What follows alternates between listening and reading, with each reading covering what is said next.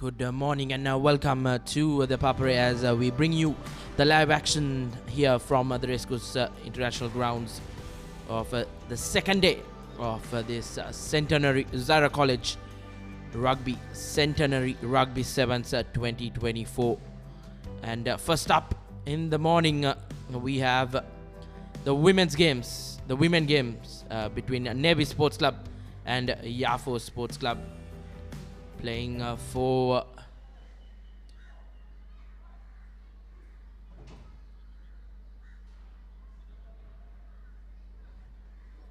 three women teams in Navy Sports Club, Air Force and Army will be playing for the national qualifiers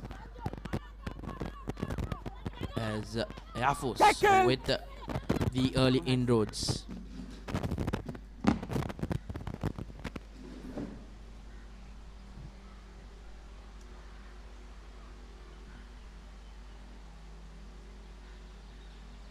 Gaining some ground as Air Force look to work that line.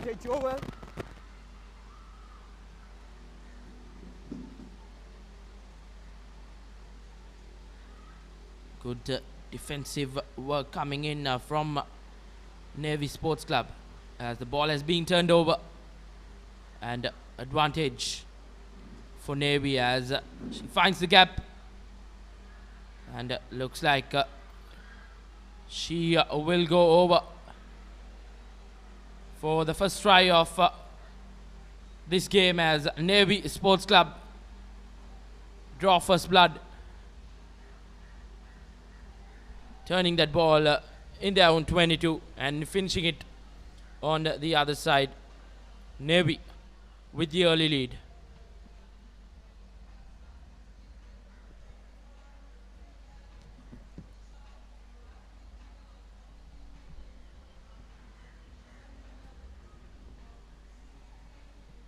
And the conversion as well successful. So Navy Sports Club leading this game 7 points to nil in the opening couple of minutes. So the replay of that try was turned over in their own 22, and they opted to work that line, and she finds the gap, and she goes all the way for the Sailors as they draw first blood.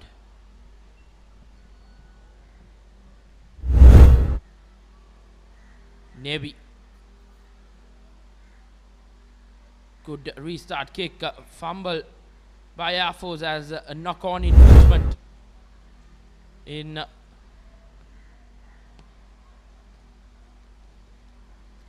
the latter part of the Air Force half as Navy. Scrum in advantage for them. Air Force really under a lot of pressure here. Important scrummage coming in.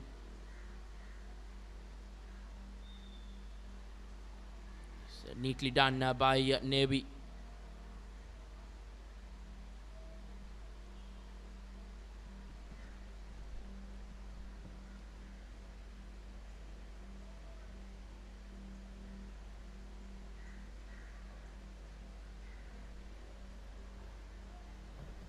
Okay. Once again, good feed in by Navy Sports Club as they work the line, and the try scorer offloads it to the number 13, fumbles it as it will be a knock-on infringement in favor of Air Force Sports Club.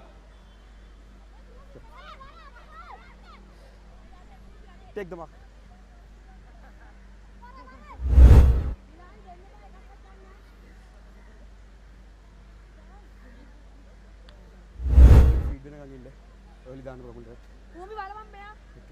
Coach! Bind! Sit!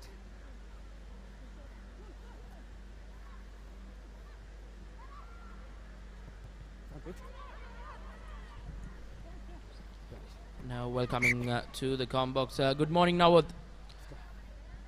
Good morning, Rashwan. Very good morning to all our viewers joining on Sri Lanka's #1 sports channel, the Papare. No, stop. Knock on. Big day here at Zahira Rugby Centenary Sevens, the second and final day. To start things off, Navy taking on Air Force in the women's competition. Navy leading 7-0. Navy once again has the ball, has some space, going into contact. Release, no hands, no.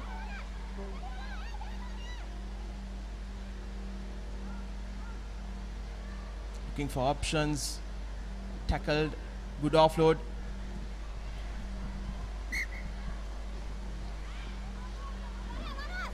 Knocked on, says the referee. The 1.5 minutes left in this first half. Soon after this, it will be the Cup quarterfinals. Starting things off, it will be, of course, Zahira taking on Wesley at 9:20, and at 9:40 it's Royal versus Isipatana. And at 10 a.m. it's DS Senanayaka against St. Thomas's, and at 10:20 it's St. Peter's versus St. Joseph's. Couple of rivalries being rejuvenated here on day 2 at the Zahira Rugby Centenary Sevens. It has been a marvelous competition as we see Navy going over for another try. Their second of the morning.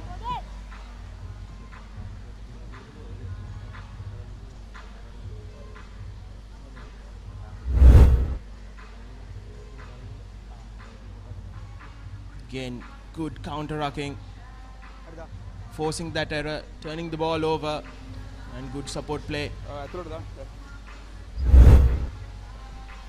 Indeed, good support play as Navy. Not the best of conversion kicks, as the score will remain 12 points to nil.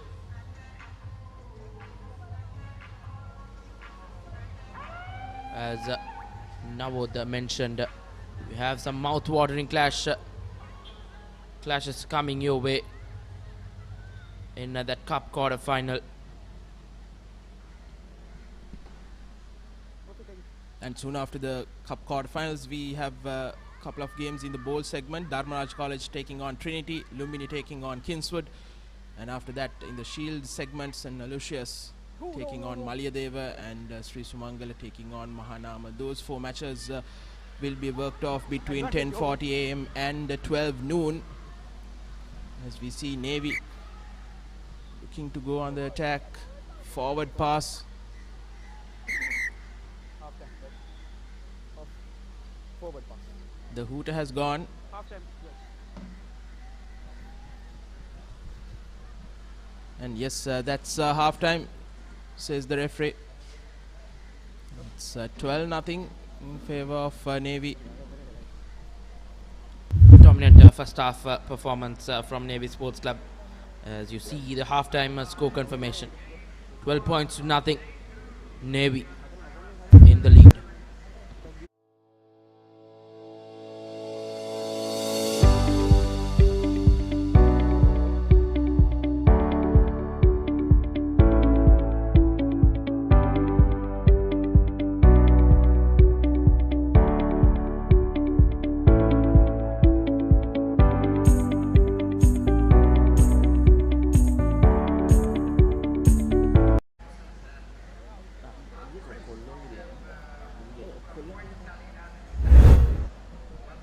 The first half highlights from Navy Sports Club and Air Force Sports Club came as Navy went down to score twice in that opening half, courtesy jersey number 7 and jersey number 5.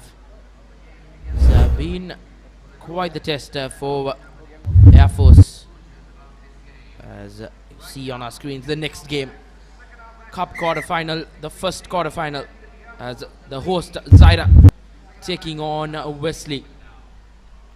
Double Blues will be going up against a very formidable Zahira outfit. Captain. Last evening, Blue captain. Captain. yesterday rather. They were on Team එක ගැන whistle එක play කරන්න කියලා. After the whistle some dominant rugby played by Zahira College. Won that first game against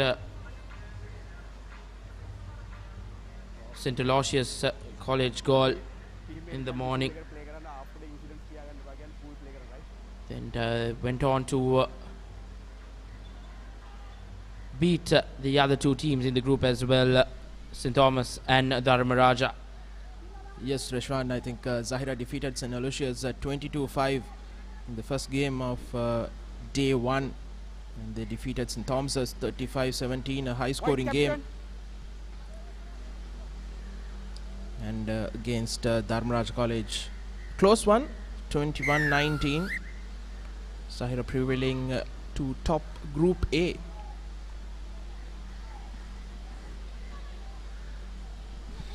Here's Navy after the restart, holding on. Air Force has the ball, but referee brings back play.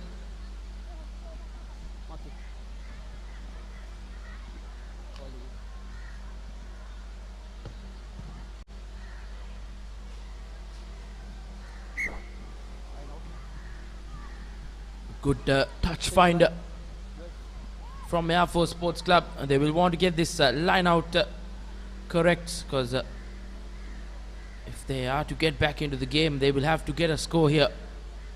They have to score twice. Two converted tries can see them in the lead, as a clean line out taken. Very well done by Air Force, as they spread that rugby ball, trying to find the gap, but fumbles it. And another knock-on infringement by Air Force. The idea was good, but the execution was poor from Air Force. Once again, they turn over position in good areas. Take him on, maybe. Coach. Bind. Sit. Stay. Stay. Number 4 line offside. Neatly done once again in the scrummage, as Navy trying to run from their own 22.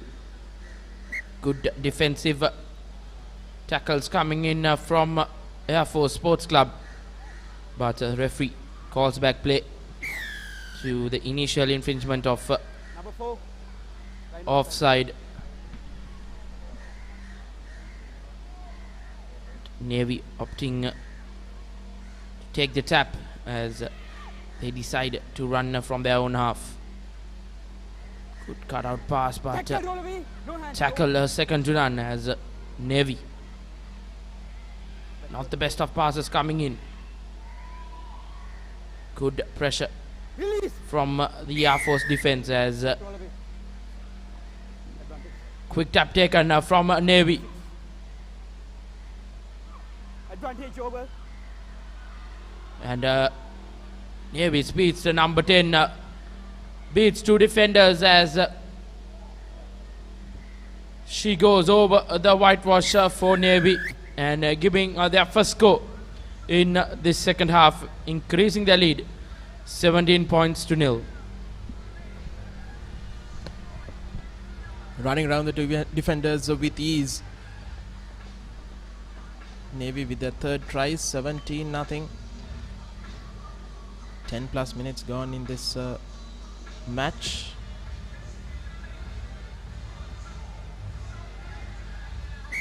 Conversion is also good. 19-0.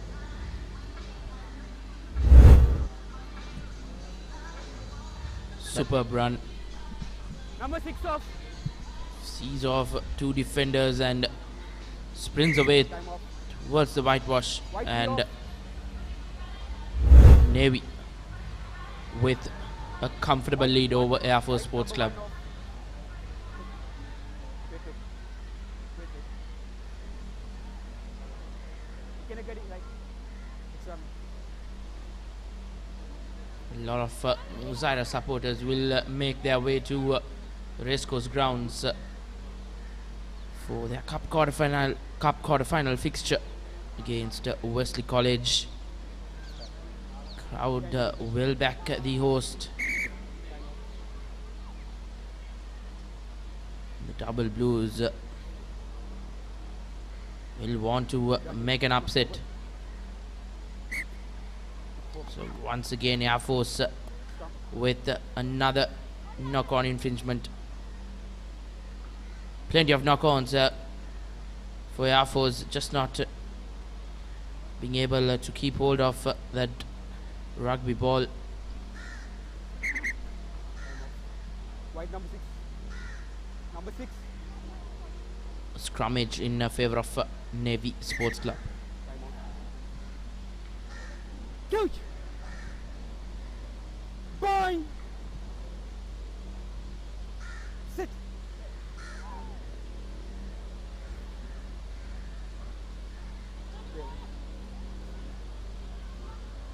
Please! No hands, no hands.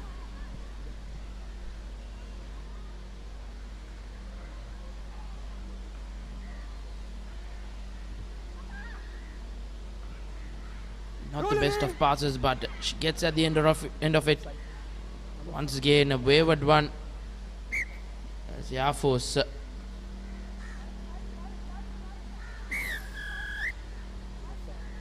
tap taken as the Air Force looking for a score. Good offload pass. Once again, another knock-on infringement.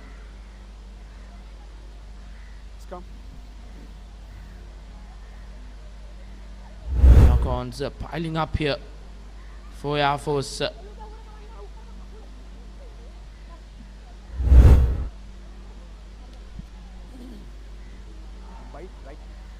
Bind कर करना है right. Bind again है. Bind कर bind खोल लेंगे. Bind कर. Coach. Bind. Sit. Stay. Okay, it's okay.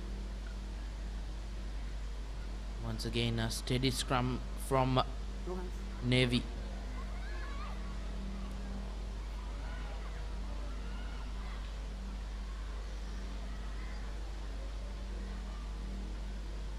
So once again, Navy Sports Club in the attack. Roll away. Play. Good play.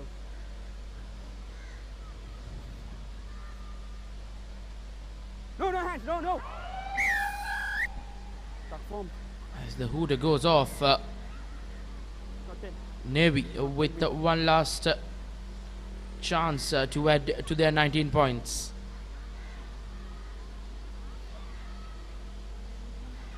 Advantage over. And the try scorer speeds to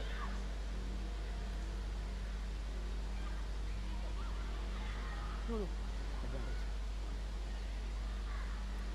advantage On your feet. for Navy Sports Club.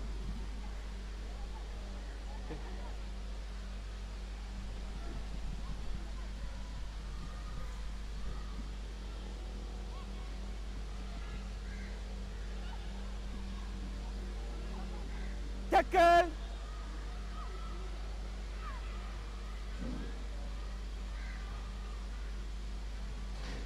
Good. And another one for the Navy and number 10 at the brink of full time. They add another try to their try column as Navy increase their lead at 24 points to 0. That was an excellent step inside from the Navy number 10,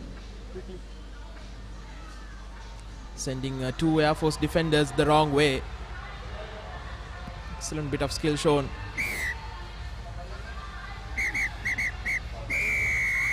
That's full time. Navy win the game 26 points to nothing.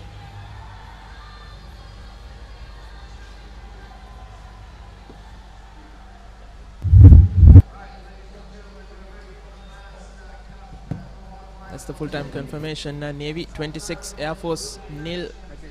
4 tries coming from Navy. The big game coming up next, the first of the Cup quarterfinals.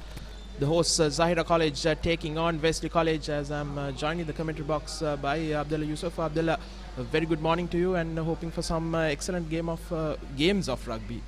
Yes, good morning, Nawad, and good morning to all our viewers.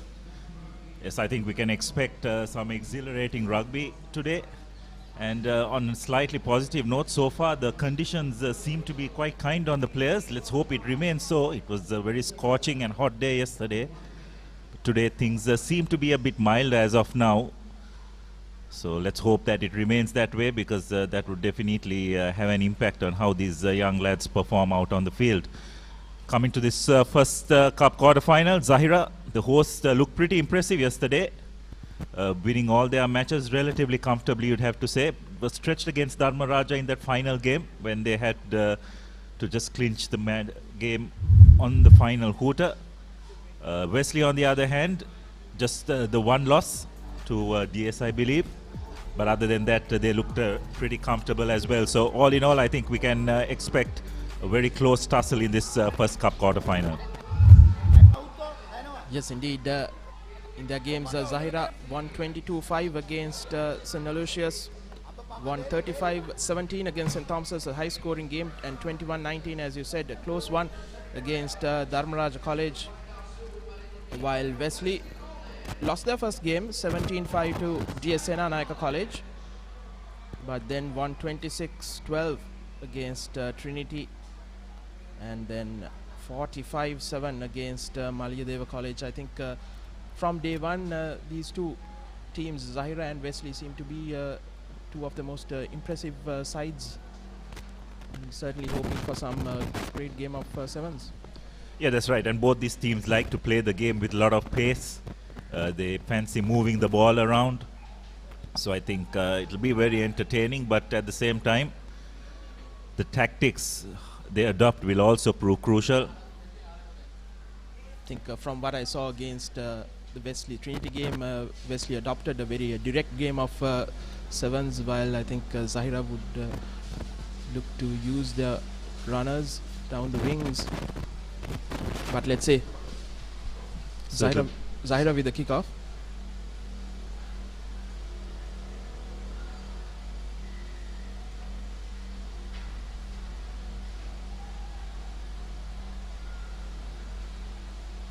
Kick cleanly collected by Wesley, taking the ball up. High tackle is the call by referee Ravi Alexander. Wesley take it quickly. Vendra Nisal takes it up. Ball is recycled. Not the best of passes from the base. Wesley immediately on the back foot. Once again, Zahira penalized for a high shot. They need to be a bit careful. Shouldn't try the referee's patience. Nisal once again taking the ball up. He seems to be their enforcer in this team.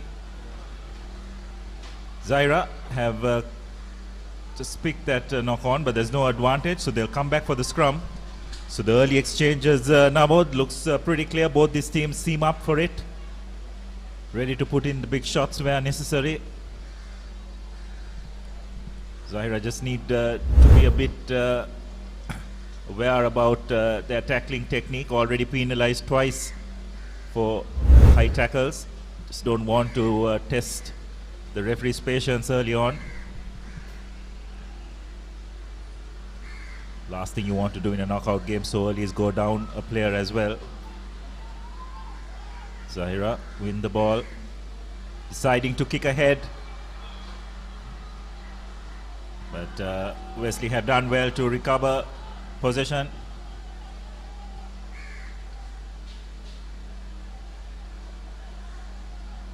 Ball is recycled. This time Wesley decided to go to the boot. But the chasers were in front, so it's a penalty for Zahira. A very sloppy mistake coming from Wesley. They had the possession. Interesting call by Zahira, deciding to opt for the scrum. Seem to prefer the set piece game when it comes to penalties. It's a tactic which their coach Shamli Nawaz regularly employs, seen in his previous stints as well. Big scrum by Wesley, but Zahira managed to retain possession. A nice switch play.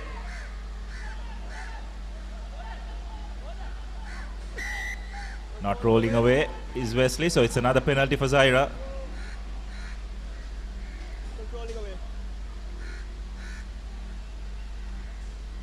So once again Zahira calling for a scrum.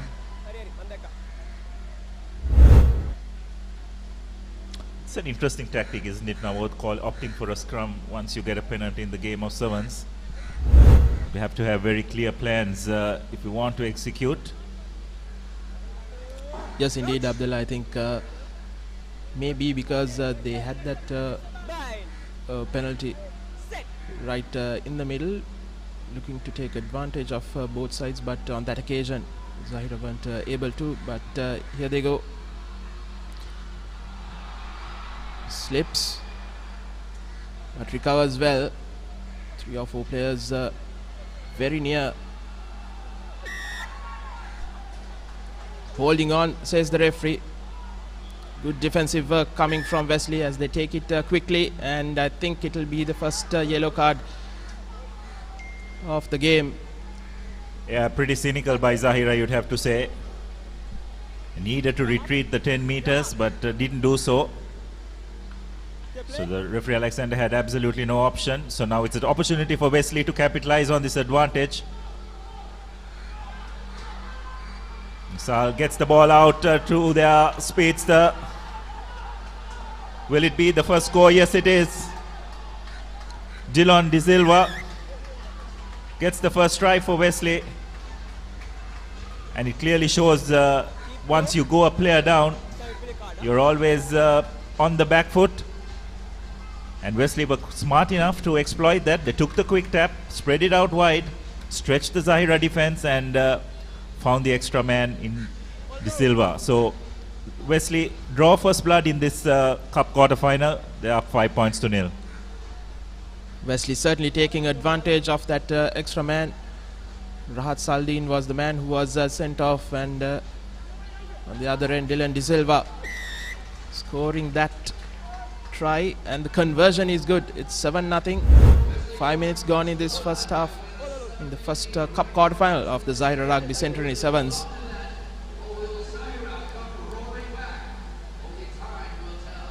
Conversion made by Liv Kaiser.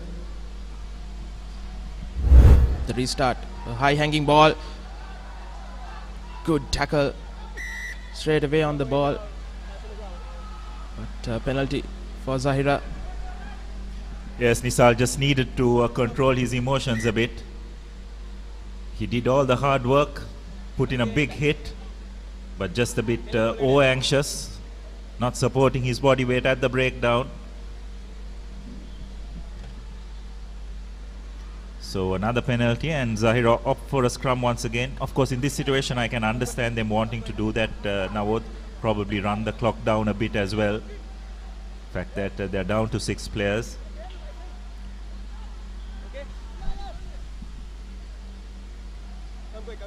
So they've got their full complement back.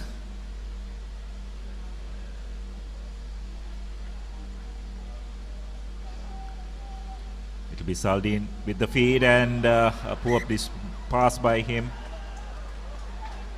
Another unforced error by Zahira. Halves combination just not clicking. So scrum in a great place for Wesley to launch an attack. They can go on the short side. Open side is available as well. Few seconds left in the first half. They would dearly love to go into the halftime break with another try. Wesley, they need to be patient. As we hear the hooter goes off, stepping inside is Kaiser. Under few contact, right near the whitewash. Wesley, so near, they are spreading it ball wide. And Dylan De Silva once again tackled near the whitewash. They still have possession. And that's the try for Wesley. Once again, excellent work. This time the try coming from the number 8, I believe, Sandul Gammanpila. Yes, great time to score that second try. Gives them a bit of breathing space going into half time. Kaiser with the conversion. And it's not successful, but nonetheless, Wesley will go into half time, 12 points to nil. And, they'll be pretty pleased with their effort in the first half. Zahira have contributed themselves to that scoreline with some pretty shabby unforced errors and lack of discipline as well. So it's an area which they will want to clean up in further come the second half.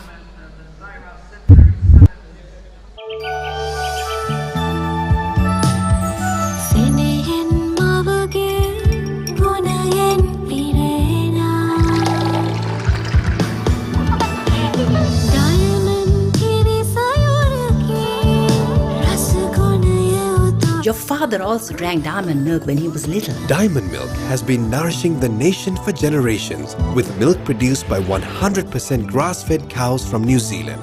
Diamond milk, your trusted nourishment.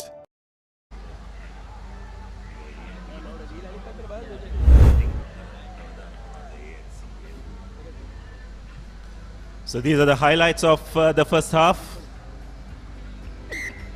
Zahira penalized for not holding on, and Wesley upping the tempo. That was the first yellow card that they received, and Wesley making maximum use of that. Nisal drawing a couple of players and offloading to Dylan De Silva for that first try. And then on the stroke of half time, Zahira once again penalized for not rolling away. And the quick tap taken by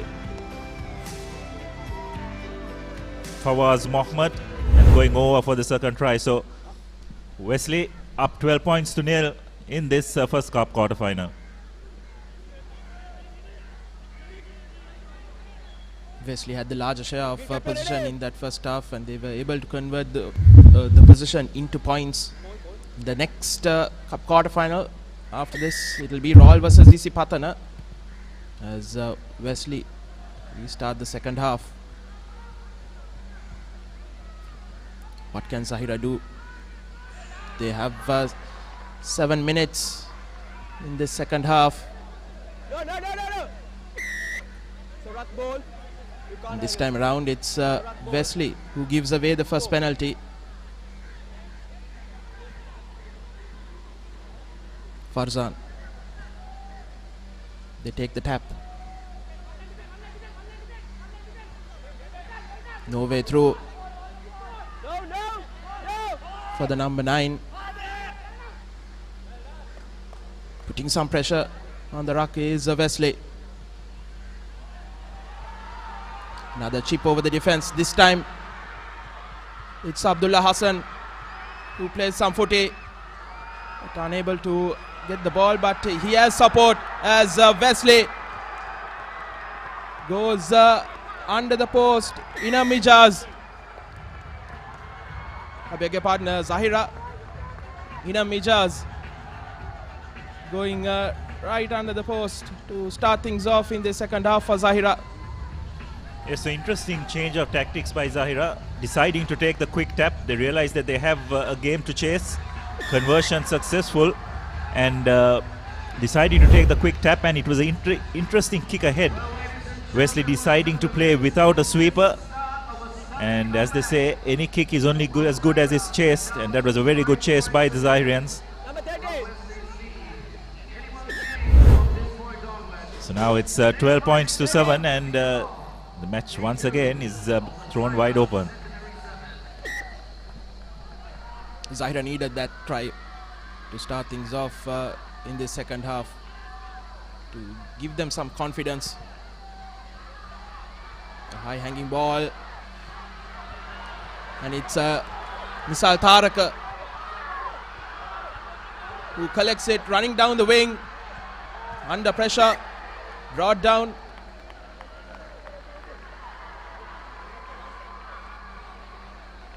Yes, it is some really good work, but needed to be a bit more aware to try and stay in play. Just turn possession over in the game of sevens rugby. That's absolutely crucial.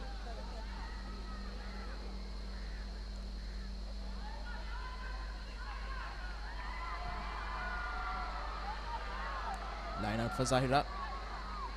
They're on 22. Not straight is the call.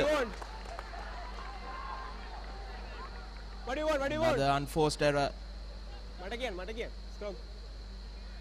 It will be a scrum. Wesley ball.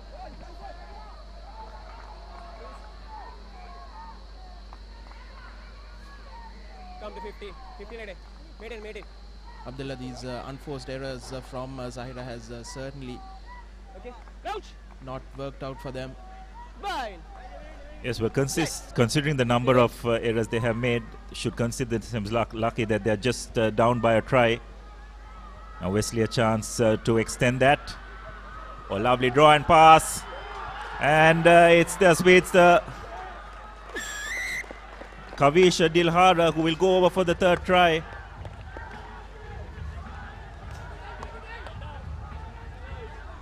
Just some nimble work by the center, creating that overlap. I believe it was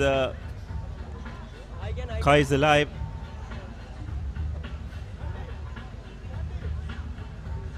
Just drawing a couple of defenders, running a very awkward line, causing a bit of confusion in the Zahira defensive ranks, forcing two defenders to come towards him and offloading wonderfully well to Kavisha to put the finishing touches. Another one of those Zahira unforced errors coming back to haunt them. Conversion is good from Kaiser. 19-7. Lead by 12 points now. Yes, that's a try that's really well created by Kaiser. As you can see, drew two men really well as the game has recommenced with Wesley kicking off. This time Wesley penalized for not staying on their feet. Zahira taking the quick tap again. Will they look to kick ahead? Deciding this time to keep the ball in hand. Spreading it, and again another unforced error. Pretty unfortunate. Looks like the occasion has got to the Zahirians. Looked a completely different outfit yesterday. Very clinical in how they executed their plans, but today just hasn't been their day. They made quite a few unforced errors, and this Wesley team has been good enough to pounce on them. Absolutely, Abdullah. Just around 2 minutes left in this second half. Down by 12 points. Sit. Steady. Wesley with a steady scrum. Going down the blind side.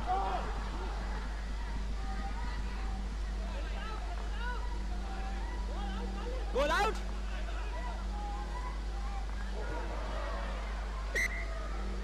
This time another unforced error. Knock on coming from Wesley. Yes, on that occasion the problem was that the entire Wesley three-quarter line was running sideways, not running straight. So it's pretty difficult to find your target when you're making the pass. That's exactly what happened, as you can see. Running across, everyone else tends to run across in the line as well. And Gamman Pillar just could not find Danusha Disanayaka's hands on that occasion. Another big scrum by Wesley, but illegally. So penalty for Zahira. They take it quickly, no other option. Spread it wide, just need someone to spark a bit of brilliance for them, but once again knocking the ball on. It's been the story of this quarter-final as far as Zahira is concerned.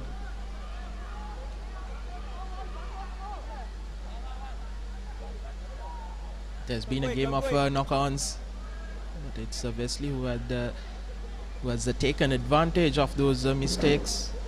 They've been able to score 2 tries. Into the final minute, Wesley all but secured a place in the cup semi-final. Next up is Royal versus Isipatana, the second of the cup quarterfinals.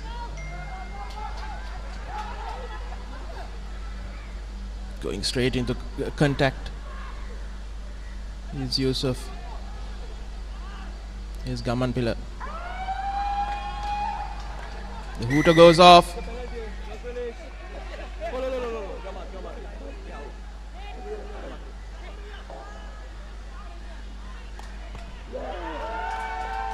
So the final hooter is gone and Wesley just kicked the ball into touch.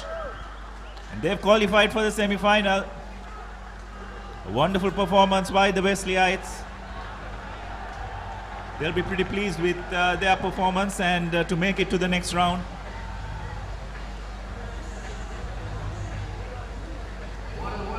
They will take on the winners of our next quarter-final, Isipatana versus Royal, which is sure to be another humdinger of a contest.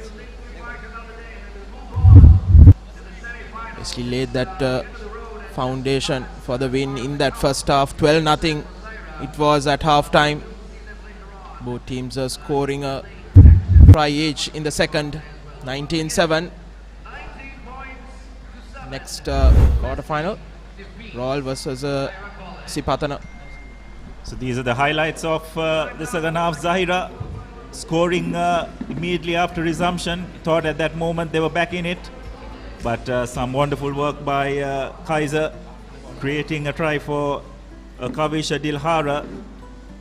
And then with the final hooter, a penalty, which Wesley had no hesitation in kicking into touch to secure a comprehensive victory for the Wesleyites. So this is the next quarter-final. Royal taking on Isipatana. You can expect plenty of fireworks. Both these teams put in some good performances yesterday. It'll be Royal to kick off. Nice retrieval from that kickoff by Royal. Spreading the ball out wide.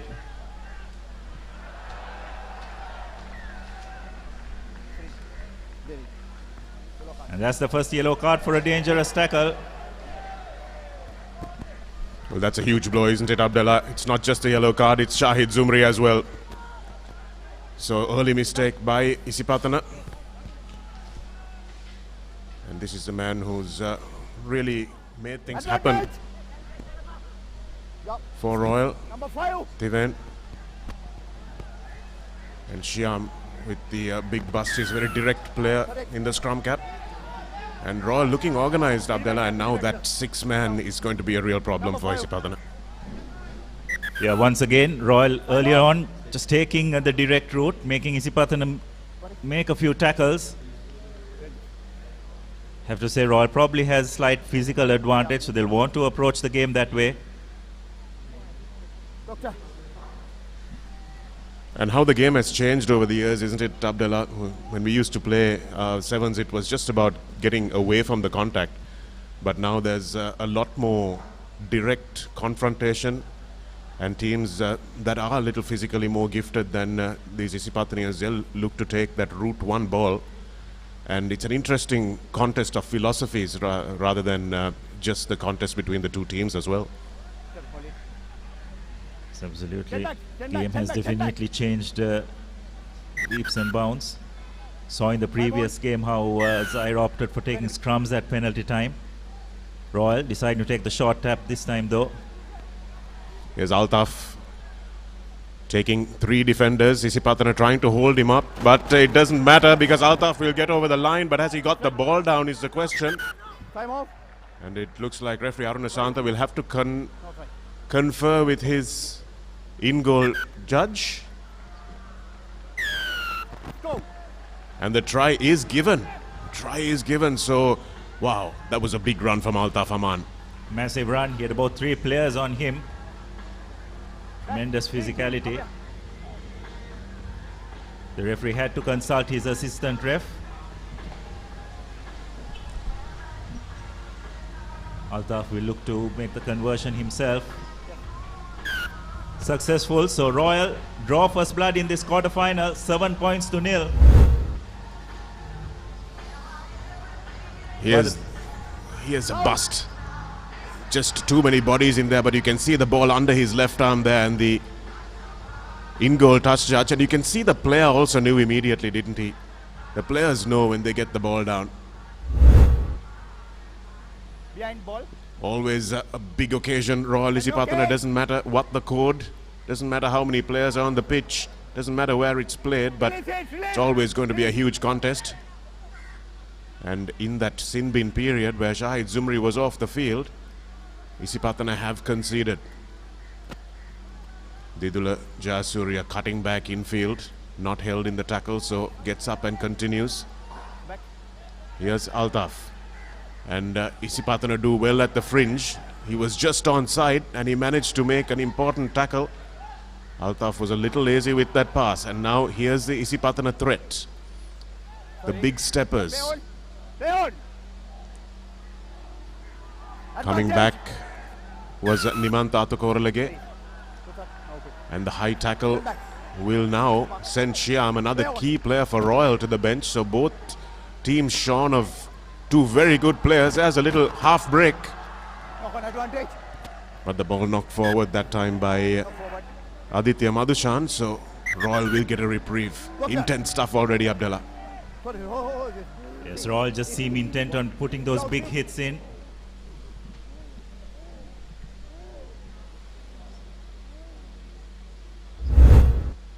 Like, might be a bit of a shoulder injury here. We can see the tackle from behind.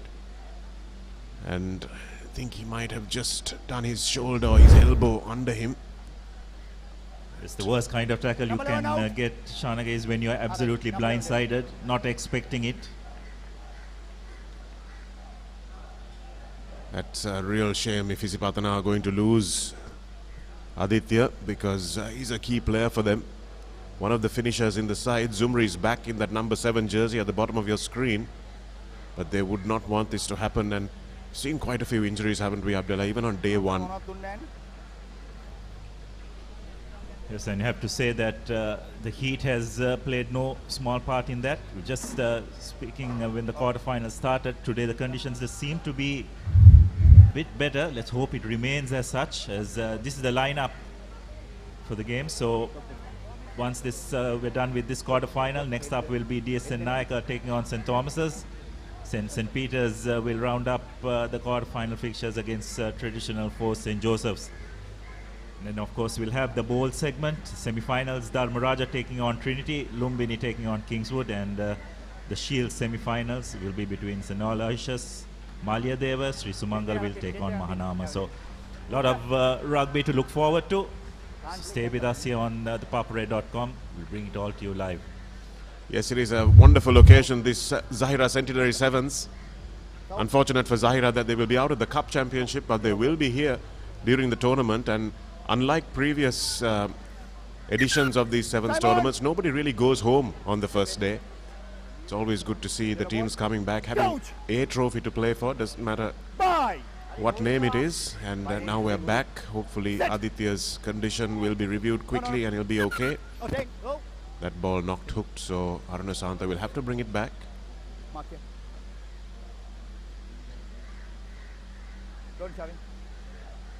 Don't see Kalindu Silva is in the number 5 jersey. He's in the center. Royal without Shyam are defending with only 2 players in the back line. So we'll need to make sure they keep this ball for as long as they can. Here's Jayasuriya. It's a good approach into contact, doesn't he, Abdullah? Looks like a player with a lot of potential. It's Altaf. And here's the speedster, Kian De Silva. Opts to stay on the outside this time, and good ball presentation, good presence of mind to push the ball away from the contact. Side entry is the call, and Isipatana will now have another opportunity with Royal a man down. And here's the danger man. Knock back, knock back. Colin De Silva now. Another hot stepper. Did that go forward? No is the answer from Arunasanto, who was right. In line with the pass. And here's some space now. Opening up. An extra man for Isipatana. And it is that extra man. Didula Jayasuriya though is up to the mark, and he manages to get back and recover to make the tackle with a little bit of help from Thiven Lakdiv. Yes, you could sense that soon as Zumri got the ball, he had a couple of defenders on him. Royal will want to shut off whatever space he has whenever he does get the ball. It's interesting that they used him out wide on the wing, usually find him in the center position where he can create something for his teammates. It's a big ground, isn't it, Abdullah? So they're looking for that inside ball and trying to get a player on the outside who can give that flick. He's got the skills to do it, but I think Jayasuriya did really well not to get drawn into the outside shoulder there. But a crooked throw. So we'll come for the short tap and taken quickly. We are even on numbers here at the Racecourse grounds. Early doors in this second Cup's quarter-final. Colin De Silva showing good presence of mind to go to his knee immediately. Isipatana now looking to spin this ball wide. Here it is for the big number 15. Cutting back, going almost to the 15-meter line. A good run. Line of 5. And here's some space opening up now. Isipatana looking for their first try, and they'll get it under the post through Gasundu Bentarage. He's been a top try scorer for this Isipatana team. And Royal just couldn't hold out for long enough. Yes, crucial score for Isipatana right on the half-time quarter. Just shows that you just cannot give too much of space to this Isipatana team. Conversion has been missed. So it'll be 7 points to 5 at half-time. It's been a pretty physical first half.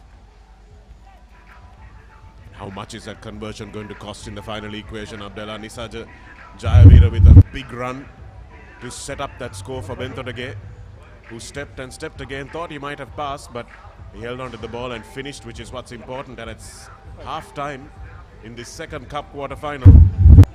Royal lead by the slenderest of margins, 7 points to 5 against their really intense rival, Isipatana.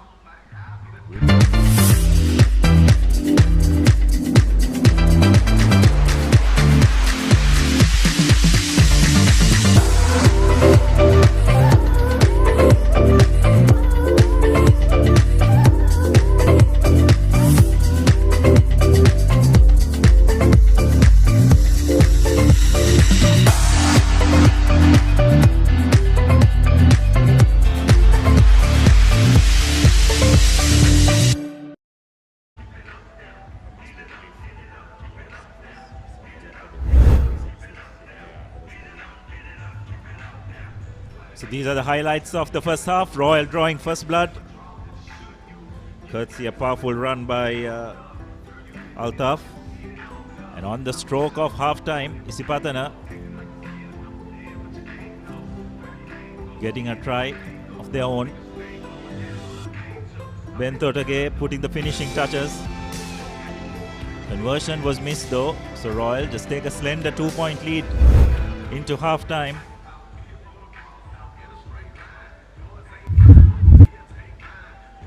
So this is the next match, DS Senanayaka versus St. Thomas's. DS Senanayaka looked very impressive yesterday. We'll be going into that game as favorites. But before that, everything to play for in the next 7 minutes between Isipatana and Royal. It's been a very intense game, isn't it, Chanak? It's not been as free-flowing as we would expect, especially from the Isipathanians. It's what you expect from these quarterfinal games, isn't it, Abdullah? Because there's so little margin for error. Everyone tries not to play those expansive passes too often until they have at least a 2-score cushion. So it's to be expected. Isipathana completely overloading the one side. So all the players on Zumri's right side to charge this kick. And he puts it up nice and high, putting real pressure on the Royal receivers, and it falls into the hands nicely of Situpa Bometh. And here's Zumri cutting back, but not able to catch that pass. And these are the little errors in his game that he will need to fix to become a really devastating player. He's very good at the moment. But now Didula Jayasuriya taking it over the halfway line. Referee Aruna Santa playing some good advantage there for both teams. Yeshyam puts it out nicely in front of the speedster Kian De Silva. They let him cut back in field, but there's a swarm of defenders. Here's Zumri, gets his big paw in there and now gets the pass away. Here's Benthot again, now the try scorer. He's got an open field in front of him, but the Royal cover is coming across. Kian De Silva can't keep up with him, and that's a beautiful ankle tap. Just got in the way, and here's the try coming from Tinetra Dodangoda. The younger of the Dodangoda brothers stayed in support, and Kian De Silva was spent. Just couldn't keep up with Benthot, and that's a lovely try.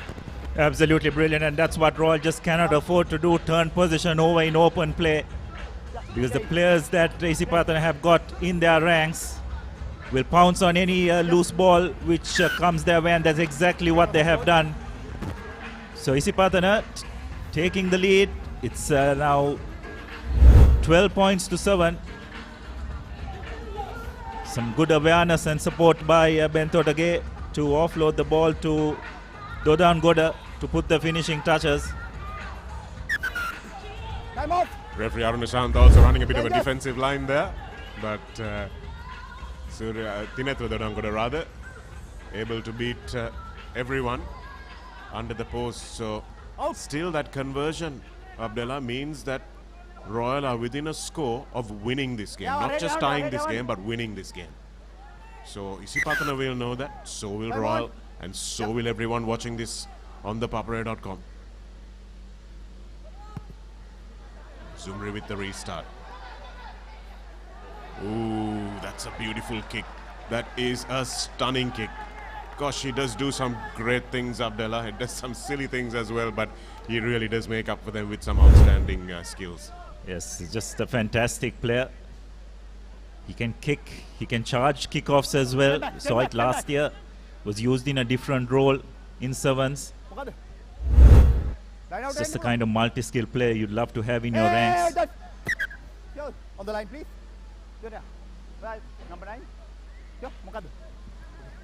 Okay, line out. So Isipathana have gone for a 3-man, a full line out. Here's Jayavira, who made the initial bust for their first try, but Royal equal to the task. And not good technique at the breakdown there, so Royal will get an opportunity now to maybe put the ball into touch with very little angle though. So because of that lack of angle, they choose to take the short tap. Janit Kushanta changed his mind at the last moment. And here's Zumri trying to hold up the Royal player. It's not a maul, so Royal will have the ball available. That ball was knocked forward, so Janit Kushanta again. I don't know whether it's the ball that's slippery, Abdullah, but some of these players are making mistakes you wouldn't expect them to make without real pressure on them. Yeah, well, I guess the occasion also is getting to the better of some of them. That occasion just not in the position to collect the ball cleanly was Janit Kushanta. Big shove from Royal and putting real pressure on the Isipathana scrum half, Situpa Bometh. And he's forced into a knock-on, so that's Royal using their physicality. These are where the turnovers will be crucial. Ready? Coach! Bye! Set! Right! Up, please. Once again, domestic team, please remove yourself. Okay, just like that. Coach! From below the Bye! Set! Yep, now. Here's Royal now looking for Altaf, the man who scored the first try. And here's Rajapaksa, Didula Jayasuriya rather, with the little bit of gas on the outside. And another side entry. Royal's discipline has let them down a little bit. And another side entry. No, this time it was the man going down on the ball. So 2 breakdown penalties conceded by both teams in quick succession. Here it is for Tiven. Hasn't had the ball in his hand too often. And now we might see another yellow. Bentorage knocked that ball down. Not sure whether it was deliberate, but it doesn't matter because he did it anyway.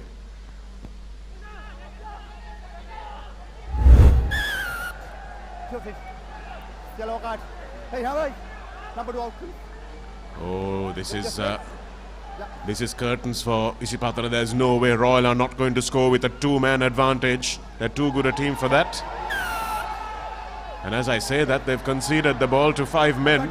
Here's Zumri, who needs to make sure he doesn't do anything silly.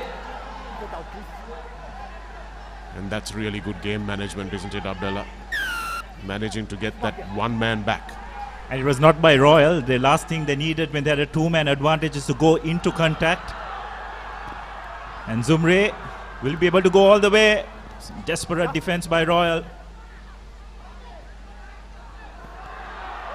And looks like Isipatana will go over for their 3rd try and pretty much seal this quarter-final in their favor. Nimant Atukoralege going over. After there was some hard work done, really good discipline. Shahid Zumri take a bow, went to the bin, let his team down for 2 minutes in the first essay of this quarter-final, but he's come back and more than made up for it as Kalindu Silva puts it over, and that's the end of the game. What an intense semi-final it has been. Royal were in it all the way up till the final 30 seconds.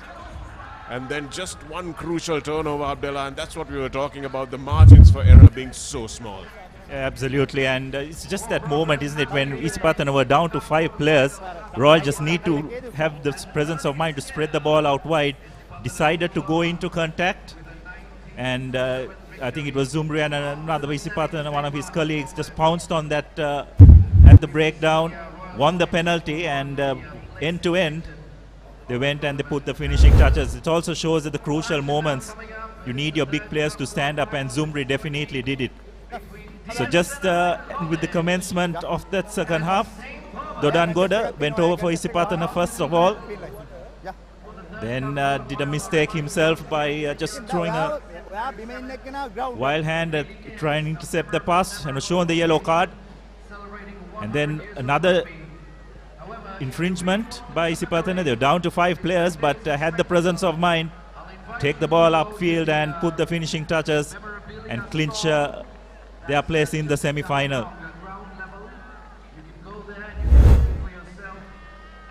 Well, 100 years of rugby at Zahira, and they're bringing us a wonderful occasion here at the Racecourse grounds.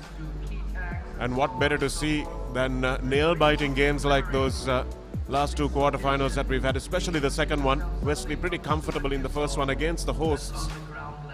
That won't matter as we come now into the 3rd quarterfinal. DS Senanayaka, the favourites going into this game against St. Thomas's. Yes, DS Senanayaka, very impressive yesterday. Got some real line breakers in their ranks. St. Thomas's will definitely be tested.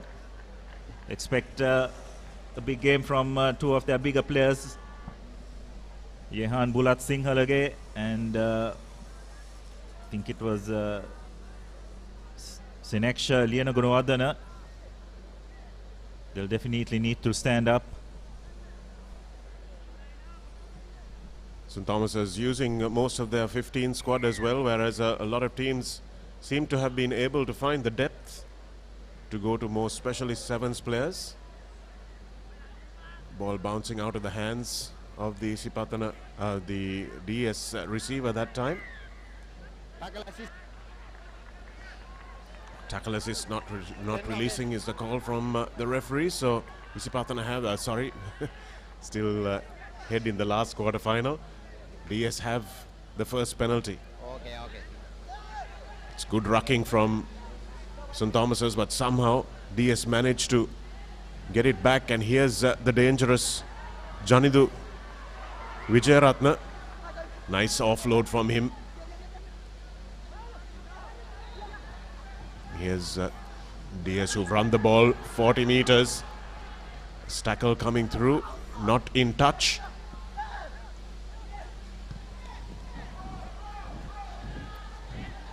The kick ahead, DS rather, have to chase back. That's Chamit Samarasinghe.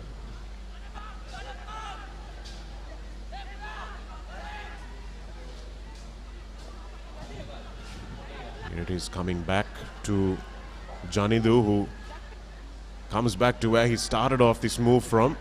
And here's a weaving run from Janidu Vijayaratna going all the way. There's no way that they're going to catch him here. St. Thomas is trying hard, but the big lad has too much space, too much power, and he goes under the post. But that was hard work for that try. But the opening score goes to the Dons. What a wonderful bit of individual skill by Vijayaratna.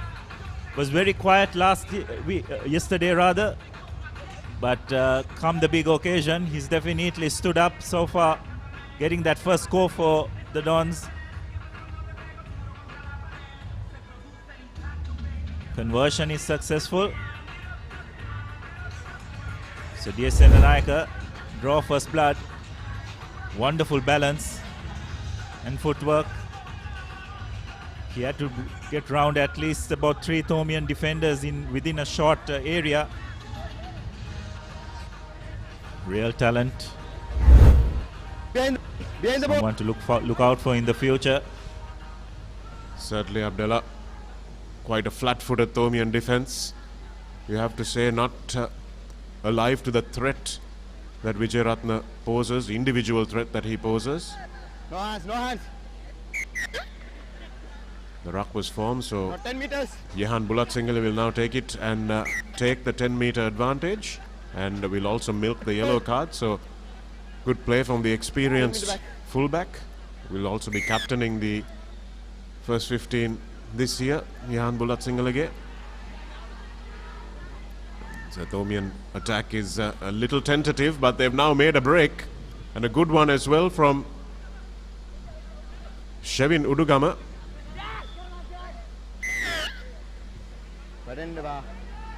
Vijayaratna leaving his feet that time.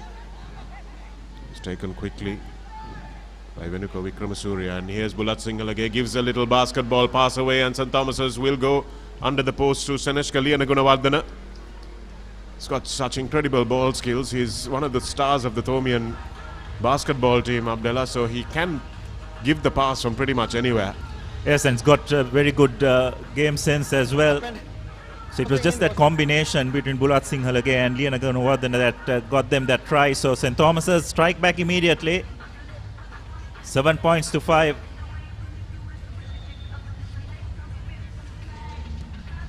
Yes. Bulat Singhale makes no mistake with the conversion. So it's 7-all halfway through this first half. And that was a bit of a basketball pass by Bulat Singhale himself on his team to his teammate. Really good hands and really good eyes as well. Just needs a little bit more urgency in his legs, though, I think. That's the only real critique of what is one of the most talented sportsmen to don this Thomian jersey in quite a while. Sathira Jayatilaka was probably one of the last ones to be a multi-sport player of this quality. DS now will know that they have to score next to try and take a lead into half-time. Play on is the call, and Liana Gunawardena will lay this back nicely. And looked like that might have been offside, but play on is the call.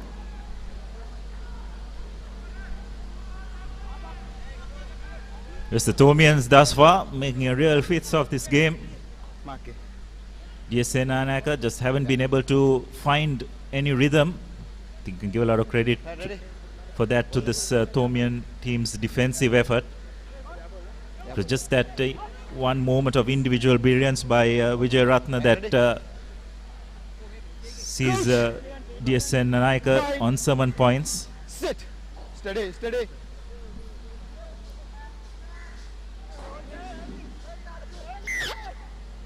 Feet up. Feet up is the call from the referee, so St. Thomas's will need to retreat. And Vijay Ratna will now give the ball to his winger to try and put some gas on the outside, and that's exactly what he does. Easily done. A one-on-one for Rasindu Bandara. Outstanding piece of wingers finishing. And that's the kind of pace you'd like to have on your outside, isn't it, Abdullah, where you can just beat your man looking him in the eyes. That's right, and there just didn't seem to be anything on in that play, wasn't it? It was just a routine one-on-one, but wonderful bit of footwork by the DSN Naika wing three-quarter. He's given them the lead. Pereira with the conversion attempt, not successful. Nonetheless, DSN Naika will lead 12 points to 7. And also we were commenting about the player having the ball in both hands, isn't it? He had the ball in both hands, so his defensive opponent was not sure whether he's going to make the pass or not. That probably caused a bit of indecision as well. Chamod Pereira was left in Pereira's tracks there, Rasindu's tracks. Didn't use the touchline to his advantage, and St. Thomas's will be desperate for a score before half-time. Here's Pereira, who was beaten that time, will try to make sure he makes amends, and here's Bulat Singhal again. Want the ball in his hands as much as possible. Lovely little offload again, and opening up some space for his speedster. Going around and managing to score was Udugama. Did well to protect the ball there. Brilliant work by Bulat Singhal once again to create that try. Putting the finishing touches to a good move was the Tomian wing three. And they'll go into half-time on even keel. Conversion yet to come though. Bulat Singhal can get this over. He'll send the Tomians into half-time with a lead.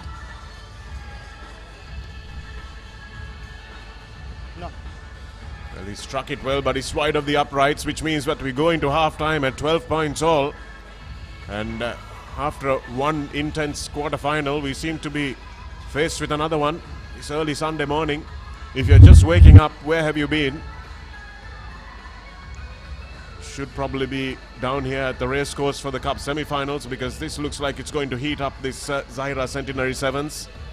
But two pieces of individual brilliance versus some good team tries from St. Thomas's. Yeah, that.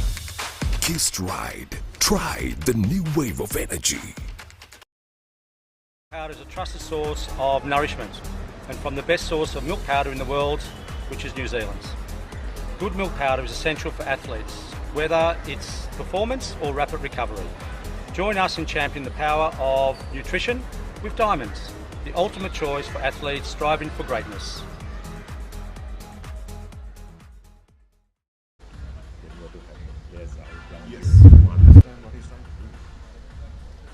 So this is the next match up. St. Peter's versus their traditional rival St. Joseph's. St. Peter's one of the favorites to go all the way in this tournament. The Josephians had a bit of a mixed bag yesterday, so they'll need to up their performance if they're going to compete with this Peter Wright outfit today. But before that, we've got a real game on our hands here in this third quarter final. It's 12 points all. DSN Naika versus St. Thomas's. Here are the highlights of the first half. Vijay Ratna with a lovely weaving run.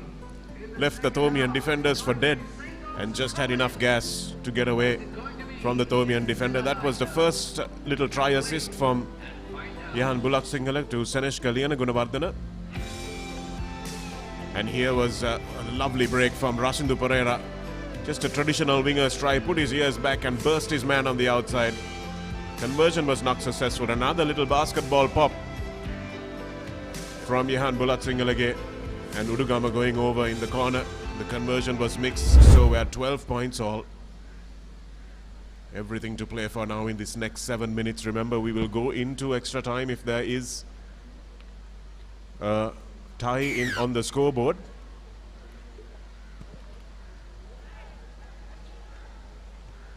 They opt to go deep, and we'll give the Thomians a chance to run out at them. So here's where ball protection becomes really important. Chamod Pereira doing well to stay in the field of play.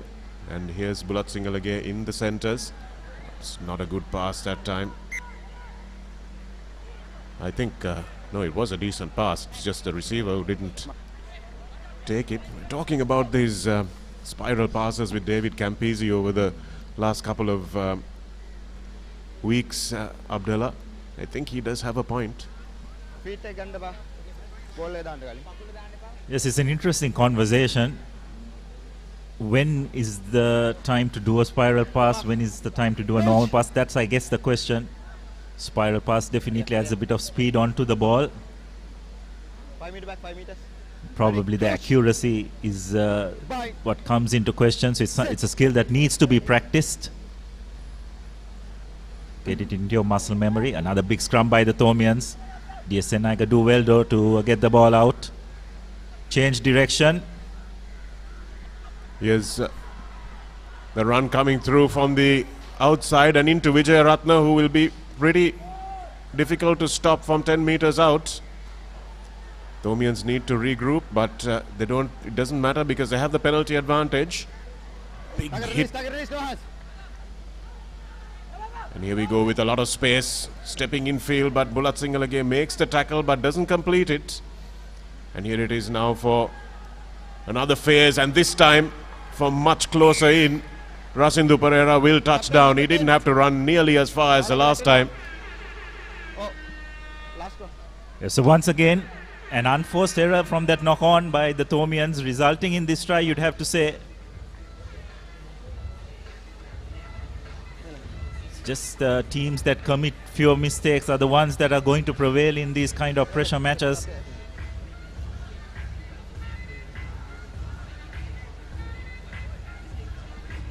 The try scorer is tasked with converting his own try, and it's a decent strike, but just short on this very big ground, probably into the wind as well. Good patience from DS here, Abdullah. They didn't panic, they didn't try to score too early. And it's Rasindu Pereira 2, Chamod Pereira nil. So novices will need to hit back immediately. They're still within a score of winning this game, of course, because of that missed conversion. Once again, they opt for territory, and Bulat Singhale is the man who takes it.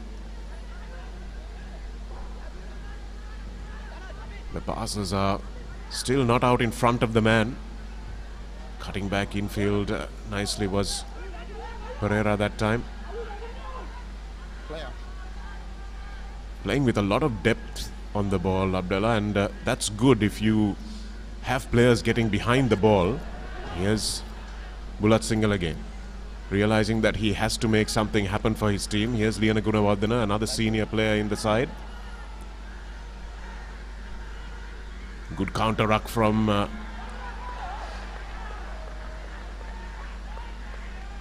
DS, and in from the side is the call from the referee.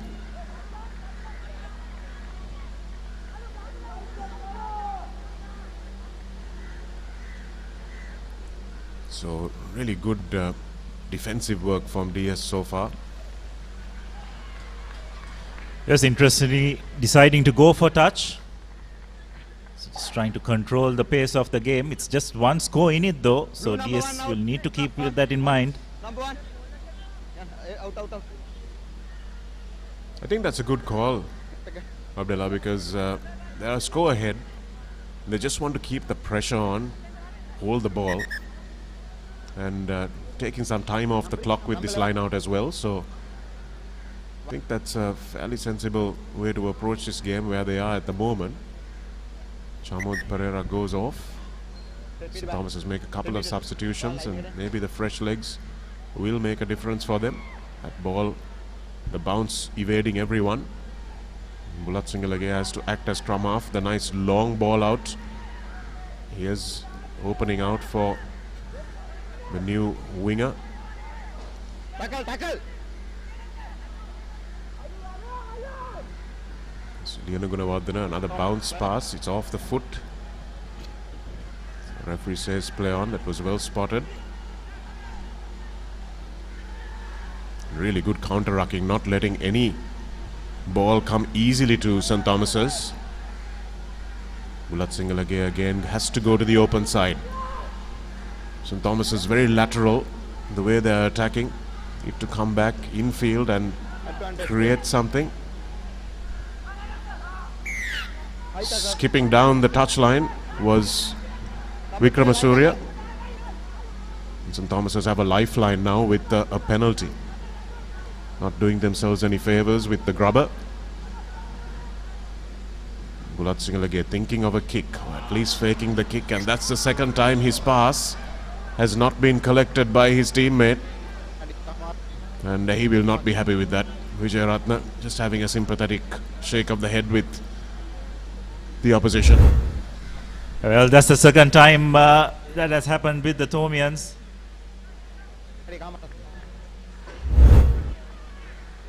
I think it's also a problem, Shanak, if you're not running at full throttle on the front foot, going a little bit lateral, sometimes a bit difficult for the person receiving the ball because he has one eye on the defender as well coming up to him. Sit. Steady. It was a bit of a wobbly ball as well. You have to say that you have to have some sympathy for the receiver there. It's one of the most difficult passes to catch, that one just around your waist area, just dropping on you. And here's a hat-trick probably coming for Racindu Pereira. Outstanding work from the winger. And he's had it pretty easy. All he's had to do is catch the ball and put his ears back and speed round the outside of the Thomian defense. And I think that's the quarterfinal. Yes, you'd have to say pretty much so. That's the thing with this DSN Nike outfit. They have got game breakers out wide as well. Will be a real threat to whichever team they come up against in that semi-final. The hooter has gone, so this will be the final act. Not the best of conversions, but it doesn't matter. DSN and Nike end up relatively comfortable victors at the end. 22 points to 12, or we'll have time for one final kickoff, it seems. Mr. Hooter went, but there was a bit of time as a result of those substitutions, which didn't get taken off the official clock perhaps. But it doesn't matter, because DS will know that even if St. Thomas will score from this, that they've done enough to seal the game. But for the Thomians, it will be a matter of dignity to try and get within 3 points. Throw caution to the winds here as they attack for the final time in this game. Nice little dummy. Here's what we haven't seen enough of from most of these teams, and it looks like we might see the final try of the game from Joel Cameron. You have to ask where he's been all this time, because it's a lovely little show of the ball and plenty of gas to get over the line. There's fresh legs coming onto the park, but a bit too late for the Thomians, you'd have to say, but it'll add a little bit of respectability to the score.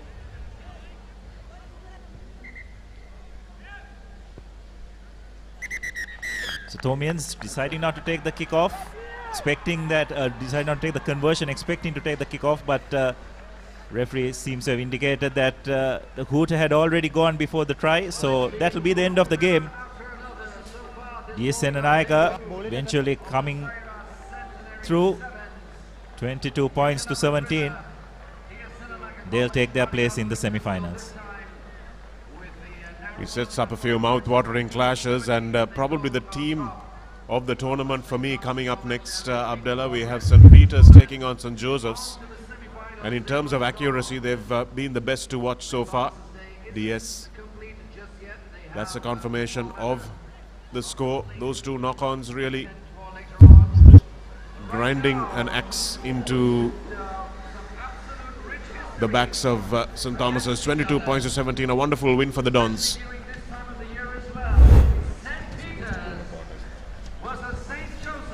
So these are the highlights of that second half. DS Senanayaka drawing first blood. Then again, it was Pereira who showed a clean pair of heels to his opposite number to go over for the second try. And then a consolation try for the Thomians at the end did not have any impact on the final result. So St. Thomas is going down to DS Senanayaka, who will take their place in the semi-finals. And here's the Battle of the Saints. Could hear a groan go up from the supporters of both teams when they announced the quarter-final lineups yesterday, with the Joes taking on the Petes. Neither want to lose to the other, not in any competition. Have the Battle of the Saints coming up later on in the year as well. The Joe Pete cricket encounter, so this could be seen as a little bit of a warm-up for them. But in terms of accuracy, Abdullah, as far as a team goes that has been really fluent, St. Peter's have looked the money. Yes, just seem to be very comfortable in that the team environment, the way they just connect with each other. Josephians, though, have the first chance to try and get some points on the board. Senuja Kiran was the man who made that initial break, and St. Joseph's pile in to the breakdown. St. Peter's happy to absorb this pressure early on and are doing well to cover the blind side. Gian Yatavara has seen something that he can't ignore as another player goes down. It's unforgiving.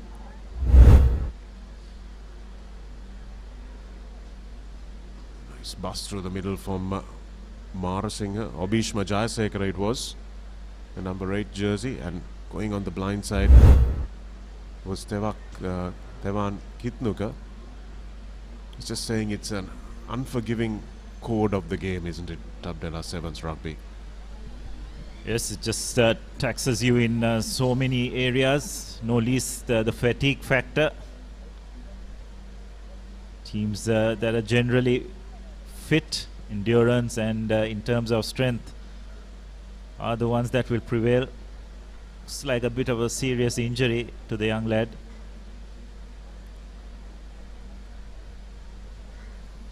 You can see referee Atavara indicating to the bench that a substitution is needed, and how much will this impact St. Peter's, because they had a very good team unit. And sometimes just taking one cog out of that wheel can create a few problems, but hope he's going to be okay and won't affect the rest of his season. We'll tell you who it is as soon as we can. Can't catch a number there.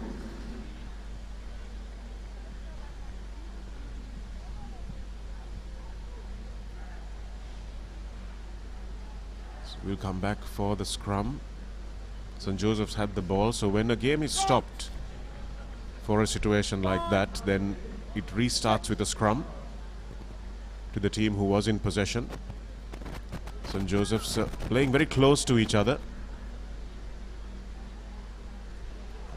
Ivano White, centre in the 15s format, and another head injury looks like. Yeah, this isn't great for St. Peter's. Yatavara saying he wants the medics on quickly. Push that here, yes. Seemed like a knee on the head. Entirely accidental. On the side of the head is... This was just 1 minute into this game, Shanak, and you can see the tactics that the Josians seem to be employing, isn't it? They're going very direct, just trying to make the Papare make a lot of tackles. Already the Papare seem to be feeling the brunt of those tactics. It's like they'll lose another player to the touchline. This one seems a bit more serious though. I think if you get a replay of that, it was the impact on the ground, I think, which was the worrying part. It might be interesting to see that again, because it'll certainly help the medical staff as well, if someone can convey exactly what happened.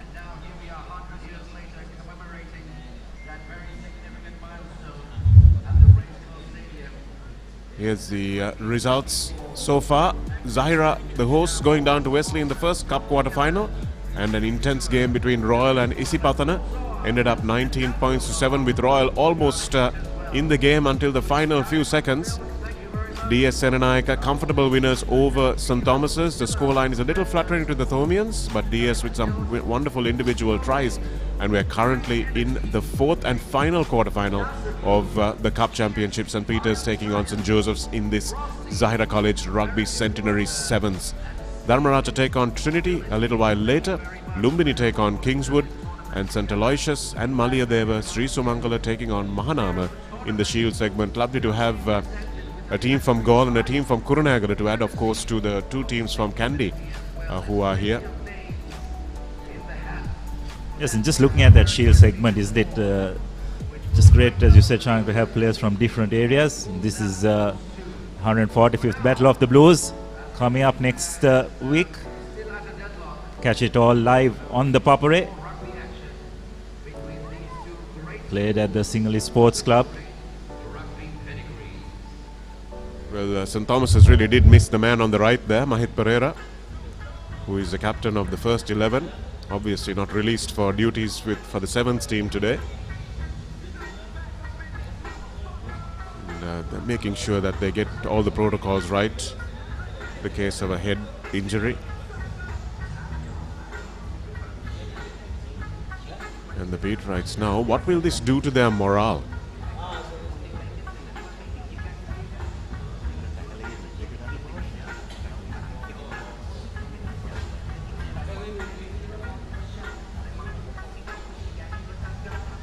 We've seen a few of these injuries, even in the United Rugby Championship and in Super Rugby, Abdullah. We do see some players going in with terrible technique into tackles, putting their head on the wrong side, and which is why it's just so important to get that aspect of coaching right early on. Making sure players put their shoulder in where it's supposed to go. So since play was stopped, it will be a scrum in favor of the Josephians because they had possession of the ball.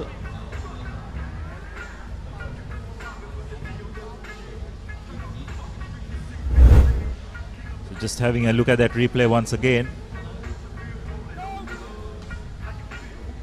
This is where the incident occurred, and I think it was Ivano White jumping into that tackle there, and his knee caught the side of the head. So it's interesting for coaches and players and also referees to go back and look at that incident.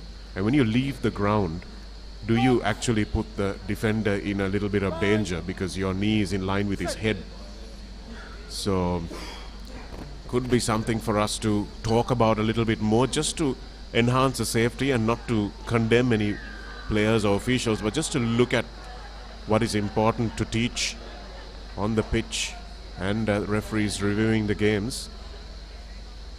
Why it's dangerous to jump into tackles sometimes.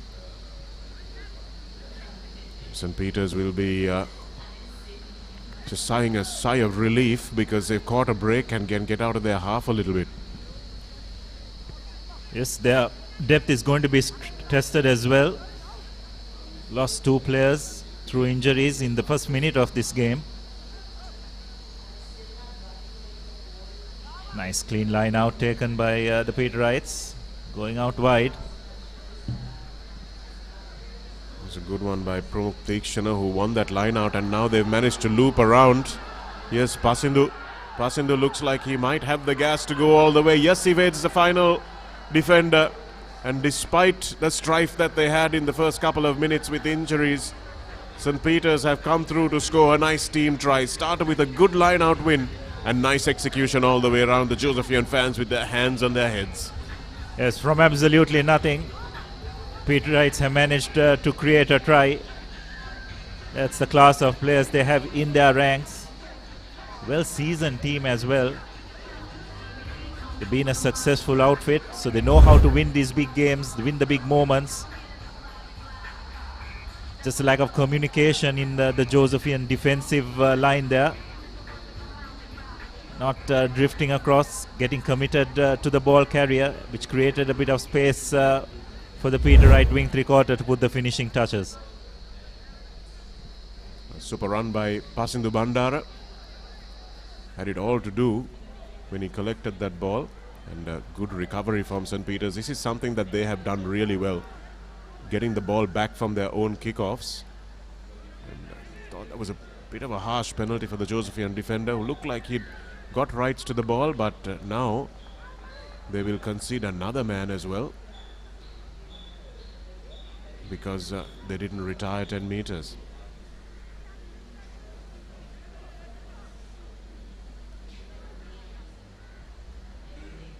So Dimsara will put this one into touch, and no, in fact, he's taken the short tap. Going one way, then the other. Needs to try and offload this ball, the Peterites, but they go into the breakdown and concede another penalty. In fact, they win another penalty, so St. Joseph's down to 5 for back chat. So no leniency on this Sunday morning from Gihan Yadavara, laying down the law, and 5 Joes have now got to keep out 7 Petes.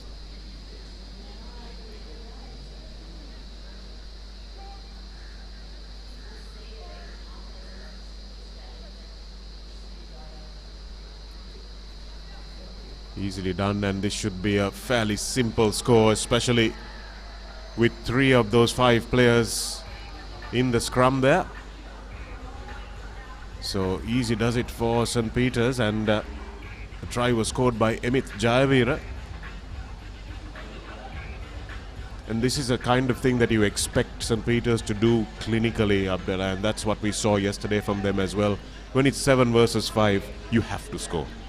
Yes, and how you execute is important as well. We saw in that second quarter final when Royal had a 7-5 advantage. They just took the ball into contact and conceded a turnover, while the Peterites knew where the space was, just had the presence of mind to spread it out wide and going over pretty easily for another try. So it's just that experience, knowing what to do in those crucial situations that make the difference, and this Peterite team definitely have all those good qualities. The Joes losing another player as well. They've lost one to the bin and one to injury. That's Senithu Eran, who did play scrum half for them, so that's a big loss. A connector of the play. It's left-footed thump, but it's well short of its mark. And 12 points to nil, St. Peter's lead. Got to wonder how their progress will be hampered. Senithu Eran was the man who went over, and I think he might have hurt himself in that tackle attempt as well. Yes. Senut Dimsara was the man who created that try, having good presence of mind to commit defenders. Little bit of emotion spilling over in this traditional rivalry. Both teams under pressure. St. Joseph's know that they have a mountain to climb, and if there's one opponent they'd rather not lose to, it's this one. Yes, I think the heat seems to be taking its toll on everyone. Eventually, referee deciding that that's enough. The hooter probably, from his point of view, couldn't have gone at a better time. So it's called half time. St. Peter's leading 12 points to nil. The Joes will have only 5 players when they come back for a few seconds at least in that second half, but it's been all St. Peter's despite suffering some crucial injuries early on in this game. This cup quarter-final looks like it might be one-way traffic if St. Joseph's don't manage to score next. It's 12-0 at half-time at the Zahira Centenary Sevens. We'll be back after the break. Ammi, let's have something fun today? No, let's have something good. Something fun! Something good! Fun! Now with Rosa Pasta, you can have something good and fun every day.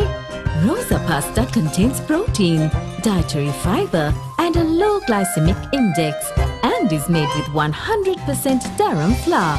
Mmm, so tasty, so good. So fun! Rosa Pasta, good fun every day.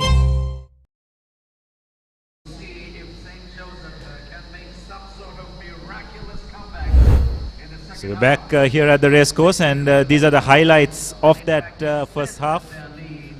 Peter Wright suffering a couple of injuries, but just had the experience and the guile to score a couple of tries and take an important lead going into half-time. This was the second one of those when the Josephians were down to 5 players. Just so well executed, knew exactly where the space was. And Amit Jayavira putting the finishing touches for that second try. Back live with second half action of this Zahira Centenary Sevens. The cup quarterfinals are in their final half. Seen 4 entertaining games. I think quite easily the best teams will make it through. St. Joseph's desperate now to get a score on the board, not allow the Peterites to run away with it. Nice interplay there between Tevan Kitnuka and Bhishma Jayasekara. They brought it back. Peter's defense up quickly. Marasinghe. Senuja Giran. There's been plenty of running. Good continuity from the Josephians. St. Peter's content to back off, knowing that they have faith in their defense, but this time into the 22, into the sweeper goes Vishika Fernando.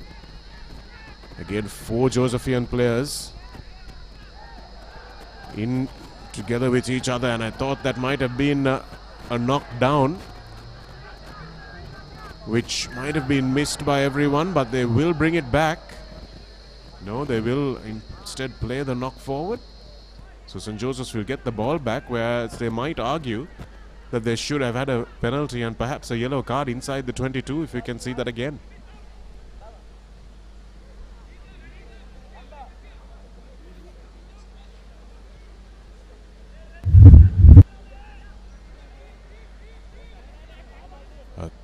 Good old Battle of Kandy.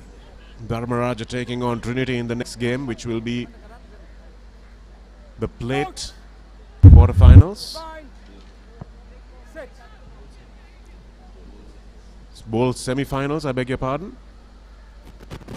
Here's St. Joseph's trying to make something happen. Couple of rolls, one too many from Ivano White. And Yatavara left with no option but to give the penalty to St. Peter's, who will want to conserve some energy.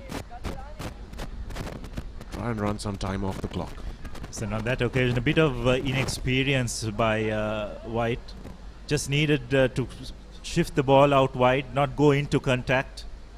Decided to take the ball up, and there were no supporting players at the ruck. Found himself isolated, and the Peterites were quick to pounce on that. So just the kind of game awareness, what needs to be done, and that cohesion is what's setting these two teams apart thus far. Time is off as a shoelace has come undone. 2 meter, please. 2 meter.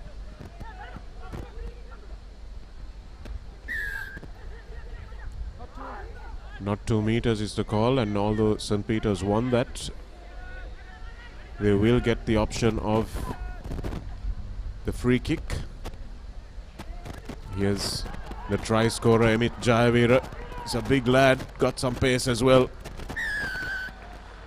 And good technique as he dives over for that try in the face of the tackle from Ivano White.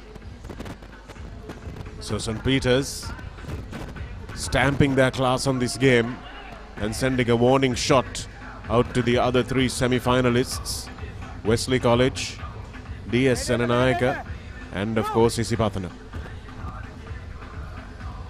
They seem very comfortable with ball in hand. Just very patient in how they build their attack. Pounce on whatever error, or whatever gap they find in the defensive line. And the referee Atavara has said that Peterites have taken too much time to take that conversion, so they'll come back for the kickoff.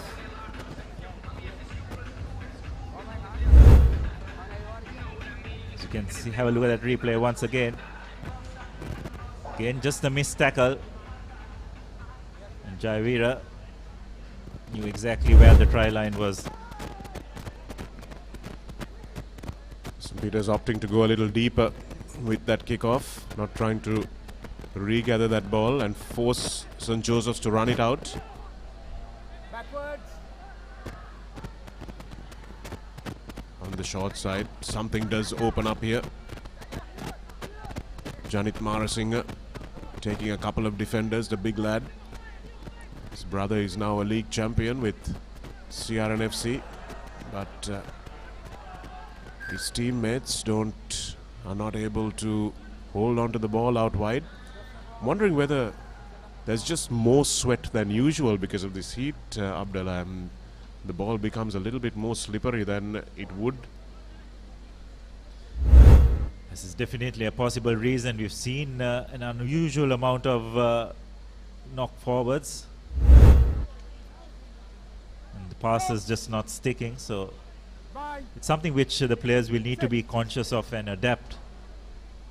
Is probably, as we're talking about, not doing the spin pass as much, probably staying a bit closer when they're taking the passes. Trying to find an excuse, Abdullah, but that was just a sloppy pass. Sometimes that's just all it is. But these players need to get better at those basic skills.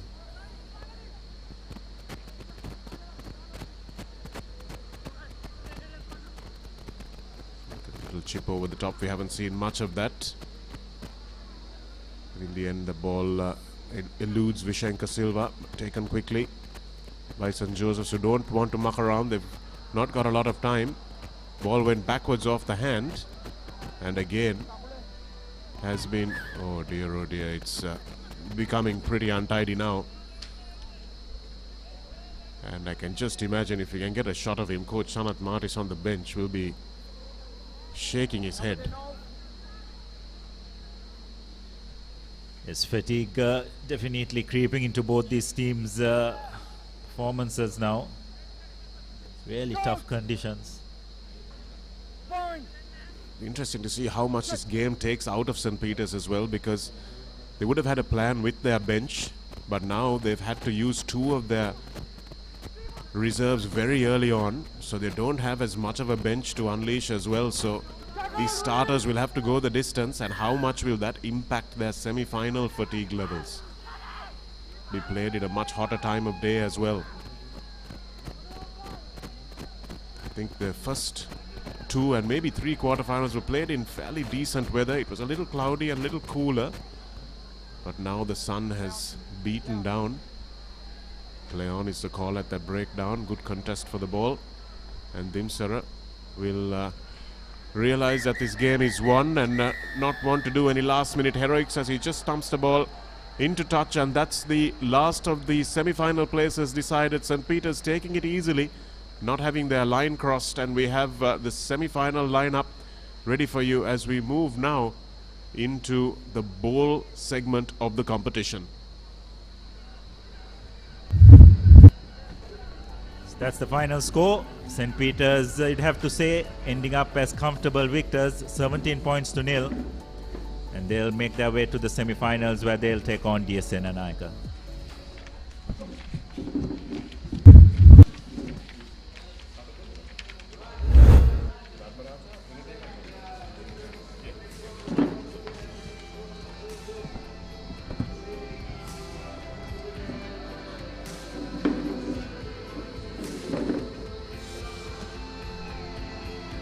Total dominant play by the Peterites.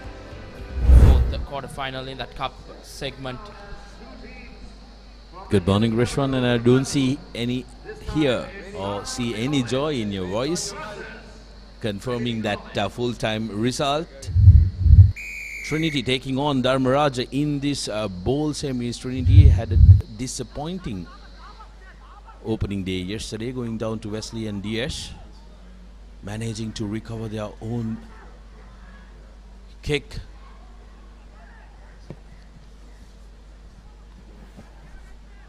We'll have to make sure that they finish strong, and this is going to be a grudge match for Trinity. They lost their opening game of the season last year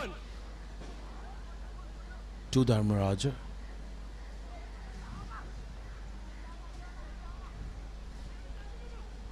Here's Yavan Hulangamur looking for space, looking for options, but spots a gap and speeds through for the opening try for the Trinitians, right underneath the post. Just the start that Trinity would have wanted. Indeed, Sudarshan. Much needed one for the lads from Kandy. Had quite the tough day yesterday. Went down to Wesley College and DSA Nanayaka College. We want to secure this whole segment as the 2 points added as well. Trinity College increasing their lead 7 points to nil. It's the replay of the try.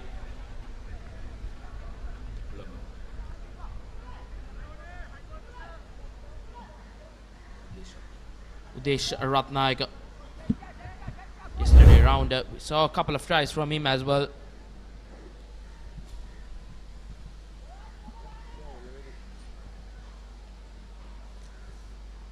Yavan Hulangamur is the one who created that score for Trinity this time around. Dharmaraja managing to secure the kickoff.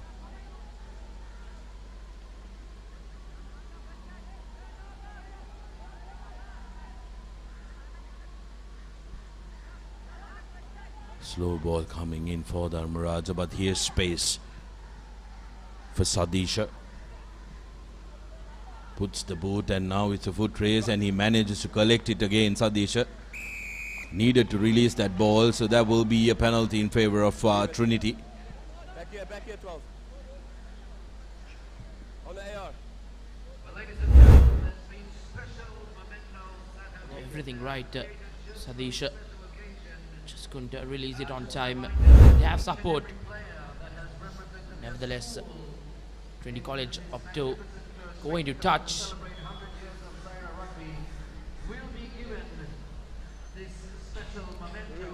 Doesn't get much purchase on the touch finder, as Trinity will look to try and go to the opposition territory. Still banked inside the 22 meters. To hand over this memento, I'd like to call upon Mr. A.M.M. Muzammil, and Mr. Muzammil will be accompanied by Mr. Ajram Rumi and Mr. Nasir. Here's a miss, and that could be the first try, and it is for Dharmaraja. Poacher's try, and they reply in kind to Trinity's opening score. Zahira Rugby, 100 years of a legacy that is certainly unmatched. And I'll remind all the players. The man touching down for Dharmaraja was Prabhutika Madhushan, who had his eyes open and charged towards the ball. Trinity making a mess of the line out. They had a penalty, they had the option, and that's true as well. 7-all here at Racecourse in this bowl semi-final, making a real hash out of that one. Pressure on the scrum off by Anjana Pahantipola, and Prabuddhika Madhushan says thank you very much and goes over for Dharmaraja. 7-all here at the first bowl final. Reshwan, Trinity looking down the barrel. Yes, and I think the decision of opting to touch backfired the Trinitians, as Trinity look to good rush defense, good rushing defense from Dharmaraja. The tackle was completed, so he could not get up without releasing the ball onto the ground and then picking it up.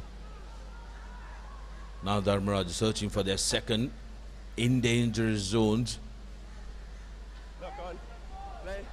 Dharmaraja loses it forward. Here's an opportunity for Trinity to pounce on. It's a foot race. Will he have the legs to go all the way? And he does. Sprinting away is Murad Raizan for Trinity. Need to make sure he grounds the ball, and he does that. Trinity back in the lead with 12 points. Pending conversion. Dharmaraja looked like they were going for their second, but unforced error creating a counter for Trinity College, and Trinity getting on the lead. It's an impressive run from their 122. Sprints his way, touches down for Trinity. This conversion kick follow and not successful, as Trinity will remain on 12 points. That was the knock on and pounced on well by Razik as he goes over the whitewash.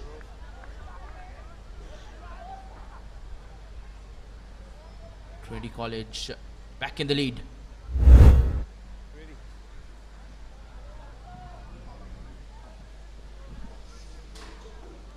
Five and a half minutes on our clock in this bowl semi-final between two candy teams. Dharmaraja got the better of Trinity last season in the opening game. First time they beat Trinity, which really unsettled the Trinitians at the top of the season. So here they might want to make sure that they put up a good performance, and after losing 2 games yesterday, Trinity will want to make sure that they finish this tournament on a high, going all the way in this bowl segment.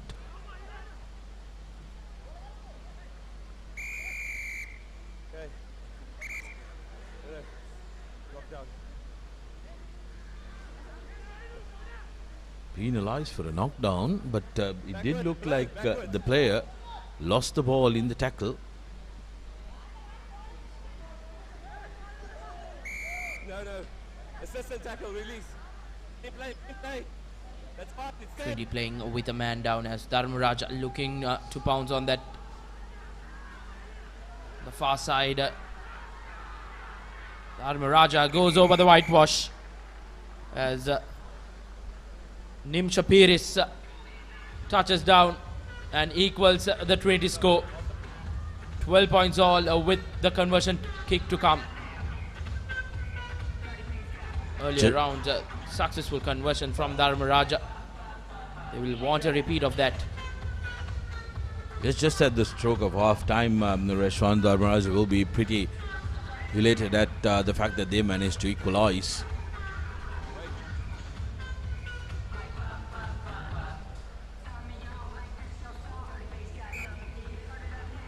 This time the conversion not successful, so the schools will remain at 12 points all at half time.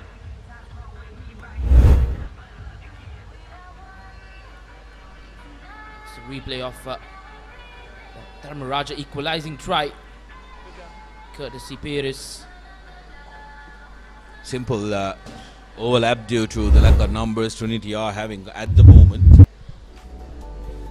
12 points all. Half-time confirmation in this bowl semi-final. Dharmaraja and Trinity deadlock.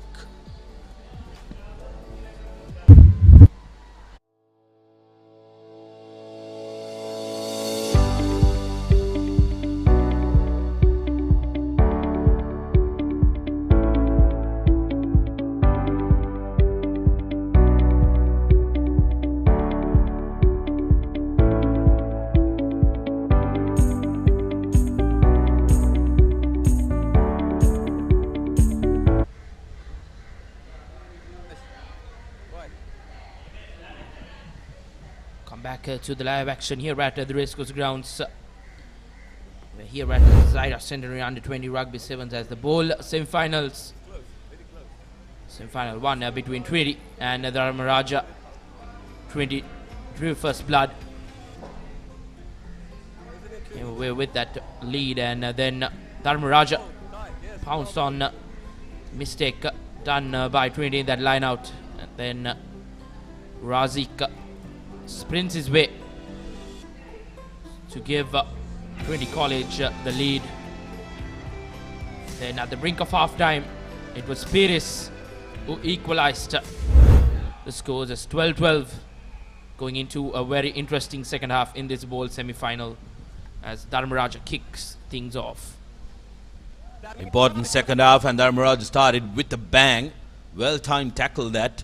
Trinity is still managing to hold on possession and come away with it. Here's Raizan chasing a well-positioned kick. The bounce is kind to him, but needs supports though.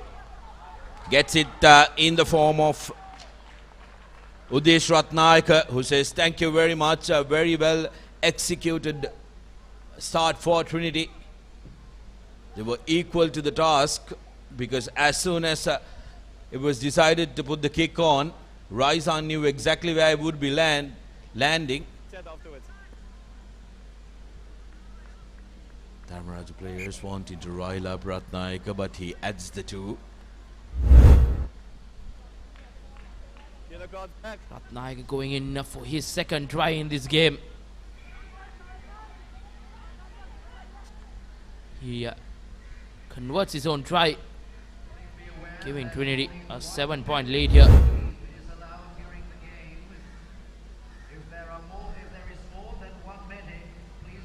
One score away, Dharmaraja. Trinity restarts. Kicking deep, Trinity this time wanting to play as much rugby as they possibly can in the Dharmaraja 22. Dharmaraja looking to run. Get back. Decides no, they're going to go out. That's a terrible kick. That's going to be a penalty in front of the kicker. What were you thinking, son? That's going to be a yellow also. Bihangayapa receives a yellow card for his troubles. Trinity with a penalty and an advantage.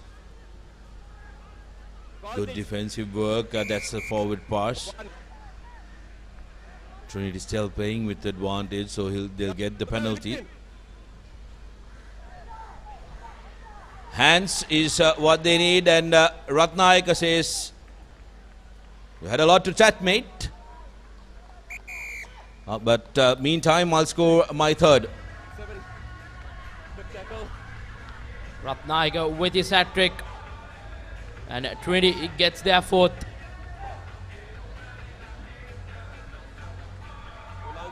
Dharmaraja suddenly not in harm's way.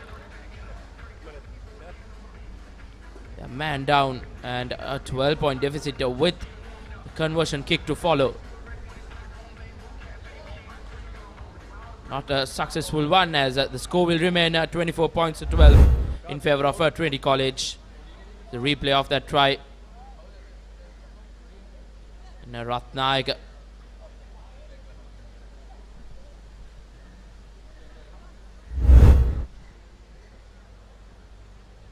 is Trinity with the restart again, opting to kick deep at the border of the 22 meters. Seems like the referee has spotted a high shot. Let him play. That's fine, everybody stand. Quickly taken by Dharmaraja, but 10 meters okay, says the referee. Rajans will have to play out of their skin, because they are now reduced to 5 men with 2 yellow cards. Pahantipola with a big hit. Dharmaraj opting to go to contact, which is not going to help their cause. They only have 5 men. If you're going to be bunched around, Okay, straight off your feet, sealing off. off your feet, says the referee. So opportunity now for Trinity. Just simple hands to the corner is going to help their cause, but they rush and draws out the unforced error. That's good, guys. Awesome. Dharmaraj now Set up. back to 6 Wait for players. stability. Okay. Still Time. one in Rune 3. Sub. the bin. Number 3. 3. Who's 3? Sub. Sub. Fresh legs coming in for the Rajans. Just under 3 minutes to go on our clocks. So I'll tell you. Okay. Wait. Red. Trinity as well making some changes. Okay. Set up. Time on. Shane Bandaranaike comes in. Okay, guys. Stay up. Come closer. Okay. On my call. We wait for Also stability before the senior ball prefect comes. of Trinity College. Bind. Set. Experienced lad Trinity. Trinity's Leave the ball. Leave the ball. new man in Bandaranaike will want to spark things up, That's fine. give some leadership. Leave him 5. Okay, everybody off. Here's Ratnaika again, puts the ball to boot, trying to chase that. Two Trinitians converging on it. Big pressure on Ravinda Wickremagay of Dharmaraja. Rajan still managed to Out. 2 out. Yeah, that's fine. kick the ball out, but to the wrong side. Lost forward by the Dharmaraja chasers, so Trinity with an opportunity. Pressure coming in, hands on the deck. Advantage over. Aye. That's a high tackle, so the penalty will come in.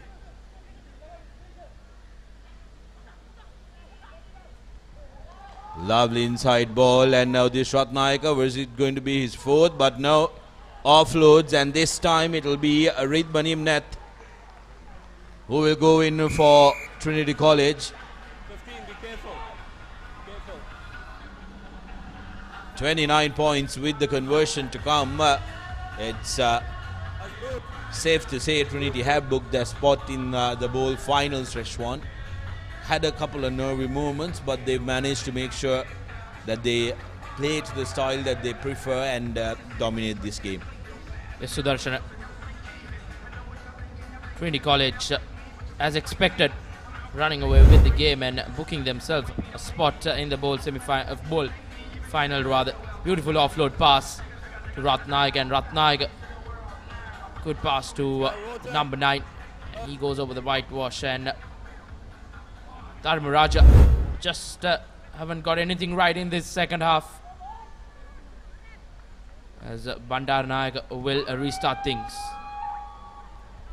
Good deep kick playing into the Dharmaraja half, as Dharmaraja trying to run from that 22. Knock on. There's a knock on. Well, that's full time in this bowl semi-final. Trinity College making it look easy. 29 points to the 12 that Dharmaraja scored in the first half. Hitting their straps again after the disappointing finish to yesterday, losing 2 games back to back.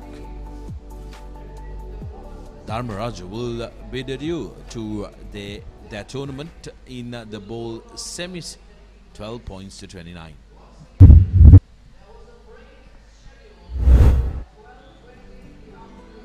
This was the highlights from that second half, as Ratnaik drew first blood for Trinity in that second half, and then it was once again Ratnaik.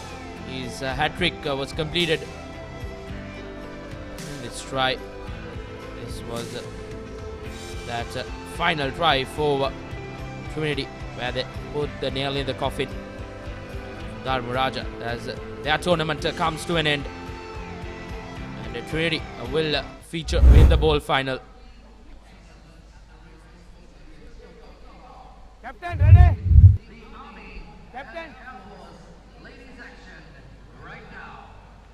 Ready?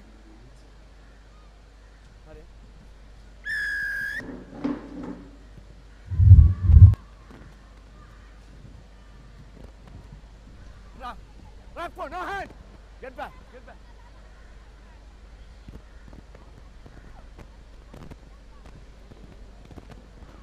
Not back. Play on. Knock on. from down. A women's game which is played as a national trial as well, to make sure these ladies get that all important exposure and receive game time in an atmosphere resembling a tournament. The selectors will be having a keen eye on these proceedings. Next up, of course, in the bowl semis, we will have Sri Sumangala College, beg your pardon, Lumbini College taking on the Kingswoodians. Is Air Force SC taking on Army, and Army get their opening score.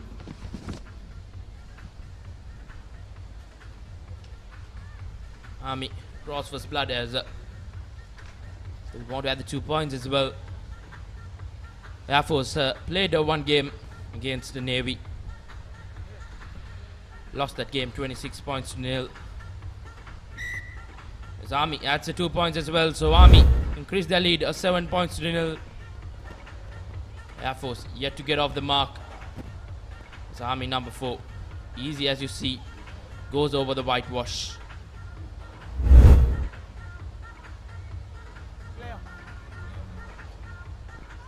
Army restart things, not the best restarts, as goes out. Line out in favor of Air Force. Very first game of the day was the women's game between Navy Sports Club and Air Force Sports Club. Air Force Sports Club couldn't get off the mark in that game. They will want that to change here, as the line out not good from Air Force, as Army looking to pounce on the mistake by Air Force. Now giving it to the line, as Army spreading it out and finds that gap and executes it well, as Army goes over the whitewash for their second try to increase their lead 12 points to nil over Air Force Sports Club.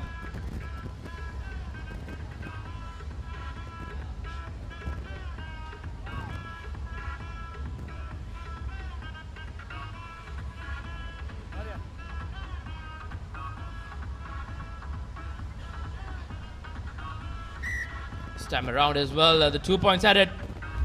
As Army increased their lead 14 points to nil, and that's the replay. Sees the gap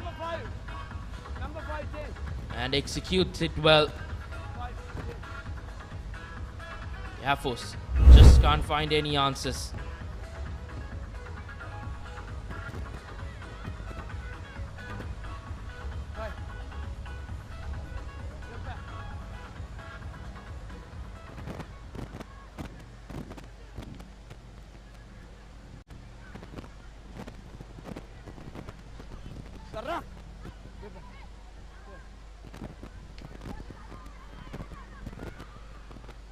Air Force trying to create something, haven't been able to break free, as the Army defense intact.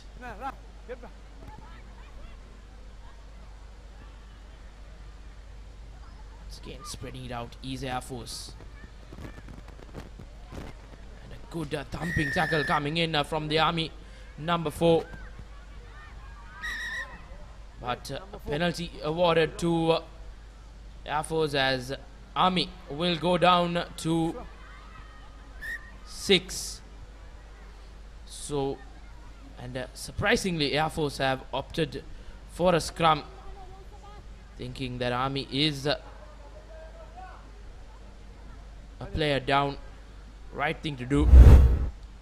They have to execute it and get the scrummage well. Fine. Sit.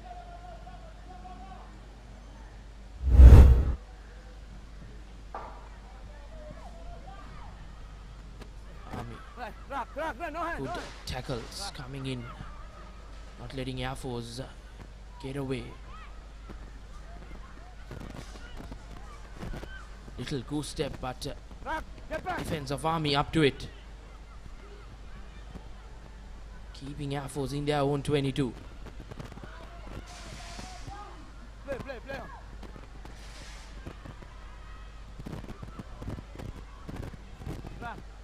Get back. Gaining some meters slowly by slowly. As Air Force. Right, no hand, rock, no hand.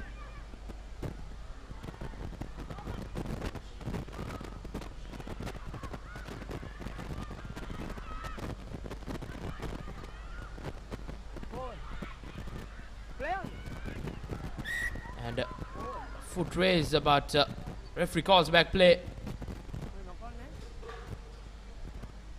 Forward pass.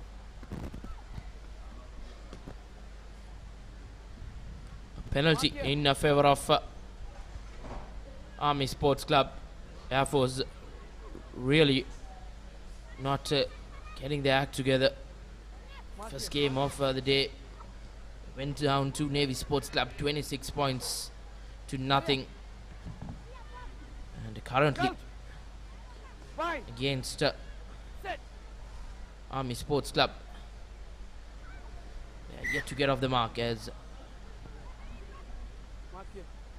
scrum will be taken again. Coach, fine, set.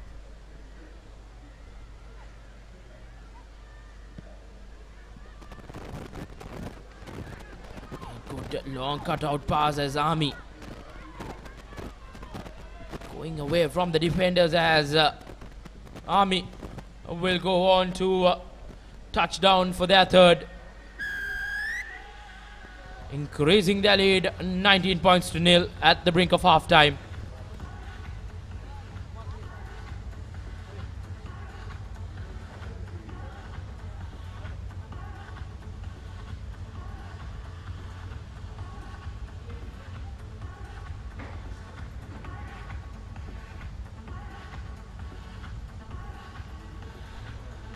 Not successful with the conversion as Army will remain on 19 points to nothing as Air Force really down and out here.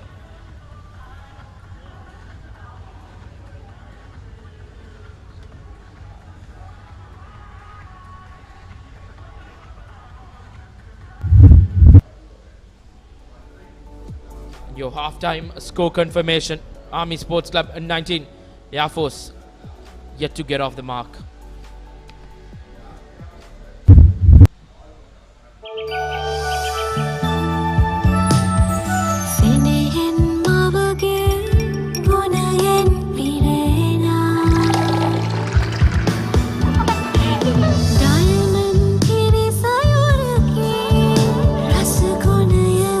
Your father also drank diamond milk when he was little. Diamond Milk has been nourishing the nation for generations with milk produced by 100% grass-fed cows from New Zealand. Diamond Milk, your trusted nourishment. Back again live here at the Racecourse Stadium. The women's game between Army and Air Force. Army with a comfortable lead of 19 points to nil. One-way traffic in that first half as the Air Force cannot find any answers or any room to threaten the defense of Army Sports Club. And the next women's game will be kicked off later on, and the next game, the bowl semi-final, Lumbini versus Kingswood College. And who will meet Trinity College in that bowl semi-final will be decided in that game. Lumbini will take on Kingswood next up here at the Zahira College Centenary Rugby Sevens.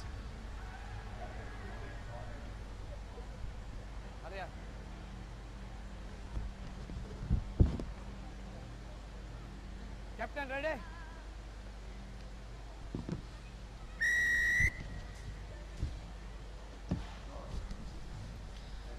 Air Force kicks things off. Good high hanging kick.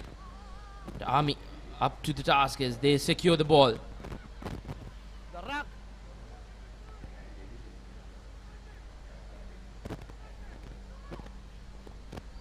Army once again spreading it out wide.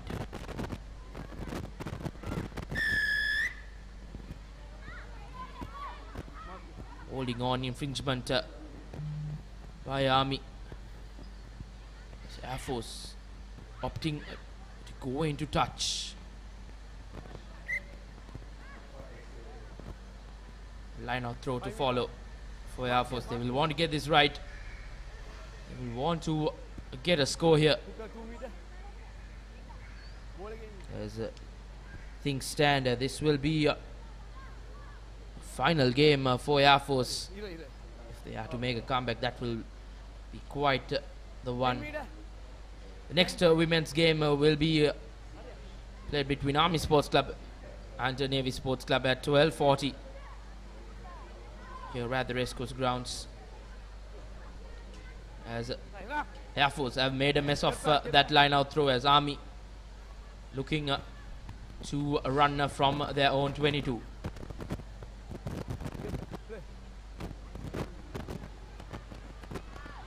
Running sideways is Army. Good defense coming in from Air Force, but Army number 4 thinking otherwise.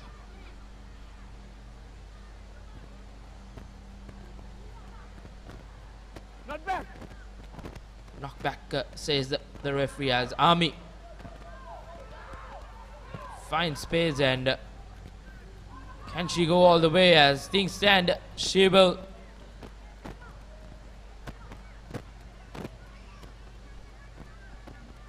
And Army will go over the whitewash for the 4th time, increasing the lead at 24 points to nil. The Air Force really looking off color here.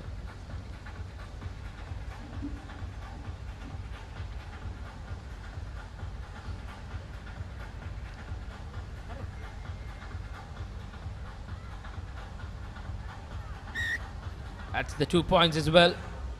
Army Sports Club at 26 to the good, as Air Force yet to find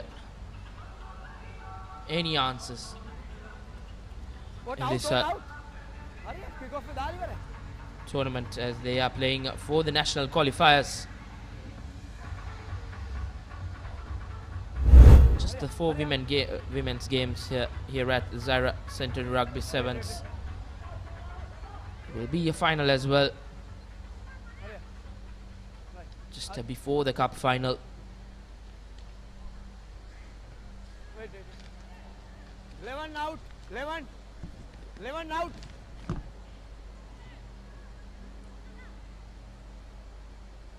Wait. Ready? Right. Play on. Wait. Hurry up. Blue 5. 5. Out. Air Force shuffling the pack around, making a change. Wait. Play on.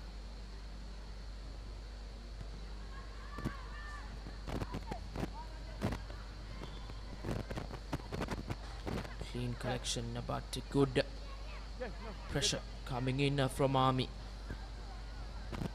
The best of passes from Air Forces. Big thumping tackle. Nevertheless, Air Force is still with position. No hand. Get back.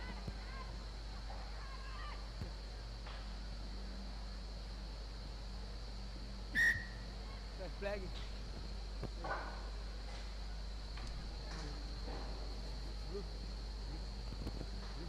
Number 1, green.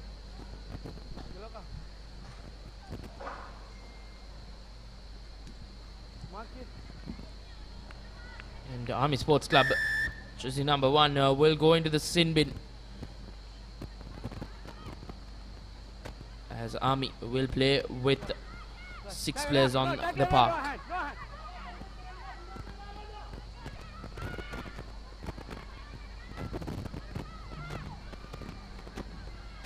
Air Force spreading it out wide. Can they get that consolation try? As jersey number 7 sprints away, and good tackle coming in from Army Sports Club. Super defense as Army has secured the turnover. Air Force, it's been that kind of a day for them. Nothing going their way.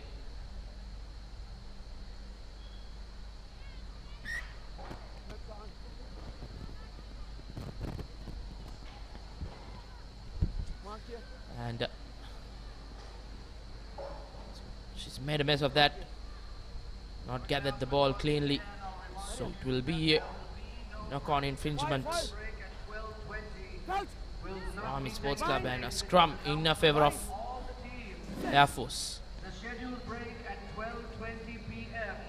will not be taking place because we're running behind the schedule, so we have to keep things moving. Once again, the scheduled break at 12:20 p.m. will not be taking place. No hand.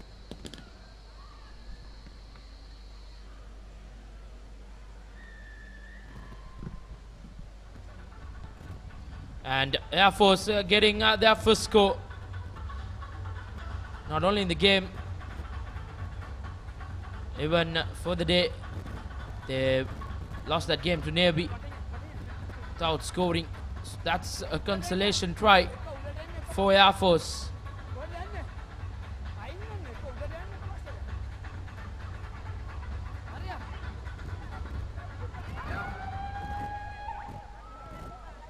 The hooter goes off here as Air Force not successful with the conversion kick, and that's full time at the second women's game of the Zahira Centenary Rugby Sevens, as Army run away with it.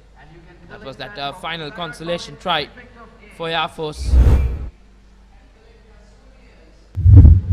and that's your full-time score confirmation. Army 26, Air Force 5.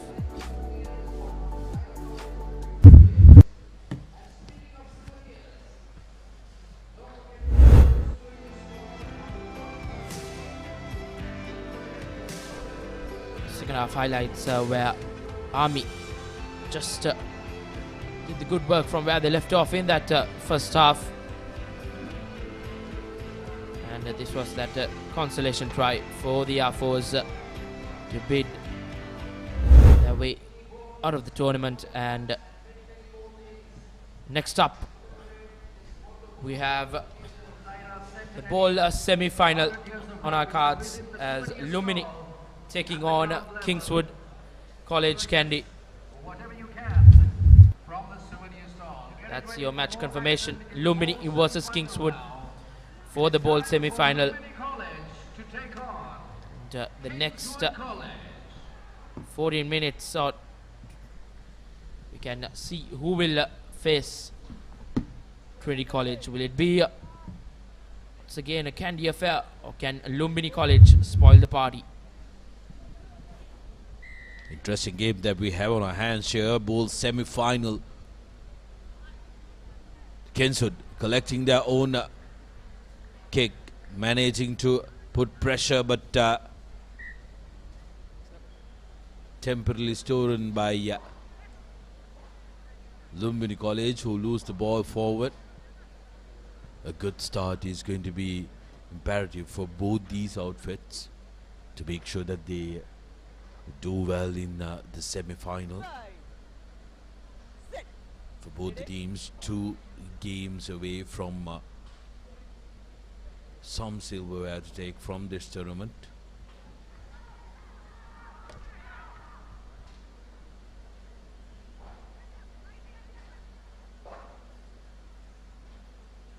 Kingswood making a mess of that, and making the mistake of not playing to the referee's whistle. Lumbini quick to pounce on it. Advantage over. Yes, Pereira opts to go on the corner. Plenty of ground for Lumbini to exploit here. Overlap, steps in and gets in on the space. Back to Pereira. The passes are not good. They don't cover the same distance. The players are positioned.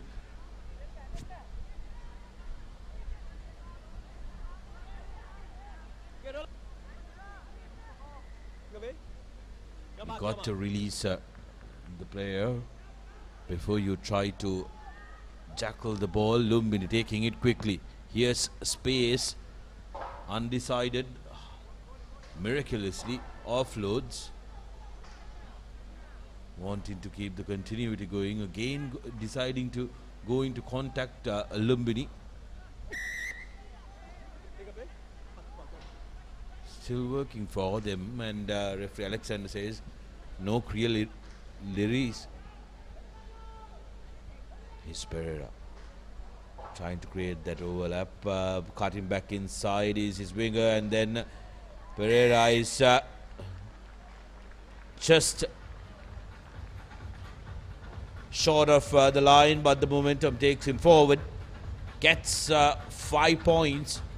A good start for Lumbini. With the conversion to come, not so good for Kingswood. Yes, brilliant start from Lumbini. Kingswood will be on pressure. Important conversion kick to follow. As a brilliant kick to add the 2 points. Lumbini increasing the lead 7 points to 0.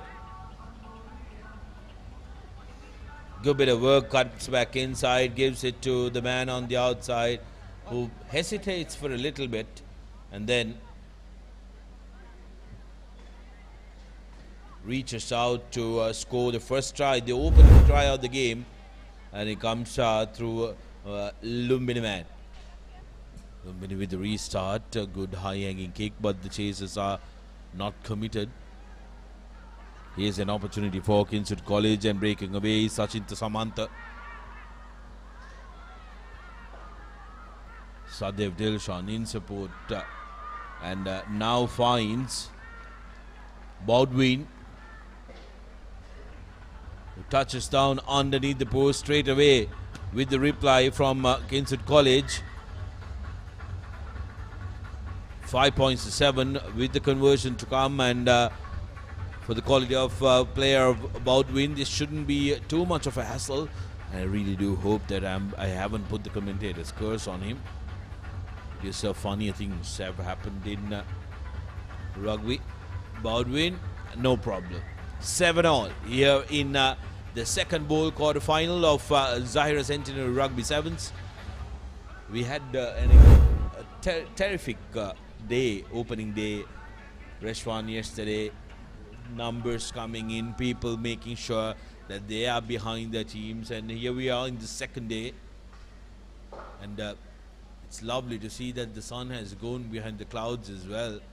It's despite being a little hot and humid, it's not burning here at the racecourse.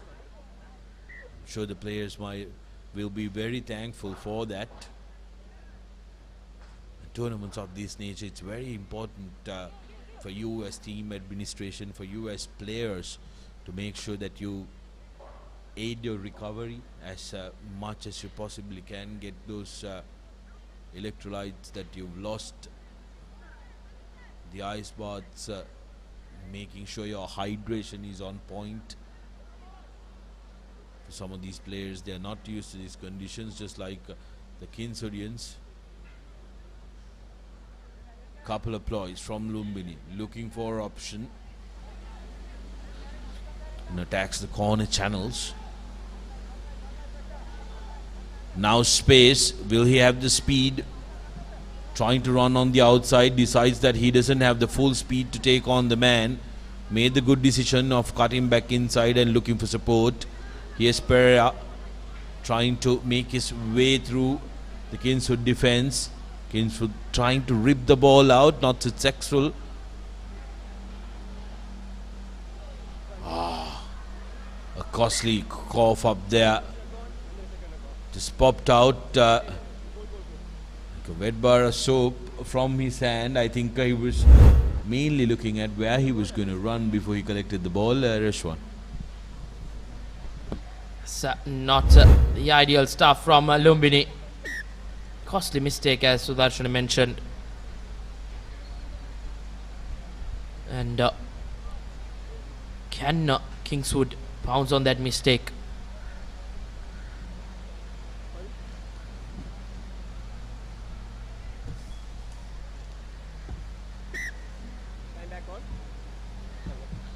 Making some changes in for Kingswood as Sadev Amrasurya feeds in the scrum. Neatly done from Amrasurya. Chooses the short side. Good cover defense coming in from Lumbini, but nevertheless quickly taken from Kingswood. Players entering from the side was the reason why that penalty was awarded to Kingswood College. Now trying to go on the short side. Nowhere there, but the support arrives, and there goes the buzzer. And Kingswood might just go into the lead as Dumidu De Silva touches down with a try at the brink of half time. Try at the buzzer, if you may.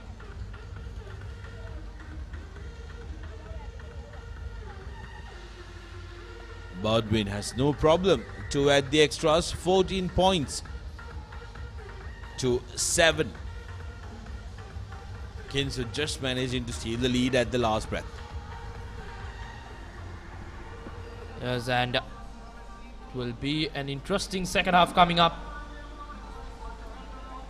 as Lumbini trailing just the 7 points, and that's your halftime score confirmation. Kingswood 14, Lumbini just a score away.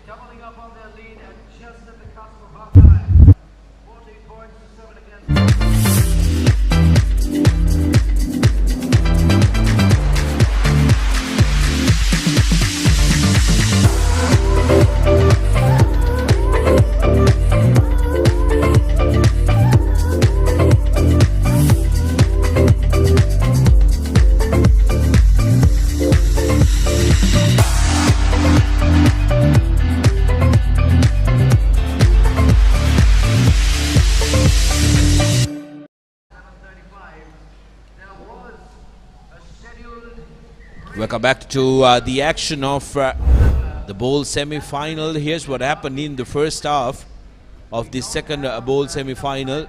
Lumbini College started off the scoring of Pereira, who touched down after a challenge, and then Baldwin putting in the gas in the corners, going right underneath the post and making sure Kingswood replied straight away. And then this try, which came through Dumidu De Silva,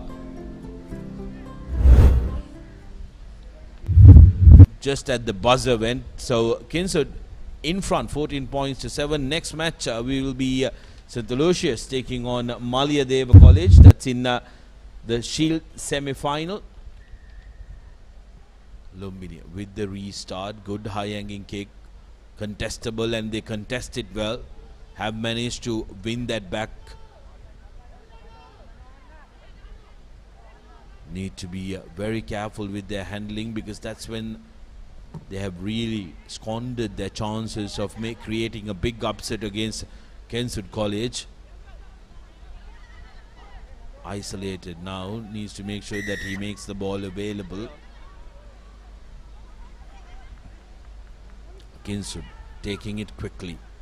Here's the man sprinting away in the number 15 jersey. That's Sachinta Samantha. Easy does it for him.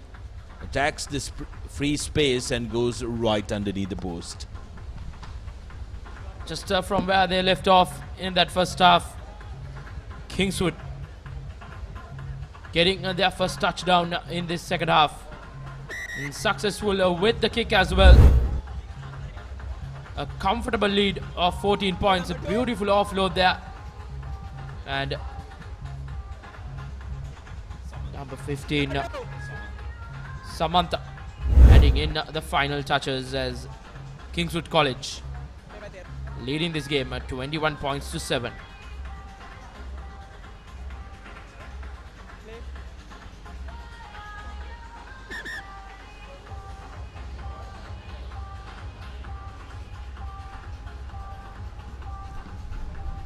Seven points to 21. The game though is by no means over, Reshwan, because plenty time for Lumbini to try and create something. If they can get a couple of scores back to back, that will put a lot of pressure on Kingswood.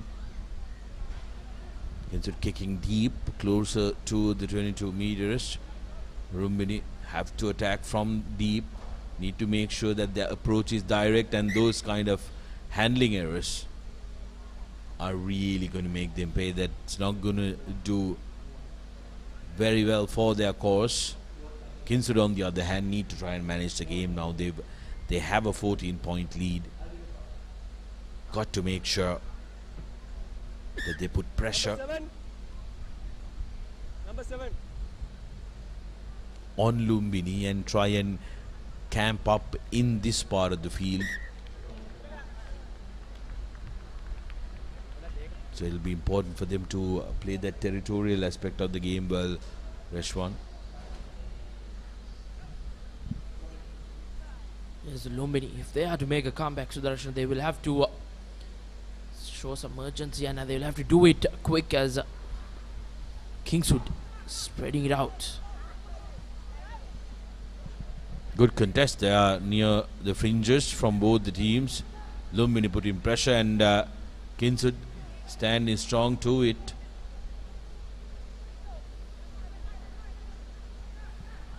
A kick and a chase. Just as when it looked like Baldwin was going to win it. Lumbini managing to pounce on that ball, and they've managed to come out of the in-goal as well. Good stuff there. Here's a nothing kick. Kick to the middle. Kingswood says, thank you very much. Committed defensive work. That's going to be accidental offside, where Lumbini will be breathing a big sigh of relief. Still the game, though, in their red zone for Lumbini. Kingswood sensing that they have a decent lead, making the changes, wanting to make sure that they have fresh legs on the park, and the players who've been playing long minutes gets that important break. Two-day tournaments like this are taxing affairs for players. Reshwan need to make sure that they are properly managed up until the end of the tournament. Never an easy task.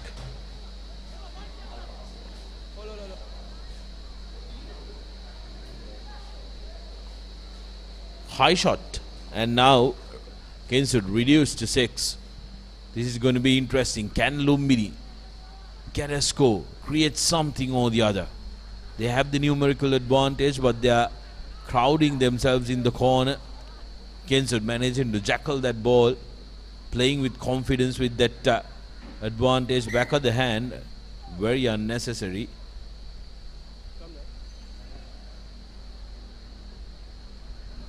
Kingswood meaninglessly giving away possession. Lumbini yet to feature in that Kingswood half. It's been that kind of a dominant play by Kingswood in this second half. As Lumbini, number 13, feeds in the scrum. Penalized by the referee. Need to take it quickly, Lumbini. Luckily for that lad, the ball fell behind him. Here's an opportunity. Space on the outside. Will he have the speed? No, he doesn't. Offloads. A little too harsh. Lumbini still with possession. Needs support of the players. Kingswood throwing their bodies on the ball and making sure that they put pressure. Here's Lumbini with an opportunity. 22. But that's a non-try, a 22-meter dropout in favor of Kinsud. Good pressure from Lumbini. 7-21. Kinsud cannot take the foot off the pedal, because just like that, it can turn for the worse. It's just a couple of minutes left on our clock. And Kingswood showed some good defense. As 22-meter dropouts. Good deep kick. And Lumbini will have to show some urgency. Trying to find some space, but the defense is up to it. As the hooter goes off, Kingswood just needs to put that ball out, and a high shot, and referee Alexander goes to yellow card, and that will be the game for Kingswood number 8. And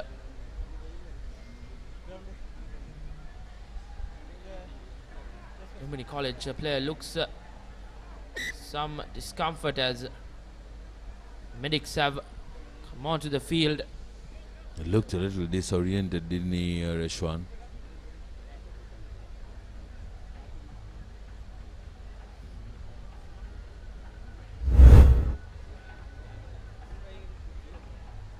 Oh, that was a head clash. Ugly. Head-to-head clash, and the referee awarding yellow to the player, and then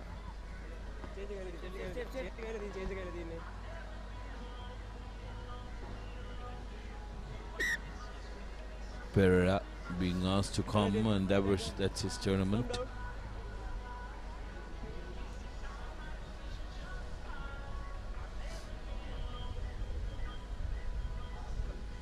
Last move. A scrum in favor of Lumbini. Last move of the game as well. So Kinsud have booked their place, and it will be a game between the two schools that played the first rugby encounter in the country in 1906 for the bowl final, as Lumbini touchdown for a consolation try.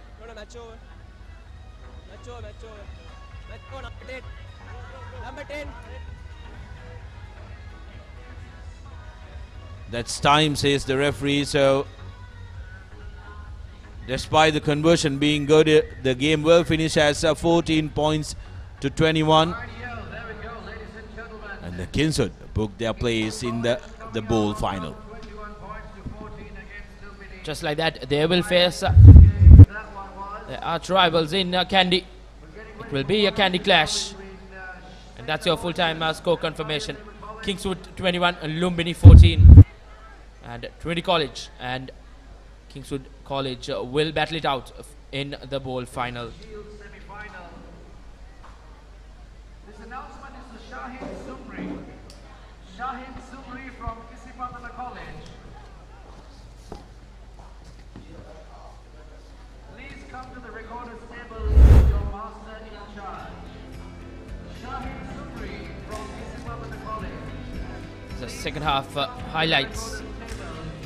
Where Kingswood took off the right foot, and that was that head shot right the hard tackle, and this was the consolation try for Lumbini as they say goodbye in this tournament. And Kingswood joined Trinity College in that bowl final. The break will not happen. We will have continuous rugby action. The 12:20 schedule break is not going to take place.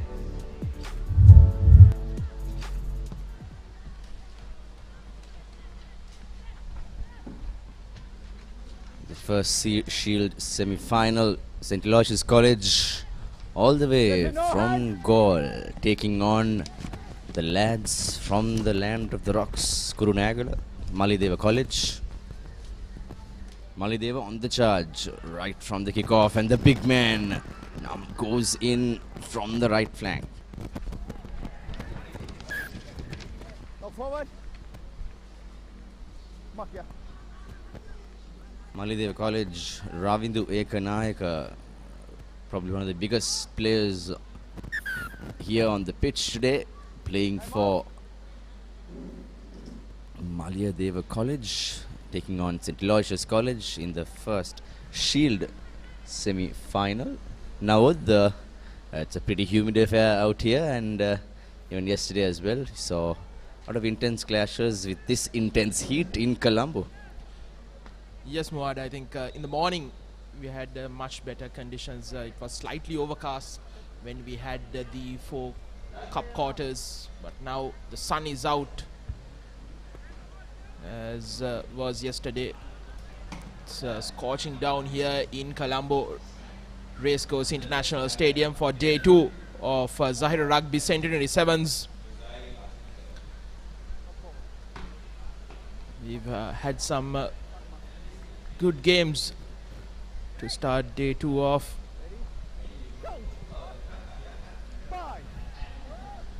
Wesley College, Isipatana, DSN Anayaka and St. Peter's College booking their place in the cup semi-finals.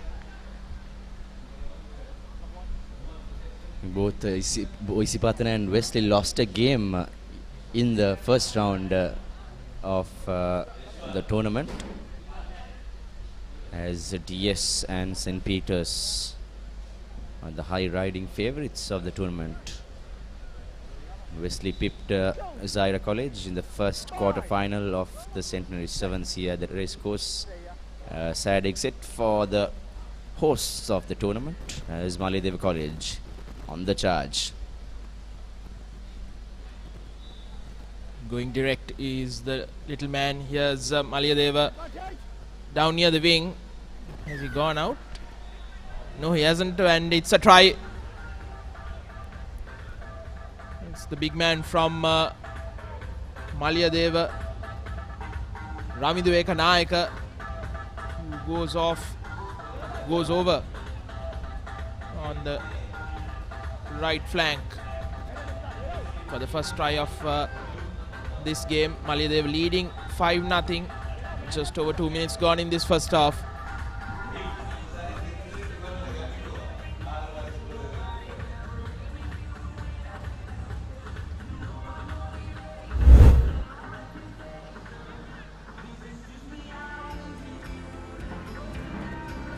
The quick announcement to all the masters in charge, the Sri Lanka.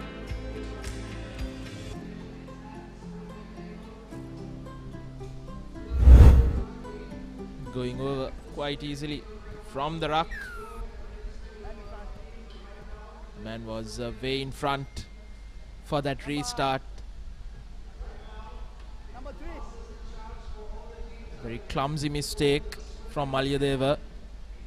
It's now the basics gone wrong, and fluffed the ball right in front of the line. An easy chance given away by St. Aloysius College. Quite a lot of knock-ons we've seen in these first few games on day 2. Even in the quarterfinals of the cup segment, with some big names and top teams in some crucial mistakes, crucial areas of the game. That's what happened to Zahira. Made quite a few knock-ons, and Wesley were able to take advantage of it. Even Wesley made a few knock-ons, but Zahira wasn't able to take advantage of it. After yesterday's performance of 3 out of 3 wins, they were tipped to be one of the tournament favourites, being the hosts too. As St. Aloysius College, they are yet to breach the opponent's red zone, and they have been curtailed to the halfway mark, and they are finally charging in towards their opponents.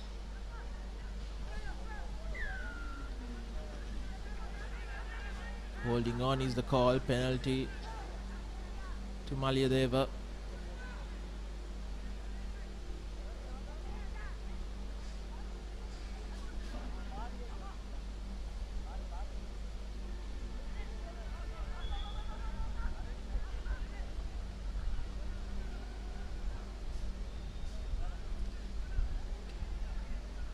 Now Mihin Disanayaka to Ravindu Ekanayaka could not collect that ball, and again knocked forward, fluffed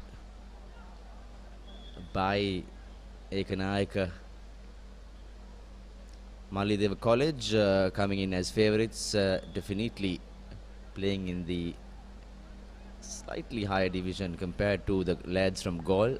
St. Eloysius College play their annual rugby big match against Richmond College, a famous encounter in the southern part of Sri Lanka, where Richmond Aloysius have a long history of the oval ball game and draws huge crowds to that encounter in Gaul. Mallideva College also has a lot of ties with St. Anne's College, Kurunagala, also another former rugby powerhouse in the Kurunagala district, as veteran coach Sanath Martis also had his roots there, coaching St. Anne's to the top division earlier. As Mallideva College, Malicha Sirivardhana touches down for the second try of the game, just at the brink of the half-time.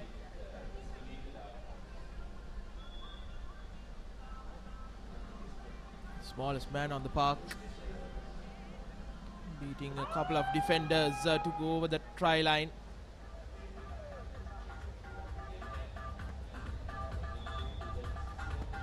Navod Kusumsiri with the conversion.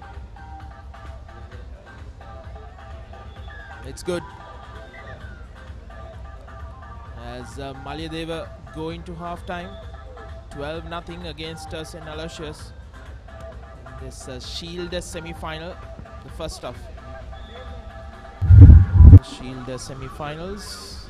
Half-time, 12-0, Mallideva leading.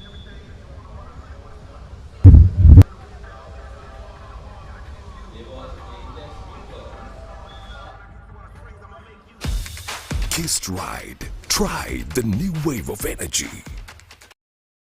Mallideva College, Mallideva Central, if you will.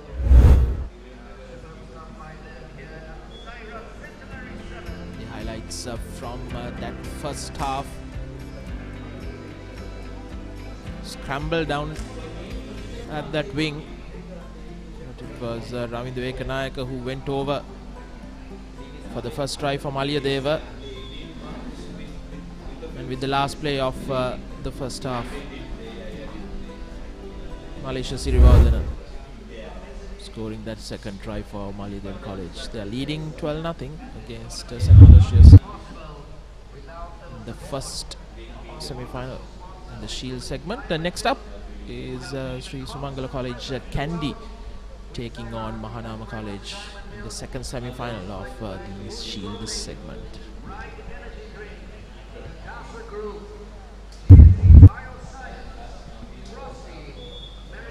Sri Sumangala, of course, Navod, the new entrance to the top division for the first time in their history. Formerly they were known as St. Paul's. They also have a long line of rugby connection and a lot of ties with Trinity College as well in their formative years, as Mallideva College kickstart the proceedings of the second half here in the first Shield semi-final against St. Eloysius College, as they are leading 12 points nil and in a little bit of a comfortable position with the advantage again with the Mallideva College, as referee Arunashanta says no tap was taken. Again cardinal error, just silly mistakes by Mallideva, even though they are leading right now. So he tried to be cheeky, but the ref was right on the spot and saw and caught in the act.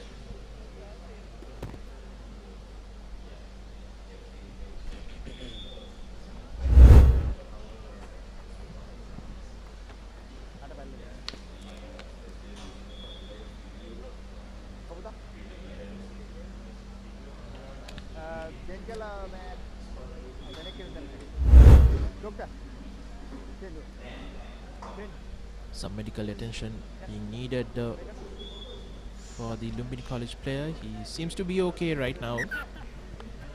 Simon! Catch, come. Blue ball. Hurry up, change. Ready? Go! Has the referee reversed his call once again? Because he said there was no... Bit of a confusion there now. Okay, his call was for Malayadeva ball, but it's St. Aloysius who has the ball. But anyway, we get on with the game. I think the heat is having a toll on everyone, as again now Malayadeva College in prime attacking position here. It's either 22.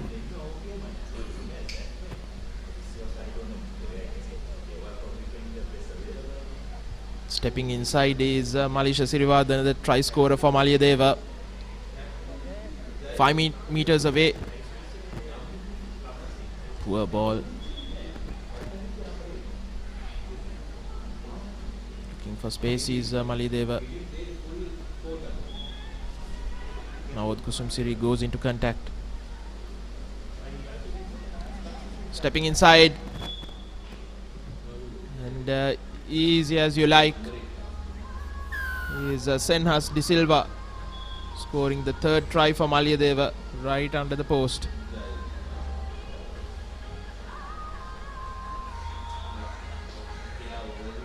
As we are hitting the 12 o'clock mark, it's right. The time is at 12 o'clock here in Colombo. Heavy humid conditions. Heat is at its peak. The rugby is in action as Malayadeva College go in for their 3rd try and almost seal the game with the 19 points up, while their opponents, St. Aloysius College, are yet to trouble the scorers.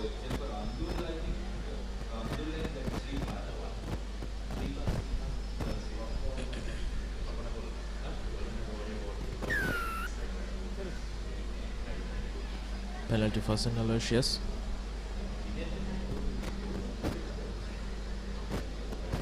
Kick ahead. Malayadeva College has the ball. Going around is Nawod Kusum Siri. As Malayadeva scores their 4th.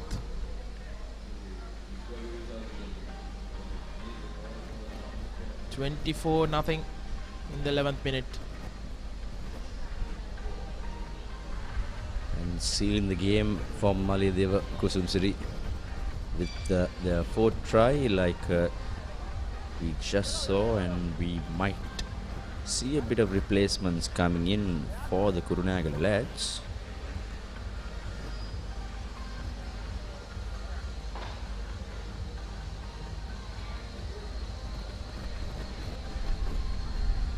Conversion going astray. There we see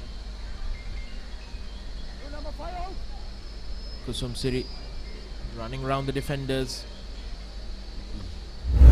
Nobody there to catch him.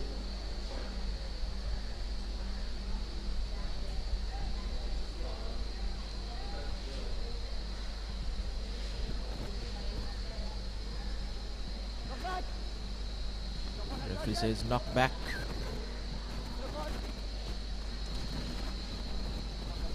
It's a sports field month here in Sri Lanka. The month of March is always hectic and busy with a lot of cricket happening.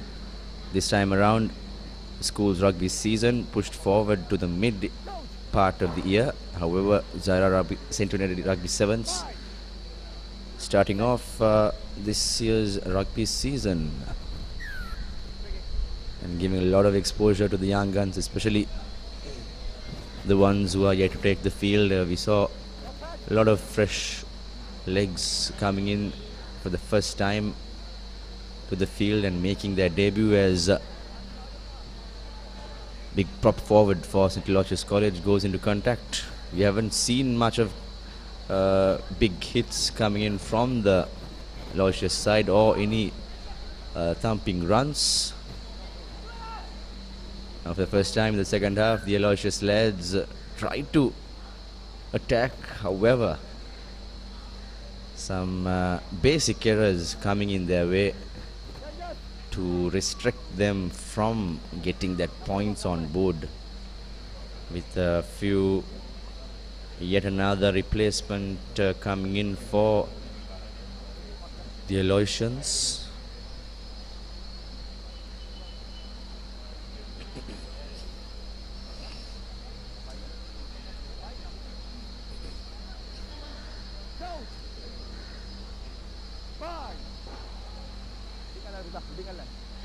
Set. Aku udah ande pak.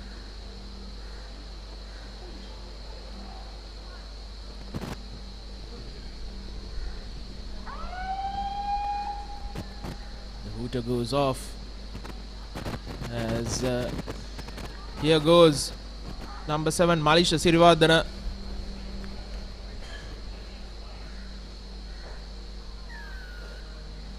For the 5th try for Malayadeva College. I believe this is his hat-trick as well, if I'm not mistaken. Conversion is good, 31-0. Malayadeva College winning this Shield semi-final against St. Aloysius College.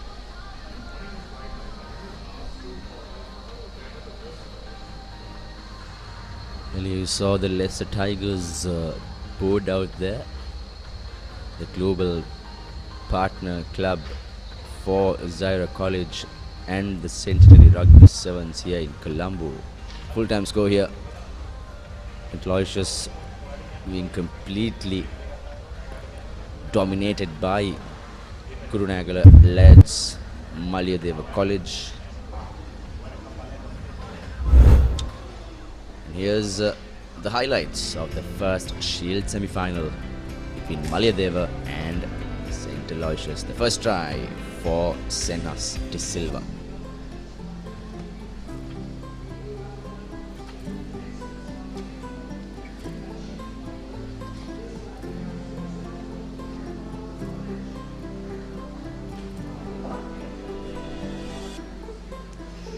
Last of which from Malisha Sirivardhana.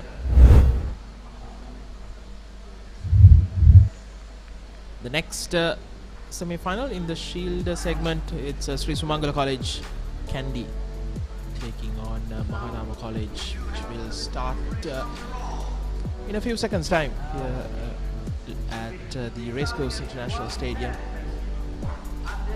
Papare, Sri Lanka's #1 sports channel, giving you the live and exclusive coverage of Zahira Rugby Centenary Sevens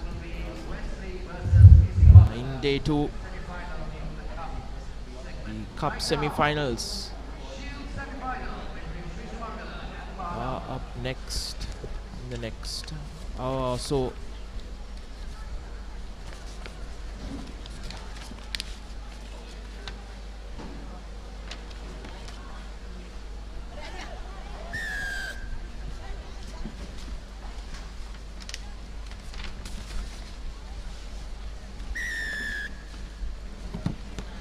Mahanama College in attack.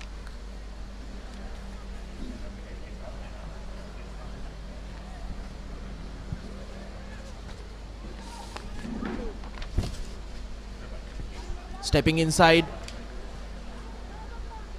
tackled by 2, but they are a meter away from the try line.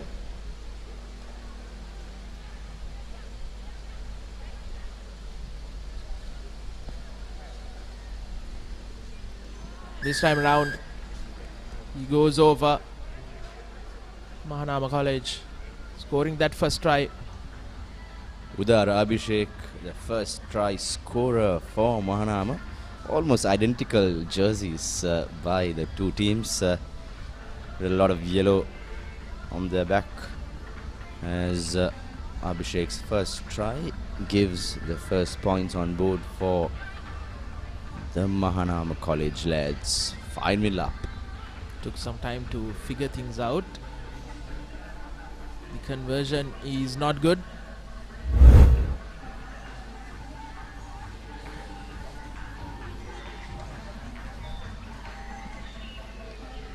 Now definitely Sumangala coming into the game as pre-game favourites,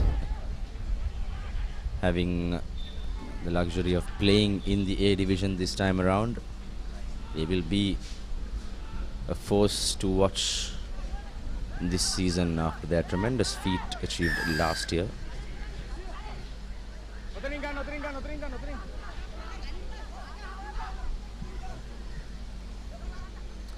Referee Gihan Yatavara coming back to Sri Lanka after a stint with the Nepal Rugby Union in their interclub rugby championship.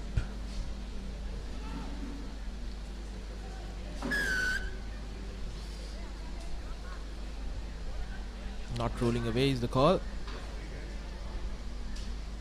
Sri Sumangala takes the tap.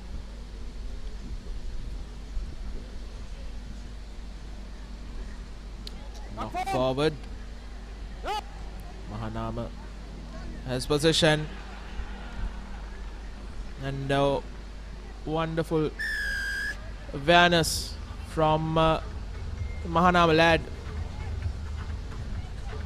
Take advantage of that little confusion in the ruck, and they score. Conversion is good, 7-0, as you can see.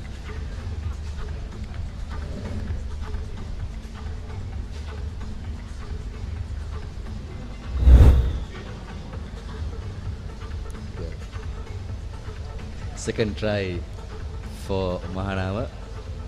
Now with the, I think with the heat and the sunny conditions, I think even the referee will also have a bit of time figuring out the two teams, like we said earlier, with the two tones of the colors on their jerseys. As the ball is knocked forward, says referee Yatavara, and Sri Sumangala will now have the chance to get out of jail. They have been kept inside their 22 and their half throughout almost the first 4 minutes of the game by Mahanama after two back-to-back tries.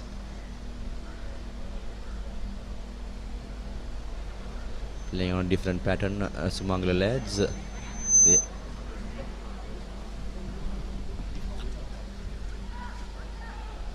Here's Mahanama trying to go.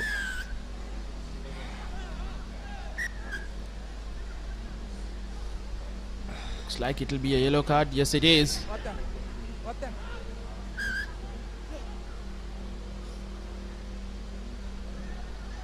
Looks like a double yellow card. Referee Yatavara being very... That's the first I've seen. Looks like two yellow cards maybe for the same infringement.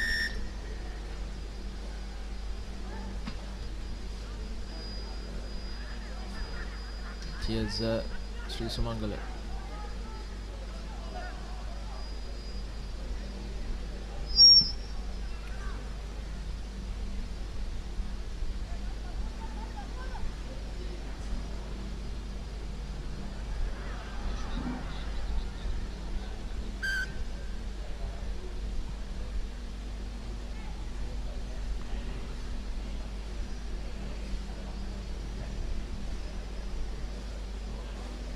Coming into the final minute of the first half, Mahanama leading 12-0, 2 tries and 2 yellow cards to their name.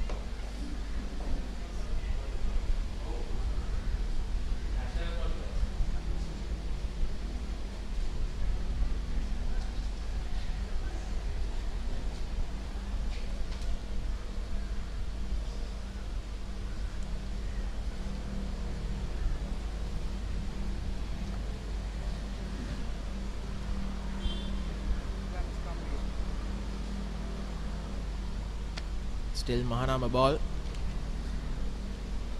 Very sloppy scrum on that occasion.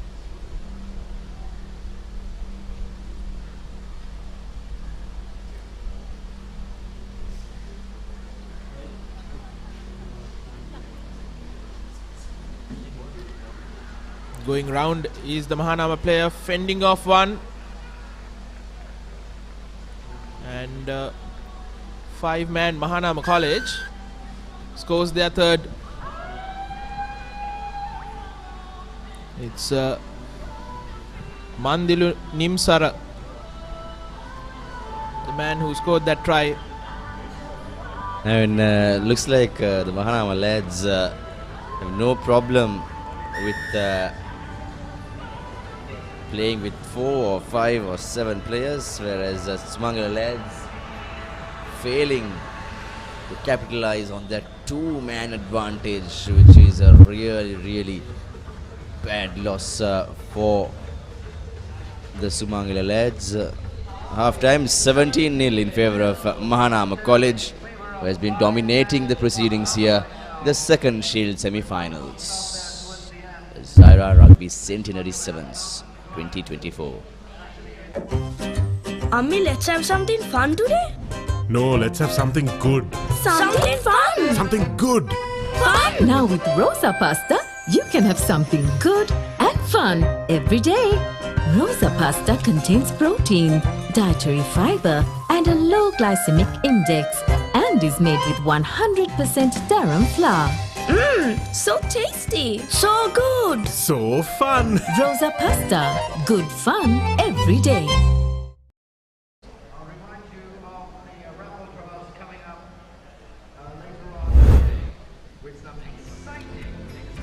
Highlights from the first half. The second semi-final of the Shield segment. Mahanama College scoring that first try. The Abhishek.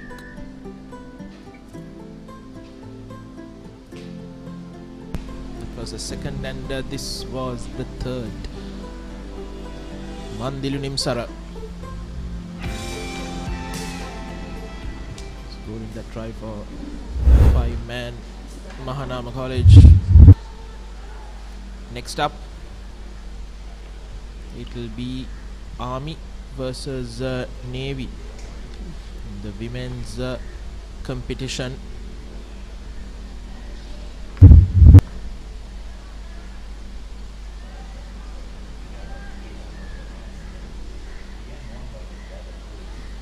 Mahanama to kick things off in the second half. Sumangala in the on with the ball in hand and in attack. A heavy tackle coming in from Mahanama College. A scrappy play over there. Mahanama is reinstated to 7 players now after their 2 Bumblebee back-to-back yellow cards.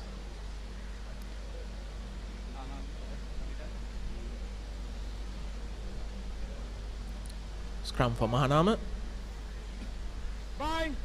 Right near the Set. left flank.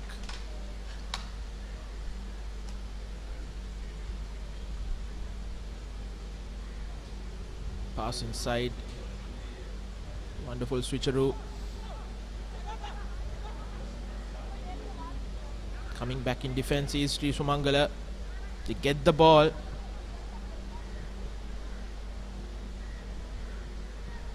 What can we do from here? Going into contact quite often, and Mahanama turn the ball over.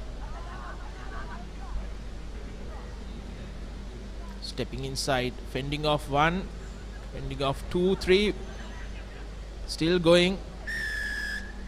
He's not the biggest player in the pitch now, but a very strong run by Mahanama College there. Looks like Mahanama will seal the game by how the game is progressing, and it will be one of the shocking wins, especially Mahanama beating Sumangala, who are the new entrants to the top division, and the 4th try, and almost the game sealer for Mahanama College. They haven't tasted A Division glory in many decades. They've been playing in the A Division in the 90s and they were a dominant force for some time, especially in the lower A Division. But now in the last few decades, they have not seen A Division action. However, they are dominating proceedings here against Sumangala College, Sri Sumangala College, and 22-0, 4 tries by Mahanama.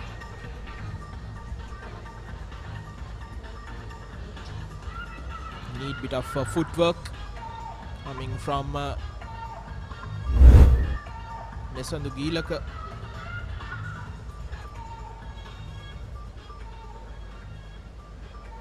Substitution for Sri Sumangala. Situm Sandeepa with the restart.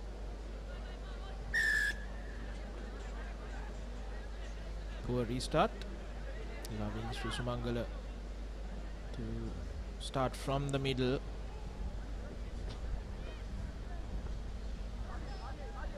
Going direct is the lads from Kandy.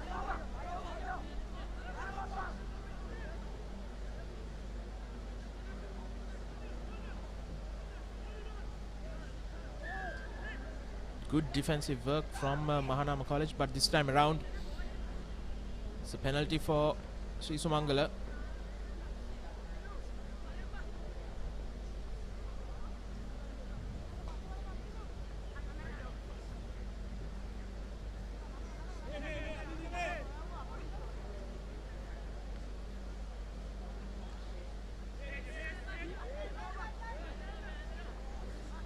It's a knockout. Poor pass. Of course, definitely not the best of the passers at a crucial time like this, where Sri Sumangala College in a must-score position. Definitely the game has slipped from their hands, and Priyatavara checks for a small injury concern with the nippy Sumangala College lad. You slightly see a little bit of clouds, a little bit of overcast conditions coming down here at the Colombo Racecourse, as Mahanama College Situm Sandeepa will go in for the 5th try under the post for Mahanama College. This definitely seals the game for the Mahanama lads, and they will be cruising in the Shield finals against Malyadeva College. Another excellent run from Situm Sandeepa, going around the Sri Sumangala defense. Not quite sure now whether the Sri Sumangala College lads are playing their full team or they are giving their fresh youngsters some time in the field. Here's a replay. Situm dashing through the left flank and going under the post for the 5th try for the Mahanama lads. Into the final minute of this semi-final, the Shield segment.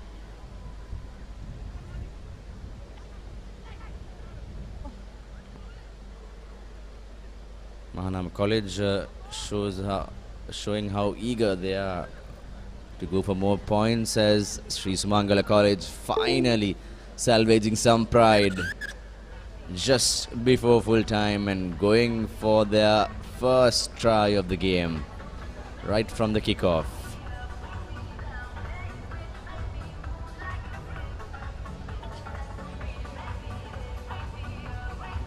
Creating a try out of nothing.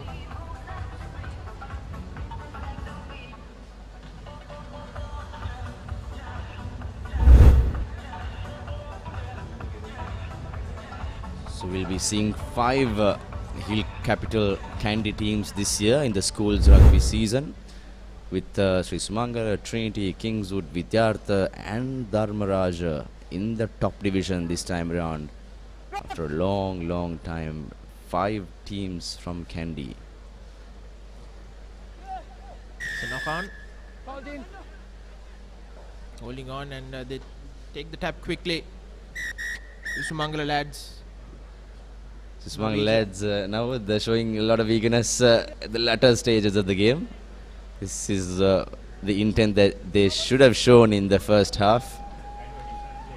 Another yellow card for Mahanama College, and Sri Sumangala goes over for a try. Is it? The referee has a consultation with his assistant and says no, it's a knock on, and that's full time here at Racecourse in the second semi-final of the Shield segment. Mahanama College winning it quite convincingly against Sri Sumangala College Kandy. Mahanama will meet Malayadeva in the Shield final. Malayadeva versus Mahanama in the Shield final as well. Right. With that, we will be having the all-important cup semis coming up. Mahanama 29, and the score should be corrected as 7, because the last try was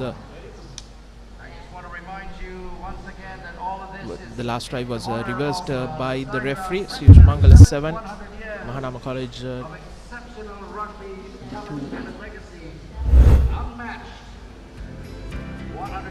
Some of the highlights from that second half.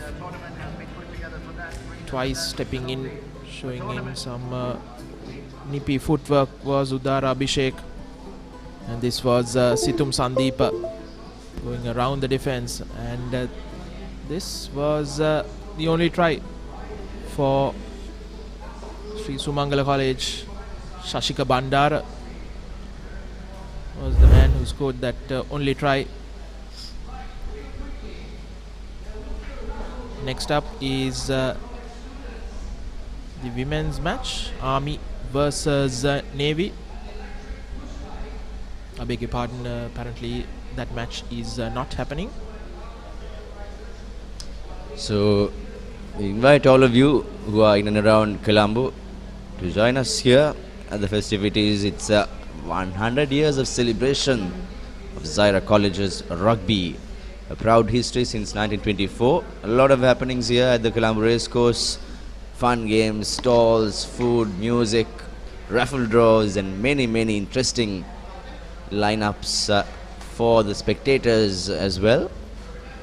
Some great games are set up for the next session with many interesting clashes. Here's the previous updates, the scorecards of the Cup Championship quarterfinal, starting off the day with host Zahira losing out to Wesley Royal College, scoring first but losing out to Isipatana.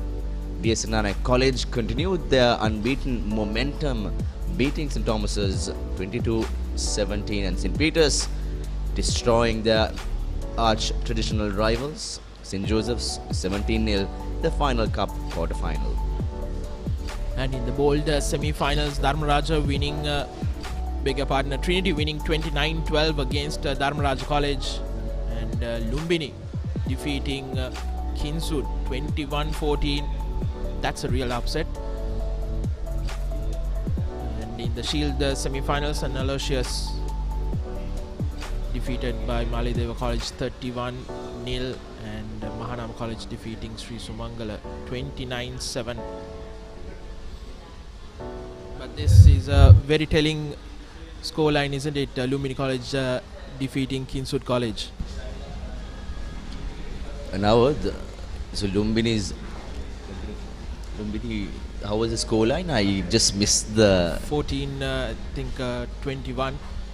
But yeah, we will have some exciting action in the next few hours as well, as we will go into a commercial break, and when we will be back at 1:05 Until then, do stay with Sri Lanka's #1 sports channel, the Papare, bringing you all the live action from the Zahira Rugby Centenary Sevens.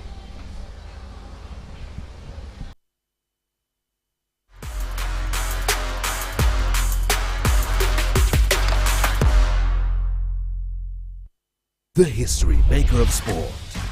Innovative, incomparable, unleashing an experience. The Papare TV. On the Papare TV and the Papare TV HD. On channel number 63 and 126. Sri Lanka's #1 sports channel.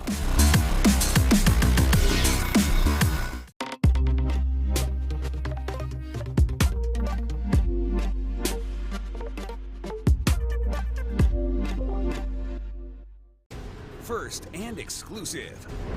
I've been here 2 days and I've been almost murdered twice. That's 1 per day. What is going on? I train you to become warriors, but you have never faced anything like this.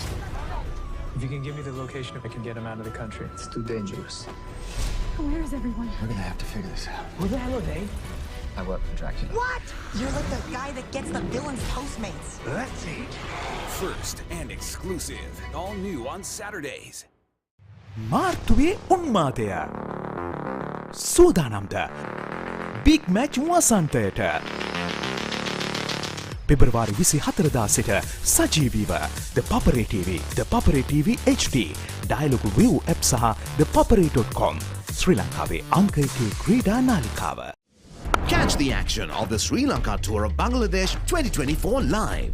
Enjoy 3 T20 matches, 3 ODI matches and 2 Test matches from 4th March to 3rd April. Live on Dialog Television, the Papare TV. Dialog, the official sponsor of the national cricket team. March Madness is back. Are you ready for the big Match Madness? March Madness, live on the Papare, Sri Lanka's #1 sports channel.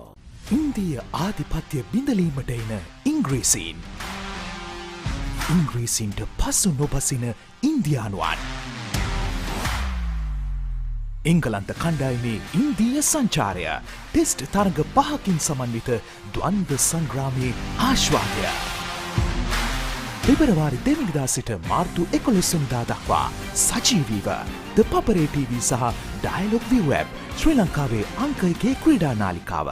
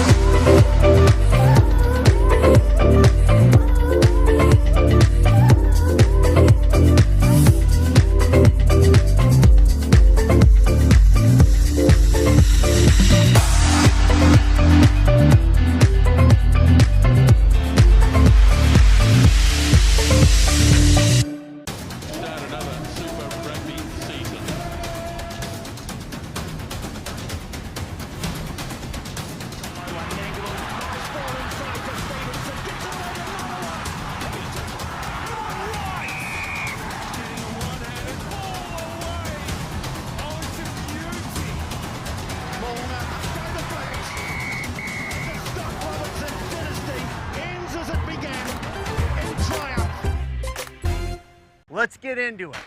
This is Hits Now, where talents are discovered and superstars are born. I'm very proud to have you on my team. Where you can solve crimes and fight fires. Must be nice. Laugh with the family and many others. Play games and prove you're better. All the latest hits, all the time, all in one place. So starstruck right now. Hits Now, the best of US TV. It's time. It doesn't get any better than this. England back to conquer India? Or will India wield their might? The cricketing showdown of the year. England takes on India in an epic test series that promises passion, rivalry and unforgettable moments. England Tour of India, 2nd February to 11th March. Live on the Papare TV and Dialog ViU app, Sri Lanka's #1 sports channel. Sending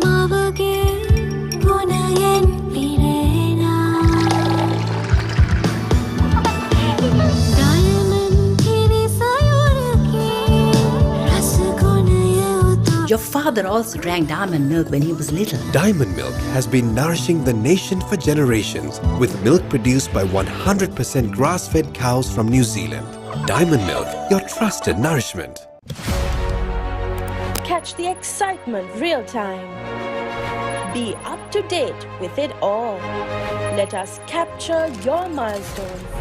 Get it sizzling hot off the turf. Hear the experts break it down. Dig deep into the nitty-gritties. Be inspired by their greatness. Relive all the scintillating action.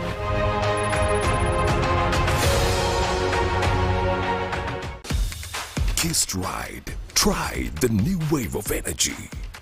145th Battle of the Blues. Royal versus St. Thomas's. 7th, 8th, 9th March at SSE. Live on the Papare TV HD, Dialog ViU app and ThePapare.com. Sri Lanka's #1 sports channel. මාර්තුවේ උන්මාදය සූදානම්ද big match වසන්තයට පෙබරවාරි 24 සිට සජීවීව ThePapare TV, ThePapare TV HD, Dialog ViU app සහ ThePapare.com ශ්‍රී ලංකාවේ අංක 1 ක්‍රීඩා නාලිකාව. Ammi, let's have something fun today. No, let's have something good. Something fun. Something good. Fun. Now with Rosa Pasta, you can have something good and fun every day. Rosa Pasta contains protein, dietary fiber and a low glycemic index and is made with 100% durum flour. So tasty. So good. So fun. Rosa Pasta, good fun every day. ශ්‍රී ලාංකීය ක්‍රීඩා විකාශනයේ මෙතෙක් අත් නොවිඳී නව්‍යතම අත්දැකීම් සමගින් ශ්‍රී ලංකාවේ අංක 1 ක්‍රීඩා නාලිකාව. ThePapare TV, ThePapare TV HD, Dialog television නාලිකා අංක 63 සහ 126 ඔස්සේ විඳින්න නරඹන්න ශ්‍රී ලංකාවේ අංක 1 ක්‍රීඩා නාලිකාව.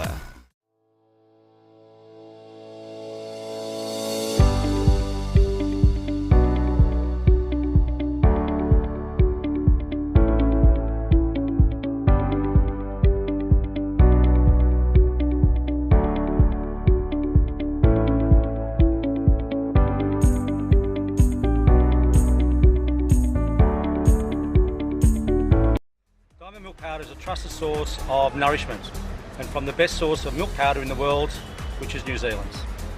Good milk powder is essential for athletes, whether it's performance or rapid recovery.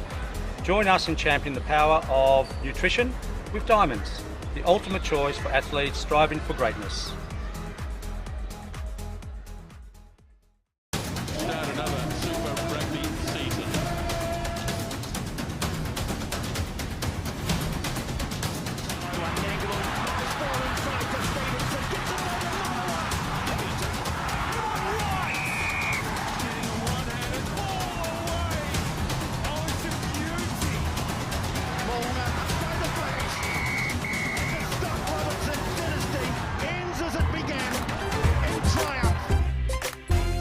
Youth එකට සෙට් වෙන්න ඔයාලත් කැමතිද? Youth Plus. ThePapare TV, ThePapare TV HD, Dialog television නාලිකා අංක 63 සහ 126 ඔස්සේ ශ්‍රී ලංකාවේ අංක 1 ක්‍රීඩා නාලිකාව. Thurston versus Isipatana. 44th limited overs encounter. 17th March at Pisara. Live on the Papare TV HD, Dialog ViU app and ThePapare.com, Sri Lanka's #1 sports channel.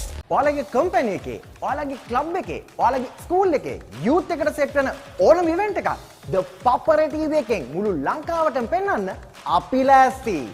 ඔයාලත් ලෑස්තිද? අපිට කතා කරන්න. ThePapare TV, ThePapare TV HD, Dialog television නාලිකා අංක 63 සහ 126 ඔස්සේ ශ්‍රී ලංකාවේ අංක 1 ක්‍රීඩා නාලිකාව. It's quite an atmosphere. Rugby's greatest championship. Ball to set. Marcus Smith must be.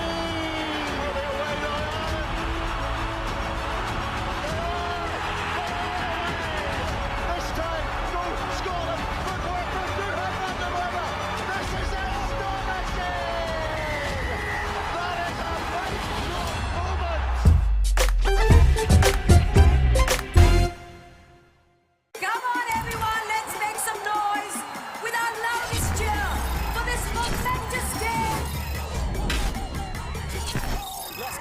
Tata Women's Premier League starts February 23rd.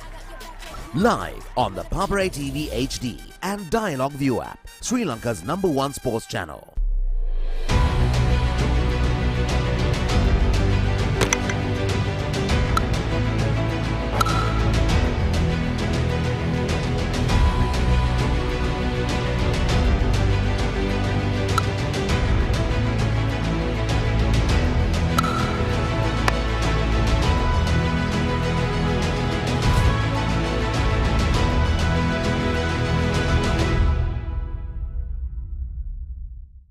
Royal versus St. Thomas's 47th Mustangs Trophy.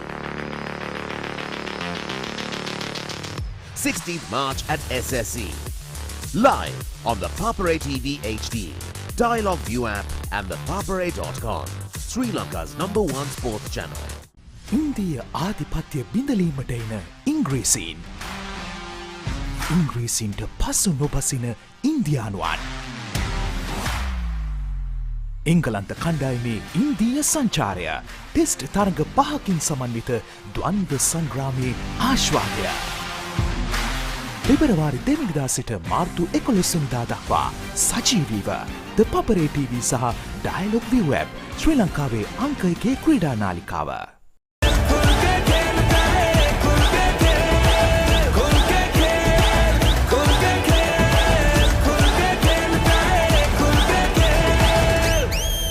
Live on the Papare TV and Dialog ViU app, Sri Lanka's #1 sports channel. I believe the right house is like a soulmate. When the right one comes along, it's magic.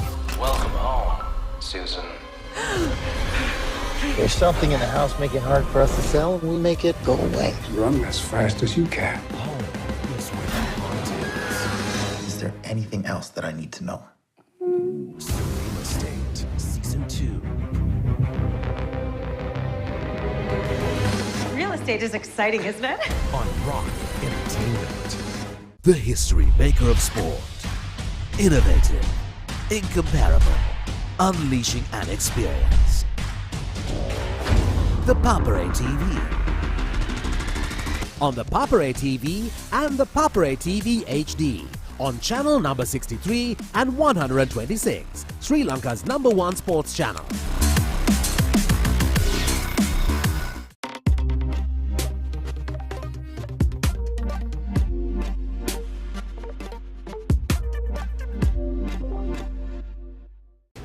First and exclusive.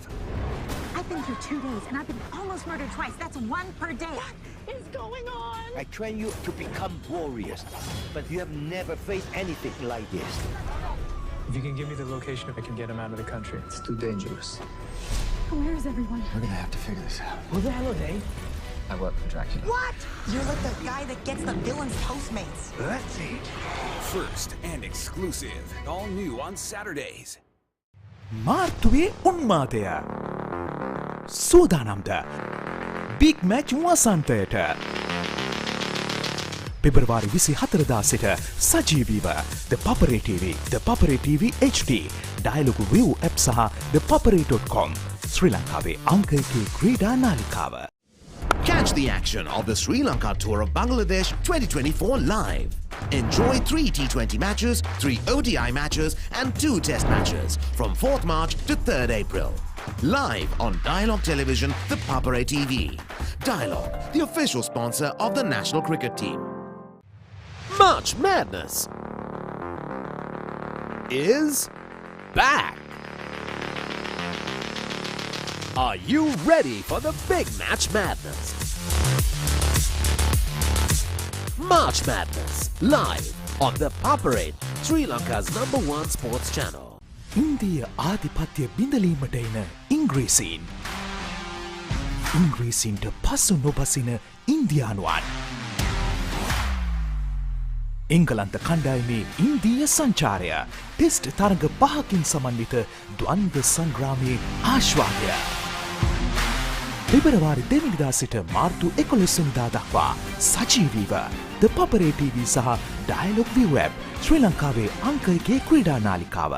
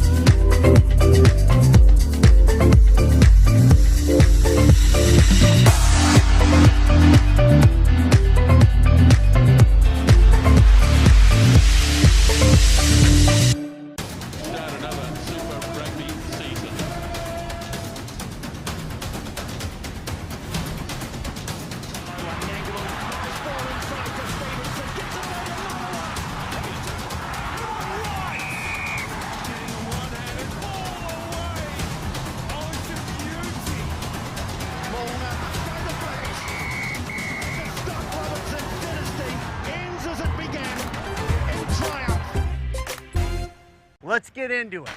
This is Hits Now, where talents are discovered and superstars are born. I'm very proud to have you on my team. Where you can solve crimes and fight fires. Must be nice. Laugh with the family and many others. Play games and prove you're better. All the latest hits, all the time, all in one place. So starstruck right now. Hits Now, the best of US TV. It's time. It doesn't get any better than this. England back to conquer India? Or will India wield their might? The cricketing showdown of the year. England takes on India in an epic test series that promises passion, rivalry and unforgettable moments. England Tour of India, 2nd February to 11th March. Live on the Papare TV and Dialog ViU app, Sri Lanka's #1 sports channel.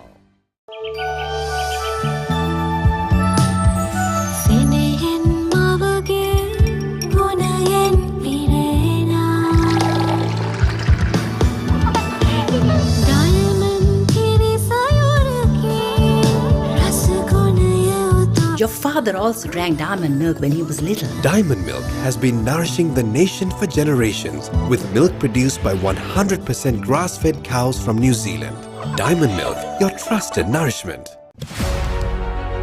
Catch the excitement real time. Be up to date with it all. Let us capture your milestones. Get it sizzling hot off the turf. Hear the experts break it down. Dig deep into the nitty-gritties. Be inspired by their greatness. Relive all the scintillating action.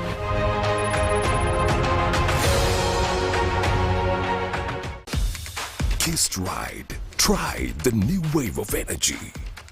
145th Battle of the Blues. Royal versus St. Thomas's. 7th, 8th, 9th March at SSE. Live on the Papare TV HD, Dialog ViU app and ThePapare.com. Sri Lanka's #1 sports channel. මාර්තුවේ උන්මාදය. සූදානම්ද big match වසන්තයට. පෙබරවාරි 24 සිට සජීවීව ThePapare TV, ThePapare TV HD, Dialog ViU app සහ ThePapare.com. ශ්‍රී ලංකාවේ අංක 1 ක්‍රීඩා නාලිකාව. Ammi, let's have something fun today. No, let's have something good. Something fun. Something good. Fun. Now with Rosa Pasta, you can have something good and fun every day. Rosa Pasta contains protein, dietary fiber and a low glycemic index and is made with 100% durum flour. So tasty. So good. So fun. Rosa Pasta, good fun every day. ශ්‍රී ලාංකීය ක්‍රීඩා විකාශනයේ මෙතෙක් අත් නොවිඳී නව්‍යතම අත්දැකීම් සමගින් ශ්‍රී ලංකාවේ අංක 1 ක්‍රීඩා නාලිකාව. ThePapare TV, ThePapare TV HD, Dialog television නාලිකා අංක 63 සහ 126 ඔස්සේ විඳින්න නරඹන්න ශ්‍රී ලංකාවේ අංක 1 ක්‍රීඩා නාලිකාව.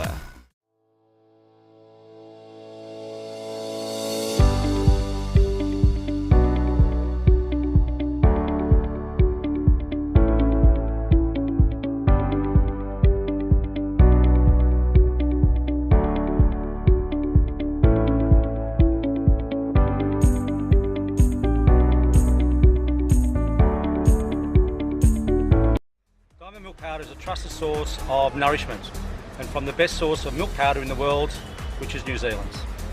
Good milk powder is essential for athletes, whether it's performance or rapid recovery. Join us in championing the power of nutrition with Diamonds, the ultimate choice for athletes striving for greatness.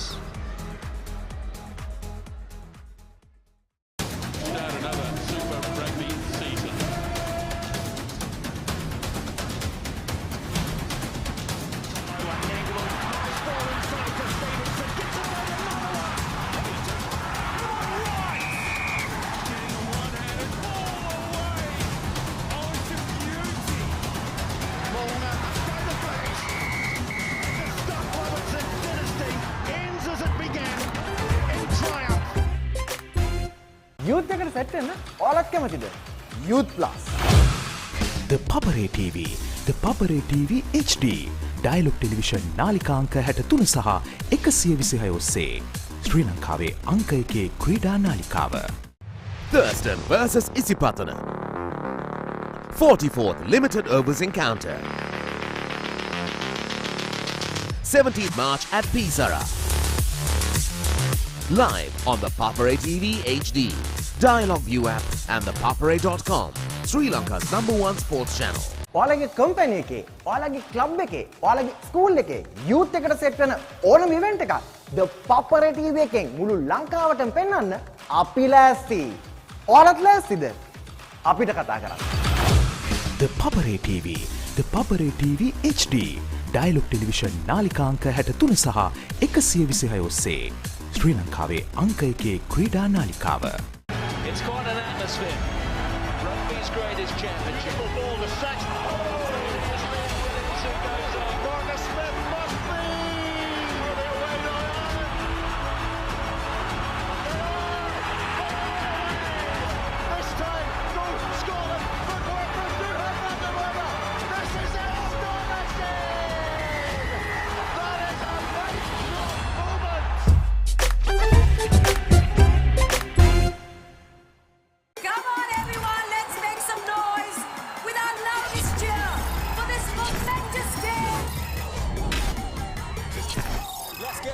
Tata Women's Premier League starts February 23rd. Live on the Papare TV HD and Dialog ViU app, Sri Lanka's #1 sports channel.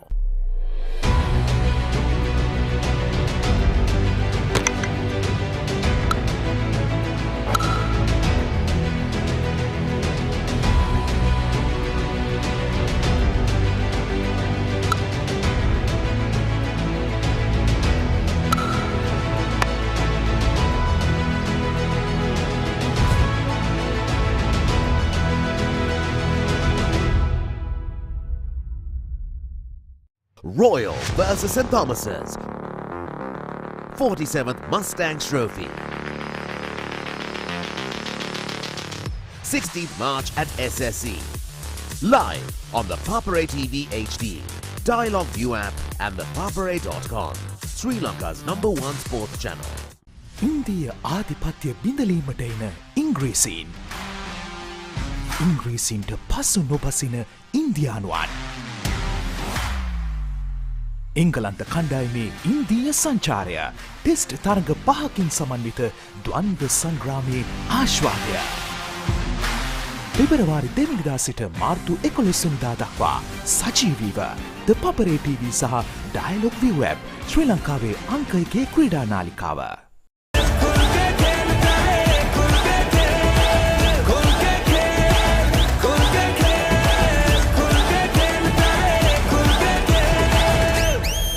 Live on the Papare TV and Dialog ViU app, Sri Lanka's #1 sports channel. I believe the right house is like a soulmate. When the right one comes along, it's magic. Welcome home, Susan. There's something in the house making it hard for us to sell. We make it go away. Run as fast as you can. Is there anything else that I need to know? Real Estate, Season 2. Real estate is exciting, isn't it? On Rock Entertainment. The history maker of sport. Innovative, incomparable, unleashing an experience. The Papare TV. On the Papare TV and the Papare TV HD. On channel number 63 and 126. Sri Lanka's #1 sports channel.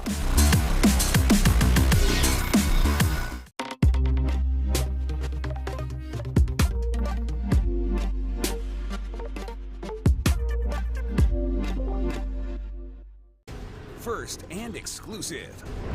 I've been here 2 days and I've been almost murdered twice. That's 1 per day. What is going on? I train you to become warriors, but you have never faced anything like this. If you can give me the location, I can get him out of the country. It's too dangerous. Where is everyone? We're gonna have to figure this out. Who the hell are they? I work for Dracula. What? You're like the guy that gets the villain's Postmates. That's it. First and exclusive. All new on Saturdays. මාර්තුවේ උන්මාදය සූදානම්ද big match වසන්තයට පෙබරවාරි 24 සිට සජීවීව ThePapare TV, ThePapare TV HD, Dialog ViU app සහ ThePapare.com ශ්‍රී ලංකාවේ අංක 1 ක්‍රීඩා නාලිකාව. Catch the action of the Sri Lanka tour of Bangladesh 2024 live. Enjoy 3 T20 matches, 3 ODI matches and 2 test matches from 4th March to 3rd April. Live on Dialog Television, ThePapare TV. Dialog, the official sponsor of the national cricket team. March Madness is back. Are you ready for the big Match Madness? March Madness, live on the Papare, Sri Lanka's #1 sports channel. ඉන්දිය ආධිපත්‍ය බිඳලීමට එන ඉංග්‍රීසීන්. ඉංග්‍රීසීන්ට පසු නොබසින ඉන්දියානුවන්. එංගලන්ත කණ්ඩායමේ ඉන්දීය සංචාරය. Test තරඟ 5කින් සමන්විත ද්වන්ද්ව සංග්‍රාමයේ ආශ්වාදය. පෙබරවාරි 2 වෙනිදා සිට මාර්තු 11 වෙනිදා දක්වා සජීවීව ThePapare TV සහ Dialog ViU app ශ්‍රී ලංකාවේ අංක 1 ක්‍රීඩා නාලිකාව.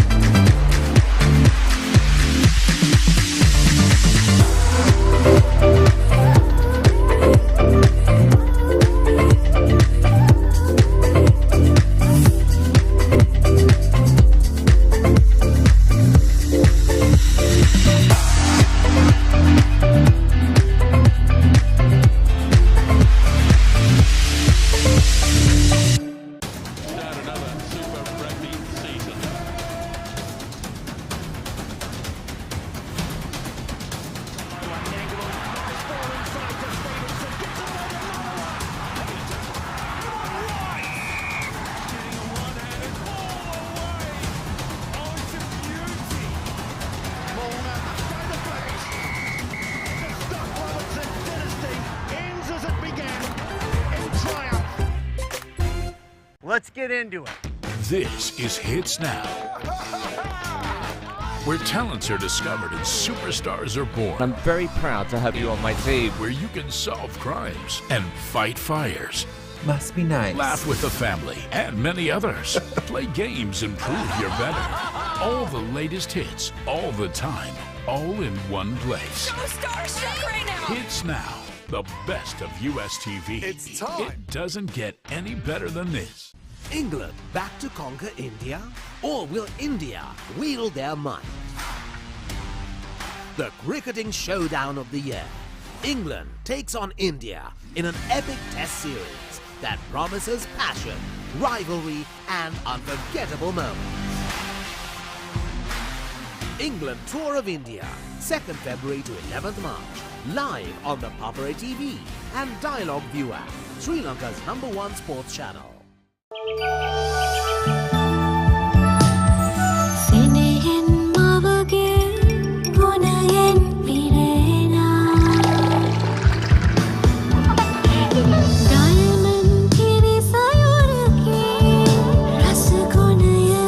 Your father also drank diamond milk when he was little. Diamond milk has been nourishing the nation for generations with milk produced by 100% grass-fed cows from New Zealand.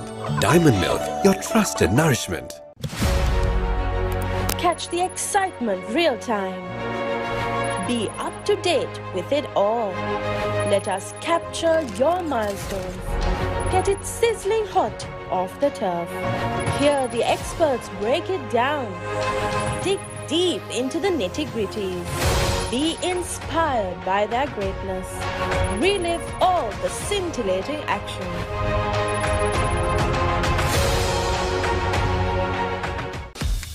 Kissed Ride. Try the new wave of energy. 145th Battle of the Blues. Royal versus St. Thomas's. 7th, 8th, 9th March at SSE. Live on the Papare TV HD. Dialog ViU app and ThePapare.com, Sri Lanka's #1 sports channel. මාර්තුවේ උන්මාදය සූදානම්ද big match වසන්තයට පෙබරවාරි 24 සිට සජීවීව ThePapare TV, ThePapare TV HD, Dialog ViU app සහ ThePapare.com ශ්‍රී ලංකාවේ අංක 1 ක්‍රීඩා නාලිකාව. Ammi, let's have something fun today. No, let's have something good. Something fun. Something good. Fun. Now with Rosa pasta, you can have something good and fun every day.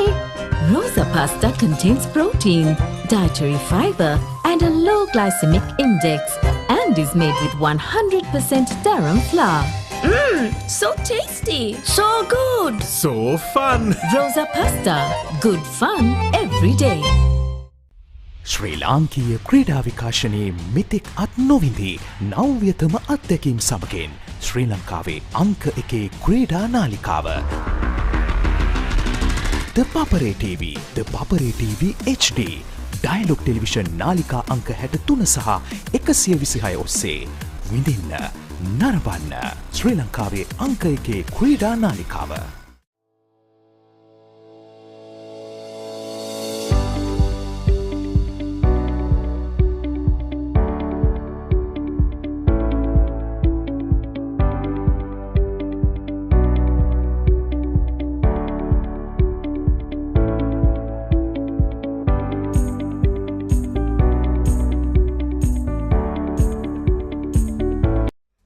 Milk powder is a trusted source of nourishment and from the best source of milk powder in the world, which is New Zealand's. Good milk powder is essential for athletes, whether it's performance or rapid recovery.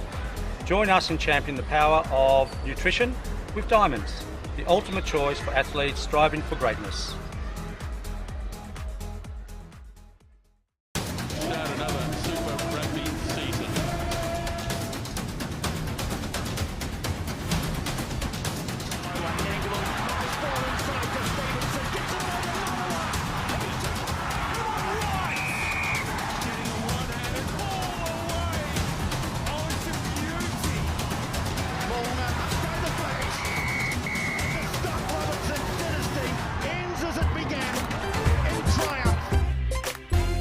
Youth එකට set වෙන්න ඔයාලත් කැමතිද?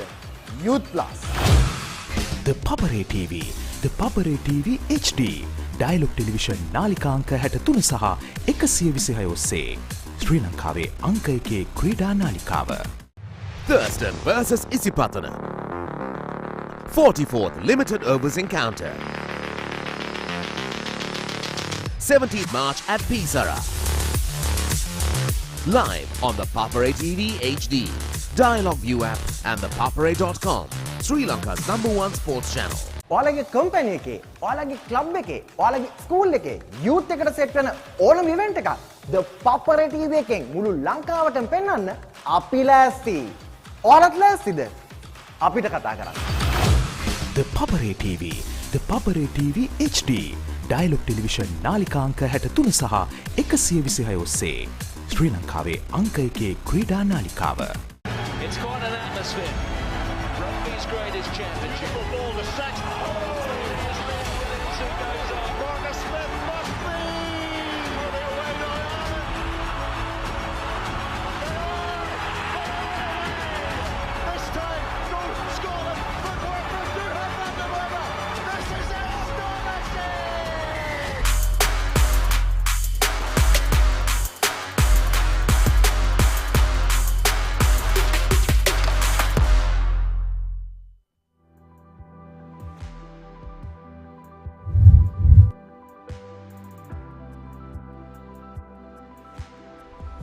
The evening session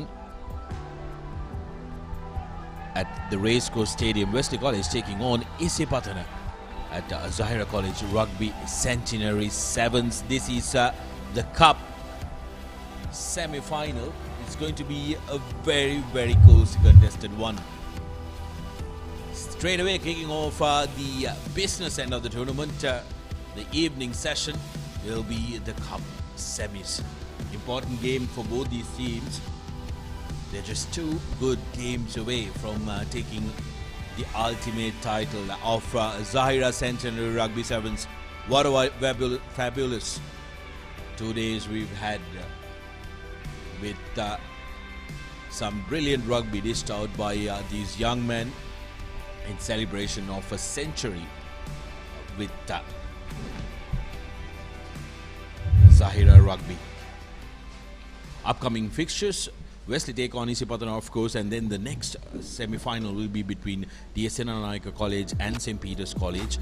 Plate segment, we have Zahira, the host team, taking on Royal for the plate semi-final, and St. Thomas's taking on the Josephians in the plate segment.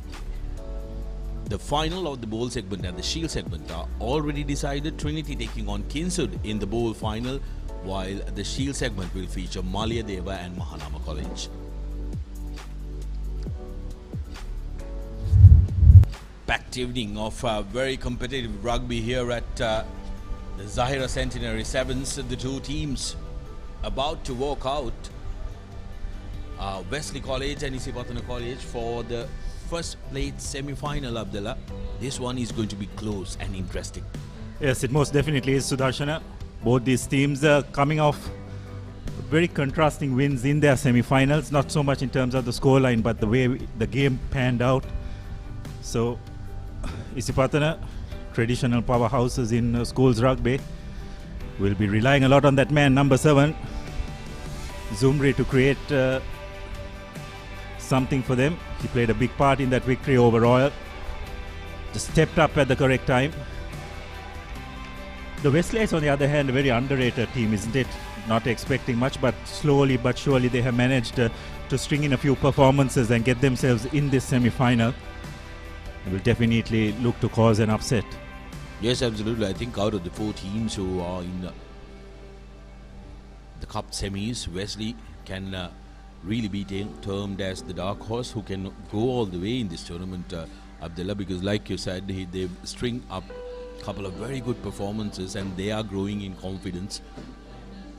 Isipatana College, much has been said about the Green Machine and their prowess in 7th rugby and also 15th rugby, but Isipatana haven't looked very fluid in the run-up to this semi-final, Abdullah. They've won their games, yes, but they've had to have some of their very experienced big men support that cause.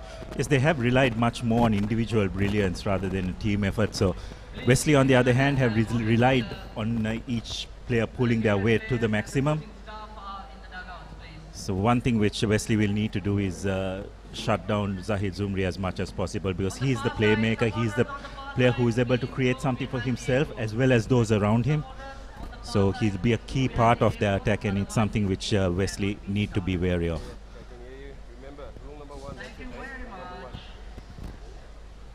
Both teams going through their pre-game rituals.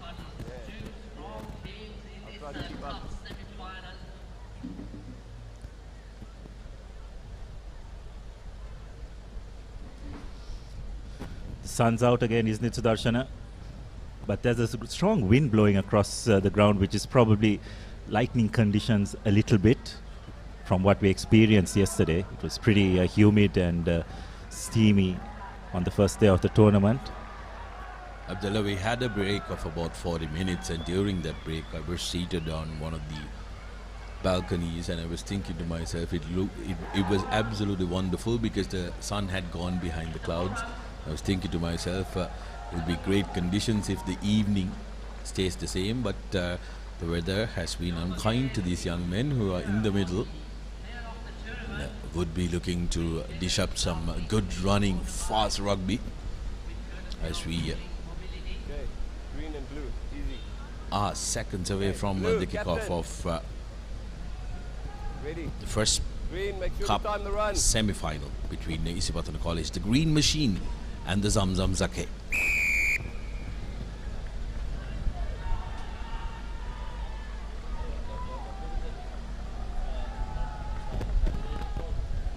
Zumri with the kickoff, kicks it deep almost to the 22. Wesley quick with the offloads, looking, straightening up. Release, release. Stay green. Wesley are looking to pack up one side in You're not on the attack. ball. Go. Now has space, but a good rushing defense from Isipatana College, and the ball falls in the breadbasket of that man who we find very difficult to keep out of the game wherever there is action. Abdullah Zumri Shahid is present. Yes, so that's the last play you'd want the ball to fall into. But some good defensive pressure by Isipatana, forcing Wesley to make that mistake. Conversion successful, so it's 7 points to 0. Some good rush defense. I think it was by Dodangoda who applied the pressure, and the beneficiary of that was Shahid Zumri. Defense is a very big part of Sevens rugby, isn't it, Sudarshana? It's talk about the glamour stuff when you have the ball, but what you can do without it can be crucial in the final outcome as well. Again, kick to deep inside the 22 meters. Wesley. They have big men that can do the work. Stay. Need to make sure that your coordination is right and you have enough players committed in those contact areas. Release that and not overcommit. Hold. Use it. This has been Isipatana's tactic, where they kick deep and put teams in their own half and try and put them under pressure. Now Zumri on the counter gets away from the first tackler, dancing his Balls out. way, brought to ground. The Dangoda. Cutting back is Gesandu. Crawling. He's found Let him go. rolling. All 10, 5, play. Quickly taken by Wesley. Mohammad Fawaz hit with a massive tackle, keeps hold of the ball though. Wesley still with opportunity. Massive overlap and space. Will we have the legs? Puts on the afterburners, and Zumri Shahid can only cut in the angle that Dilhara Kavisha scores at. Wesley straight away with the reply. Good rugby. Yeah, that's much better by Wesley, spreading the ball out wide. They got Dilhara, who has plenty of space on him. And even Zahid Zumri just couldn't get across, so Wesley strike back immediately. And definitely game on. Initial exchanges, it looked as if Wesley seemed to be a bit tentative. The occasion seemed to be getting the better of them, but I'm sure this score will help to just settle those nerves. Important conversion coming up.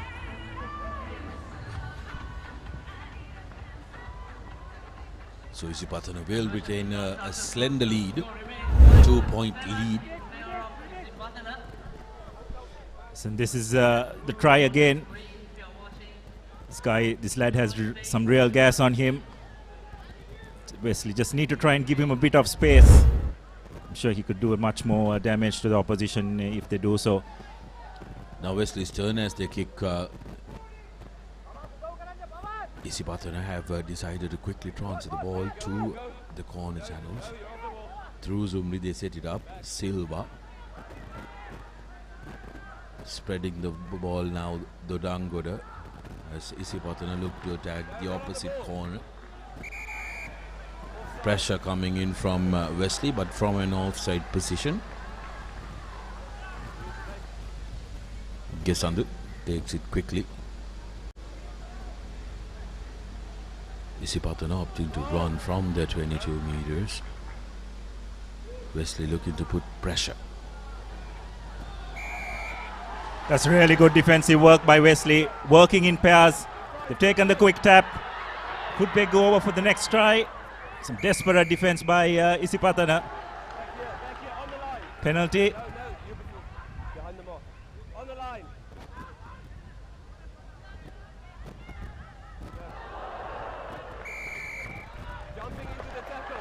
Yes, you cannot roll when your feet is off the ground.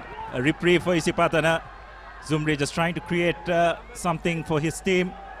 Zahira takes the ball up, and has he isolated himself? But not 10 is the call, so Isipatana a bit lucky. They take the tap, try to up the pace of the game. This is the other flyer, number 2. Bentotage, does he have the pace? Looks like he does. End-to-end stuff by Isipatana. They go into the lead. That will just sink the hearts of the Wesleyites. They're virtually on the goal line, on the opposite end. But you give this Isipatana team a sniff, and they will capitalize on it, and that's exactly what Bentotage did on that occasion. Sucker punch in the gut for Wesley College. Spare the heartbreak, Abdullah. 14 points to 5. Isipatana in front. This was how it concluded, but Wesley players will be feeling it because they were just about to have that elation of getting the second try. Isipatana extend their lead with 7 more points. 9-point lead now. It's always very risky when you do go into contact, isn't it, in the game of sevens rugby, unless you're sure that you have players behind you to clear the ball. Zumri, nice short kick-off, but safely collected by Wesley. Misala, fortunately not being able to hold on to the ball in contact. So these are the mistakes which could prove costly. Did the hard work to collect the ball from the kick-off, but then just going into contact one too often and losing it. Time. Stop.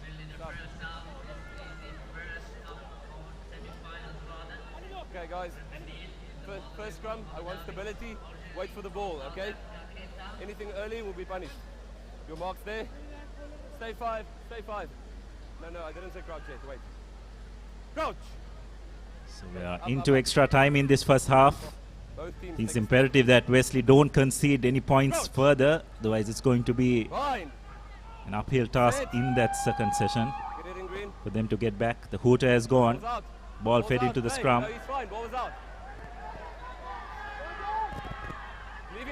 Nice wraparound pass. Will they be able to get the ball out to Zumre? Will he be able to put the finishing touches? Lovely inside pass. Brilliant stuff by Isipatana. Will Wesley be able to hold him up? And it's being held up, is it? Thank you. Take a step. Take a step. Time's off. Time's off. Did look like Wesley put their bodies on the line and made sure it was held up. Was the cover defense? Was it somebody? So you can't say. It's like the assistant referee has spotted something. No. He would have scored if it wasn't for the high tackle. Yellow card on the penalty. Yeah, but my question is, would he have scored if it wasn't for the high tackle? Yeah. Well, there was no cover defense. Oh, yeah, Okay, time gone. This seems like Number it 15. might turn out to be 15. Okay. a penalty try in High favor tackle. of Isipatana. Stopping a certain try. Penalty try. Yes, penalty try for Isipatana. High tackle, stopping a certain try, and hence a yellow card and a penalty try awarded. Just like that, Wesley, double blow for them.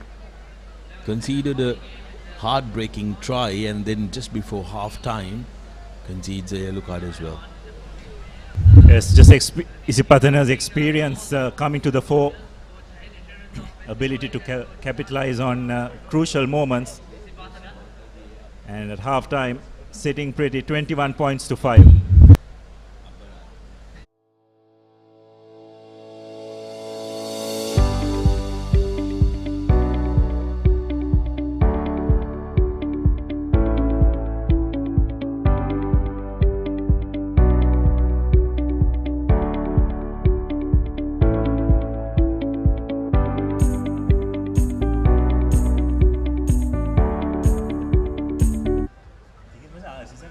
They feel they have to and say something.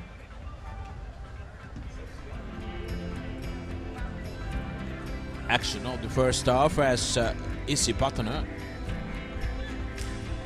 had a web of trouble around Wesley, despite them equalizing straight away after that opening try from Zumri.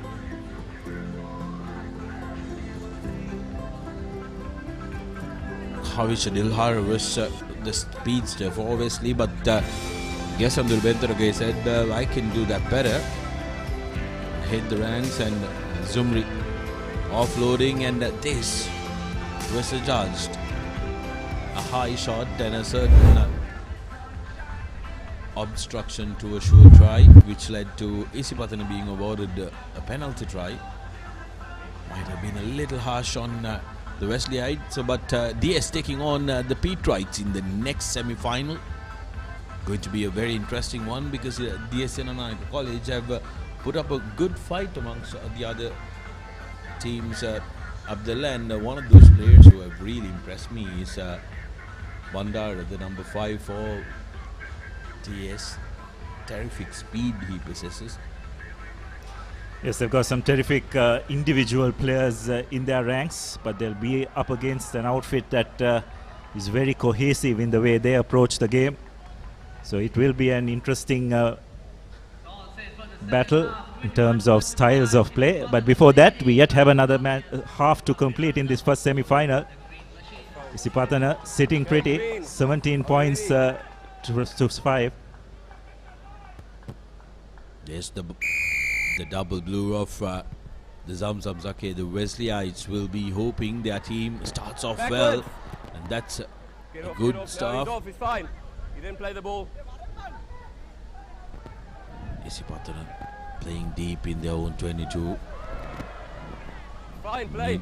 Need to put pressure on the ball. Gets the offload. Release, release. Last feet. Fine. There's no tackle. Not a good back pass. Off green, back off green. Play. Bounces off the Isipathana player who are playing advantage. Pathana dangerous. Jayavira wanted his support player to come for the wraparound. Not sure whether the Isipathana are doing them any favors by having Jayavira in the corner, because if they can have a player who has pace. I wasn't sure if it was back off blue or not. Just outside here. So I think the strategy was for them to have Zumri on one end and Bentotage on the other, but for some reason skipper Jayavira found himself on that right flank. Fine. Set. One thing Wesley need to keep in mind is they just cannot afford to turn over possession. This time deciding to go to the boot. Is the chase good enough? No hands, the ruck, no hands, blue, leave it. Ruck formed, ruck formed. The ruck is formed is the call. Let him go, that's fine. So Zumri takes the short tap, kicks ahead himself, and is putting in the chase. There's no one at the back. So the Wesley players have to get back. Done reasonably well.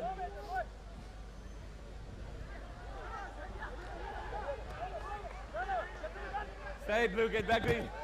Back. Green offside. Advantage. Offside is the call by the referee, so there's a bit of advantage.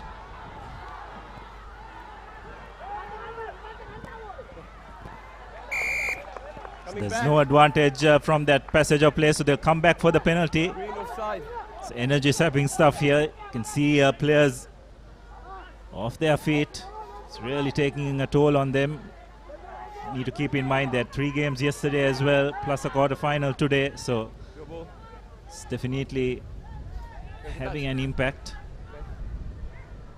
Wesley now, if they can score one here, will believe that they can pull this game back.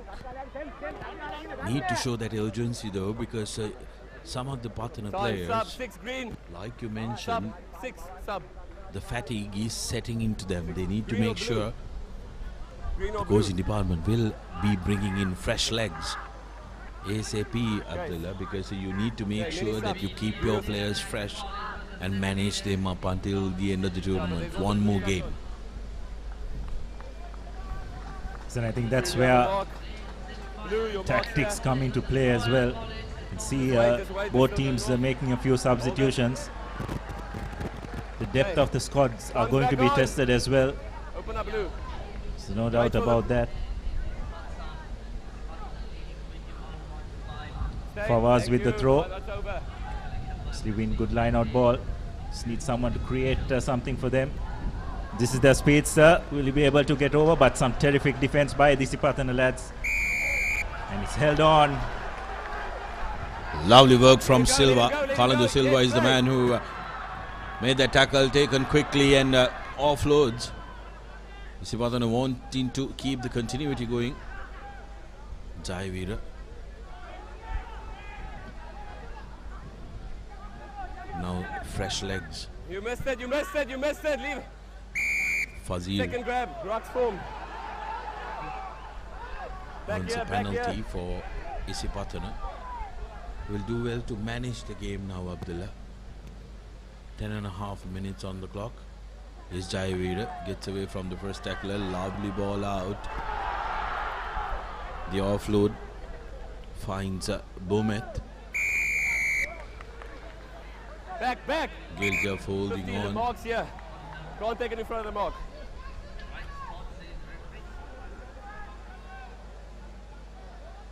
It's been a dogfight this second half, despite Isipatana being the Release. dominant team. Leave it, Green, leave him. Wesley still looking for options. Here's the speedster, Kavisha. On the ball. Some terrific defense by Isipatana. They can afford to kind of slow the game down a bit if they want to, but are intent on playing it at pace. It's the way they are comfortable playing in. Could this be the decisive score? That's definitely a high shot. Referee will be playing advantage. Advantage, high. Play the advantage. Zumre with the ball. Advantage. Okay. There's no advantage. Isipatana can just slow things down a bit.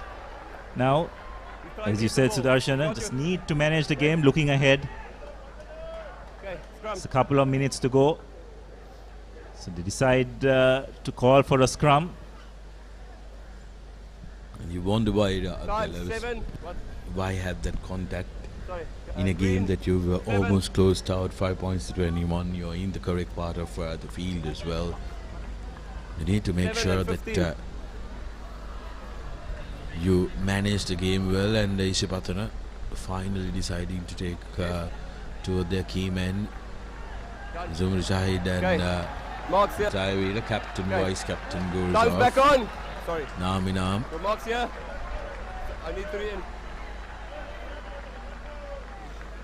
Take a step, Blue. Take a step. Now the young ones of Isipatana Rugby will have to Stay five. showcase what they are going to do in the Patana Sevens jersey. Fine. Close this game out strong. Sit. Steady. Wesley, despite putting a great fight, haven't been able to be in the correct spaces. Good defensive effort again, forcing the error from Isipatana. The scores haven't changed since half-time. Abdullah is a testament to how well Wesley have approached this second half, and they want to be in the fight. Yeah, that's right. Wesley on their part just haven't been able to open up this game the way they would have liked. They're playing catch-up rugby. They've just got to ensure that they do control possession. Can we play? Unfortunately, it just hasn't been the case. And to the credit of the Patana lads, we have to say that they have overall played the second half just the way they need to, isn't it? They just don't need to overexert themselves. Probably could have slowed the pace down a bit more as well. But it's a hard thing to do when you're used to playing the game in a certain tempo. To change styles, it's not an easy thing to do. But nonetheless, they will be pretty happy with the way things stand and have already got 1 foot in that final.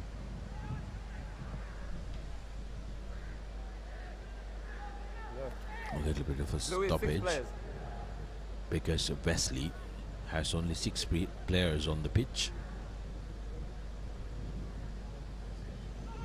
Guys, let's play. Time's on.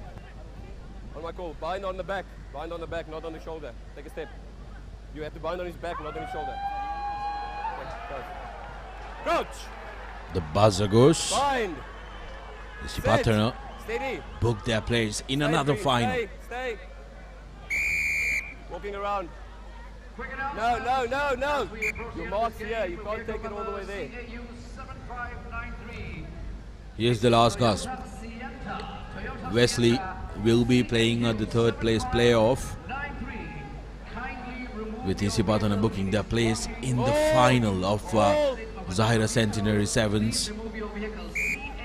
Held up, and that will be the game as Isipatana finish off with 21 points to 5.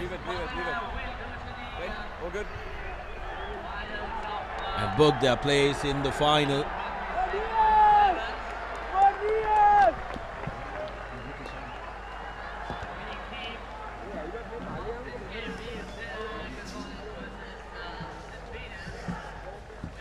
So we prepare for the next semi-final. Two teams who have shown tremendous form and have remained unbeaten. DS Senanaiga taking on St. Peter's. I have to say a game worthy of a final, but they are in the semi-final, so it should be a really close contest. The individual brilliance of the Dons versus the cohesive brilliance of the Peterites. So we have a look at the highlights of that second half. There's a lot of action, but no scoring as such, so some desperate defense by both teams, resulting in Isipatana clinching that game as a result of the damage they did in that first half. Once again, Shahid Zumri just breaking the game open, isn't it, Abdullah? Such a devastating player when he gets things right.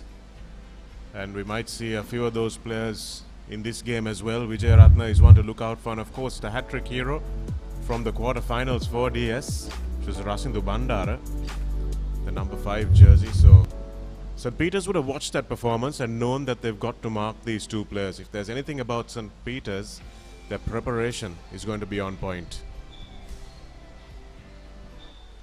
The kickoff from DS as we anticipate for the next 15 minutes who's going to join Isipatana in this big final of the Zahira Centenary Sevens.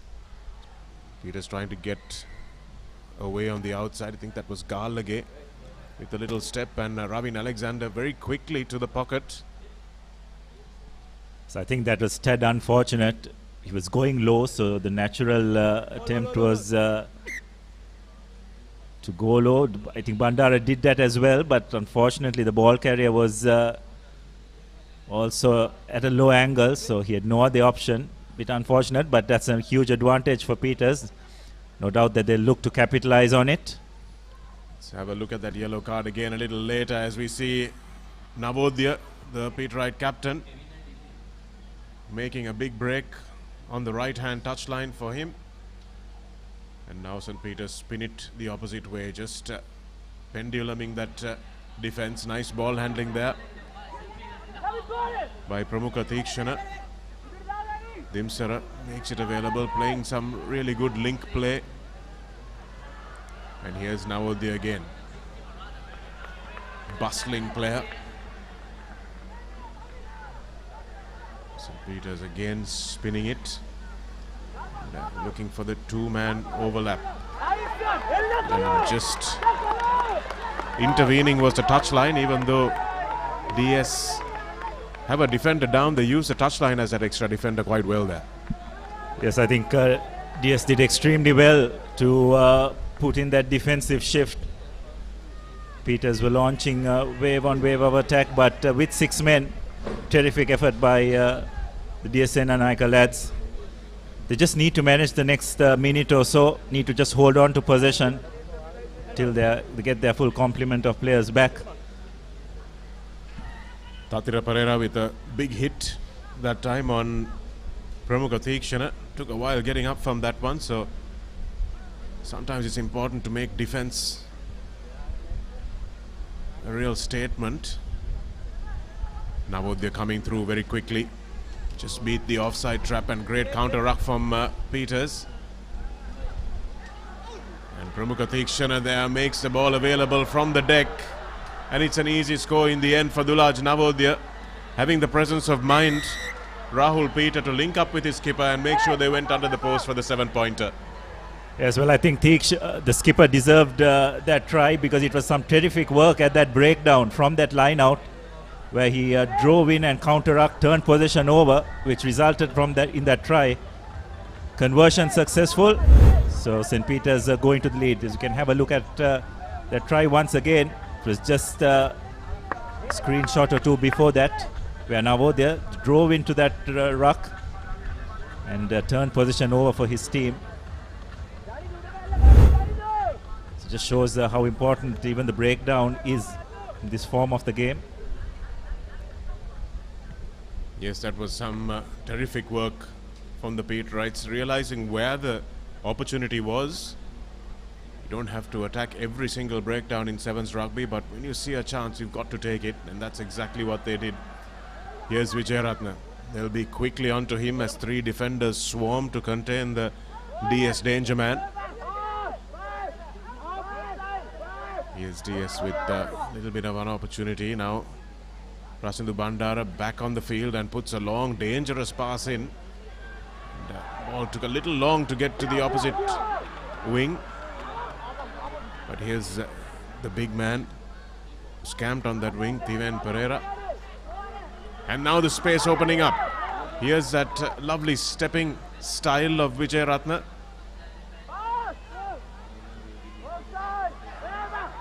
Now there's space. Lovely ball out in front of the receiver that time, and here's a little bit of space opening up now, but Dimsara does really well with that defensive tackle. Ball left in the field of play, and now St. Peter's have a chance to counter-attack, and he's broken away. This looks like it's going to be a length of the field try for Prasindu Bandara. And he'll be gasping in the air after that run, but what a score it was, turning defense into attack. It was a superb tackle in the end from Rahul Peter and Senut Dimsara that saw the DS attack break down, and boy, didn't they make it count. Real hit to the gut if ever there was one. DS on the verge of scoring. And some terrific defensive work by the Papare, turning things around. Conversion successful. And just like that, Papare sitting pretty, 14 points to nil. Pointed towards the goal line, almost lost the ball in the process, but managed to hang on to it. Went the length of the field to put his team in the lead with Prasindu Bandara. That's almost a 14-point blow, isn't it, Abdullah? Because you had the team almost scoring at the opposite end, and suddenly they concede in just a flash at the other end. So that's a real blow for DS. They'll have to recover quickly, though. This game is certainly not beyond them. They're well capable of scoring 2 quick tries, but maybe not with Wijayaratne, who seems to be limping at the top of your screen and looks like he might be going off and play no further part in this game. Just off your screen, you might see him just near that white tent. So that will make their job a lot harder. Then yes, they look like they have replaced him. See what this does to the DS team. Will they lift? Senu Pereira has come in the red scrum cap. See what he can do for DS, but that pass is behind Thiven Pereira, and it's a bad miss. You can't afford to make those mistakes when you're down on the scoreboard and you've lost your best player. That's another unforced error. But it's just handling those big situations, isn't it, Shanaga? Papare seem very comfortable from the situations, from where they are playing. They just know exactly what they need to do. DS Senanayaka have some wonderfully individually skilled players, but it will take a bit more than that when you are up against a team that is so cohesive in attack and defense. You need everyone to get together, rally together, and pull their weight. If it stays like it does, then we're looking at a Patana Peters final, and that's going to be a real teaser for the crowd. High tension affair, I can guarantee you that. But let's see what DS can say in the meantime. Emit Jayavira. Again, ball in both hands. Shift from Vishenka Silva. And this is the accuracy of the passing from St. Peters, which has been a shade better than all the other teams, including Isipatana. Dulaj Navodaya busting through the gap between the two defenders on the far side. Great handling again, making sure they didn't knock that ball on, but that time the pass has been thrown wide. Just need to get it away. Maybe it might open up now for Sandeep Caldera, stepping back in the field of play into the 22. They will desperately love a score before half-time. Here's Sanu, puts it out in front of the speedster, and that makes all the difference really. And looks like it might be a yellow card for Vishenka Silva. Deliberate knock-on. Got to make this extra man count surely. Do DS, but they go into contact. Again, just like Royal in that quarter-final against Isipatana, not really using the extra man advantage in the best, most efficient way. Rasindu Bandara. And that's beautifully done by St. Peters. And will they go all the way? 80 meters. Sanu Pereira is not going to catch him. Malit Samarakun. Once again, the Peterites turn defense into attack and break the hearts of this Dons crowd. Well, it's the second time that has happened. DS just seemed to be on the verge of scoring, but the Peterites defense have to give it to them on the try line. To defend like that with 6 people is absolutely brilliant, and to turn those into points is even better. And that's the conversion, and that's half-time, and you have to say, Shanaga, that's as demoralizing as it's going to get for a team to go into the breather. Certainly is, Abdullah. They're looking to score on the stroke of half-time and get to 14-7. Instead, they find themselves in the blink of an eye 21-0 down. And we'll see what Sanat Martis and his assistants do with that bench. Are they going to empty the bench, make sure they keep these players fresh to play Isipatana? Let's wait and see as we come back.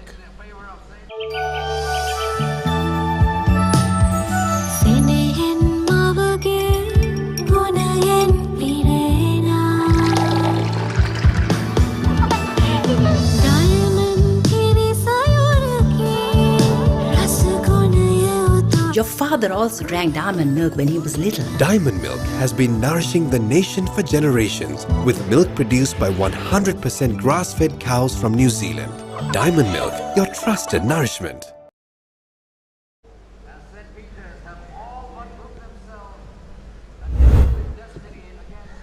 So these are the highlights of the first half.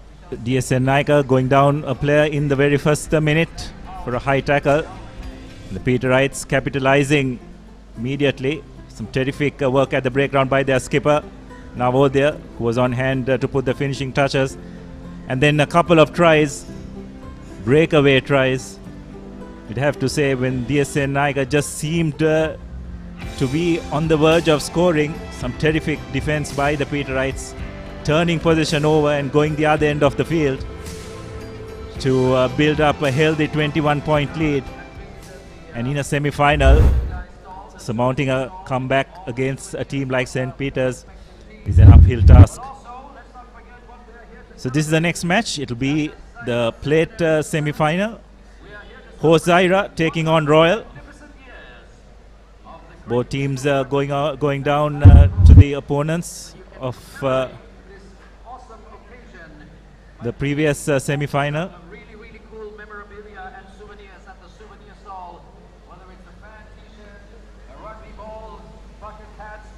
Decent crowd has turned up here at the racecourse.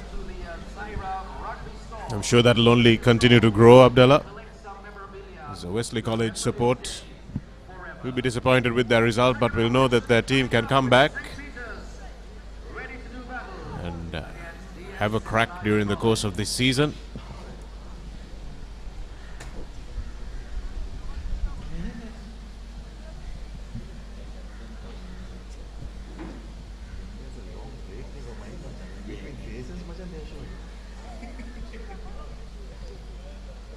Referee Ravin Alexander blows time on for the second half of the second cup semi-final. It's almost done and dusted. You don't see St. Peter's losing it from here. And this, the reward that awaits them, is a final against Isipatana. We'll be watching this match with great intent.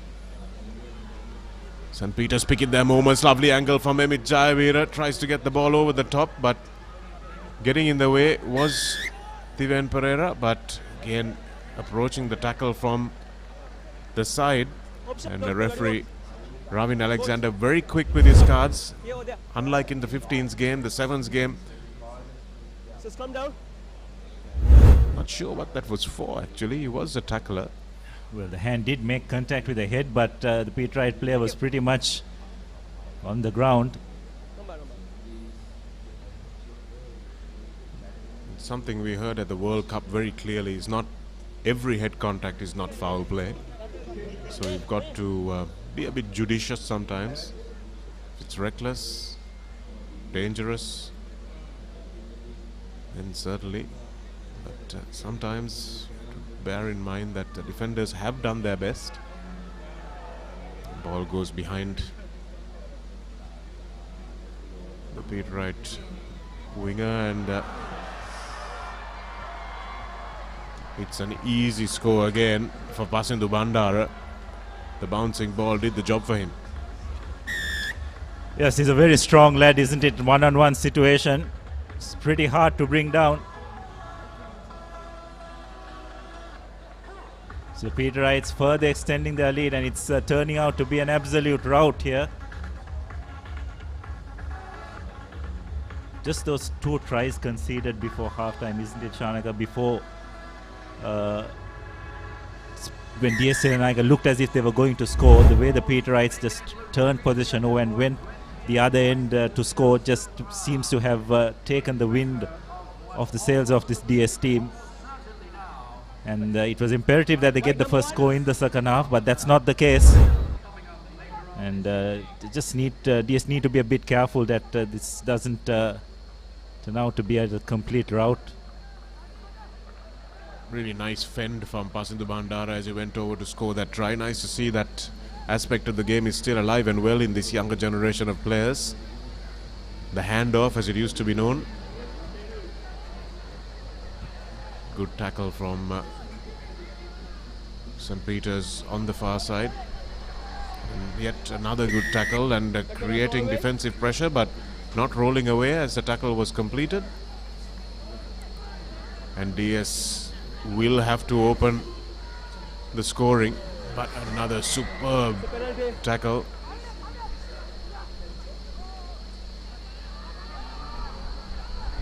Yes, Peters looking to go around the outside this time.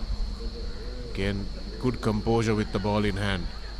Chosen not to go to their bench too early. Here we are, and fortunately that time Suleiman Riaz, Divankar Jayaratna can't hold on. The Peterites can afford to slow the pace a bit more. When they do get a penalty, they can afford to go to touch. Needn't play at the same pace which they have been doing. Pretty much got this game in the bag. They'll probably look to rotate a few players and conserve the energy of their key players for that all-important final.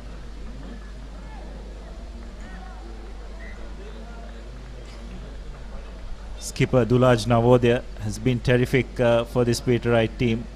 He's done a lot of the unglamorous work, isn't it? Getting involved in the breakdowns, getting the tackles. He's putting his team on the front foot, Abdullah, and that's what's important. And able to present for quick ball as well. Really good basics. It's what allows the creative players behind him to do their job.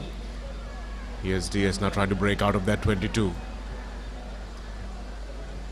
Mohammad Sabir is dragged into touch. It's nowhere for him to go. This Peters defense is now swarming, and they're confident as well. They know they've got this game. But the sign of a good side, Abdullah, is that they will not let their foot off the gas. They're not letting St. Peter's score. They didn't concede a score in the last game, their quarterfinal. They haven't done so yet.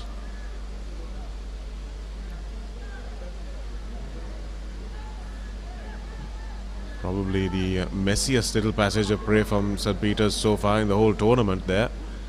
But still managed to come away with the ball and win the penalty. Quickly taken from Malit Samarakon. No. Leon. Furious contest at the breakdown there, eventually won by DS.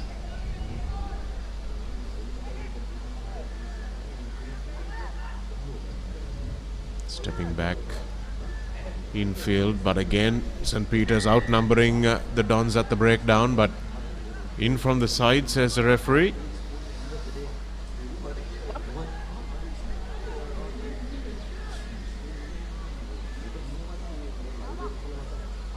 Tatira Pereira will take the short tap. And here's the man we haven't seen much of, Sandeep Caldera. And again, the defense is there, and it was a really good work that time by Shenal Noel. And here we go. Dulaj Nawodhi will get his second.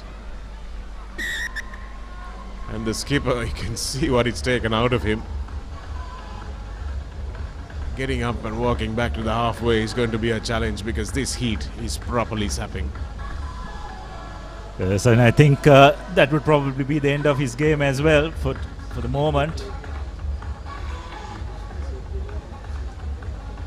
He's really put in a big shift as the Peterite captain, been terrific at the breakdown. Conversion successful, so it's a 35 points to nil lead for the Peterites. Absolute clinical performance by them. And the final hoot has gone, and that's the of this semi-final.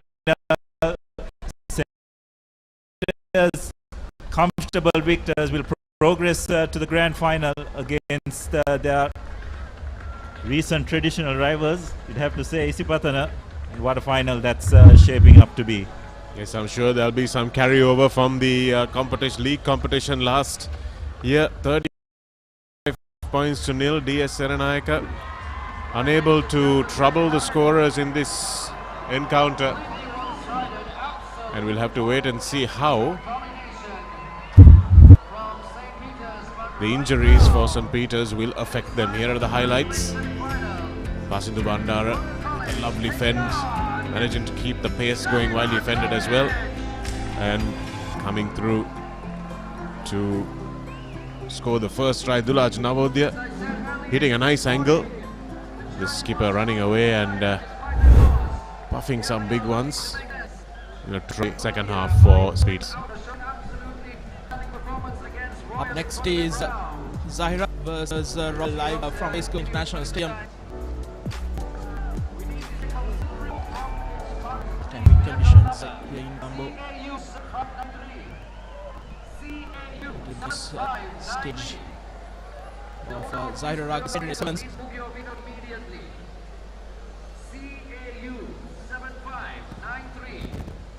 Please move your vehicle immediately.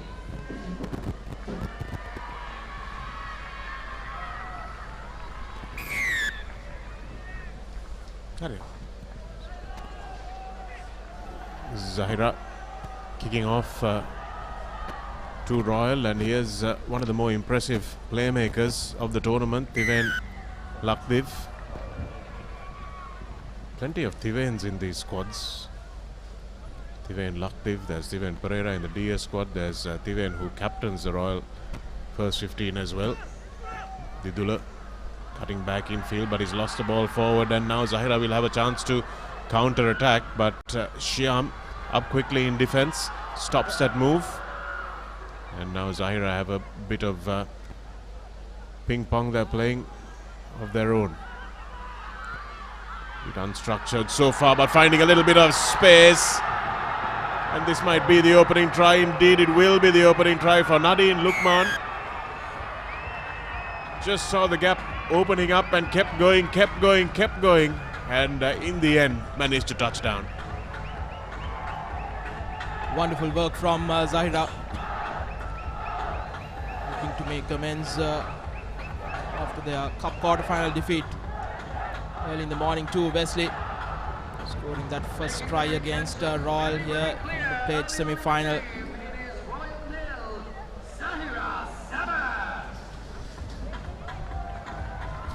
$7-0 inside the first 2 minutes for Zahira. Here's Lukman, just looks up, sees the gap opening up and motors around Altaf. Altaf very powerful but perhaps not as quick going sideways. And Lukman took that gap expertly.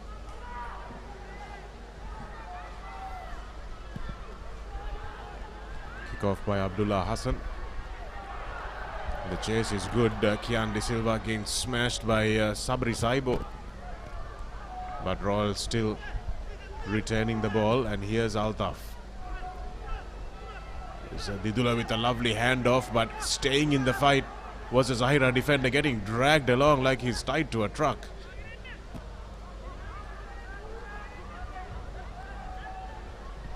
Riyad through Kian De Silva. He's a speedster trying to get on the outside, and this is dangerous for Zahira. Can they get to him? Yes, eventually they can. And if that was the first day, I'm sure Kian would have finished that one, but lovely hands from Shyam. And in the end, it's Steven Lakdiv who goes in for the try. So Kian De Silva making the break and managing to keep the ball, and superb link play from Shyam. Zahira strike, Royal strike back rather. Excellent bit of play from Royal.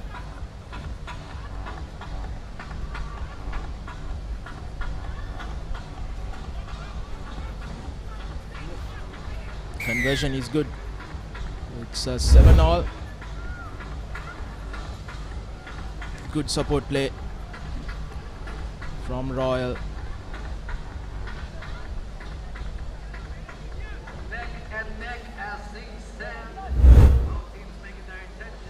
Seven points all. This plate semi-final. Zahira will want to win some silverware at their host tournament, celebrating 100 years of rugby, but catching like that won't help. First knock on. Shanaga, that's what plagued them in that cup quarterfinal as well. A lot of knock-ons, which Wesley were able to capitalize on. Just a bit of grabbing at the ball, isn't it? Ready? It's like slip catching a rugby ball. You've got to let the ball come to you. Crouch. Have your hands out in front, give the passer a target. Just little things that early season sometimes can be a bit of a worry for coaches. This tournament is even well ahead of the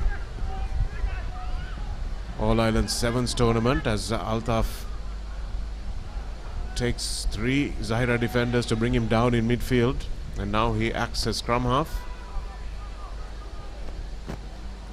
Tiven Lakdiv. There's a little bit of work for Hassan now on the inside ball, and Saibo manages to recycle. Lovely little dummy there, show and go with the ball in both hands. The referee's put his arm up for advantage. Looked like it was knocked on the floor. Vidula didn't release the ball quick enough.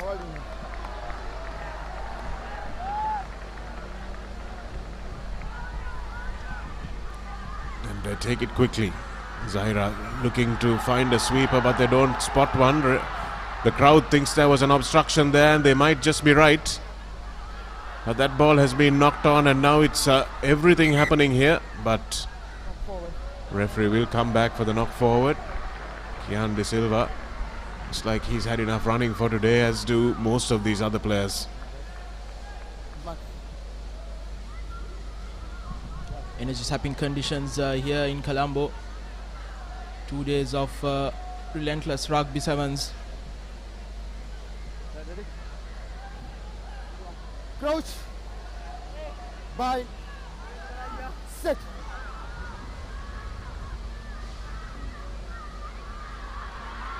Zahira now looking to try and end this half without conceding if they are unable to score, but that ball goes forward. Again, that handling error plaguing the Zahirians.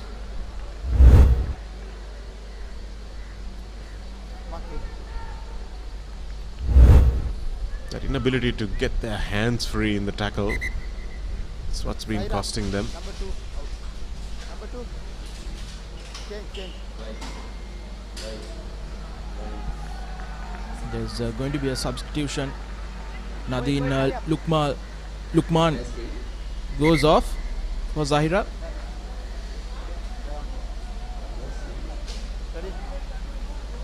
He's replaced by Zahim Zain. Sit. The try scorer going off, so coach now is spotting something perhaps, and he thinks could need a bit of a change up. Here's Didula Jayasuriya putting in that big right-handed fend, and a really good spot from Altaf that time, seeing the pace on the outside, and look at the strength of the man, manages to get the ball away. Zahira's defense hanging on desperately by the coattails, but Didula Jayasuriya should finish. Yes, she does. Really good support play and quick shot passing there. Exactly right, Shanaga. What's been impressive in both the Royal tries have been their support play and offloading under the tackle.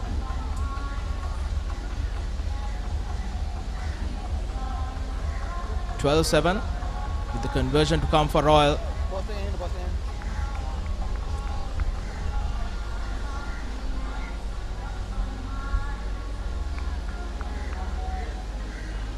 Conversion is good. 14-7. We go into the halftime break in this plate semi-final. Royal leading by 7. Well, it's close, but is it close enough for Zahira to come back into? That's what we'll find out in the next 7 minutes.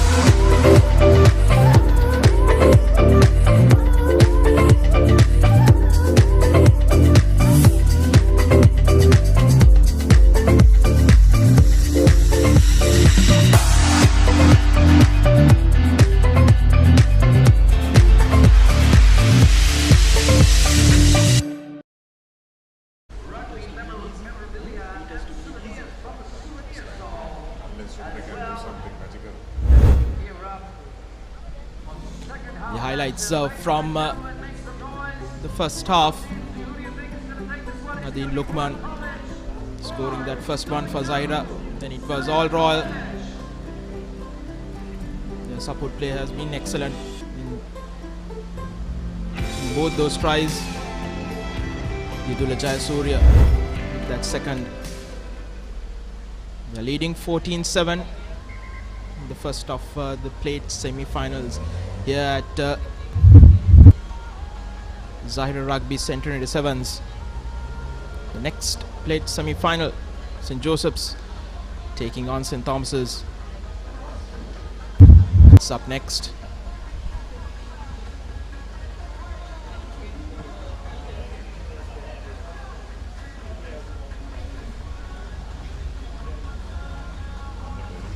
Very good crowd has gathered here at the Racecourse International Stadium. Second and final day of this Zahira Rugby Sevens. Wonderfully organized by Zahira College.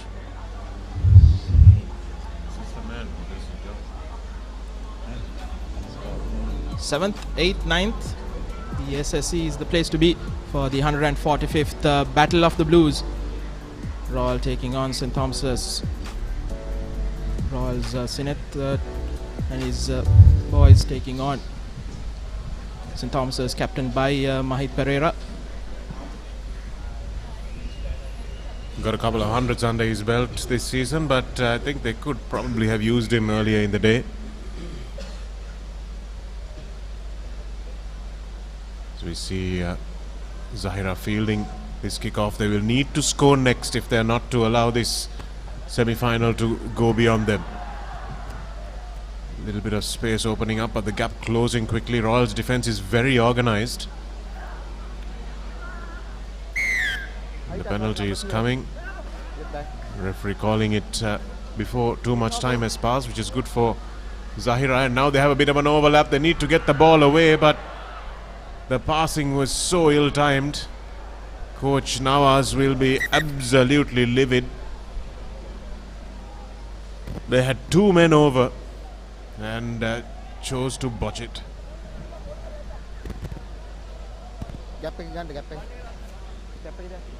That pass was way too late. Wait. And the Royal now with the line out just outside the 22. It's interesting, Royal are going for these shortened lineouts, going to number one. Don't want to waste too much energy on the lifting, and Dialog Jasuria now will outpace his defender into the corner. He doesn't look very quick, but he's a very strong runner, Dialog Jasuria. And while he might not have the pace of someone like Zumri, he does have the conditioning and go faster for longer.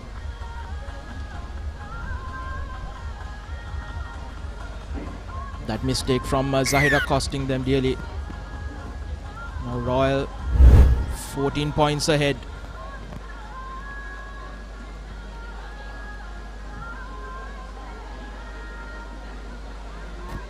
Outrunning that Zahira defender, scoring under the post. Number 5. Around 5 minutes left in this first played semi-final. Royal leading 21-7. There's still time, but Zahira needs to score a try rather quickly. We said they needed to score next and they couldn't do that. Get back. So let's see how they respond now. If Royal score again, you have to think that this game is going to be beyond the hosts. Step and now straightening up the line. Nicely done by Lukman, who has come back from the blood bin. Zain has been put back on the bench. Just couldn't get the ball away. It was a lovely inside pass, but it just couldn't finish. Royal's defense once again just swarming, creating decisions for the attackers to make, decisions that they haven't made too well. And Kian De Silva now will potentially go all the way. Yes, he can. He's a quick man. And manages to find enough space to go around. And Kian De Silva, you can see he enjoyed that. Royal turning defense into attack just like that. From end to end.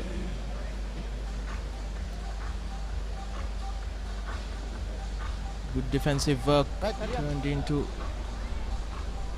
a try on the other end. 26-7 with the conversion to come.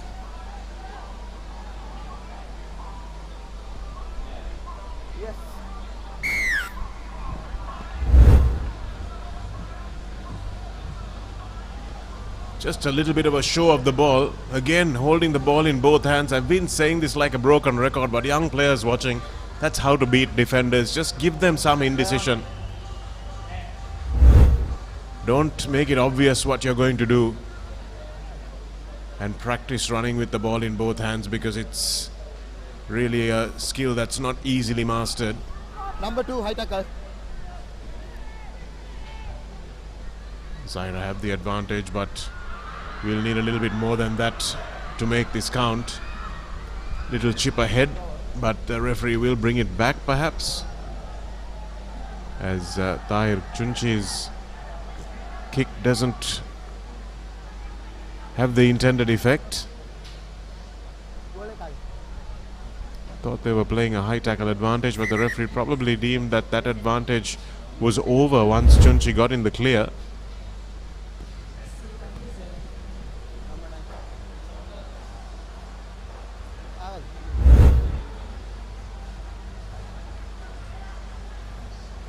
The Royal player needing some attention near the touchline.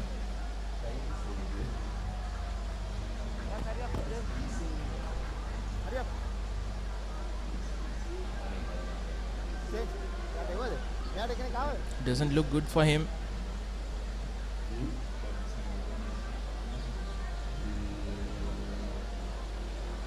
He's been taken off.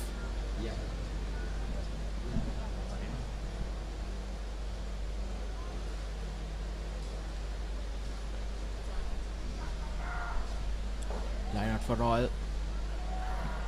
Stolen that time by Zahira. You can read those Royal lineouts pretty well. It's not an area of the game that they've had a lot of preparation on, I'm sure. Again, the wingers not drifting. Just allowing Royal's defense to come up and cover both players. Number 6. Not using the width of the field.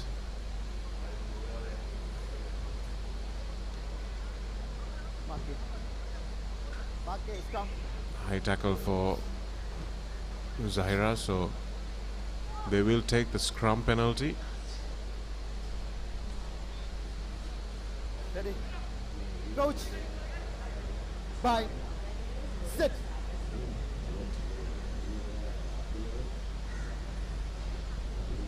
Again, very lateral from Zahira, and they go lateral and then move the ball really late. So don't give their outside man a chance at all. Here's Ayash Shyam flying up, but a little bit of space now opening up on the left wing, cutting back infield, but Royal's cover defense collapsing really well there. And again, Zahira have let this one go, so it's been a superlative defensive performance from Royal, you have to say. And they'll ask themselves where this performance was against Isipatana. Ball looks like it might have gone forward, but doesn't matter because the referee doesn't think so. And coming around is Ina Mijaz. And it's been a long time coming. Consolation try for Zahira to the final minute of play.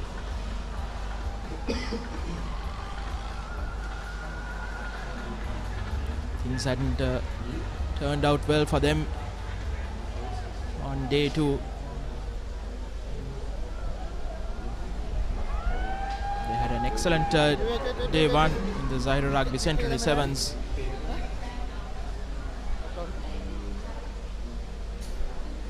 Zahira with the restart. I believe, Shanak, they didn't take the conversion. Well, there's hardly a point now. Now they would have not had any benefit from those 2 points, and the high stepping run of Didula Jayasuriya stubbornly still going, taking 3 defenders with him. And here's the big man, Afif, on the pitch. He's been given a run by his coach, and a lovely score in the end by Royal through Hiruka Jayadinu. And the big men are on the park trying to create a little bit of havoc, trying to build up their cardiovascular fitness. And if a lad that big wants to play sevens rugby, you've got to give him a chance. He's going to take the conversion as well.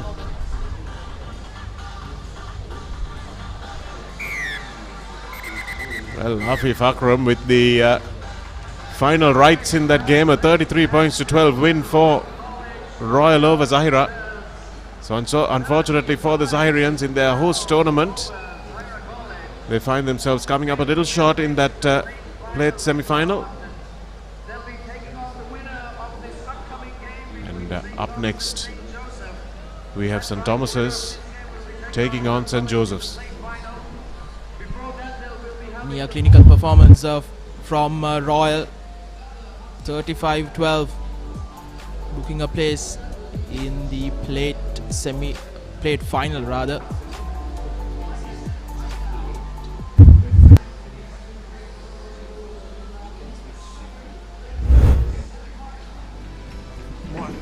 The highlights from that second half. Titula Jayasuriya scoring, and on the other end, try coming from Inam Ijaz. The final try, the final play of the game, coming from Hiruka Jayadinu.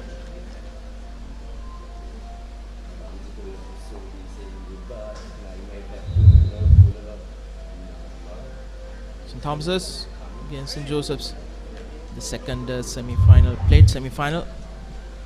As I'm joining the commentary box by Reshan Pereira. Very good afternoon, Reshan. Good afternoon, Nawad.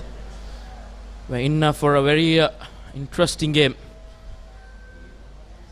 Depleted Josephians taking on the Thomians.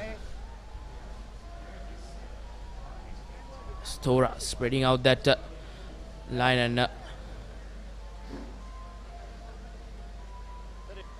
turnover ball as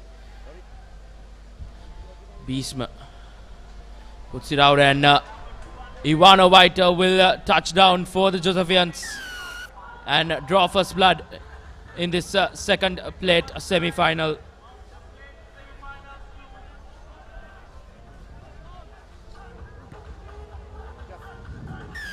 And the 2 points added as well.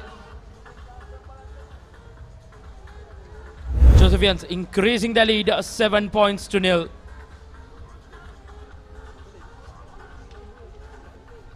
Important turnover in a very crucial junction, and the Josephians finish it off well.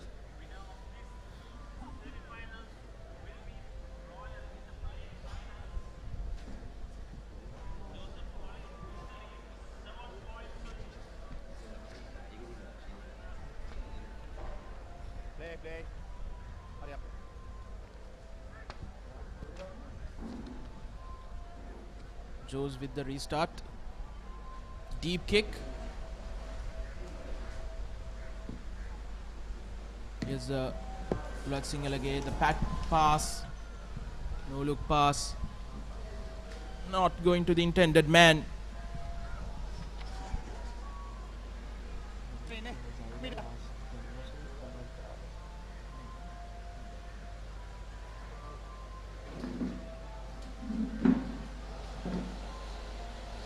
Line out 5 meters away for the Josephians.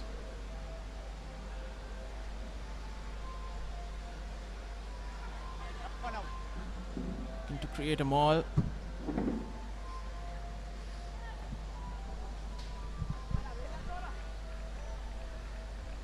Ball turned over by the looks of it. Yes, they have St. Thomas's. Blood Singalage. Kicks it downfield. Knock on. Cardinal error by the Josephians. Bhishma Jayasekar under the ball. Bhishma Jayasekar rather. Makes a mess of it. Drops it. Cold, and the Thomians, chance for them to break free. Coach on the line. Bye. Set. Ready, boys? Play. A good scrum by St. Joseph's, but St. Thomas's comes away with it. Knocks the ball on. Thomians went down to the SNNI in a hard-fought loss, 22 points to 17, and the Josephians were outplayed by their rivals St. Peter's, 17 points to nothing. Josephians will want to make a statement in this plate segment. who will have the grit to feature in that played final against Royal College. Another scrum. Josephian ball. Set. Today, boys. No.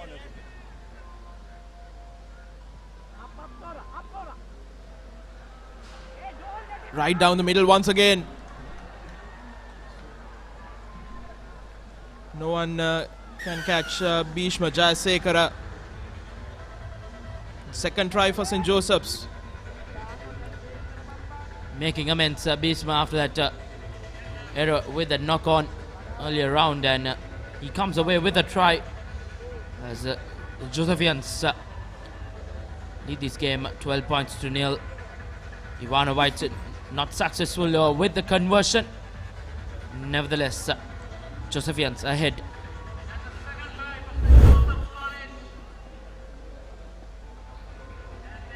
Little show and go, and goes through the middle of the two defenders, and easy touchdown for Jayasekara.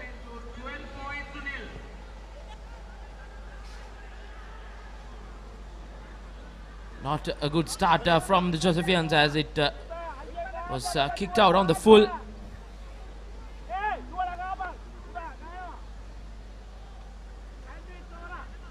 Singalage with the tap for the Thomians, and drops it cold, and Josephians on the attack. Ivana White to Janit Marasingh. Ball stolen. Once again, couple of knock-ons from the Thomians. Dropping it cold. Earlier it was Bulat Singalage, and now it's Seneshka Liana Gunawardana. Josephians find themselves lucky. What's funny is, Reshran, it's not even, the knock-ons aren't even from a pass.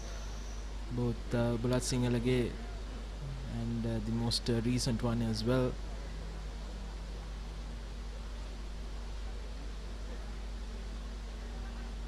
Josephians once again, Jayasekara. Good take on that occasion, as number 4 Sasindu Dilsara is bundled into touch. Is it a high tackle? Good cover defense coming in from the Thomians. Looks like it will be a line out in favor of the Thomians. You see the replay. Good defensive tackle coming in from Jehan Jaisingh for the Thomians. As the hooter goes off for first half, and Bulat Singalage trying to run from their own try line, as ball has been knocked on again by the Thomians. Third or fourth time in this half. Skipper Vishka gives it out to Ivana White. Strong lad. It's like the Thomians are playing with a bar of soap, as the Josephians goes in for the third try. Senitu Iran touches down for the Josephians at the brink of half time. Josephians with a healthy lead of 17 points to nothing. Conversion kick to follow from boot of Ivana White. And a brilliant kick from the left-hand corner. Ivana White adds the 2 points as the Josephians go into half-time with a healthy lead. And half-time a score confirmation. St. Joseph's 19, St. Thomas yet to get off the mark.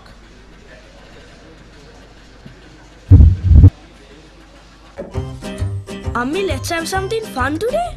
No, let's have something good. Something fun. Something good.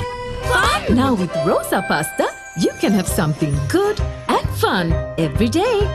Rosa Pasta contains protein, dietary fiber, and a low glycemic index, and is made with 100% durum flour. Mmm, so tasty. So good. So fun. Rosa Pasta, good fun every day.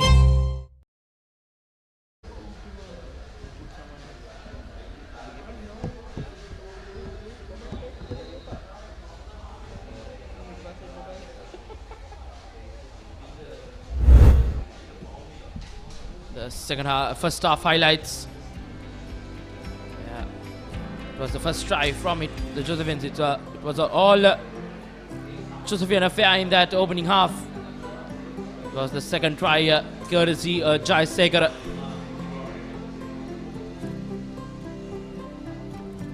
Yeah, this was that third try at the brink of half time.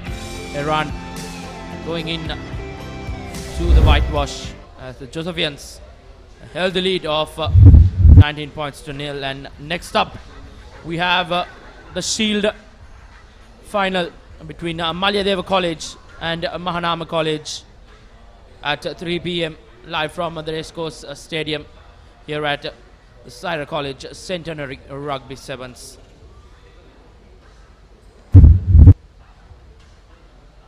Homians still in the huddle. Josephians ready to start off play. It's going to be a uphill task now for the Thomians if they are to make a comeback into the game. And as things stand, the first score is crucial, Reshwan. I think if St. Thomas's need to score first if they are to make some headway into this game, in this semi-final.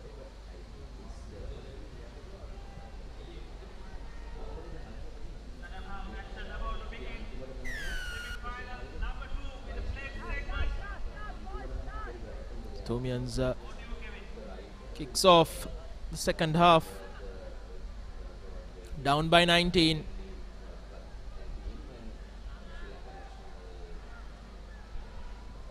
Going lateral is the Josephians, now with an opportunity down the middle.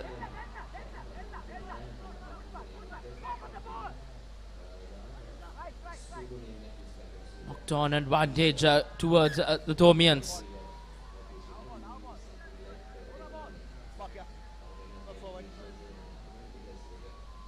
And referee Arun Shanta calls in for a scrum for that knock-on infringement.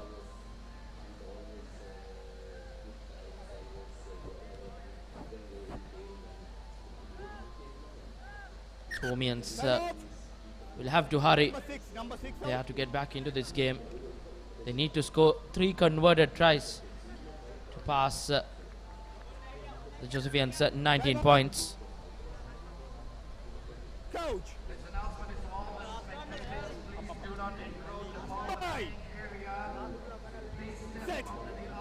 St. Thomas's scrum.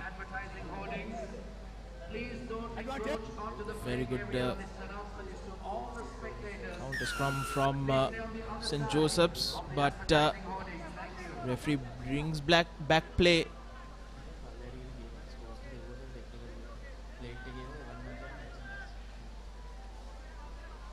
They take the tap. Jahan Bulat Singalage puts the ball forward. He's ahead with some good footwork and scores under the post. Wonderful bit of skill from the Thomian skipper. Indeed, now that was needed for the Thomians. And skipper Bulat Singalage taking matters into his own hands. With some good footwork, finishes off well as Thomians at the 2 points as well.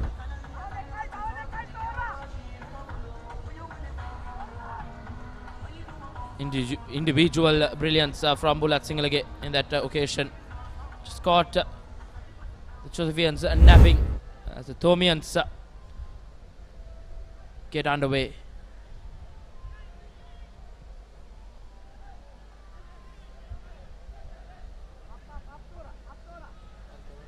Bhishma Jayasekara to Marasinghe.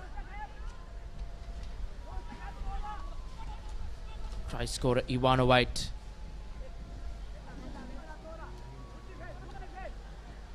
Gunaratne gives it out to Marasinghe.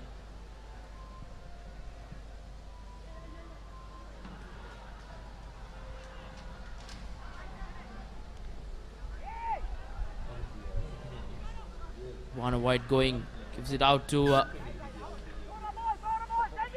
Vishika Fernando, skipper for the Josephians. Knocks it on as it will be a scrum in favour of the Thomians.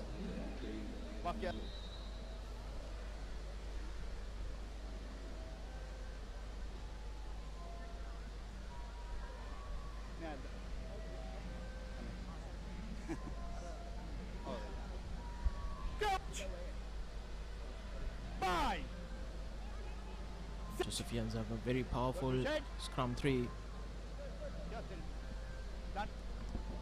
St. Thomas's comes away with it. Nearly turning over position. Thomians with some fresh legs on the park. Going into contact, 3 defenders, and it's a penalty for St. Joseph's. Here's Marasinghe. Brought down by his ankles.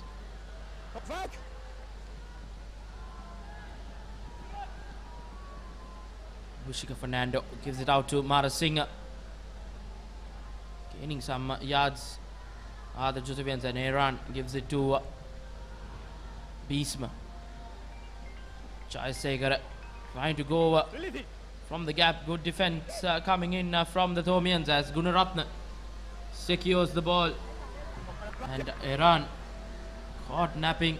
Good tackle coming in from the Thomian number 14. Jehan Jayasekara.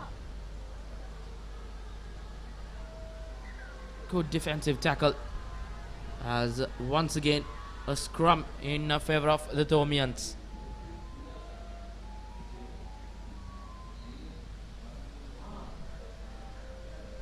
Just 1.5 minutes away from full time. St. Thomas's needs to score fast if they are to make a comeback.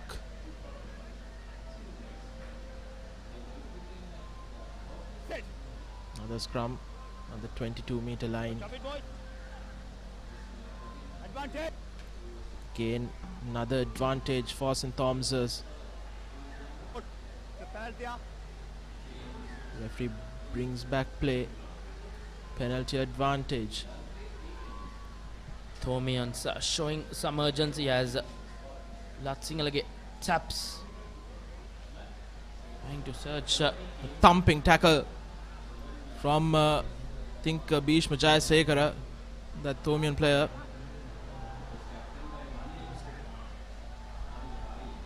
Good tackle, good cover defense from St. Joseph's. They turn over the ball. Coming from the side, says the referee.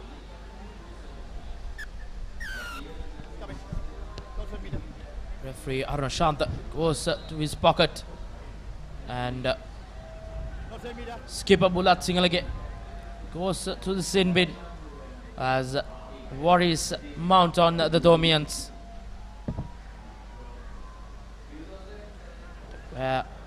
Approaching full time on our clock, and the Josephians opted to go for touch. A good touch finder from Nathan Gunaratne.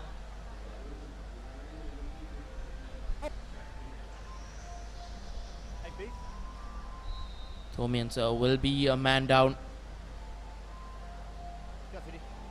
It's a neatly done line out, but not cleanly taken. Knock on infringement, and that's full time. St. Joseph secures and proceed to the plate final to face Reed Avenue Boys Royal College. The Thomians will bow out. And that's your full-time score confirmation. St. Joseph's 19, St. Thomas 7.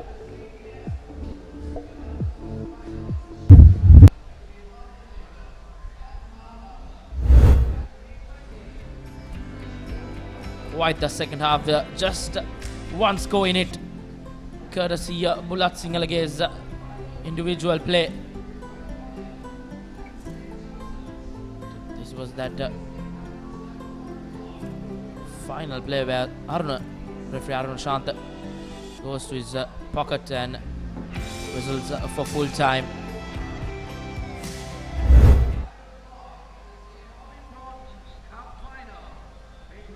It's been a splendid day of rugby here at the Racecourse at the Zahira Centenary Rugby Sevens. And we are heading into the business end of the tournament as all the finals in the segments are lined up.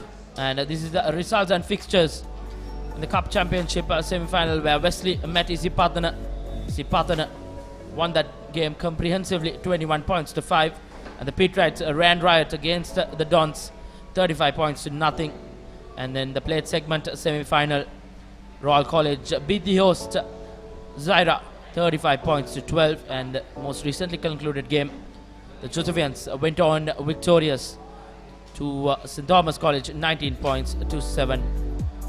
And we have the two finals in the Shield segment and the Bowl segment, where Malayadeva College and Mahanama College will play for the Shield, and Trinity College and Kingswood College and all Candy Affair will play for the Bowl final. And we will go into a commercial break and be back with the finals of this Zahira College Centenary Rugby Sevens.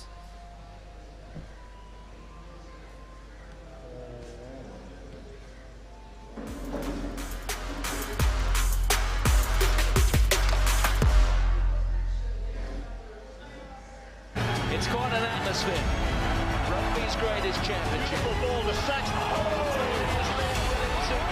Marcus Smith must be on the away line.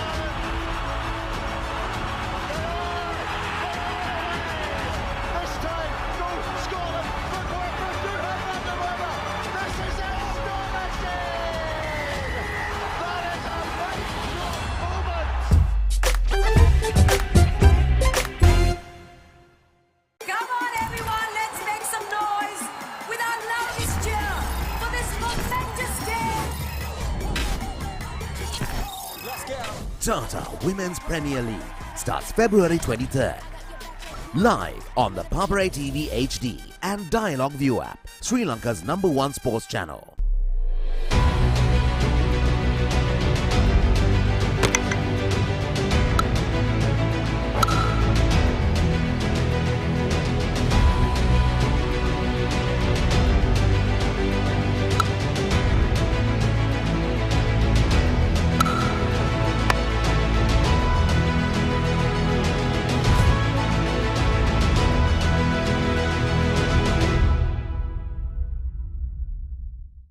Royal versus St. Thomas's 47th Mustangs Trophy.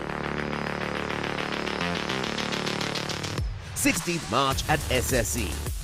Live on the Papare TV HD, Dialog ViU app and ThePapare.com, Sri Lanka's #1 sports channel. ඉන්දිය ආධිපත්‍ය බිඳලීමට එන ඉංග්‍රීසීන්. ඉංග්‍රීසීන්ට පසු නොබසින ඉන්දියානුවන්. එංගලන්ත කණ්ඩායමේ ඉන්දීය සංචාරය test තරඟ 5කින් සමන්විත ද්වන්ද්ව සංග්‍රාමයේ ආශ්වාදය. පෙබරවාරි 2 වෙනිදා සිට මාර්තු 11 වෙනිදා දක්වා සජීවීව The Papare TV සහ Dialog ViU app ශ්‍රී ලංකාවේ අංක 1 ක්‍රීඩා නාලිකාව.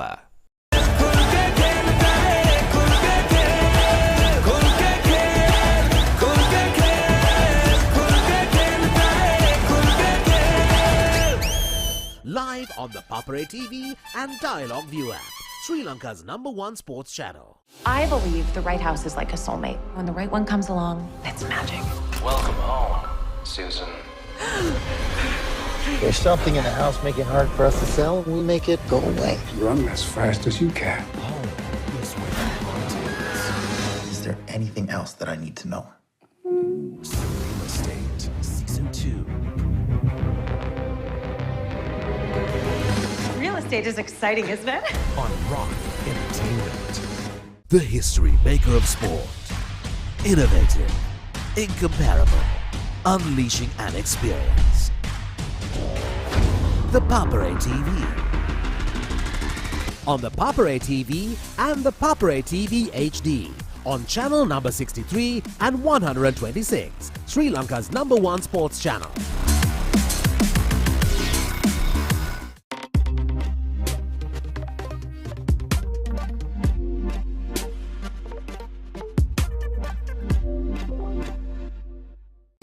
First and exclusive. I've been here 2 days and I've been almost murdered twice. That's 1 per day. What is going on? I train you to become warriors, but you have never faced anything like this. If you can give me the location, I can get him out of the country. It's too dangerous. Where is everyone? We're gonna have to figure this out. Who the hell are they? I work for Dracula. What? You're like the guy that gets the villain's Postmates. That's it. First and exclusive. All new on Saturdays. මාර්තුවේ උන්මාදය සූදානම්ද big match වසන්තයට පෙබරවාරි 24 සිට සජීවීව ThePapare TV, ThePapare TV HD, Dialog ViU app සහ ThePapare.com ශ්‍රී ලංකාවේ අංක 1 ක්‍රීඩා නාලිකාව. Catch the action of the Sri Lanka Tour of Bangladesh 2024 live. Enjoy 3 T20 matches, 3 ODI matches and 2 test matches from 4th March to 3rd April. Live on Dialog Television, the Papare TV. Dialog, the official sponsor of the national cricket team. March Madness is back. Are you ready for the big Match Madness? March Madness, live on the Papare, Sri Lanka's #1 sports channel. ඉන්දිය ආධිපත්‍ය බිඳලීමට එන ඉංග්‍රීසීන්. ඉංග්‍රීසීන්ට පසු නොබසින ඉන්දියානුවන්. එංගලන්ත කණ්ඩායමේ ඉන්දීය සංචාරය test තරඟ 5කින් සමන්විත ද්වන්ද්ව සංග්‍රාමයේ ආශ්වාදය. පෙබරවාරි 2 වෙනිදා සිට මාර්තු 11 වෙනිදා දක්වා සජීවීව ThePapare TV සහ Dialog ViU app ශ්‍රී ලංකාවේ අංක 1 ක්‍රීඩා නාලිකාව.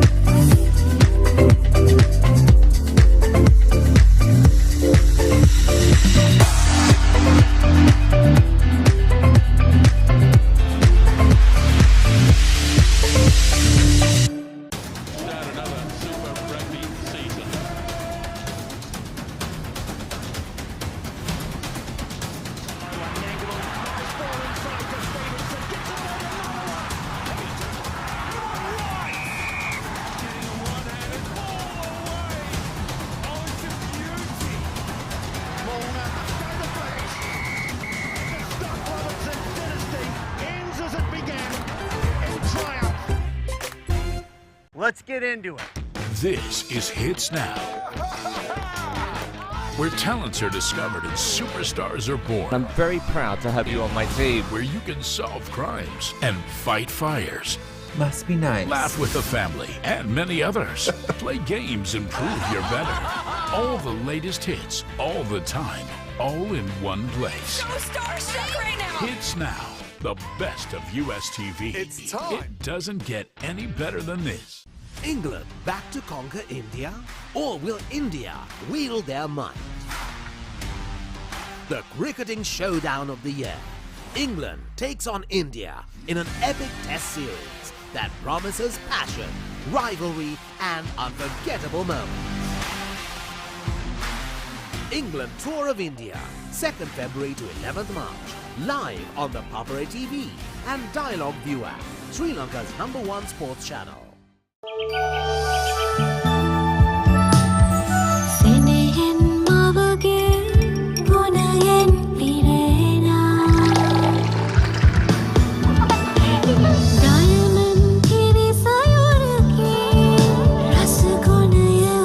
Your father also drank diamond milk when he was little. Diamond milk has been nourishing the nation for generations with milk produced by 100% grass-fed cows from New Zealand. Diamond milk, your trusted nourishment. Catch the excitement real time. Be up to date with it all. Let us capture your milestones. Get it sizzling hot off the turf. Hear the experts break it down. Dig deep into the nitty-gritties. Be inspired by their greatness. Relive all the scintillating action.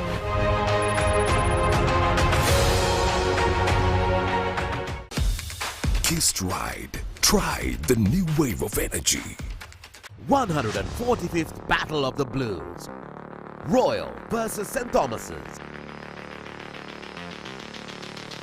7th, 8th, 9th March at SSE.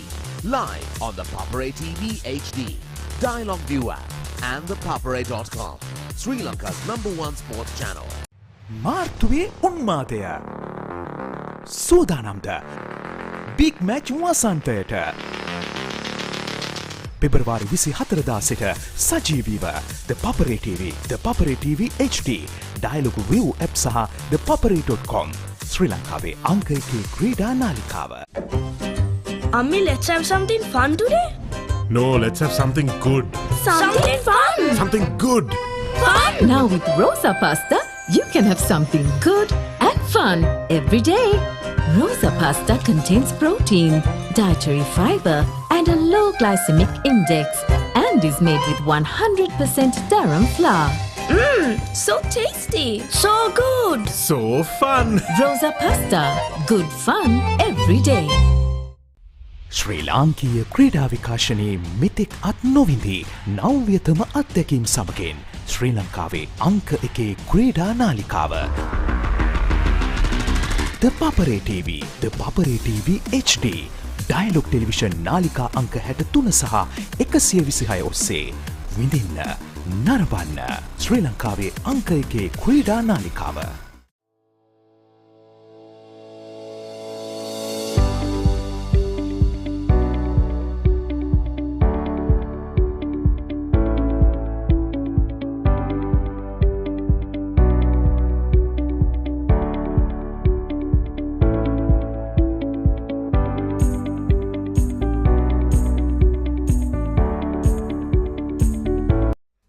Milk powder is a trusted source of nourishment and from the best source of milk powder in the world, which is New Zealand's.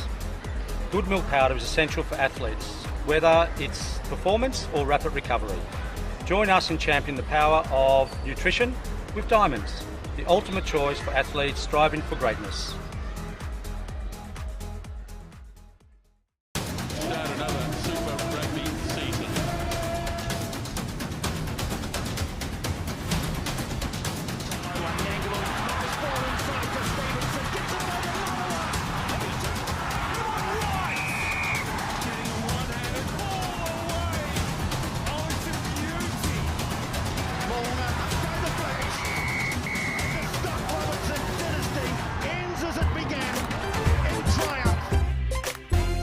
Youth එකට set වෙන්න ඔයාලත් කැමතිද? Youth Plus. ThePapare TV, ThePapare TV HD, Dialog television නාලිකා අංක 63 සහ 126 ඔස්සේ ශ්‍රී ලංකාවේ අංක 1 ක්‍රීඩා නාලිකාව. Thurston versus Isipatana. 44th limited overs encounter. 17th March at Pisara. Live on the Papare TV HD, Dialog ViU app and ThePapare.com, Sri Lanka's #1 sports channel. ඔයාලගේ company එකේ, ඔයාලගේ ක්ලබ් එකේ, ඔයාලගේ ස්කූල් එකේ youth එකට සෙට් වෙන ඕනම event එකක් The Papare TV එකෙන් මුළු ලංකාවටම පෙන්වන්න අපි ලෑස්ති. ඔයාලත් ලෑස්තිද? අපිට කතා කරන්න. The Papare TV, The Papare TV HD, Dialog Television නාලිකා අංක 63 සහ 126 ඔස්සේ ශ්‍රී ලංකාවේ අංක 1 ක්‍රීඩා නාලිකාව. It's quite an atmosphere. Rugby's greatest championship. Ball to set. Marcus Smith must be.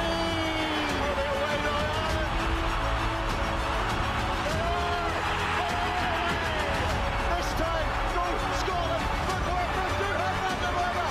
This is astonishing. That is a right moment. Come on, everyone, let's make some noise with our loudest cheer for this momentous day. Let's go. Tata Women's Premier League starts February 23rd. Live on the Papare TV HD and Dialog ViU app, Sri Lanka's #1 sports channel.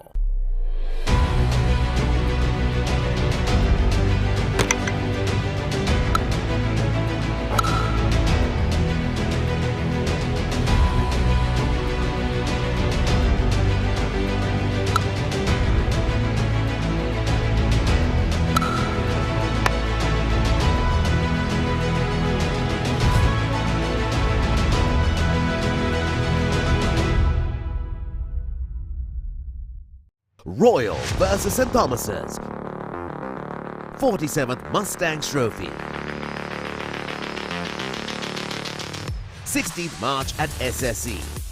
Live on the Papare TV HD, Dialog ViU app and ThePapare.com, Sri Lanka's #1 sports channel. ඉන්දිය ආධිපත්‍ය බිඳලීමට එන ඉංග්‍රීසීන්.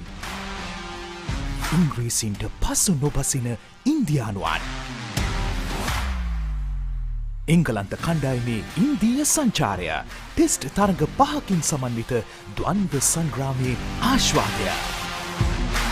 පෙබරවාරි 2 වෙනිදා සිට මාර්තු 11 වෙනිදා දක්වා සජීවීව The Papare TV සහ Dialog ViU app ශ්‍රී ලංකාවේ අංක 1 ක්‍රීඩා නාලිකාව.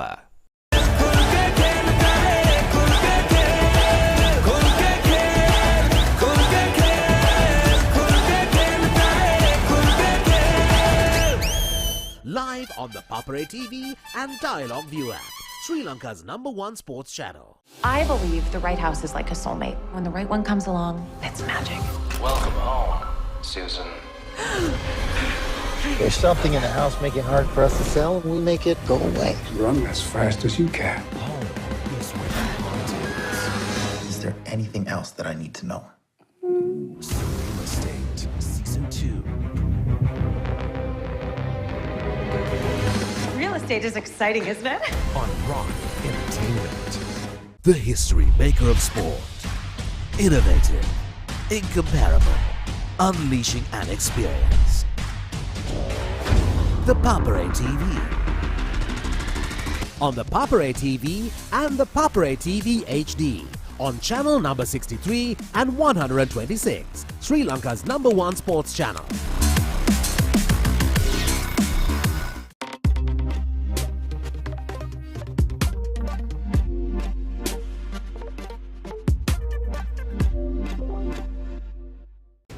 First and exclusive.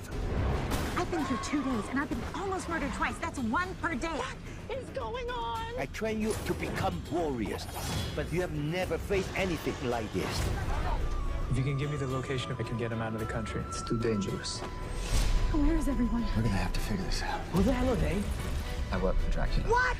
You're like the guy that gets the villain's Postmates. That's it. First and exclusive. All new on Saturdays. මාර්තුවේ උන්මාදය. සූදානම්ද බිග් මැච් වසන්තයට. පෙබරවාරි 24 සිට සජීවීව The Papare TV, The Papare TV HD, Dialog ViU.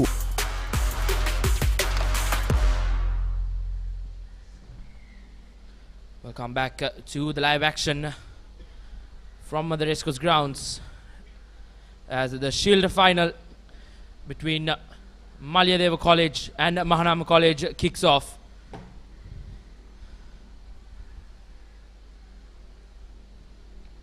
These two will play for the plate championship, for the Shield Championship rather Number 2. at the Zahira College Centenary Rugby Sevens. 10 meters back, 10 meters, 10 meters. These two teams have been amazing so far in the tournament, playing with some big names in schools rugby, putting up a great show for the spectators around here. Right? Line out the Islam zone. And here they are at the Shield finals of the Zahira Centenary Sevens here at Racecourse. So we are at the business end of the tournament. So if you are around Colombo, please head into Racecourse grounds to Crouch. Bite.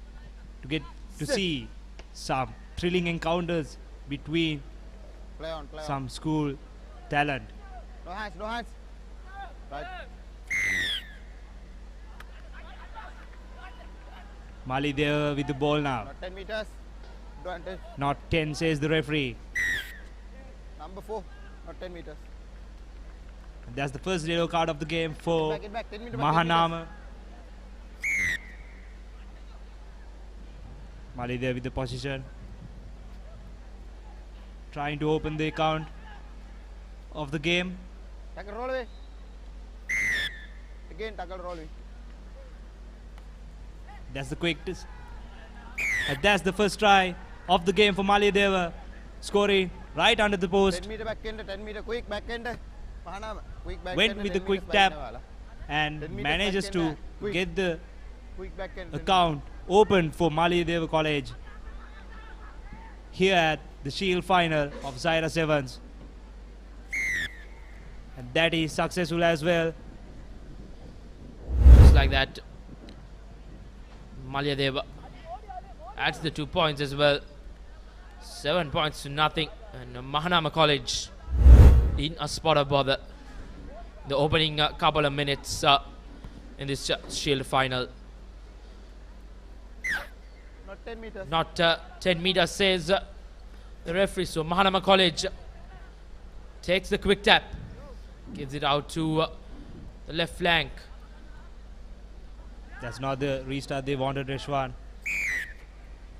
They were on track 10 meters. at the moment, but with that restart, I think they have to do a lot in order to get back in track. So after a try and that restart not going your way can always backfire, as Mahanama College looking to bounce back. Long cutout pass from Mahanama as the speedster. And the jersey number 7 made some good ground. Manidu Nimsara. Nevertheless, the ball is being turned over. And that's cardinal mistakes done by Mahanama. Mark here. Get back 10 meters.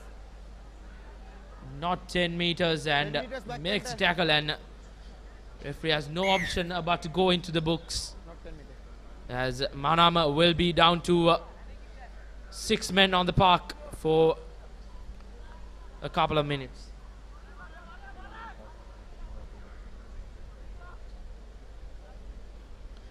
Mahanama were 5 down rather, but they are back with 6 men on the park. 5 meter balance. As the Devans a neatly taken line out, spreads the ball wide. Bit of space from the out, trying to capitalize on that space and try to outrun the Mahanama player. Again with a quick tap. Malideva with position now. Brilliant tackle coming in from Mahanama. Good defense. So nice offload pass as well from the Devans, but the defense were up to it. As a knock-on infringement goes against Malyadeva, as Mahanama. Ready. Crouch. to feed in the scrum. 5. Sit. Ball feed karan, feed karan. It's been a stop-start affair to this Shield final. Great bit of pressure from the Devons and manages to get the ball back to themselves.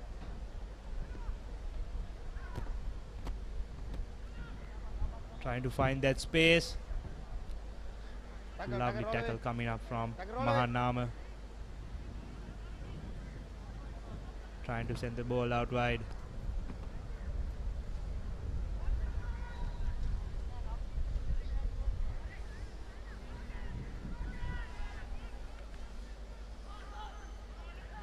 Malyadeva gaining some good meters as Mahanama making some desperate defensive tackles. Tackle release, tackle release. Once again, opting to work that line is the Devons.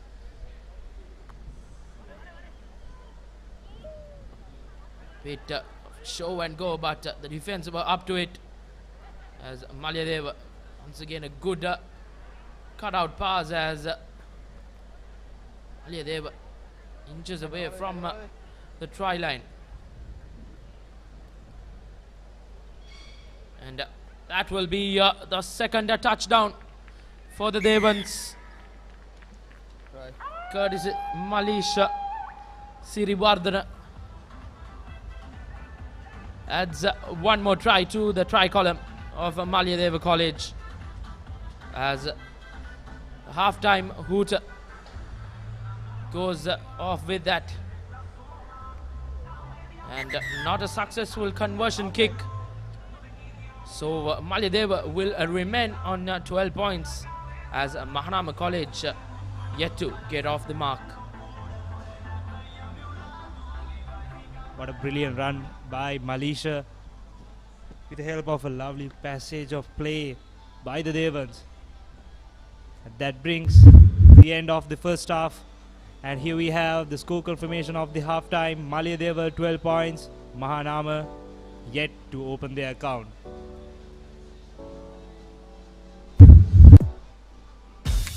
Kissed Ride. Try the new wave of energy.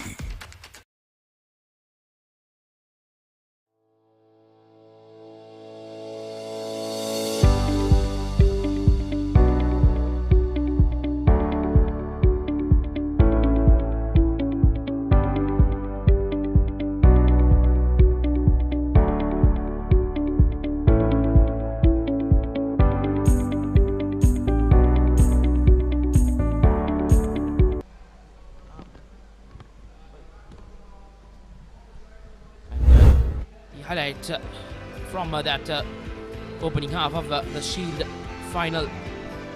Malyadeva went on to score that first try in the opening minutes of that first half, and then Malisha Sirivardhana at the brink of halftime goes and touches down for the Devons for the second time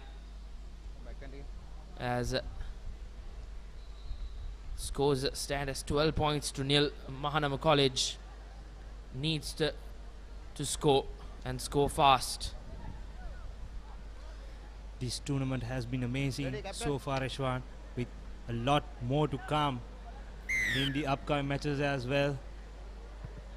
We just started the second half of the Shield final of Zahira Centenary Sevens.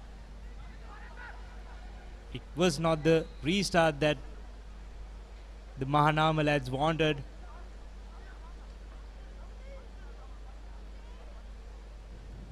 Malyadeva with the ball in hand now. Trying to pass it out wide. Good defense coming up from the Mahanama lads. Trying to find that gap.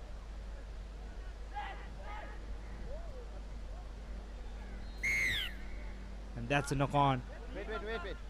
Out. from Mahanama side. That's the yellow card. The third of the game.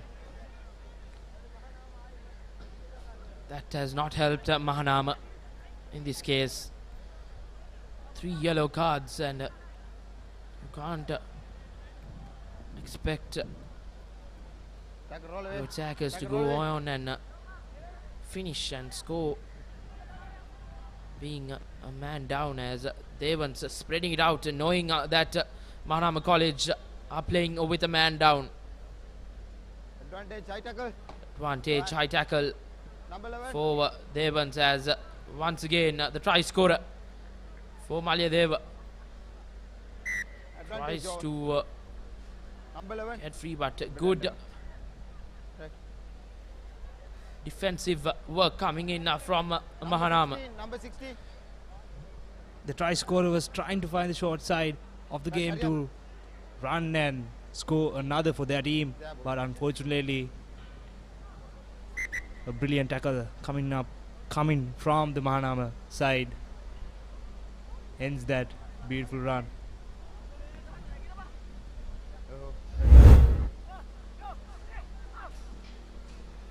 That was the high tackle infringement called by the ref. Good call. Jersey number 11 was the culprit from Mahanama College. Navit Kannangara. Medics out there. It's been quite the eventful day here at the Racecourse grounds. 10 meters, get back. Hurry up. Hurry up, 10 meters back. 10 Was meters. some entertaining rugby played from all the sides. And, Mahanama College throw in favor of them. They need to get this right. And taken it shortly.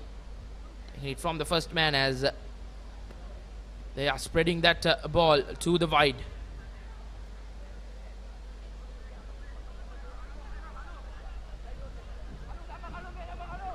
This is some run from Mahanama, gaining a lot of ground.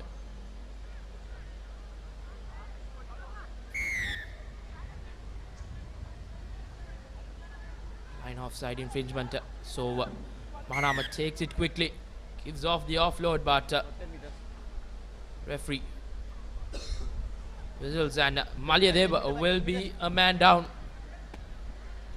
the next couple of minutes, as Mahanama looking to go and get their first score. The Devans have come on top, as Mahanama College just not able to gather the ball cleanly. Has a knock-on infringement, as Mahanama College are back in their regular number. So it's Devans now who are a man down. Ready, hurry up, hurry up. Mahanama College will want to Ready, crouch. take that advantage, Bye. Sit. as Steady. Malyadeva Lie on. feeds in the scrum. Sandeep gives it out. Mahanama needs to score at the moment of this game. They can't let those mistakes happen, because it will be very, very costly for them during this game. Hey.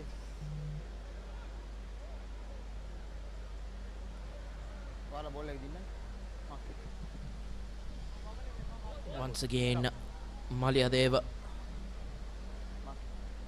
with the ball. They will want to keep hold of position till they come back to their normal number, as Sandeep feeds in the scrum. Early push, says the ref. So Mahanama College with a quick tap.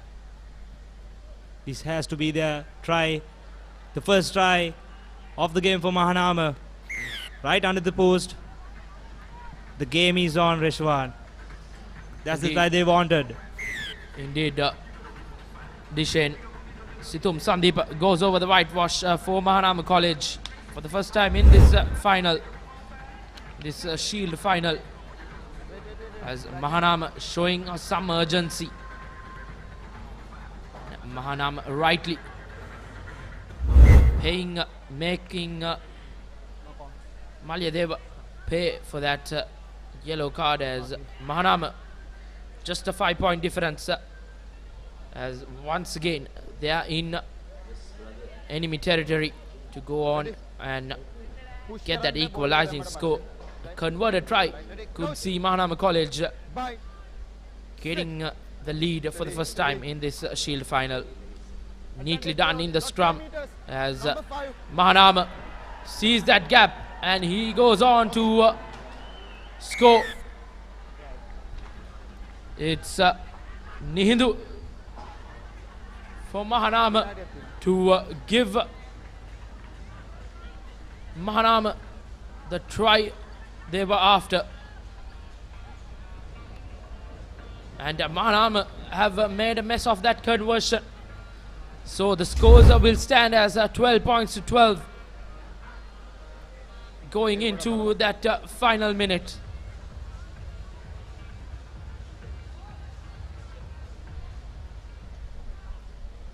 Restart with the short kick. Trying for the chase. Mahanama will be kicking themselves, not being able to add the 2 points.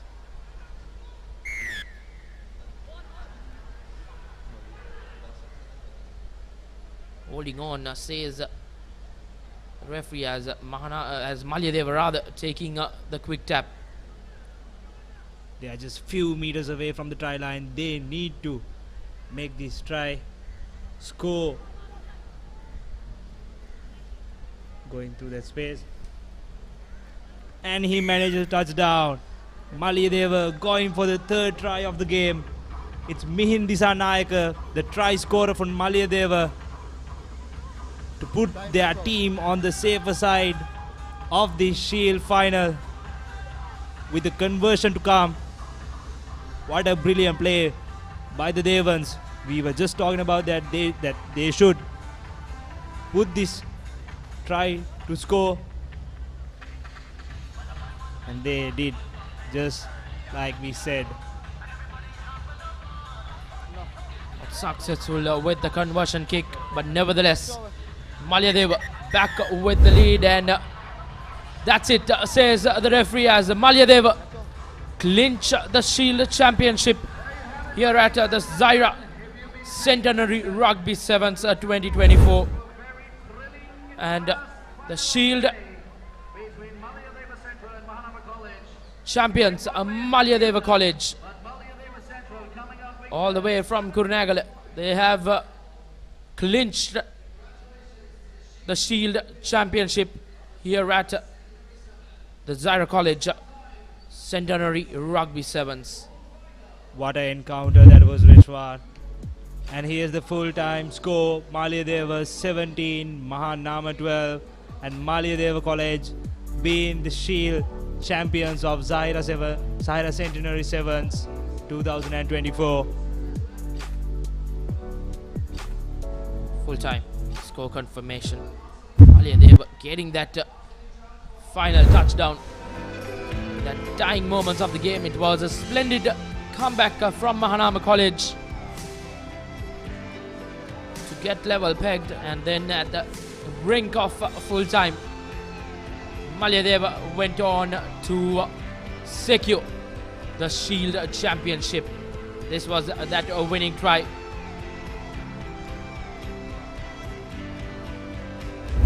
For Malyadeva. As next up, we will have the Bowl Championship final.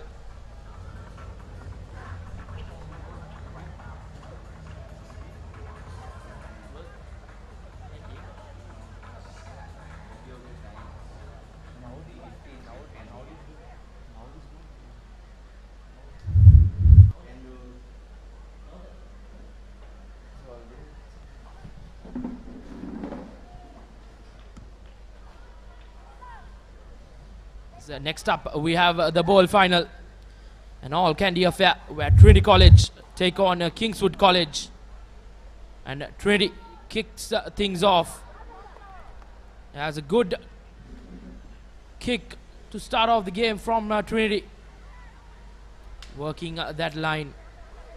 Trinity College and Ratnayaga.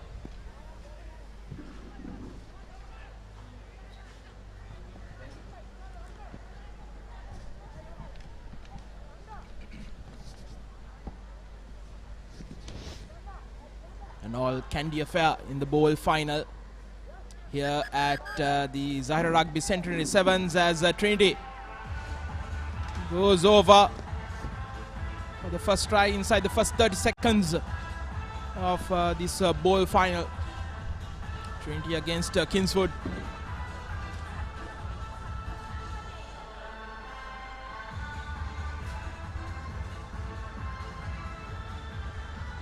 Good evening, Navod. The humid condition is still prevalent here at the Colombo Racecourse, but the rugby action is much bigger than that, as now the business end is nearing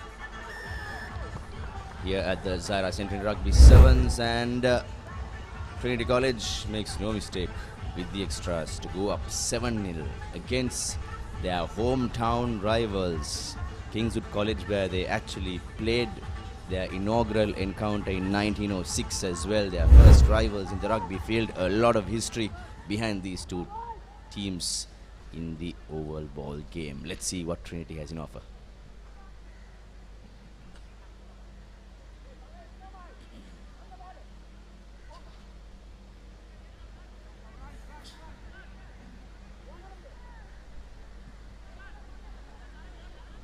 Kingswood just outside their 22.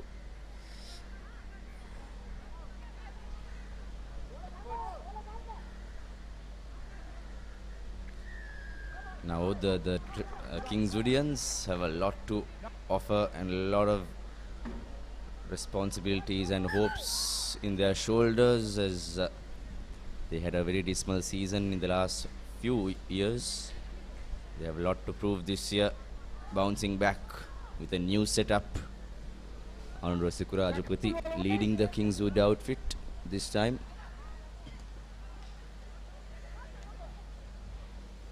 Here's Trinity.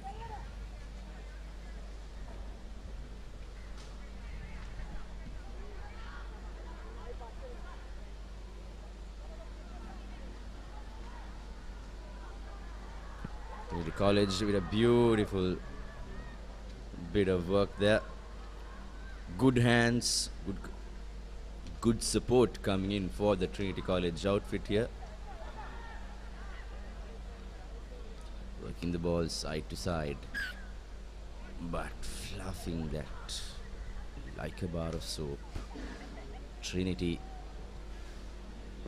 prime attacking position, just gives away possession. A great chance for Kingswood College to bounce back after conceding that opening try within the 30 seconds of from kickoff.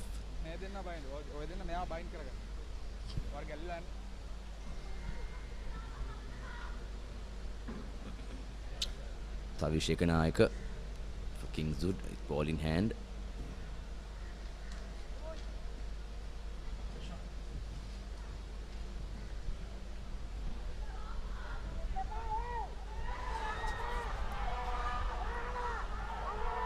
Kingswoodian goes through the middle. Good cover defense from Trinity. Gave the ball to the wrong man with the tackle. Unfortunate for Kingswood College there. Offside is the call. Now Trinity. Little two step as Murad Raizan is brought down, and Kingswood player bundled into touch. Throw in for Trinity rather.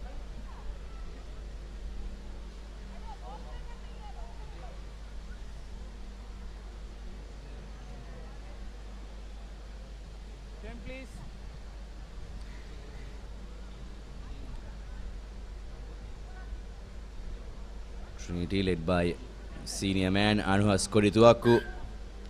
Again, now the knock-ons, knock-forwards, killing the game, the momentum of the game, slowing things down here at the bowl, in the bowl finals between two well-known hill capital teams, Trinity and Kingswood here. So it's very surprising how far Kings would have gone down from their golden era. I think we were both going around the racecourse, Moad. We saw a lot of Kingswood greats in the coaching setup of many schools, mainly Trinity with Fazil Marija coaching Trinity, but Kingswood on the other end scores a try under the post. The conversion to come.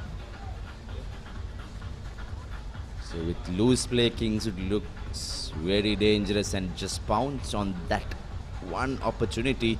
Trinity let and gave it away, as this is a great chance for Bowdin to equalize.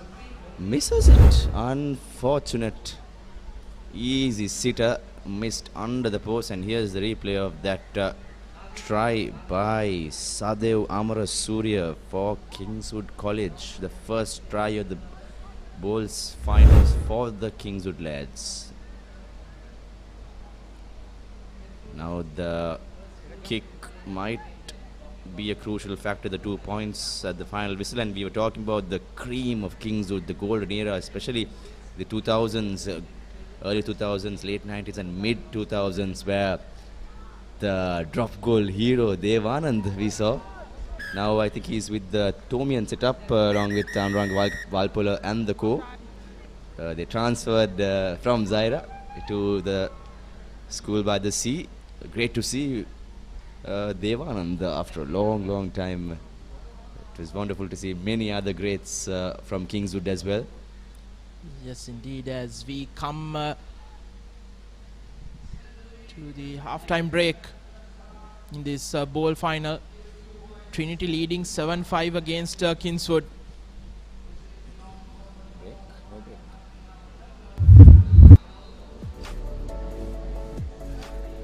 Halftime confirmation again. 7-5 bowl finals between Kingswood and Trinity, one of Sri Lanka's oldest rugby playing schools. Stay tuned with the Papare.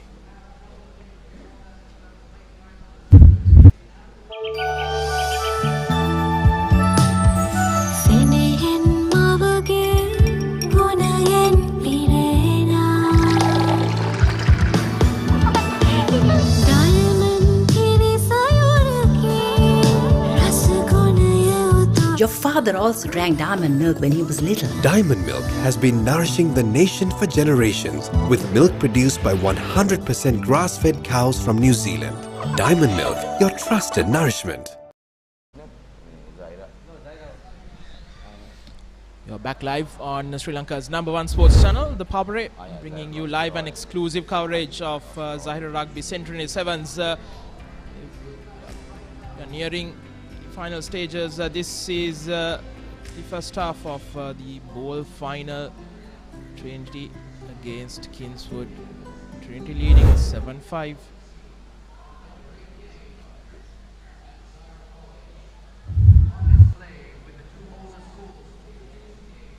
The Shield final, which happened earlier. Malayadeva winning a close encounter, 17-12 against Mahanama. Next 3 games played final. Royal versus St. Joseph's, and the third place match in the cup segment. Wesley versus DS Ranayaka. Again, DS won against Wesley in yesterday's group game, and ironically, the finalists are also one of the same poolies, Isipatana and St. Peter's. Pete Wrights having the better of the Isipatanians in the last few final encounters we saw in the league decider last year and the knockouts as well. Let's see what this year's Zahira Centenary Sevens has in offer. Will we see a repeat of history of the recent past, or will the Patana lads create an upset? Trinity on the attack. Stepping and turning.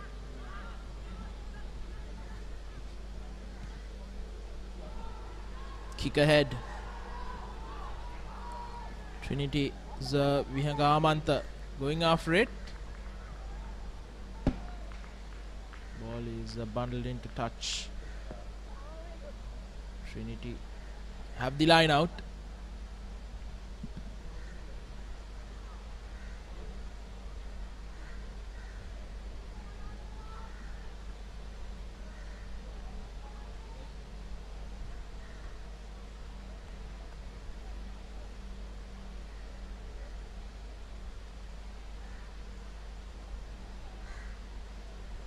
Done Vijay Kon with the throw in.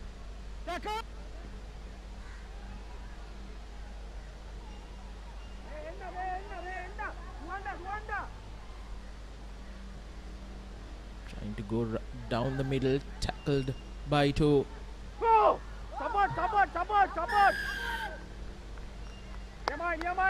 It's going to be a yellow card for Kingswood. It's their number 6 who has to go out. Another Sigurapati as the Trinity scores. A great big loss for Kingswood. Another Sikurajapati, the captain, out of the park. As now it's said, Trinity capitalizes on the opportunity and they go up again in the game.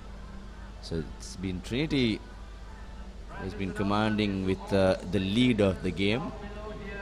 Javan Hulangamua with the conversion, just slightly past the far right. This was the quick tap. Going across was Dasula Vijay Siri.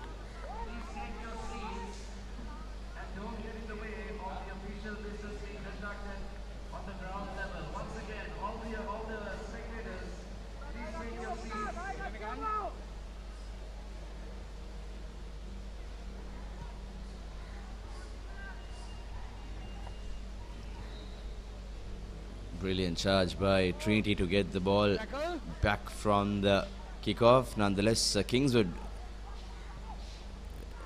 have the ball in hand.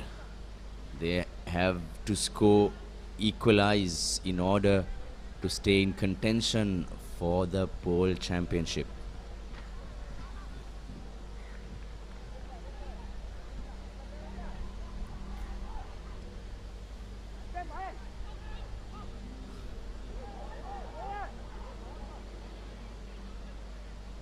Damil De Silva, the big man. Kingswood trying to breach, but again giving away silly possession through silly mistakes.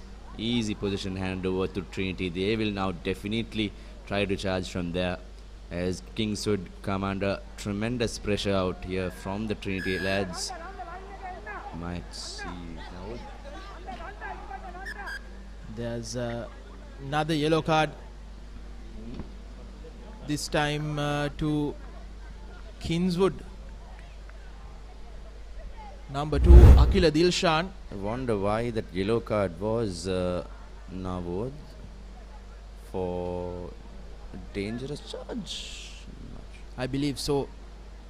A shoulder charge, so not quite clear. And anyways, Kingswood now down to 5 men. 2 back-to-back. Their skipper is out as well in the sin bin. Early in one of the games in the morning, we saw Mahanama College scoring with 5 men against Sri Sumangala, who were with the full team of 5. Let's see if Kingswood can emulate that, or will Trinity definitely look to pounce on all the opportunities. I think their skipper is back. Good news for Kingswood. They are down to 6, not 5. So 1 yellow card.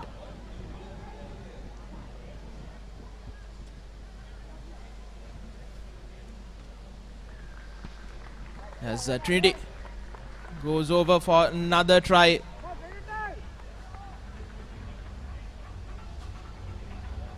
(17-5) leading. Just under 1.5 minutes left in this game.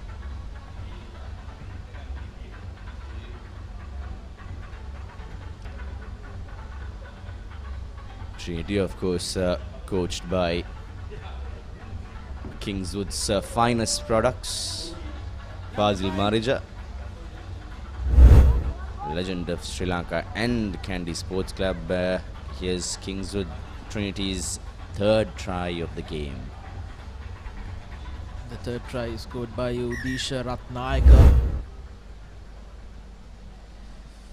And as we are nearing the end of the bowl finals, crowds slowly start to fill in the grandstand here at the Colombo Racecourse. As you see a bunch of Trinity supporters, the sidelines. Many spectators are still flocking into the racecourse from all corners, especially the big game, grand finale of the Centenary Rugby Sevens of Zahira College, Isipatana versus St. Peter's. An age-old rivalry, a lot of spectator following. And here, at the 14th minute mark, end of time on our clock. Here's Trinity. Will they go in for yet another try and seal the game?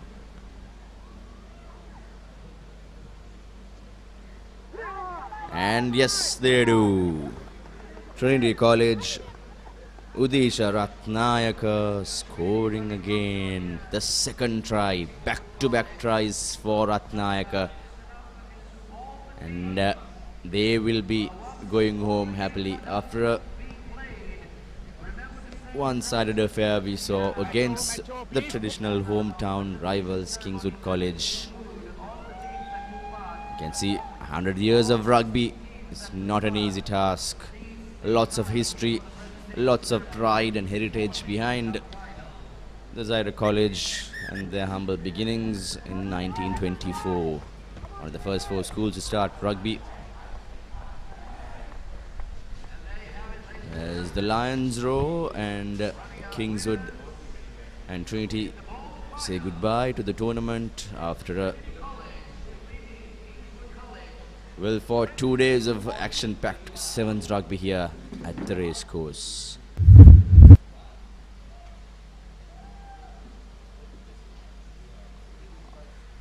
Full-time confirmation of the bowl finals here at the Zahira Rugby Centenary Sevens.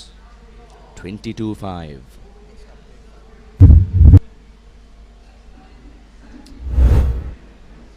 The highlights on Papare TV. Trinity versus Kingswood. The first try coming in for the Lions.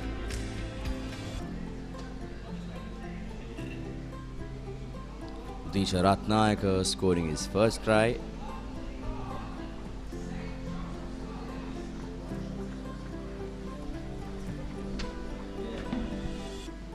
Change of voices, Sudarshan Piris and Abdullah Yusuf.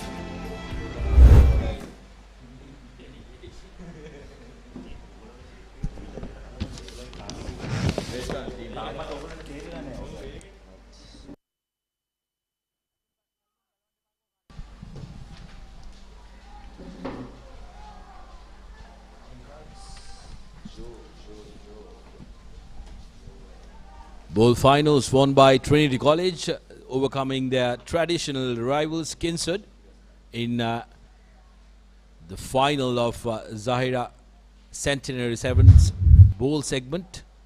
Up next, the plate final between Royal College and St. Joseph's College. Both these teams will want to finish this tournament with a victory. And Abdullah, it's going to be important that they keep that momentum going into All Island Sevens and also later on into the season. Cup final, of course, coming up. Isipatana taking on St. Peter's College. Have we not had so many of these not so long ago, Abdullah, in the past couple of years? In this tournament itself, they were in the same group.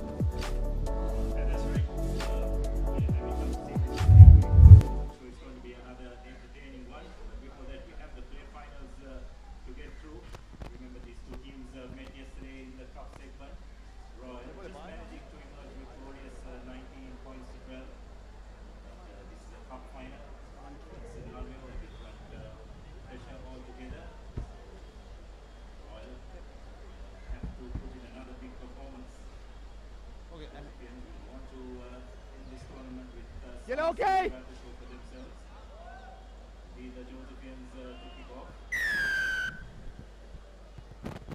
St. Joseph's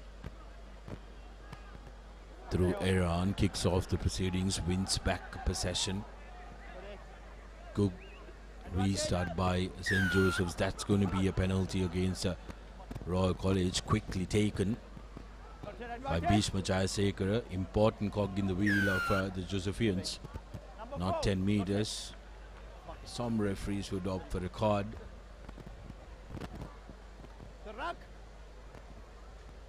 St. Joseph's now trying to use their weight around the fringers and get the opening try through Pramod Pereira. Crashes close to the uprights. That's just the start that the Josephians wanted, and it all started off with that wonderful collection from the kickoff. Such a crucial part of this game of sevens. Conversion not successful, but nonetheless Josephians have remind you we're less than half an hour away. Close quarters from the raffle draw. Normal circumstances, and in sevens rugby. The raffle draw, remember, is for all Zahira College students. It's happening at 4 o'clock. It's happening up here in the pavilion, the far corner of the pavilion, where you can win an electric bike, an electric push bike. The second restart, yet again a good high-hanging contestable kick. The chase is good as well, going for ball. Didn't bother with upsetting the men up on top. St. Joseph's are now looking to run, straightening up. Jayasekara is brought down, gets back on his feet. St. Joseph's with option, changes direction, straightens up, and here's a couple for Pereira, who gets his second in only minutes. From the first one, that would have dealt a severe blow to the confidence of the Royalists. St. Joseph's making it look easy.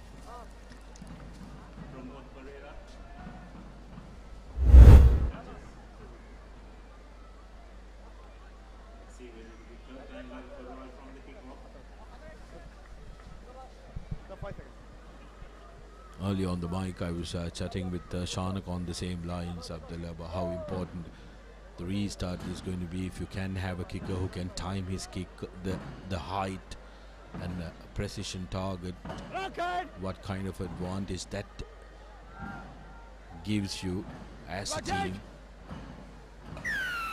Royal receiving advantage and taking the penalty quickly.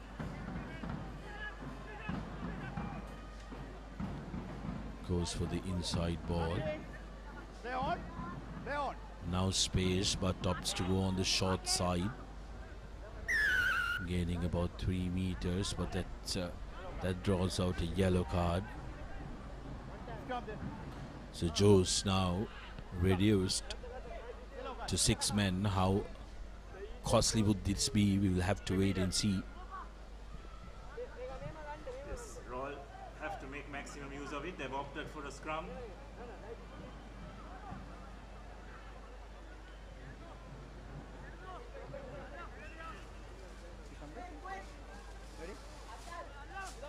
Coach! Just need to get some good ball, send it through the hands. Set.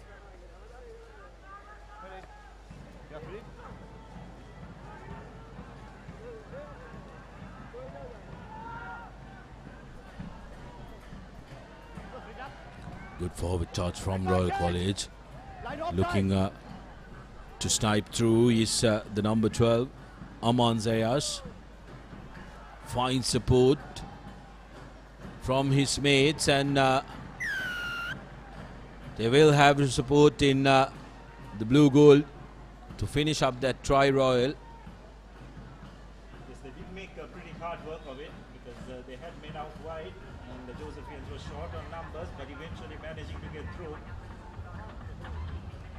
So Ataf makes no mistake with the conversion, and that cuts the deficit to just 3 points. There's just one score in it. Royal just using their physicality to good advantage. Good support play. Josephians are short in numbers, and that clearly showed on their occasion. Jayasuri, the man who touched down for Royal College.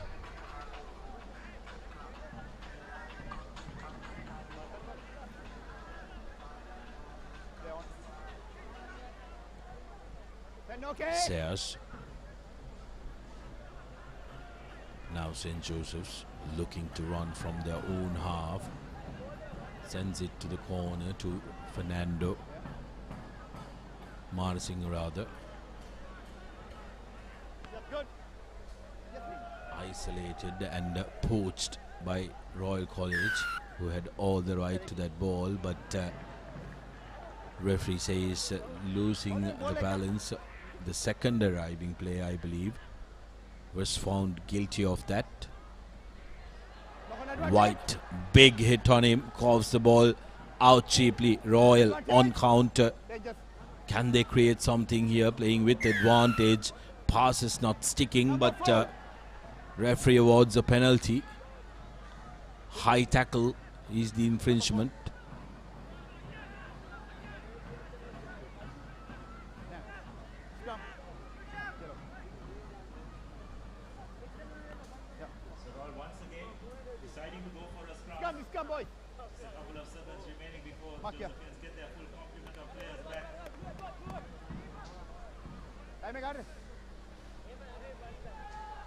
Well, they just have got their full complement of players back. Royal thought that they would have an advantage when they took the scrum, but now it's 7 on 7.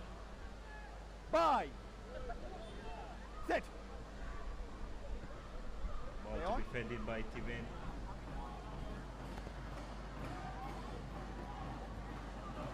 That's the playmaker of this team. Lovely wraparound pass. Give it to the speedster. Will he be able to go all the way? Yes, he does. On the stroke of half time. Royal have managed to go into the lead.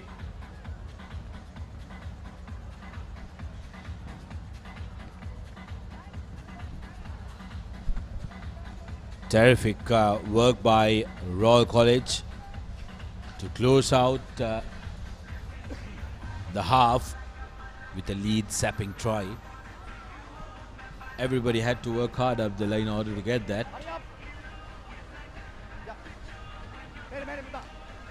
Yes, eventually Royal will be pretty pleased the way how that final few minutes panned out for them. The Josephians racing to a 10-point lead, but Royal doing extremely well to claw themselves back into the game. And at half time it will be 12 points to 10 in favor of the Royalists.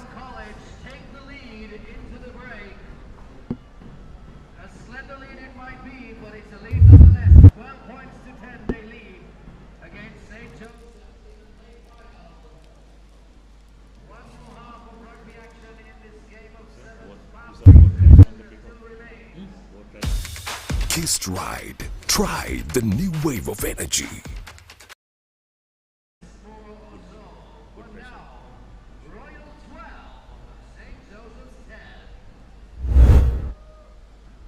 Zahira Centenary 7. So here's what's happening in the plate final. St. Joseph's College getting a quick lead with a couple of tries, both coming through Pramod Pereira, but Royal replied well with Didulu Jayasuri touching down for their first try, and just at the stroke of half time got another one to go into the lead. 12 points to 10 is how the scores read. The next match will be Wesley taking on DSN Anayaka College in the third place playoff. Both teams would have hoped for won that if they had won that semis, they could have been in the final. But the big one coming up, cup final, Isipatana College taking on St. Peter's. Yes, that's the one everyone is here and looking forward to. The individual brilliance of some of those Isipatana players against the cohesive brilliance of the Peterites. It's the best way I think you could tag it. But before that, we have an entertaining plate final in front of us. Joseph's going into a 10-point lead within the first 3 minutes, but Royal clawing themselves back during the latter part of that first half to take a slender 2-point lead and keep this game very much in the balance. White, okay. Restart for Royal. Through Altaf, he's short. Not a good one. Because the last thing you want as Royal is to give momentum to St. Joseph's College. Bhishma Jayasekara with a big carry gets the offload, and that's a very well timed tackle. Does well to release the man. Jackals it, takes the quick tap as well. Wonderful work by Royal number 6. Ayashyam hasn't been scoring tries as well this tournament, Abdullah. Yes, just the anticipation. As you're saying, it's the most unpleasant way to get tackled when you're blindsided. Senitu Iran was the lucky Josephian, the recipient of that big hit. He is receiving a bit of attention.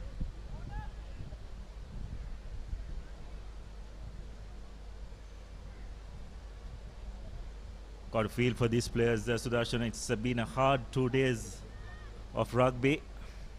6 matches in 2 days in the scorching heat. Not an easy task. But also just a quick word about the organizers of this tournament. Cannot not mention our very own Sabir Kader, the effort he has put into put this all together. One of our co-commentators few years ago, the tournament director of this Zahira Centenary Inter-School Sevens tournament. It's wonderful, isn't it, for everybody involved in this competition and the celebrations as Zahirians. It's not every day and it's not everybody that gets to celebrate a century of playing rugby, schools rugby, Abdullah. Plenty of stories, history and legacy in there, and it's a wonderful celebration, opening it up to the wider rugby playing public in the country as St. Joseph's try to get that lead back. The team that scores next in this game will have a pretty neat driving seat going into the crunching minutes. Good defensive work by Jose, taking it quickly. Big hit on Gunaratna, and that's going to be a card.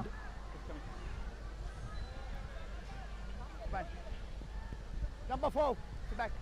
Yes, that was pretty silly by Royal, not retreating the 10 meters. Very cynical indeed. So Royal will need to manage the next few minutes with a couple of players, with a player down. Now, a couple of minutes with a player down. Not 10 meter. Yeah, come here. Come. So Josephians deciding, opting for a scrum by the looks of it. Yes. Just wanted to take the numerical advantage.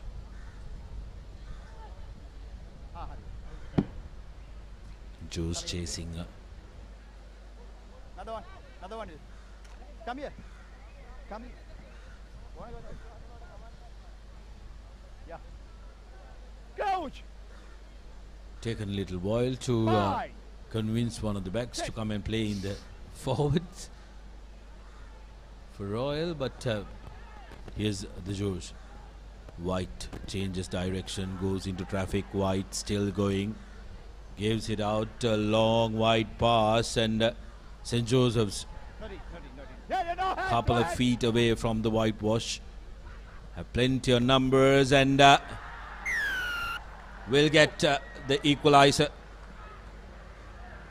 Bhishma Jayasekar is the man who touches down. Gets the lead actually. 15 points to 12 with the conversion to come.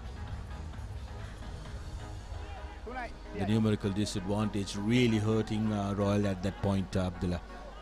Yes, absolutely, and Royal just have themselves to blame, not retreating the 10 meters, not making any attempt to do so either. Give the referee no option but to give that yellow card. Conversion is successful, so it's 17 points to 12. So we approach the final 3 minutes of this plate final.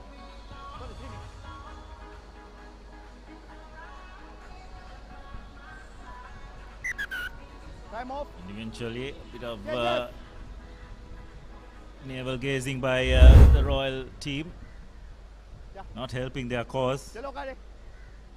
Jayasekara identifying that gap and slicing through the Royal defense to give the Josephians the lead.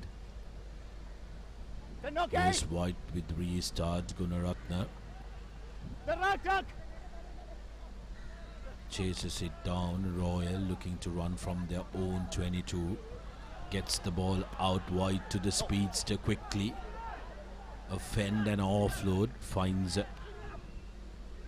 Altaf rather.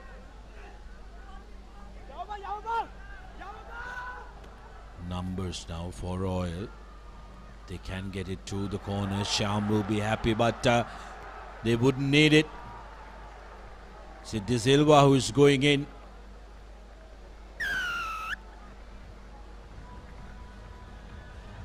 Yes, Kian De Silva going underneath the post. Plenty speeds on this lad, Abdullah. Yes, it was really a bit too easy, wondering what the Josephian defensive line was doing. Just drifting across, not marking the man, bit of lack of communication. De Silva was good enough to spot the gap and go over. Conversion successful, so Royal inch ahead. It is also, you'd have to say, a bit of a mismatch. Janit Marasinghe, usually a tight 5 forward, finding himself up against one of the quicker players on the pitch, and there was only one person who was going to win that race. De Silva making it look easy for Royal. You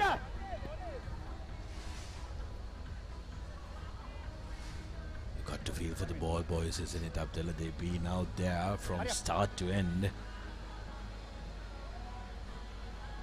Terrific memories, so they'll be able to tell their grandkids that they were ball boys for the Zahira Centenary Sevens. Doesn't come around way too often. Penalty in favor of the Joes, who are desperate for a score here in the final 2 minutes of the game. Gunaratna straightening run by the Josephian big man. On the short side is Kamage and Bhishma now. Jayasekara on the deck. Here's space.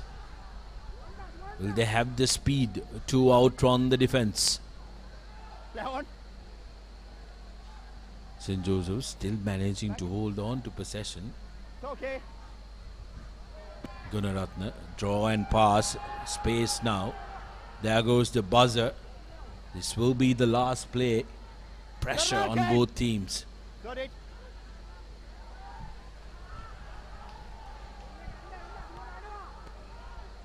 St. Joseph's using the width of the field. Slow recycle ball. Pressure coming in from Royal. All they need to do is run this one out, but they say no. Let's score one for good measure. And it will finish with a Royal try through Didula Jayasuriya. Well, he'll put the cherry on top, Abdullah. Yes, that comes from the back of some terrific defensive work by the Royalists. They knew that it was just that one play that could decide the fate of this game. And to Royal's credit, they maintained their discipline in their defensive line. Conversion not successful, but that won't matter. Royal have annexed the plate championship in the Zahira Centenary Sevens. Probably not the final result they would have wanted. They'd really love to make it to the semi-final, but it was not to be. But some consolation for the Royal lads, overcoming Josephians in a closely fought encounter, 24 points to 17.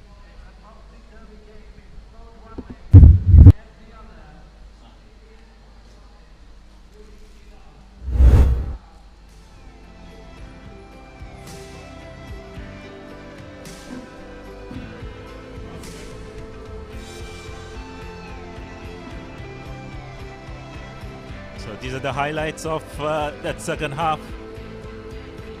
Royal scoring 2 crucial tries. This is the final play of the game. Some terrific defensive work by the Royalists. Singh Jayasuriya getting the opening. And with that kind of space and the pace that this young lad possesses, it was very hard to stop him. And he goes over to put the final touches for a good victory for the Royalists.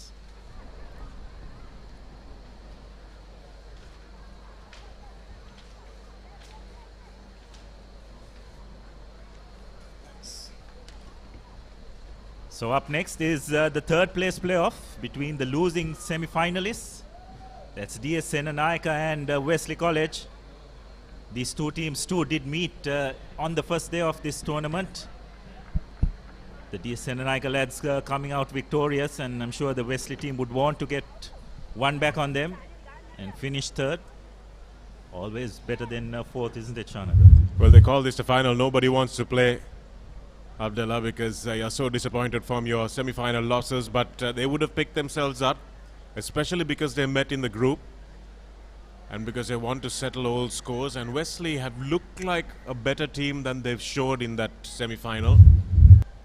And DS winning comfortably in their quarter-final, but not doing as well as they would have liked in their semi. So both teams with a little bit more to play for. And just their development before the all-important All-Ireland Schools Sevens, which comes up very shortly.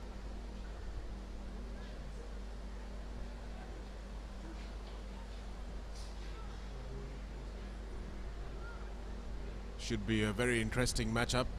I'm sure the guy who will have the toughest job on the pitch is the referee. He's probably not used to this kind of heat, even in the Middle East, where maybe refereeing.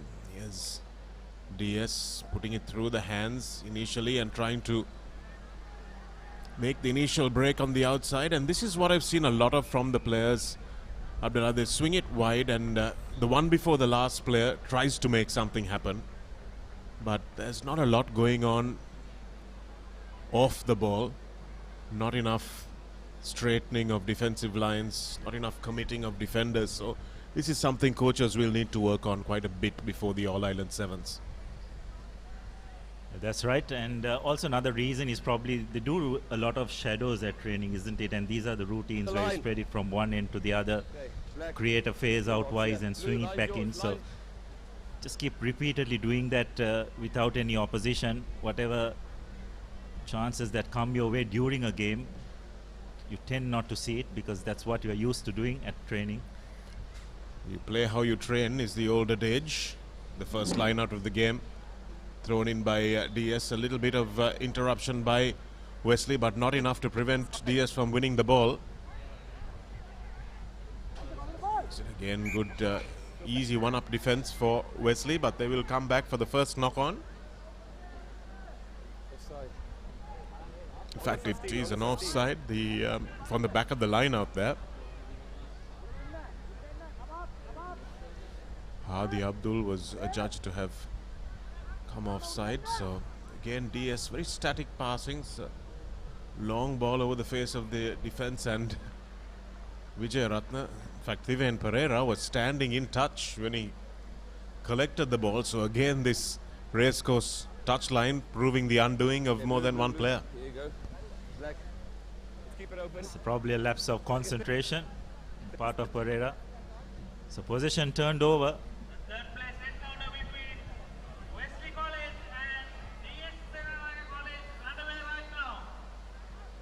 That was a crooked throw, as you would get. So DS have the option of a scrum or a line out, which they opt for the scrum, not surprisingly. It is still about 65 meters to go to the opposition try line, but they would fancy a go. Wesley are pretty tired, aren't they, Abdullah? They had quite a taxing couple of games before today.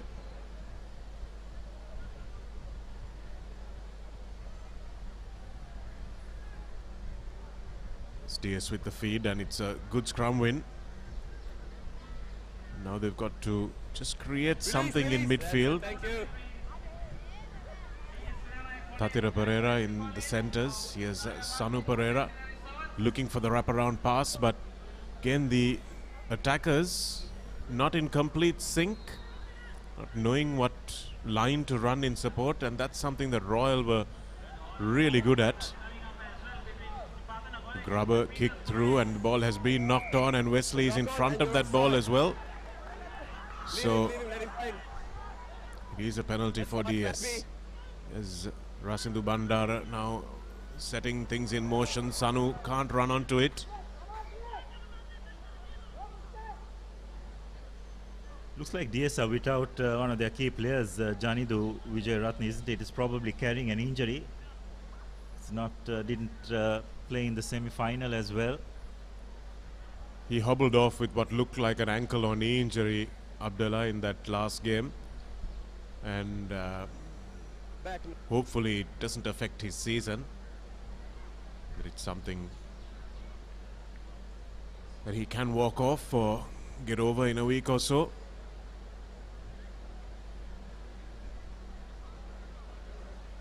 Always very high risk in the sevens game, especially early season when players' bodies are not quite used to the amount of contact that they're getting here, because they haven't done as much contact in training. Stepping in field, that's a lovely little break from Wesley. Here's Hadi Abdul, who looks like he's going to mortar in under the posts. Desperate tackle coming in, but not enough by Malik Samarakone to stop Hadi. It looks like he might have done the Wesleyite some damage despite that, touching his quadricep as he got up, but did enough to finish and score the first try of the game.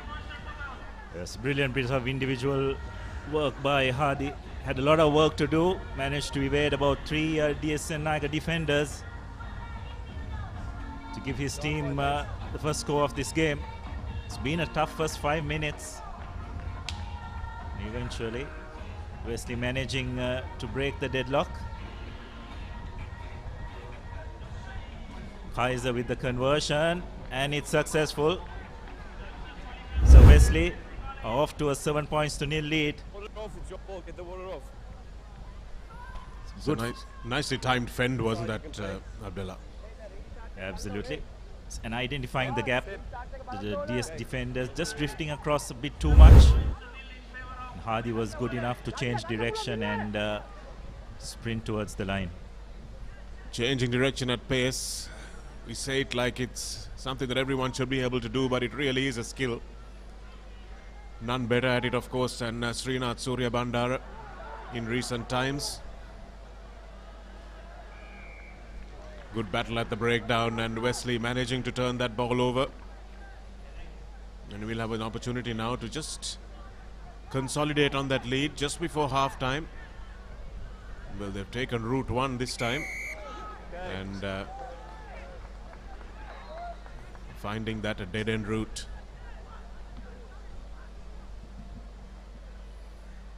Bit of a rush of blood to the head, I think, there from the Wesley player. Just his eyes lit up. Keep going. Went into the contact, and this is where players need to be a little bit more intelligent and realize it's about letting the ball do the work, like St. Peter's did at the fag end of yesterday. One's gone. Discipline. This one, not 10 is gone.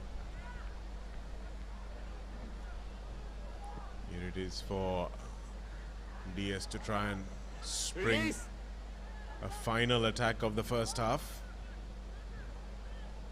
It's better from DS. Nice long passing, nice flat passing, and here's Rasindu Bandara.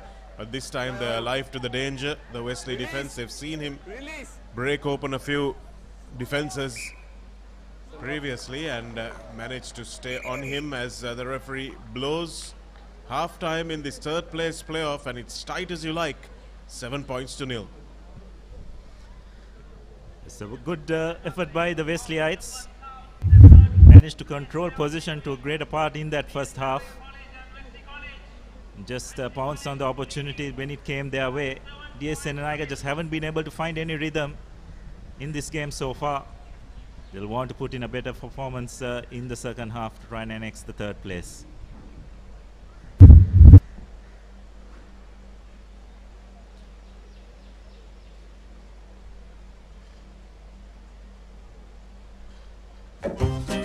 Ammi, let's have something fun today? No, let's have something good. Something fun! Something good. Fun! Now with Rosa Pasta, you can have something good and fun every day.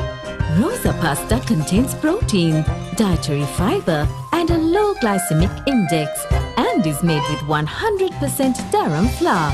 Mmm, so tasty! So good! So fun! Rosa Pasta, good fun every day.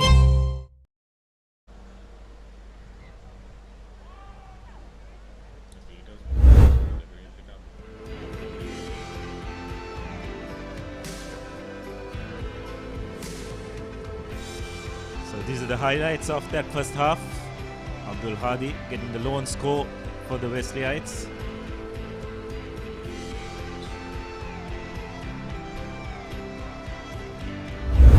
Wesley will be desperate to get a win here, having gone down to the DS Senenaiga lads yesterday. Still though, a lot to play for. 7 minutes remaining. Also, Shanak, it's a good tune-up for these players, isn't it, before the All-Ireland Sevens that's coming up in about 3 weeks' time. Coaches, players would have learnt a lot, what needs to be modified, what needs to be improved on. I was just going to say it's actually probably more of a hit out for the coaches from their perspective, just to see whether they've got the combinations right, which players in which positions, which ones need to hold on to the ball a bit more, do they play a sweeper, do they not? All these things. We've seen a few kick chasers, Abdullah, resulting in tries. I'm surprised there haven't been a few more. Might see a couple in the next game, of course. Two very canny coaches. Oh dear. Nothing maliciously intended there, I'm sure. But nevertheless, I think we will see at least a yellow card for Venura Nisal. You can see a replay of that. Let's watch it here. Nisal, well, he went for the ball. He never had a chance to go for the ball. He never lifted up. Went right under him. He landed on the head and neck. Red. The onus is very much on the defender. Protect the player if he gets into there. It was a wonderfully weighted kick, wasn't it, Shanga? Right on the 10-meter line. Okay, so we spoke about discipline. Let's see how the referee handles this. There was a no realistic chance to catch the ball. He was eyes on the ball. He played it. He went straight under him. Okay, you leave me with no choice. Okay. And the referee being very clear, he says you left me with no choice, and I don't think Venura Nisal can argue about this too much. The player went up in the air, and Venura Nisal made no attempt to go up for the ball either. Let's watch it again. He knew exactly what he was doing. He could have pulled out of the contact, but he didn't. And the player landed on his shoulder and neck, so I think the South African referee had very little option. As he said there, you leave me with no choice. Yes, the communication was very clear. Contact on the ground with the head means it's an automatic red according to the protocols. So Wesley immediately under a bit of pressure. We'll now need to manage the next 7 minutes or so with just 6 players. There's no mitigation there, and I can't really see much of a case to be argued for Nisal. Here's Rasindu Bandara now, and trying to go again on the outside, but dragged, not into touch. Foot on the line. Wesley do put their foot on the line, unfortunately. That's Kaiser Lai who went into touch.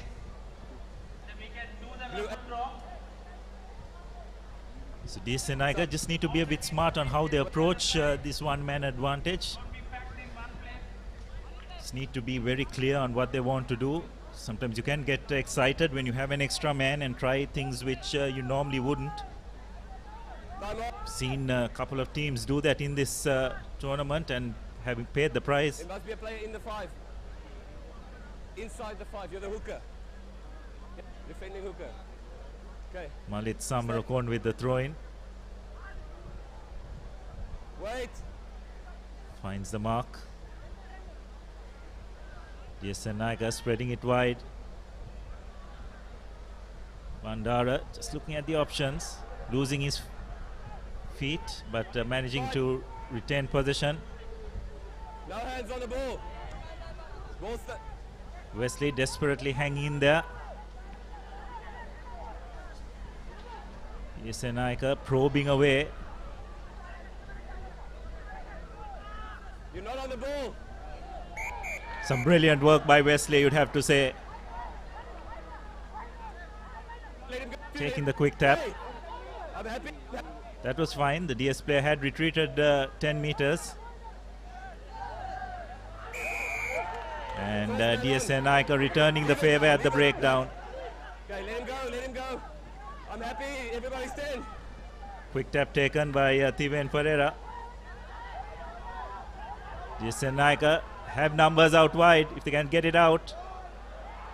Again deciding to go into contact and knocking the ball on. We're just talking, Shanak, about need to just keep a clear head and not get too excited by the fact that you have an extra man. And DS just making a few unforced errors which they wouldn't normally do. It's something we talk about, especially at this time of day, isn't it, Abdullah? The teacup, thinking clearly under pressure. And that's what these boys have not been able to do. Maybe we're expecting a little too much from them. They're generally in their first years of senior rugby, 17, 18 maybe.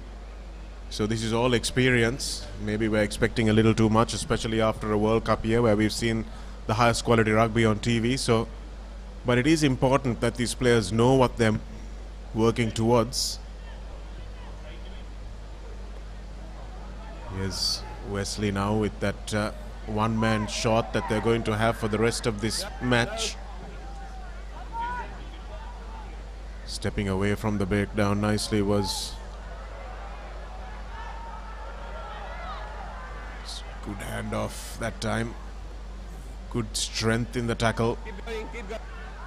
Thank you. Play keeps carrying on. Here's Wesley going a little bit sideways this time, but now it's opened up. No space for Yusuf to go through. And the counter ruck is coming, but nicely done by the try scorer. A couple of steps, manages to get the ball away and easily regathered that time by DS. And now they have it available. They've got space on the outside to straighten up and do that nicely. And here's Rasindu Bandara. They will not catch him. Rasindu Bandara, one of the standout speedsters of the competition. We cruise in under the posts. As soon as they got it to him with about 5 meters of space, we knew that there was only going to be one winner. As well, try as they might, Wesley, being short in numbers, clearly showed there. They had possession of the ball, turned it over, and there was just not enough time for their defensive line to realign. And Bandara, with that kind of space, it was going to be very hard to stop him, and that's exactly what it proved. Bandara converts himself to equalize. It's 7 points all. So we have a look at that once again.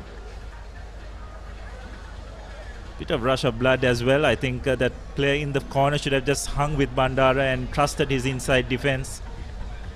But that was not the case. Nice timing on the pass also from Sandeep Caldera. I thought he drew nicely and passed just at the right time before initiating contact, which gave Bandara a little bit less to have to do.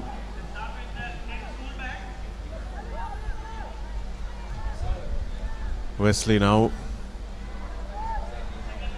will need to score to make sure that they don't allow this extra man to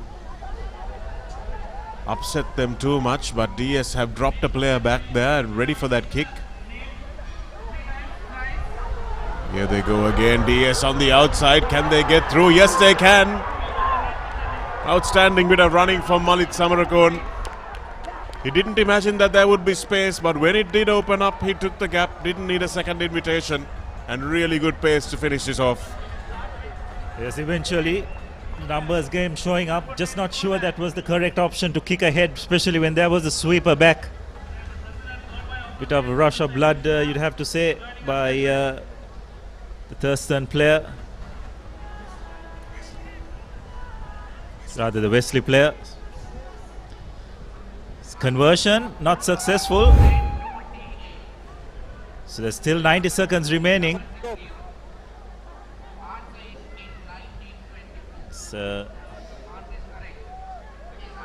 It's tackled by Adib Yusuf, enabling Malit Samarakon to go over for Disanaika's second try.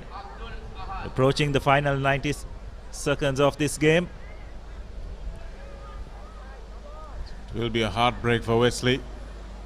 That ball just not making it the 10 meters, but since Wesley played it, they will have to keep playing on. But what good position at the breakdown there. Really strong, but eventually knocking the ball on, and that's the end of the game. DS Serenayaka will end up third place in this Zahira Centenary Sevens competition. A performance aided by a little bit of indiscipline from Wesley, but in the end they had to score the 2 tries to win it, and that they did, especially without their key man Vijay Ratna. It was an interesting game and certainly a close one as DS pull it off against Wesley 12 points to 7. Well, it was a game that went down to the wire, but eventually the numbers game played against Wesley. These are the highlights. This is probably where the game turned on its head. The red card Wesley received. Eventually Bandara showing his pace, and from the other side it was Samarakon. The couple of tries that saw DS Serenayaka eventually triumphing in the third place playoff.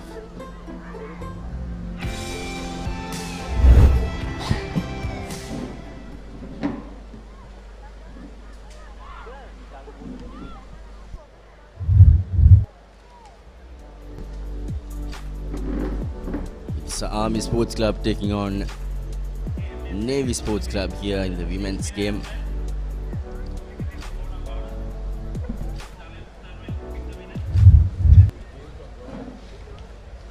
We are back with the women's sevens action here at Zahira Centenary Rugby Sevens 2024 at Racecourse. Army kick things off at this game. Advantage, high tackle. Navy with position now. Backwards. Roll away, no hands, roll away. Good pressure coming up from Army, but unfortunately Navy got the chance to play with advantage now. Advantage over. Trying to outrun the Army player. And here goes the number 3 of Navy for the first try of the game to open their account of the match. What a run by the Navy number 3. Navy, of course, coming in as firm favourites as the champions of the Women's Rugby League that concluded earlier as well, the Women's Rugby 10s League.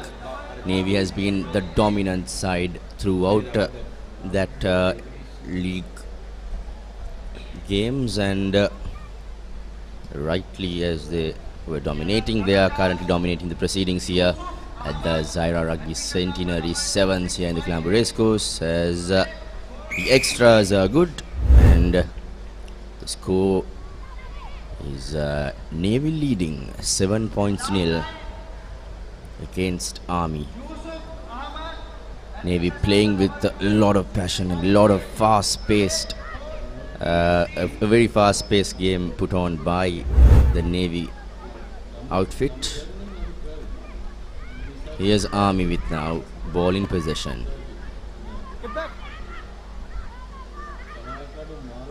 Navy are looking into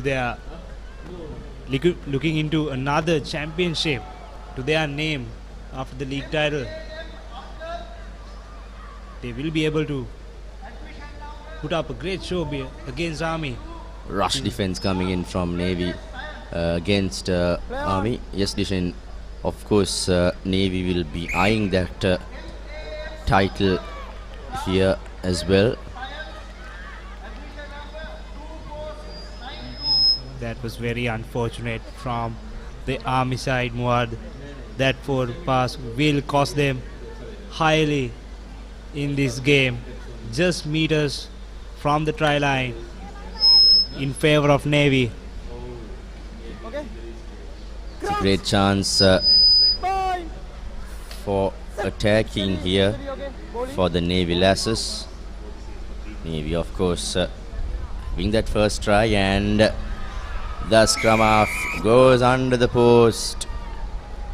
Just like we were telling, it's one of the most dangerous times to give away possession for a strong team like Navy. And they go up 12 points nil under the post.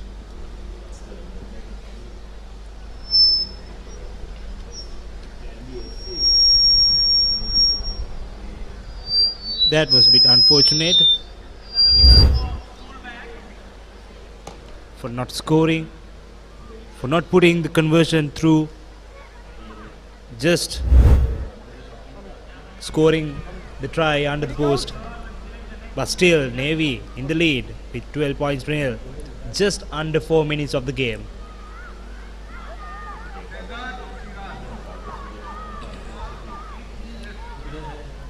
Deep kick rather by Navy, and extremely high pressure coming in from the Navy outfit. They just put Army under huge pressure, and Army gave away possession just like that. Navy showing how strong they are in this game, and they are dominating all throughout the game in the first half here. And what they are taking every advantage that they are getting in our way. They are capitalizing on every opportunity that they get. And here's Army Sports Club with probably the only opportunity they had, the first passage of play, which was in a very, very positive mood, and we see the first try scored for Army. The first points on board for Sri Lanka Army Sports Club here in the women's encounter, Zahira Rugby Centenary 7s. Navy, of course, Navy women's team putting up and patching up for all the games that their men's team couldn't pull off. Unfortunately, Navy Sports Club was one of the front runners, one of the most fierce, one of the most strong teams in the past, especially after 2010. Navy proved to be a really, really great force to be reckoned with. However, this season Navy is going through a rough patch in the men's category. They were winless and couldn't get that all-important W at least once in the whole league or the knockouts. We hope they'll get back on track. Whereas their women's team is rock and rolling here. Yes, indeed, Muad. I hope they will get back in track in the next season of the club rugby. Everyone is hoping that they will get in back because they were a dominant team back in the days. Still, we have those memories with us. And here's Navy with the position. Unfortunately, lost the ball. Knocked forward, says the referee.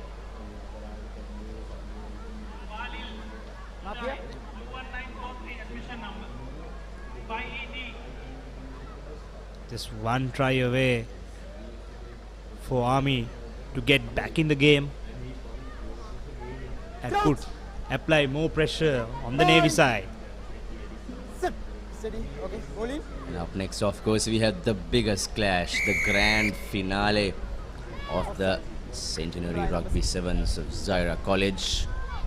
Isi Patana taking on St. Peter's, a great rivalry, and here's Army Sports Club playing some really good running rugby out here. However, again and again, costly errors, just silly mistakes coming in from Army, gifting away possession to the Navy Sports Club, and we are in for yet another passage of play where Navy is completely dominating. They have good, lovely hands, putting up some lovely offloads and lovely cutout passes, just moving the ball left to right and right to left. Yes, more like we will be having the biggest games that we are going to witness in our lives. Up next, the cup final between Isipatana versus St. Peter's. And the match is stopped for a while due to a player getting smashed in the tackle. There is an HIA being conducted by the match day doctors as the Army player is back on her feet. However, looked as if she had a heavy blow. I think it will be suitable if she's replaced. However, she's back on track, and here's the grand finale everyone has been waiting for. Back to back cup final clashes between these two giants of Sri Lanka schools rugby. 2023 league decider, knockouts finals, President's Trophy, and here again to start off the year of schools rugby, Patana Thurston. I beg your pardon, Patana Isi Patana. Of course, Patana Thurston we had on the Battle of the Brothers, the cricket encounter last week on the Papare. We have caught it live, and here's Isi Patana taking on St. Peter's, one of the biggest rugby rivalries yet to unfold in a few moments. Navy with position now, trying to find that third try of the game and put themselves in the safer side of the game. Will they be able to score that try that they have been wanting throughout this half? That's the big player, number 3. Oh, high charge. She was hanging on from the neck.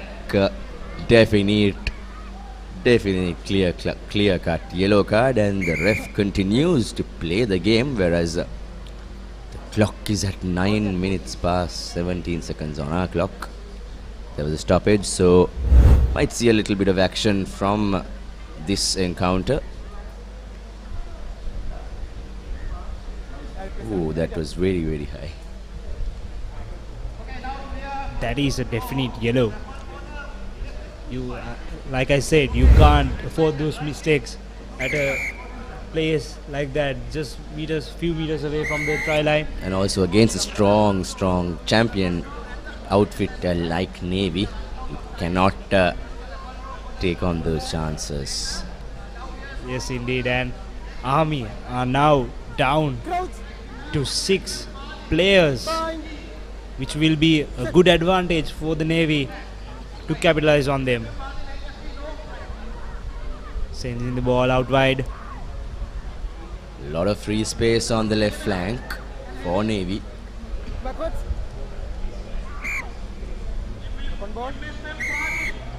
And that's the end of the first half between Army and Navy Sports Club. This is the final game before the grand finale. We are at the business end of Zahira Centenary Rugby Sevens 2024, celebrating a legacy of 100 years of rugby at Zahira College, Colombo. Army Sports Club trailing 5-12 against Navy here. The women's encounter, the grand final of the women's category. And also the biggest clash is coming up next after this half's action, and we'll be back. Stay tuned with the Papare. Powder is a trusted source of nourishment, and from the best source of milk powder in the world, which is New Zealand's. Good milk powder is essential for athletes, whether it's performance or rapid recovery. Join us in championing the power of nutrition with Diamonds, the ultimate choice for athletes striving for greatness.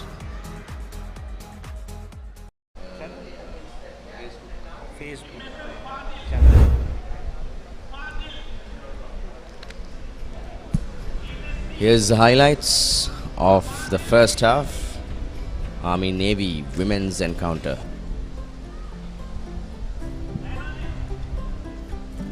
Navy, a superb champion outfit from the league edition. However, Army tried to give a fight, but if Army reduce their silly mistakes, they can give a really better fight in the second half. Yes, Muad, they really should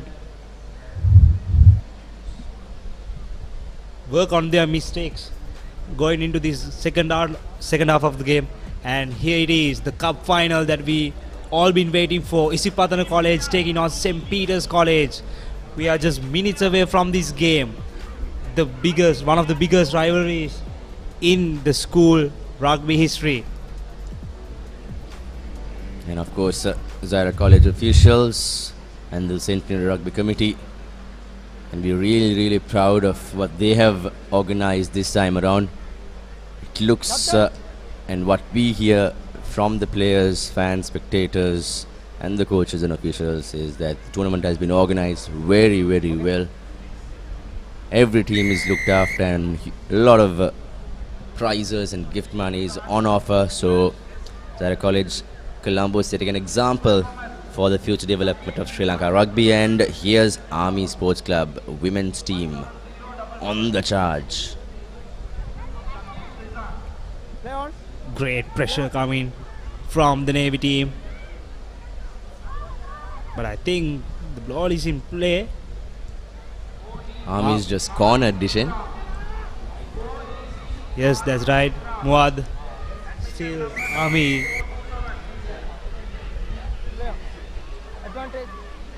Great awareness by Navy Sports Club.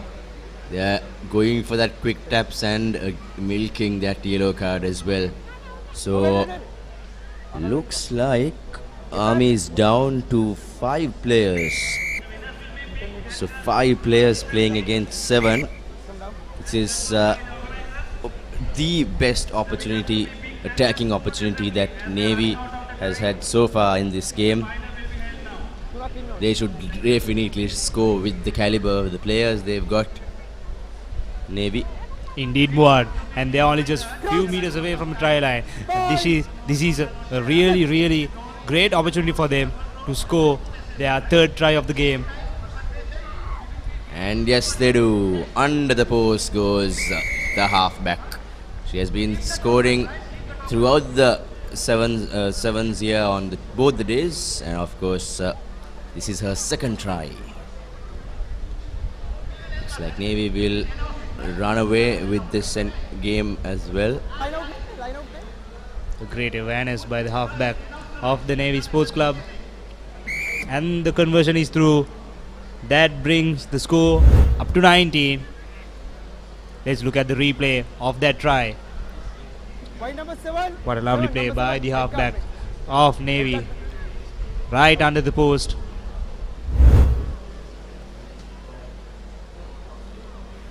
Navy women's rugby setup, a very well drilled, very oiled, very organized machine behind them. Army Sports Club also come under the tutelage of their men's head coach, Shamli Nawaz, the veteran and the coach of host team this time around, Zahira College.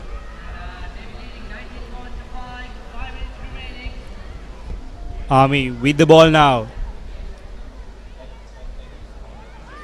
Will they be able to score their second try and get back into this game to give a good fight to the league champions?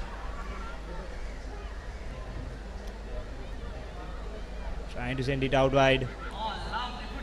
Trying to outrun that player.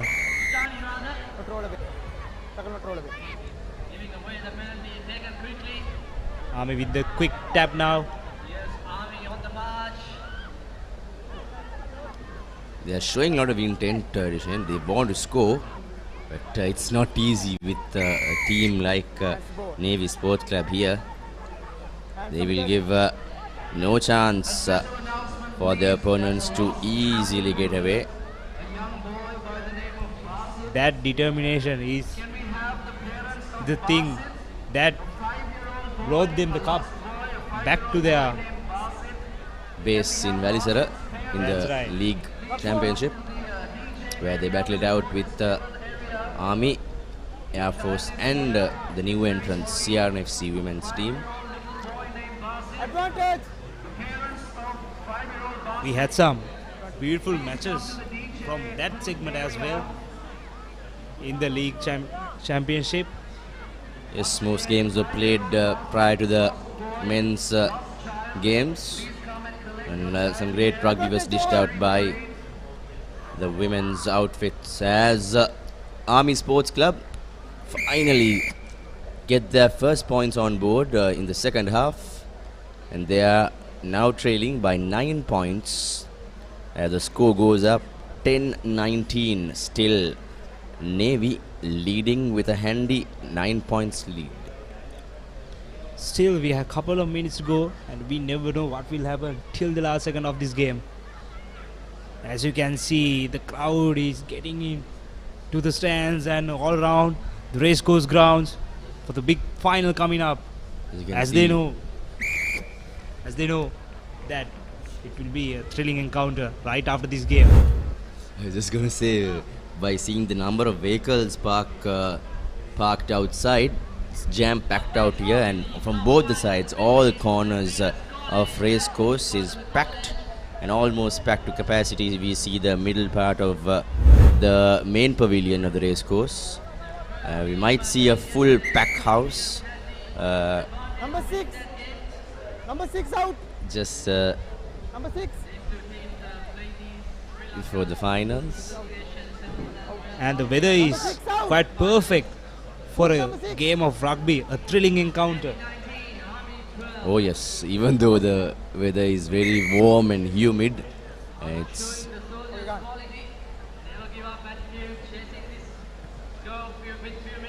Army with the restart now. Navy trying to hold on to position. then this time is quite okay compared, Dishen, to the afternoon sessions, as Army Sports Club still in the fray, still not giving up. They want to go for the kill. They want to go for it and equalize. If they score and put the extras also, they should try to score the conversion as well if they are to stay in contention and somehow salvage something out of this. The previous pass should have gone to the other player. Yes, there's small errors that will come back biting you in the last few minutes. And again we see another injury concern. I'm not sure. There are two players on the ground. We're not quite sure whether it was the first player who had a heavy blow in the first half. I think that's the hooter mentioning us the time is over, but is the clock's referee's clock that matters? We'll see. I think we have 1 or 2 minutes remaining in this game. Definitely 20 to 30 seconds can be played by the looks of it. Referee is intending to carry on play. As Army with one final chance to go for glory. Okay, release, roll away. Okay.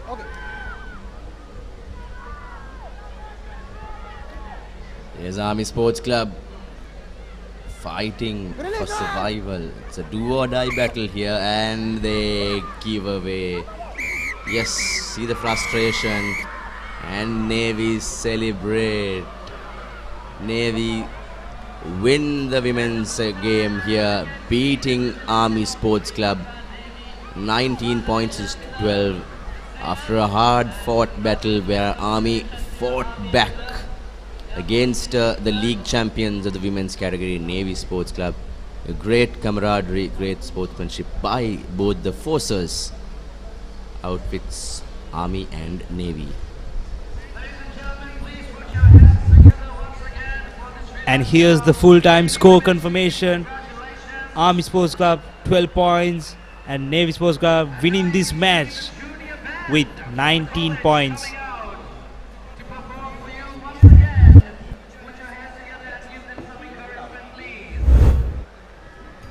Let's look at the replay of the game. The dashing tries from both teams. It was a tight battle between the two forces.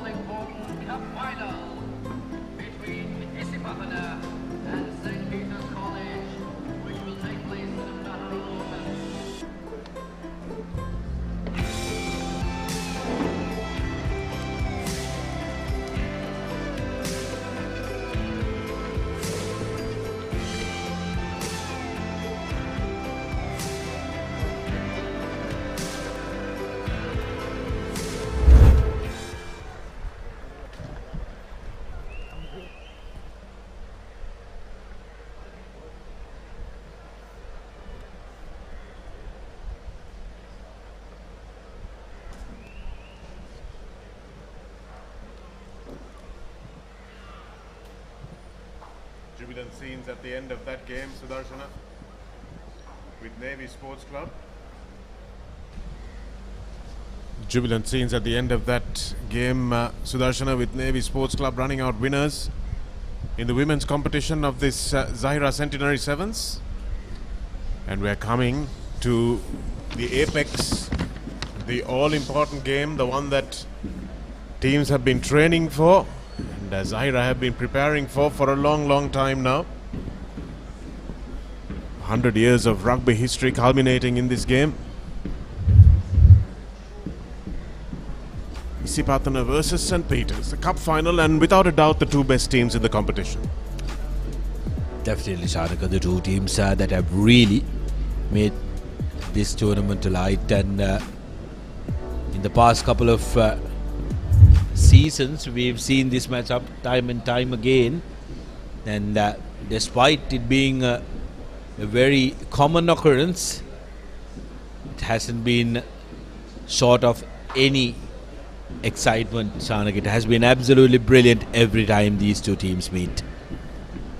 St. Peter's are a more recent addition to the rugby hierarchy than Isipatana perhaps, but of late, Sudarshana, whether it be 15s, whether it be 7s, this is the rivalry, this is the matchup along with Royal that we tend to anticipate as rugby journalists, as rugby broadcasters. This is the one we really know is what will dictate how a season goes. And what better way to celebrate a rugby journey that has spanned over a century here at Zahira College, one of the proud teams that took up to rugby way long ago in 1924. I think that was 1 year after the CRNFC was set up. So rugby in Ceylon was very much in its fledgling state and very much in the hands of the expatriates who lived and ran rugby at that time. So for a school like Zahira, who were not part of that pantheon of elite Colombo or Kandy schools at that time, not run by the expatriates. For them to come through and be one of the first 4 schools to take up the game, I think that speaks a lot for the volumes and the culture, the rugby culture indeed, that Zahira have had over the last 100 years and more. So the school is older than 100 years, of course, but rugby is now celebrating its 100 years. It's brilliant occasions for these kids, all these young lads from Zahira, like everybody involved in these organizing committees. For every student that's involved in these celebrations, this will be bragging rights for life. Certainly will. It's a once in a lifetime event, that's for sure. And from the Papare, of course, we've had our good friend Yusran Lantra, who was part of the Papare broadcasting crew for quite a while. Sabir Kader, who is organizing this tournament also, who was our main rugby man here at the Papare, and of course our fellow commentator Abdullah Yusuf, whose father was a principal of Zahira. So lots of connections to the Papare. We'll go in for a quick commercial break and be back with live action.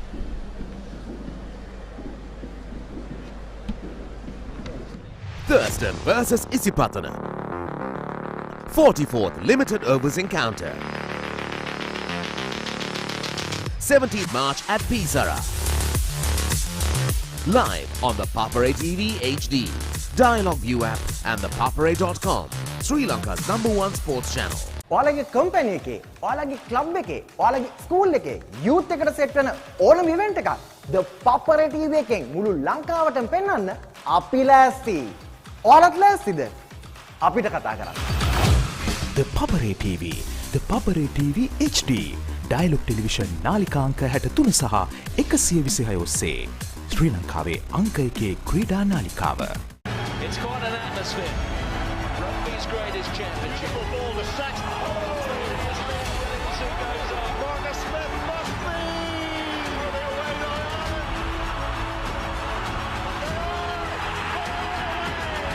This time, go Scotland. Footwork from Duhan van der Merwe. This is astonishing. That is a right moment. Come on, everyone, let's make some noise with our loudest cheer for this momentous game. Let's go. Tata Women's Premier League starts February 23rd. Live on the Papare TV HD and Dialog ViU app, Sri Lanka's #1 sports channel.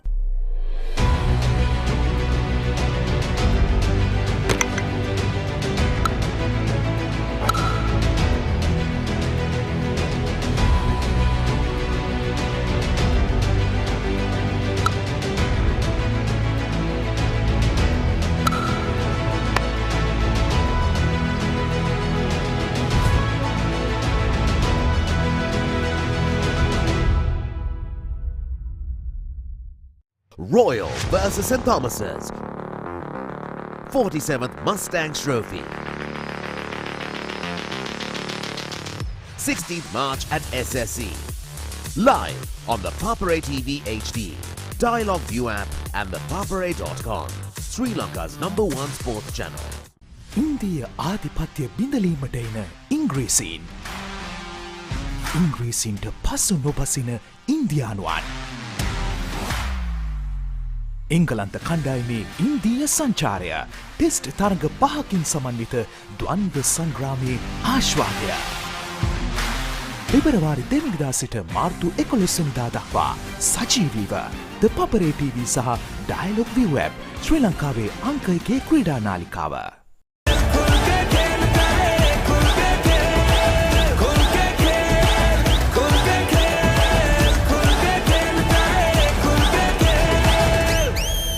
Live on the Papare TV and Dialog ViU app, Sri Lanka's #1 sports channel. I believe the right house is like a soulmate. When the right one comes along, it's magic. Welcome home, Susan. There's something in the house making it hard for us to sell. We make it go away. Run as fast as you can.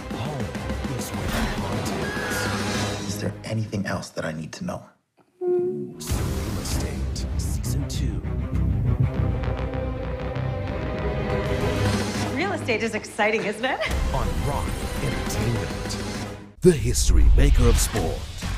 Innovative, incomparable, unleashing an experience. The Papare TV. On the Papare TV and the Papare TV HD. On channel number 63 and 126. Sri Lanka's #1 sports channel.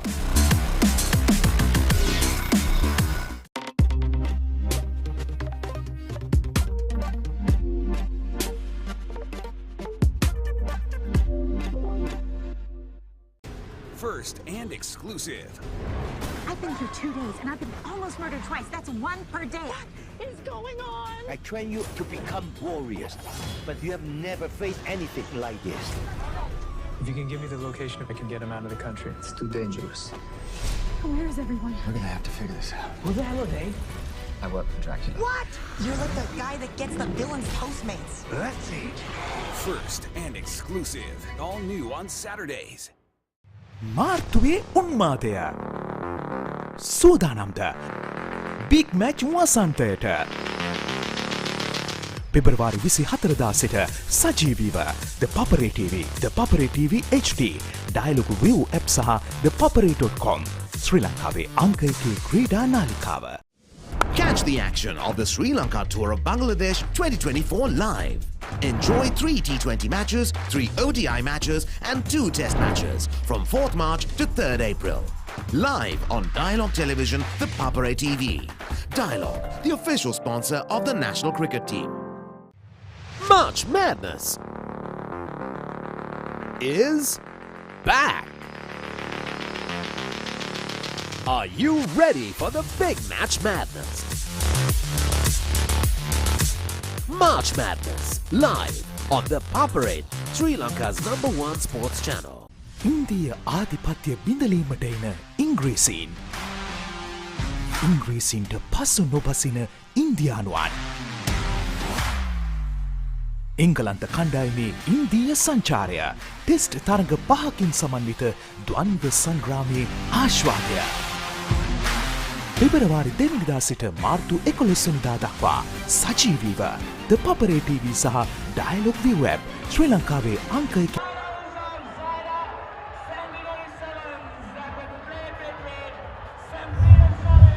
Well, we are ready for the big one. Zahira College taking on St. Peter's in the cup final of Zahira College Rugby Centenary Sevens 2024. What a game we have in our hands. These two teams going for the big one, Shanaka, and we will be able to witness some thrilling rugby here at Racecourse. Well, it's been a celebratory tournament. Everyone coming together to put their hands together and their arms around the shoulders of Zahira College. And I have to commend Zahira College in the lead up to this tournament. Sudarshana, they have been very generous. They've invited all the schools in. They've shared their resources. They've not kept anything to themselves that the sponsors have given for this tournament. And I just was hearing the raffle draw that the Zahira schoolboys were eligible for, and some really nice prizes, bicycles, school bags, that kind of thing. And it's wonderful to have this sense of camaraderie around an event like this. A legendary name in the recent years when it comes to the round ball game, football, soccer, if you may. Zahira have been absolutely dominant. Legends of yesteryear when it comes to the oval shaped ball game, and I think these centenary celebrations, like you mentioned, there was a really nice run up to it. This centenary celebrations will definitely fuel a lot of young Zahirians to take up the game and to fall in love with it, Chanaka. Absolutely. It's late in Australia, but I'm sure David Campese will wake up and watch the replay of this final tomorrow. He was a big part of the lead-up celebrations. And some of the distinguished old boys of Zahira College, their principal as well, meeting the challengers, the officials,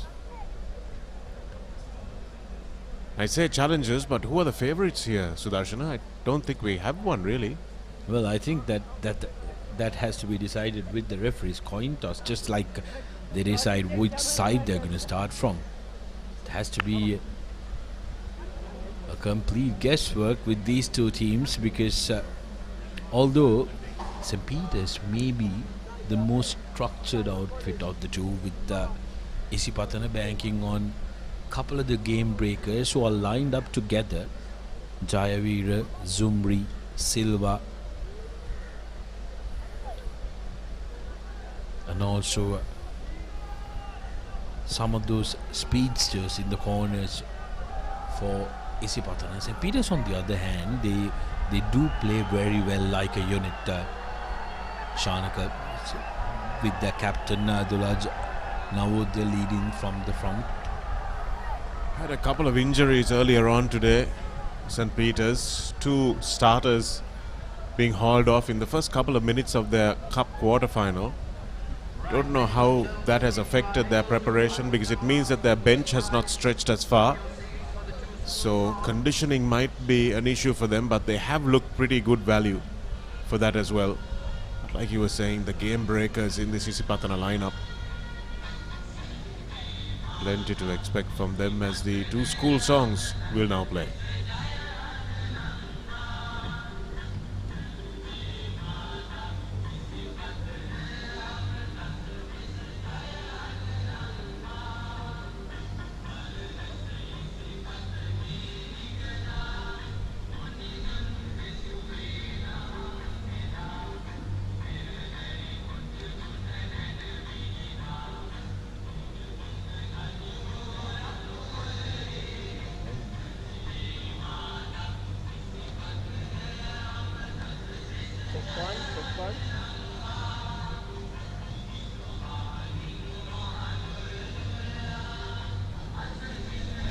Check on. Check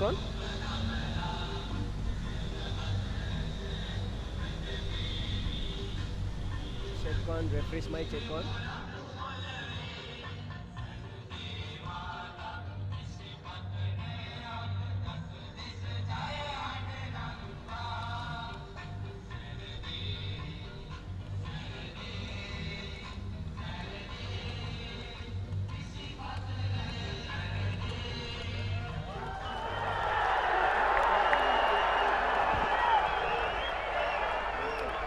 Faithful green machine backing the lads up after their school song, which will be followed by school song of St. Peter's College.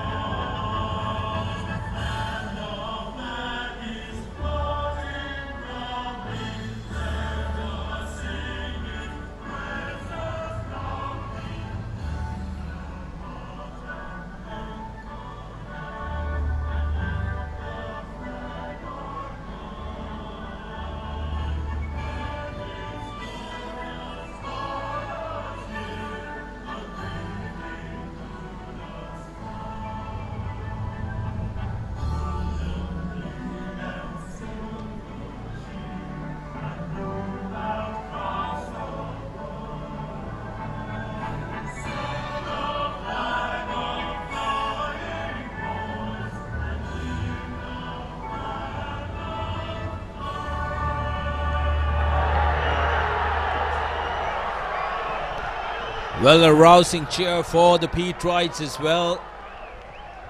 Defending league champions.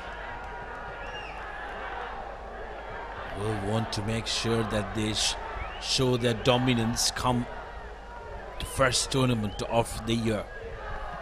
The green machine has filled up one half of this racecourse pavilion, and the Bamba Brigade has filled the other half, and of course everyone from Zahira has turned out in their numbers to support this centenary celebration. Ravin Alexander is rewarded for his fantastic season with the whistle by being given the final today. Let's hope that the players contrive with him to stay on the pitch as Shahid Zumri lays down the law to the Isipatana team. He's been one of the standout players, if not the standout player of this tournament so far. And this man here, the number 7 jersey for St. Peter's, Vishenka Silva, saw yellow in the last game, but will be someone that they will be looking to. Has he done enough in the lead up? Guys like Dimsara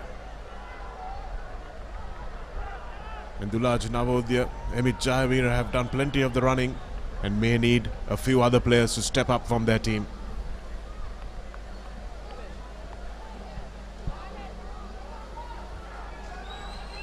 Isipatana to kick off. Looking very calm and composed. Isipatana, that'll be the aura that they like to approach this final with. Patriots are also the same kind who like to have a control in the opening exchanges. This one is going to be interesting. Yes, it is, as Shahid Zumri kicks off this all-important final of the Zahira Centenary Sevens. That kick goes a little longer than he would have expected it, and he will touch down. And with that touchdown, we will have Pasindu Bandara, who will run this one back quickly to the halfway line. This is where winning the toss is important in this final, because St. Peter's now playing from right to the left of your screens are playing with the sun directly in their eyes. So it will be expecting a lot of running from the Patriots and not much kicking. Both teams have done well to keep their ball in hand, and here's Dulaj Navodya. He's a pint-sized number 8, but plenty of power. And here's some space now opening up. Chose not to use a man on the outside, and he's the man that needs to come in, Pramukha Thikshana, and create the link up. Here's Bandara with the little fancy pass to his skipper. Quickly onto it, Shahid Zumri is playing like a flanker. Here he goes. Beautiful tackle onto him, but it's even better an offload. And unfortunately, the support player can't hold on to it. The oncoming man wasn't privy to that as the Patriots take it quickly, trying to play at pace. Here's the man I was talking about, Vishenka Silva, dragged down just short of the line. They've got about 10 meters to go now. Vishenka shows and goes on the left, and he will have enough power to get away, and he does have enough power to get away from Gesadu Bentotage, and the first try is scored by Vishenka Silva. Looked like there was something about the lad as he was preparing for the kickoff, and he has settled the nerves of the Bamba Brigade. Brilliant stuff from Silva, creates it initially, and then from the infringement gets back on his feet and has the awareness to attack the short side. He knew he had the strength and also the speed to go short and get the opening points for St. Peter's College.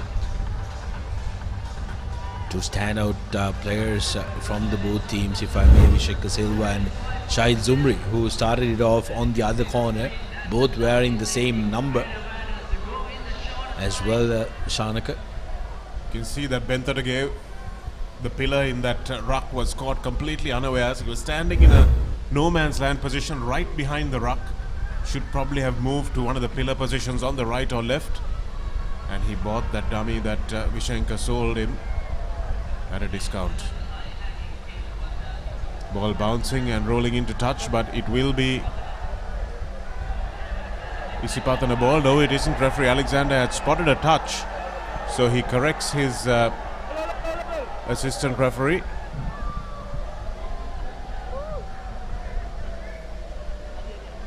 It's going to be important that Isipatana settles down. Dorangoda trying to put pressure, gets his arm and not straight, says the referee, and that is only because Isipatana took the trouble to try and lift the player and put pressure on that line out. Tinetta Dorangoda is going to be probably as good or better than his brother Surya, who's playing for Havelocks at the moment. It's an outstanding line out forward in the school season a couple of years ago. And Tinetta looks like he has all those makings as well to really create havoc as a defensive line out jumper. Isipatana now with their first real possession. Kalindu Silva, a nice little loop around, and here's Zumri. Zumri does so well to drift away from the defense. Here he's on the inside of Vishenka Silva. Lovely back of the hand pass. Good counter ruck from Vishenka. Does so well. And that's passing the Bandara, joining the fray as well. They're all huddled in there, and eventually the knock-on comes for Dorangoda.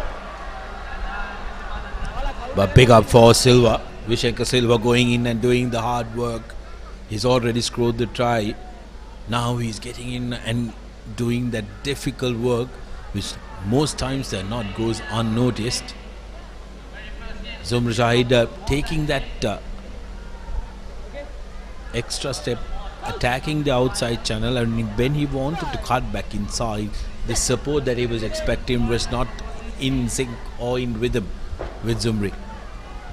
It's a little switch of play back to Amit Jayavira, who leaves the ball behind. The ball was away from the tackle, so Isipatana were within their rights to play it. Here's the little show and go from Pasandu Bandara with that strong left-handed fend, and it looks like it might be a second coming up if he can get away from Bomet, and indeed he can. Pasandu Bandara continues his fine try-scoring form. The strong left-handed fend. This boy is going to be very, very difficult to stop. Definitely he's going to be a difficult man to stop. Great awareness of the space in front of him as well. Believes in the strength that he possesses. Longer format of the game going to be a real troublemaker for St. Peter's Bandara. Isipatana need to shake this off. They need to be the next team to score Shanaka, and that will do a lot of good to their confidence. I'd like to see Silva, Kalindu Silva from Isipatana try and play close to Zumri, because currently Zumri looks like he's a little isolated when he makes those breaks. Shanik, if you can have a fire starter next to him, I think Isipatana will be able to open this defense up. Have to first control themselves on the kickoff, and looks like it's a yellow card, nothing more than that. Probably lucky that there wasn't a longer conversation there. This looks like it's Dulaj Navodya, is it? Yes, he will go to the bin. He's got his eyes on the ball here, and yes, I think that's a fair call by referee Alexander, because he had his eyes on the ball, although he didn't leave the flow. He needed to pull out, which is why the yellow card comes. Spot on by referee Alexander. There was no malice in that, and he did not try to tip the player in that tackle, and it was just a collision. The only mistake now they did was the moment he realized that he did not have a positive or a practical chance to secure that ball, he should have pulled out of that challenge. Now St. Peter's reduced to 6 men in the dying seconds of the first half. What will Isipatana do from here? They've called for a scrum. Well, they know what they need to do. They need to score. How they're going to set about doing that will be the test. They are one of the smarter teams to know exactly how to attack with an extra man. Sadia Kumara is a pretty good sevens coach. Oh, that's a forward pass under absolutely no pressure whatsoever. And that's an uncharacteristic mistake from Shahid Zumri and his inside player. Just a little over-eager. And 10 points to nil. Do Isipatana have it in them to come back? If there's ever a team that you wouldn't write off in this sevens rugby format, Sudarshan, it would be Isipatana. But kudos to St. Peter's. They've controlled this game brilliantly, beautifully. They've taken the chances that they've got, and most of all, they played rugby in the correct half. They played a lot of rugby in the half of the Pathanians, and which is why they've managed to come away with 2 scores in this game. End of the first half, St. Peter's in the lead, 10 points to nil. Kissed Ride. Try the new wave of energy.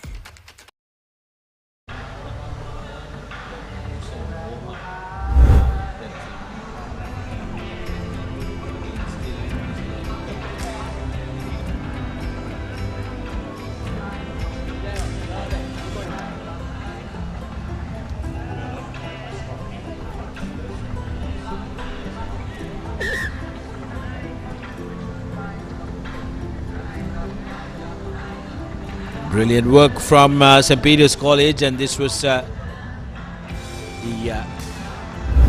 reason why St. Peter's will start the second half with 6 players, and the player of the tournament will walk away with this electric bike. Pretty fancy, isn't it, Shanaka? Can get around to practice and home very quickly. Yeah, I wouldn't mind one of those myself. But sure, there are few players in among these 2 teams who will be certainly up for that. Done well to bring their teams to the final. It would be unsurprising if the man of the tournament came from one of these 2 teams. Jayavira looking serious. Knows that they can't afford to go any further behind. And the kickoff now for Emit Jayavira in the second half. It's high enough, but it's not far enough. And 2 mistakes from the restarts from both teams. So Emit Jayavira returning the favour. Scrum down. Isipatana straight away opting for a scrum because the Pete Wrights are still down. Their skipper Navodya. Isipatana need to show urgency and make sure that they capitalize on the numbers advantage.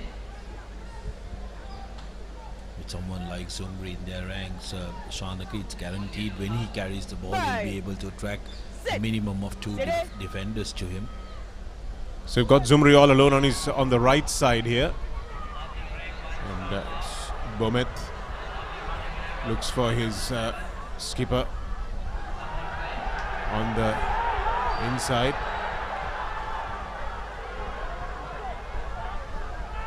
Little stutter step that time, not going too far.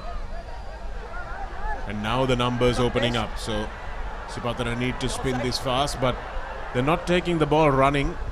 Taking the ball very stationary, and Zumri again really shepherded in towards his touchline by 3 Peter's players. Looked like it might be offside, but Bomet now finds a little bit more room than he thought he had. Here's Shahid Zumri touching down, somehow manages to snaffle that loose ball, and who else would you think except to open the scoring for Isipatana but Zumri. 5 points to 10 with the conversion to come. Isipatana opened their account, and the fans of the Green Machine start rejoicing behind the team. Interesting one, this 5 points to 10, 9 minutes on the clock.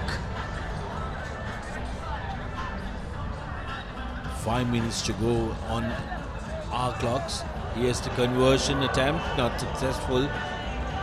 So St. Peter's will enjoy that 5-point lead. Take a look at this quick work by Zumri, and he knew he had the reach to score that one.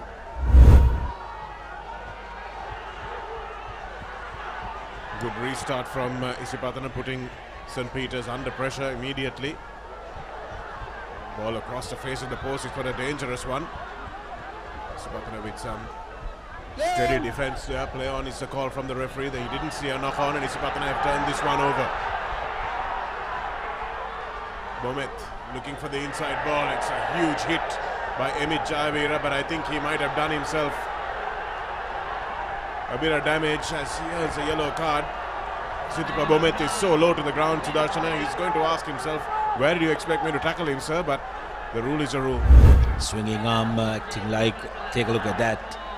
Straight to contact, straight to the head, leaves referee with no other option but to pull out the card. Now Isipatana with an opportunity to try and potentially take the lead.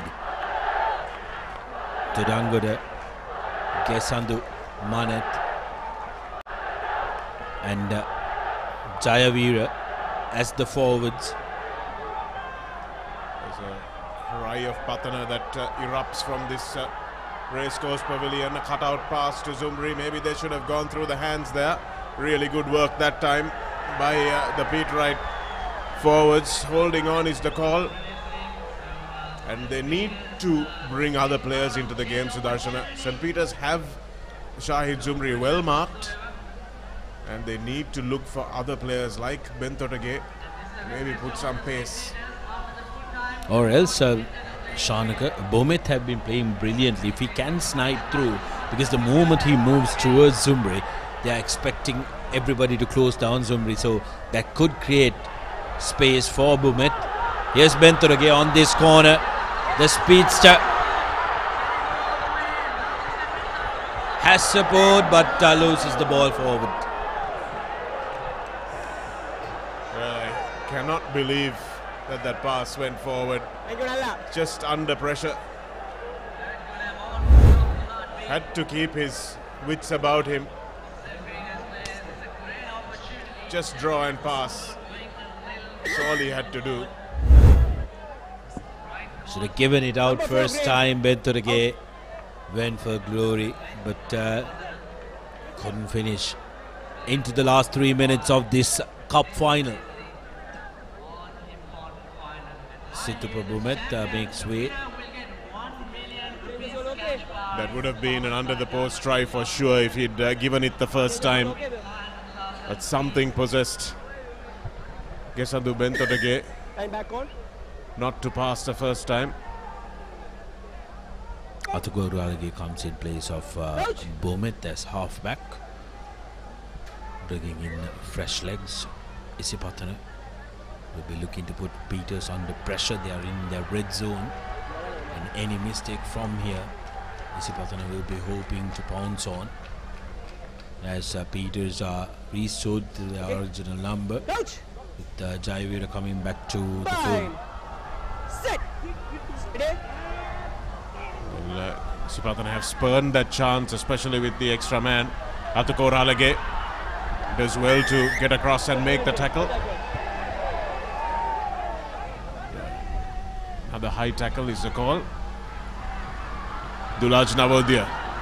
Here's the skipper. What can he spark for his team? High tackle is the call from Ravin.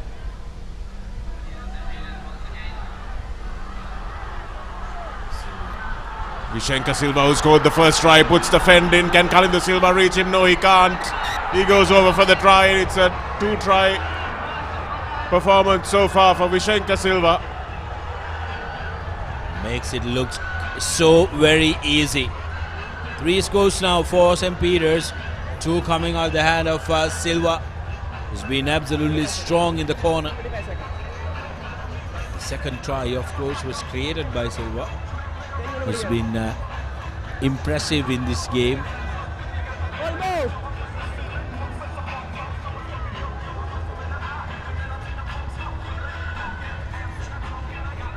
Isipatana have only themselves to blame for finding themselves this far adrift on the scoreboard. The discipline from St. Peter's has been excellent. And that's a wonderful conversion as well from wide out. Vishenka himself. Looks like it's his day to have bought a raffle ticket. Unfortunately, only the Zahirians can buy them.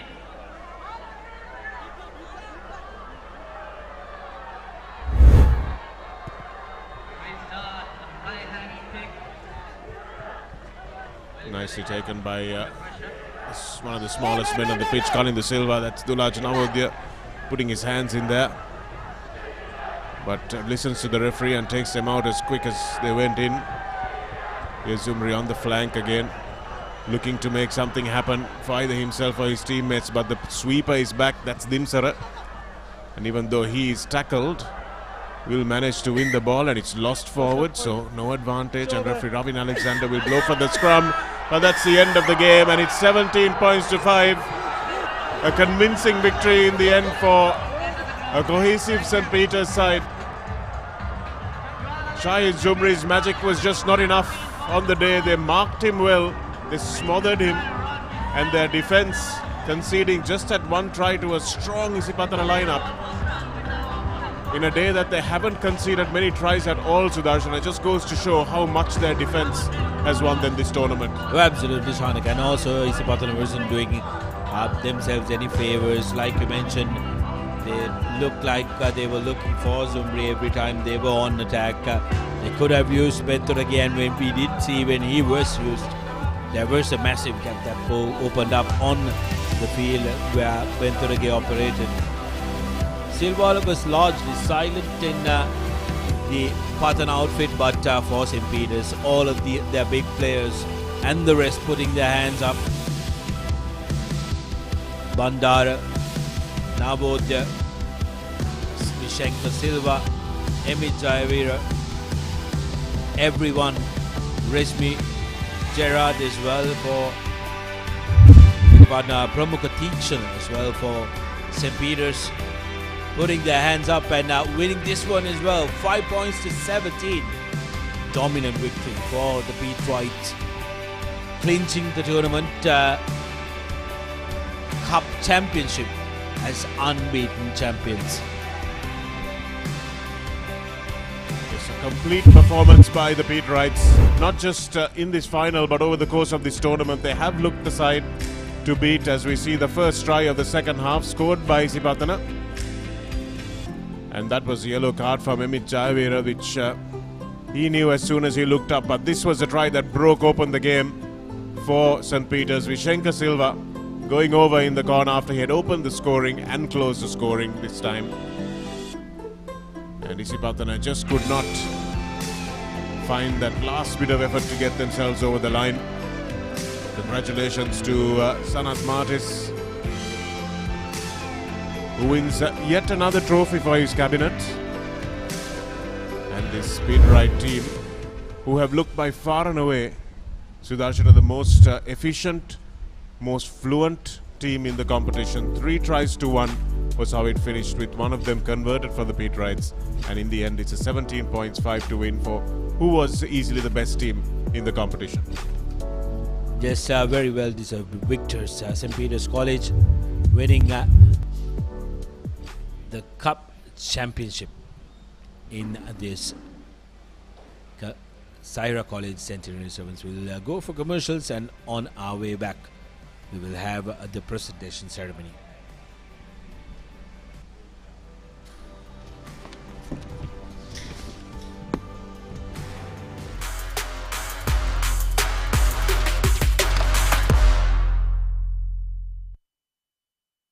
Thurston versus Isipatana. 44th limited overs encounter. 17th March at Pisara. Live on the Papare TV HD, Dialog ViU app and ThePapare.com, Sri Lanka's #1 sports channel. ඔයාලගේ company එකේ, ඔයාලගේ club එකේ, ඔයාලගේ school එකේ youth එකට set වෙන ඕනම event එකක් The Papare TV එකෙන් මුළු ලංකාවටම පෙන්වන්න අපි ලෑස්ති. ඔයාලත් ලෑස්තිද? අපිට කතා කරන්න. The Papare TV, The Papare TV HD, Dialog Television නාලිකාංක 63 සහ 126 ඔස්සේ ශ්‍රී ලංකාවේ අංක 1 ක්‍රීඩා නාලිකාව. It's quite an atmosphere. Rugby's greatest championship. Ball to set. Marcus Smith must be for the away goal.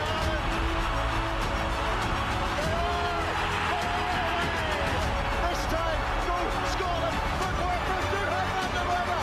This is astonishing. That is a mic moment.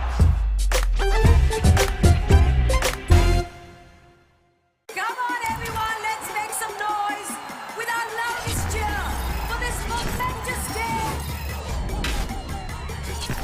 Let's go. Tata Women's Premier League starts February 23rd. Live on the Papare TV HD and Dialog ViU app, Sri Lanka's #1 sports channel.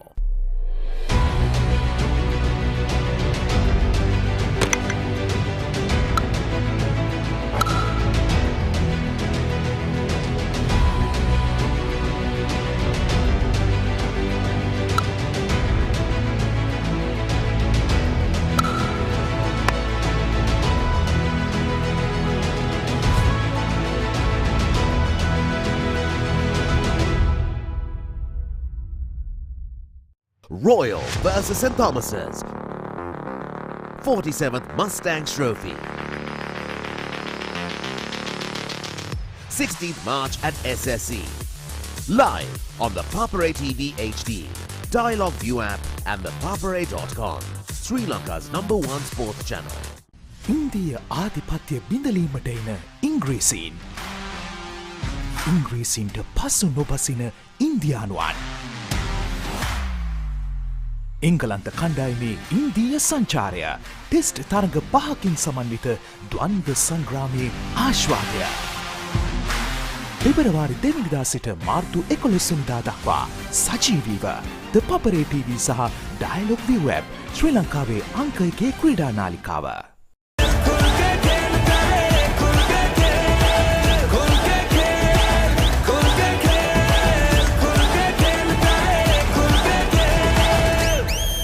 Live on the Papare TV and Dialog ViU app, Sri Lanka's #1 sports channel. I believe the right house is like a soulmate. When the right one comes along, it's magic. Welcome home, Susan.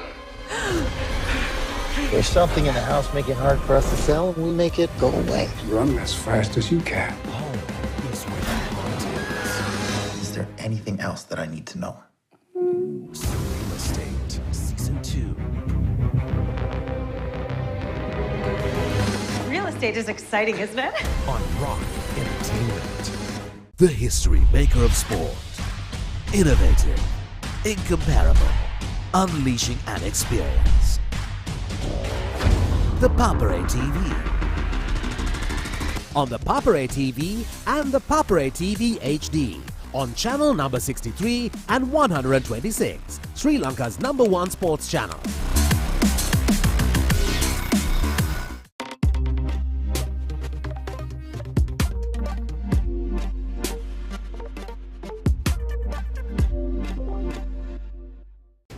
First and exclusive. I've been here 2 days and I've been almost murdered twice. That's 1 per day. What is going on? I train you to become warriors, but you have never faced anything like this. If you can give me the location, if I can get him out of the country. It's too dangerous. Where is everyone? We're gonna have to figure this out. Who the hell are they? I work for Dracula. What? You're like the guy that gets the villain's Postmates. Let's see. First and exclusive. All new on Saturdays. මාර්තුවේ උන්මාදය. සූදානම්ද big match වසන්තයට. පෙබරවාරි 24 සිට සජීවීව ThePapare TV, ThePapare TV HD, Dialog ViU app සහ ThePapare.com, ශ්‍රී ලංකාවේ අංක 1 ක්‍රීඩා නාලිකාව. Catch the action of the Sri Lanka Tour of Bangladesh 2024 live. Enjoy 3 T20 matches, 3 ODI matches and 2 test matches from 4th March to 3rd April. Live on Dialog Television, ThePapare TV. Dialog, the official sponsor of the national cricket team. March Madness is back. Are you ready for the big Match Madness? March Madness, live on the Papare, Sri Lanka's #1 sports channel. ඉන්දිය ආධිපත්‍ය බිඳලීමට එන ඉංග්‍රීසීන්. ඉංග්‍රීසීන්ට පසු නොබසින ඉන්දියානුවන්. එංගලන්ත කණ්ඩායමේ ඉන්දීය සංචාරය test තරඟ 5කින් සමන්විත ද්වන්ද්ව සංග්‍රාමයේ ආශ්වාදය. පෙබරවාරි 2 වෙනිදා සිට මාර්තු 11 වෙනිදා දක්වා සජීවීව ThePapare TV සහ Dialog ViU app ශ්‍රී ලංකාවේ අංක 1 ක්‍රීඩා නාලිකාව.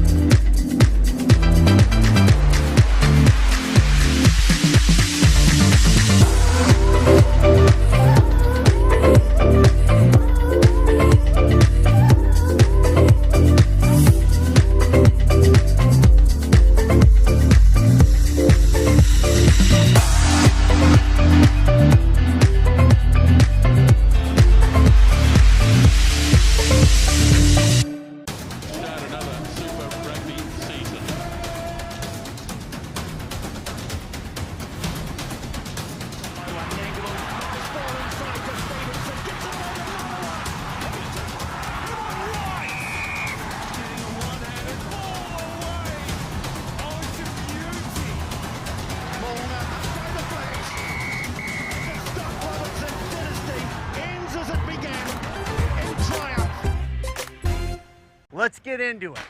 This is Hits Now, where talents are discovered and superstars are born. I'm very proud to have you on my team. Where you can solve crimes and fight fires. Must be nice. Laugh with the family and many others. Play games and prove you're better. All the latest hits, all the time, all in one place. So starstruck right now. Hits Now, the best of US TV. It's time. It doesn't get any better than this. England back to conquer India? Or will India wield their might? The cricketing showdown of the year. England takes on India in an epic test series that promises passion, rivalry and unforgettable moments. England Tour of India, 2nd February to 11th March, live on the Papare TV and Dialog ViU app, Sri Lanka's #1 sports channel.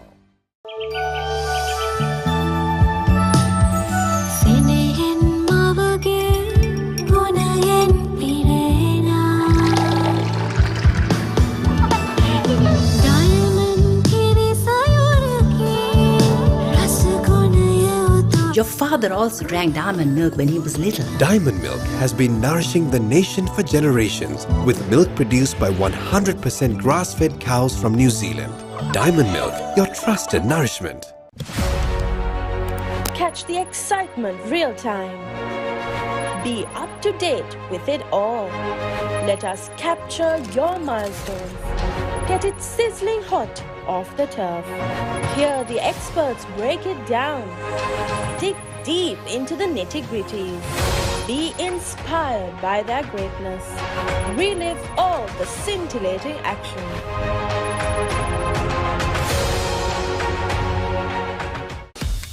Kissed Ride. Try the new wave of energy.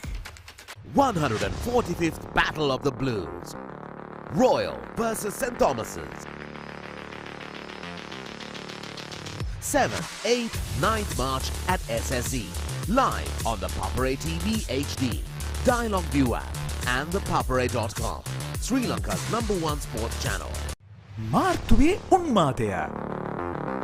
සූදානම්ද big match වසන්තයට. පෙබරවාරි 24 සිට සජීවීව ThePapare TV, ThePapare TV HD, Dialog ViU app සහ ThePapare.com. ශ්‍රී ලංකාවේ අංක 1 ක්‍රීඩා නාලිකාව. Ammi, let's have something fun today. No, let's have something good. Something fun. Something good. Fun. Now with Rosa pasta, you can have something good and fun every day. Rosa pasta contains protein, dietary fiber and a low glycemic index and is made with 100% durum flour. So tasty. So good. So fun. Rosa pasta. Good fun every day. ශ්‍රී ලාංකීය ක්‍රීඩා විකාශනයේ මෙතෙක් අත් නොවිඳී නව්‍යතම අත්දැකීම් සමගින් ශ්‍රී ලංකාවේ අංක 1 ක්‍රීඩා නාලිකාව. ThePapare TV, ThePapare TV HD. Dialog television නාලිකා අංක 63 සහ 126 ඔස්සේ විඳින්න නරඹන්න ශ්‍රී ලංකාවේ අංක 1 ක්‍රීඩා නාලිකාව.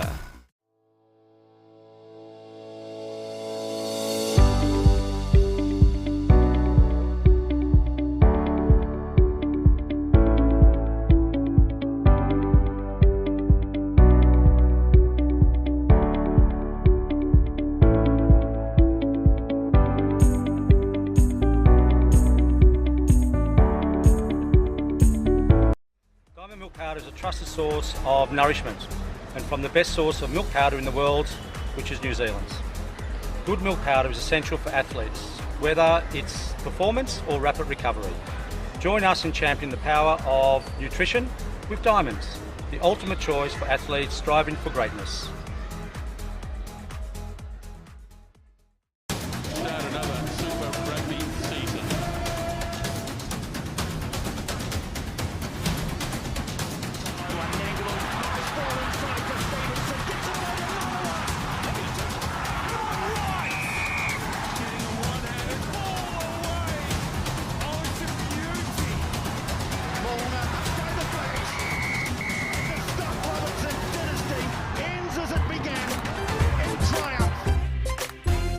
Youth එකට සෙට් වෙන්න ඔයාලත් කැමතිද? Youth Plus.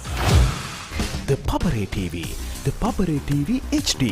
Dialog ටෙලිවිෂන් නාලිකා අංක 63 සහ 126 ඔස්සේ ශ්‍රී ලංකාවේ අංක 1 ක්‍රීඩා නාලිකාව. Thurston versus Isipatana. 44th limited overs encounter. 17th March at Pisara. Live on the Papare TV HD, Dialog ViU app and ThePapare.com, Sri Lanka's #1 sports channel. ඔයාලගේ කම්පැනි එකේ, ඔයාලගේ ක්ලබ් එකේ, ඔයාලගේ ස්කූල් එකේ youth එකට සෙට් වෙන ඕනම event එකක් The Papare TV එකෙන් මුළු ලංකාවටම පෙන්වන්න අපි ලෑස්ති. ඔයාලත් ලෑස්තිද? අපිට කතා කරන්න. ThePapare TV, ThePapare TV HD.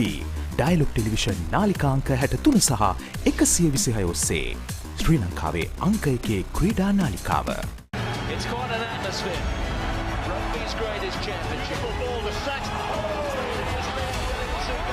Marcus Smith must be.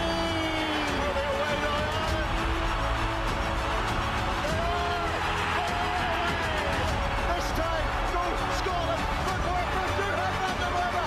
This is astonishing. That is a right moment.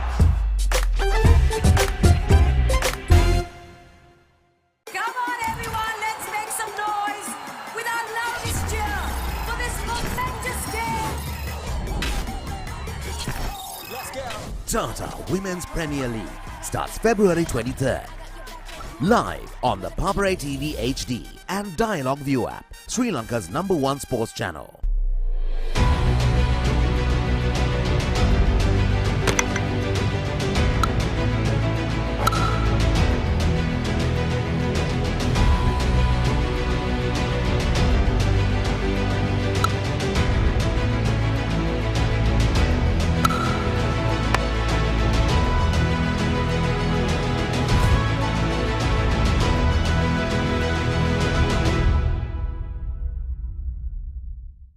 Royal versus St Thomas's.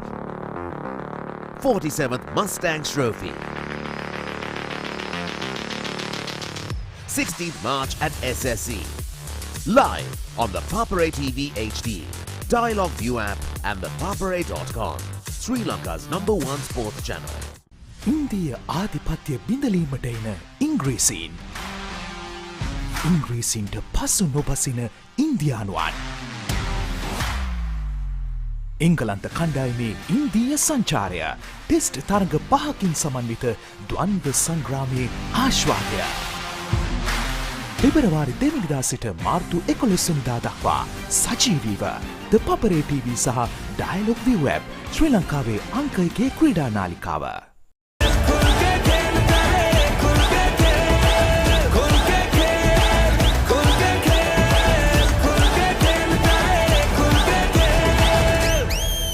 Live live on the Papare TV and Dialog ViU app, Sri Lanka's #1 sports channel. I believe the right house is like a soulmate. When the right one comes along, it's magic. Welcome home, Susan.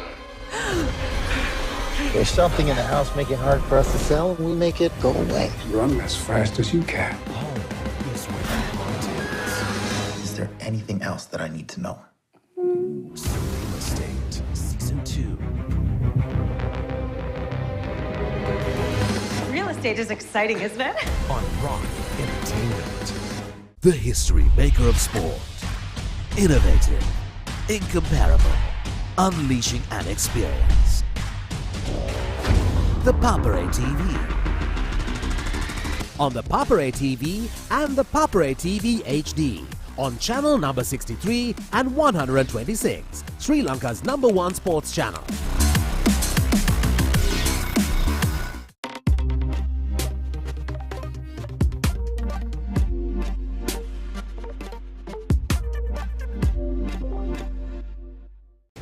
First and exclusive. I've been here 2 days and I've been almost murdered twice. That's one per day. What is going on? I train you to become warriors, but you have never faced anything like this. If you can give me the location, I can get him out of the country. It's too dangerous. Where is everyone? We're gonna have to figure this out. Who the hell are they? I work for Dracula. What? You're like the guy that gets the villain's Postmates. That's it. First and exclusive. All new on Saturdays. මාර්තුවේ උන්මාදය සූදානම්ද big match වසන්තයට පෙබරවාරි 24 සිට සජීවීව ThePapare TV, ThePapare TV HD, Dialog ViU app සහ ThePapare.com ශ්‍රී ලංකාවේ අංක 1 ක්‍රීඩා නාලිකාව. Catch the action of the Sri Lanka Tour of Bangladesh 2024 live. Enjoy 3 T20 matches, 3 ODI matches and 2 test matches from 4th March to 3rd April. Live on Dialog Television, the Papare TV. Dialog, the official sponsor of the national cricket team. March Madness is back.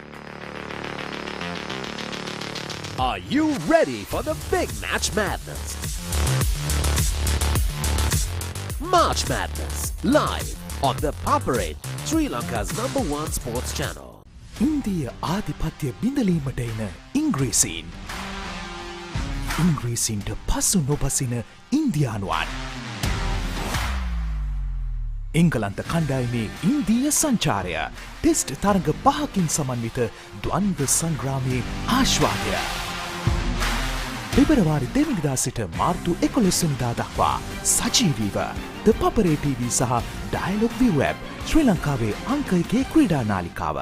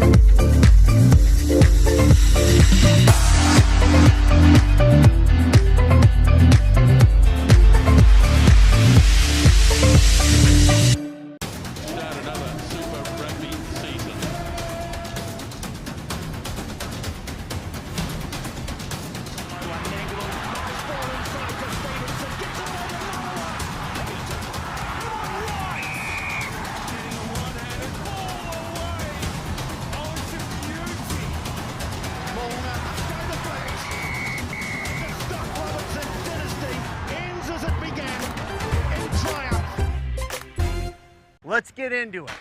This is Hits Now,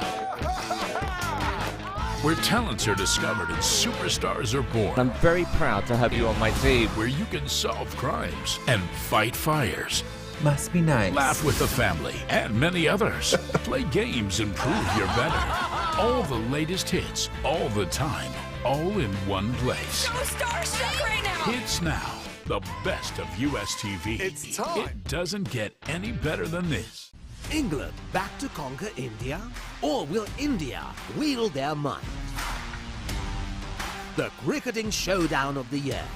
England takes on India in an epic test series that promises passion, rivalry and unforgettable moments.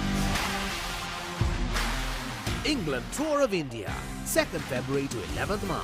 Live on the Papare TV and Dialog ViU app, Sri Lanka's #1 sports channel.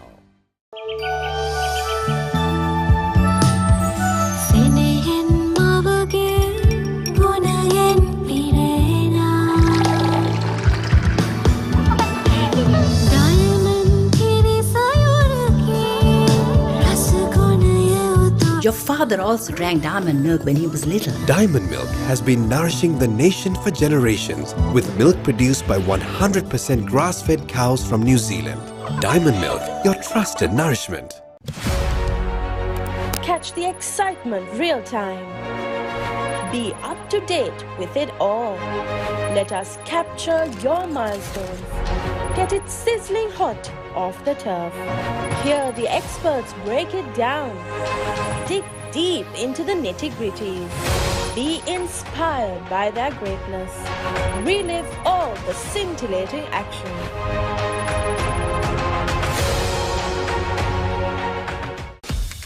Kissed Ride. Try.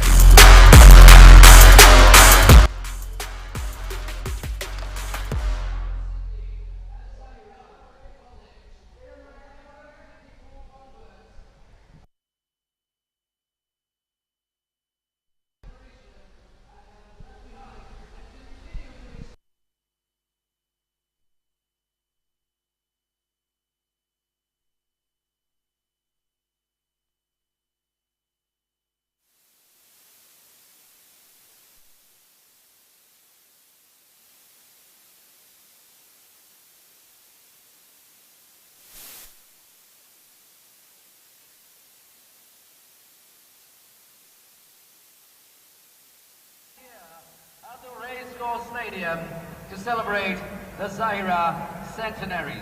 All right, okay. It couldn't be possible, of course, without the following bodies: Asia Rugby, Sri Lanka Rugby, and the Sri Lanka School Rugby Football Association. We also want to make a major thanks to our wonderful sponsors, Diamond, Moose, and Pride. And let's not forget the silver sponsor, the Dialog Group. Bronze sponsor, Sling. Nutrition partner, GNC Bioscience. Ice Cubes partner, Frosty. Hydration partner, American Premium Water. Healthcare partner, Haymouse Hospitals. Print media partner, The Sunday Times.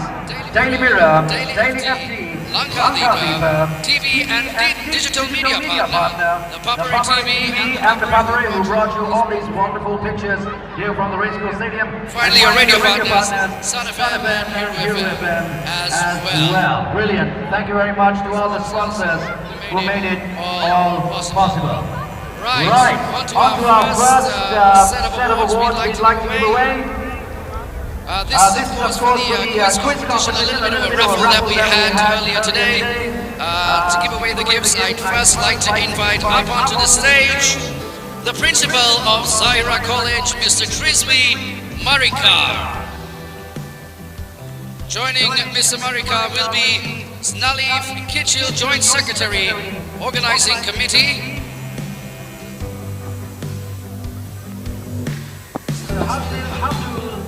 Assistant Treasurer of the PTA. Check one. MIM Imran, Treasurer PTA.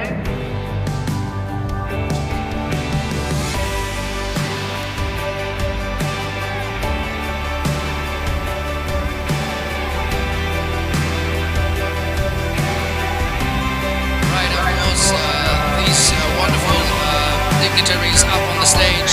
We give two gifts. Of course, there's many other gifts that we had as well in the raffle draw, which will be given in the school premises. And those gifts are going to, first of all, MS Said. MS Said.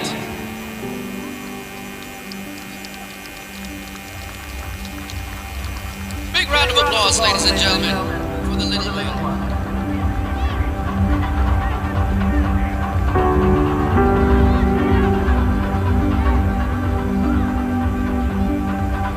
And next, MS Duha. MS Duha, yes, the young man who won himself wonderful school bag. There's plenty more school bags that will give away inside the school premises.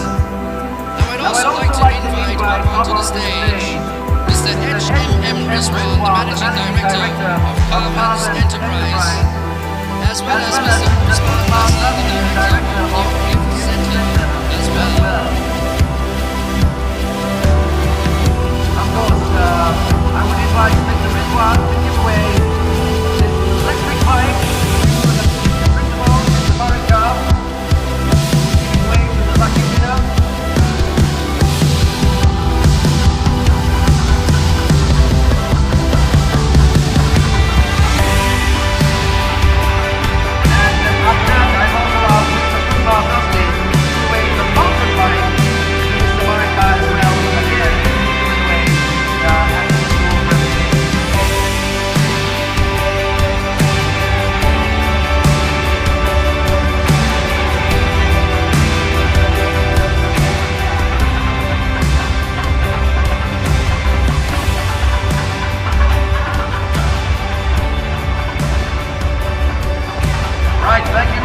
Gentlemen, you may now return to your seats, but Mr. Marika, I'd ask you to stay, please.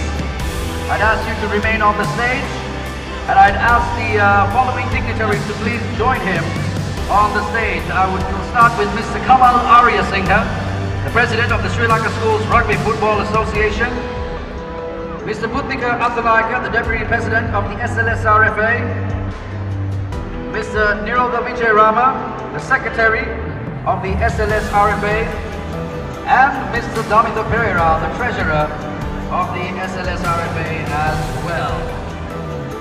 Thank you very much, gentlemen. Right, okay. When I call out your school name in no particular order, the captain of that team, please come forward and collect a wonderful ball, courtesy of the Sri Lanka Schools Rugby Football Association. Let's start with the captain of DS Senanayaka College.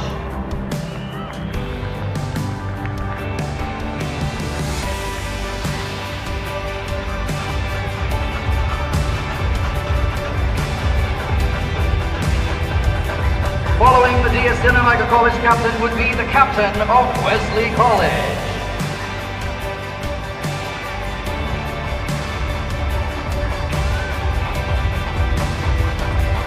Now it's time to call upon the captain of Zahira College.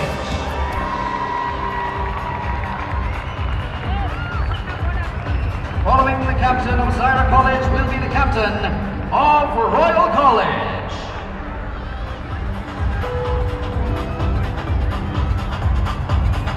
Following him is the captain of Isipatana College.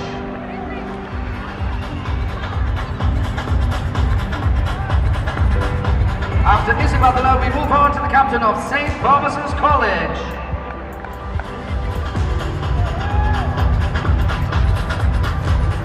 St. Thomas's College captain is followed by the captain of Lumpini College.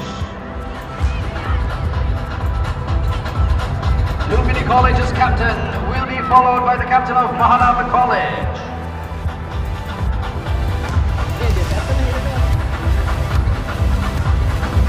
Mahanama College's captain is followed by St. Peter's College's captain.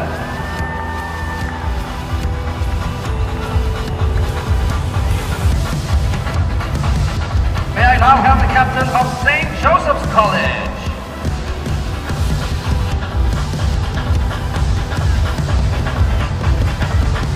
Next on the stage, the captain of Dharmaraja College.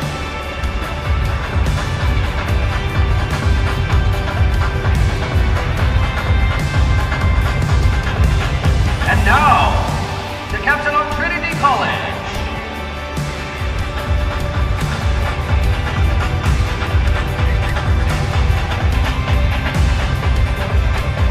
May I now call upon the captain of Kingswood College.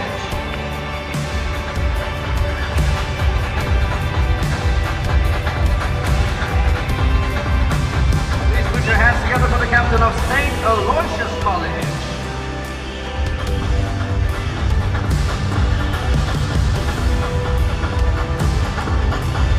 following which we invite the captain of Zahira College.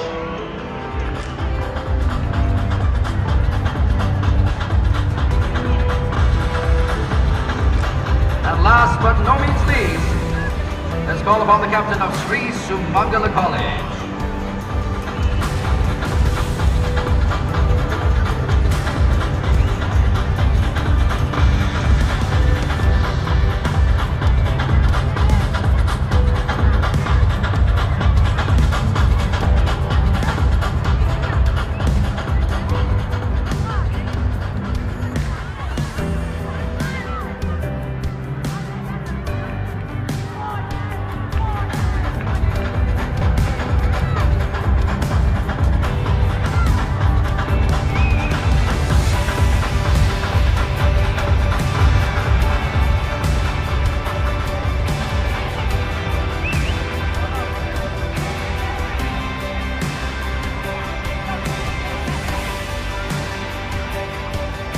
Right, okay, we move on to the schools that just didn't make it into the finals today. Thank you very much, gentlemen. You may return to your seats. The best seats in the house here. As I call upon the next set of dignitaries, let's start with Mr. Jafar Sadiq, the chairman of the Logistic Committee. Mr. Tony Amit, the chairman of the Technical Committee. Mr. Maza Zuhair, Secretary, Zahira College Sports Council, and Mr. Muzammil, the co-chairman of the Souvenir Committee. Please join me on stage, please.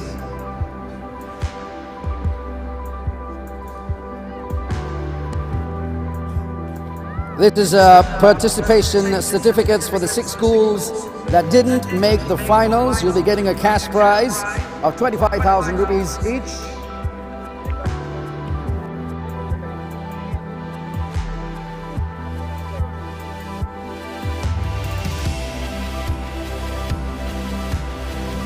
Right, let's start with the captain of Zahira College.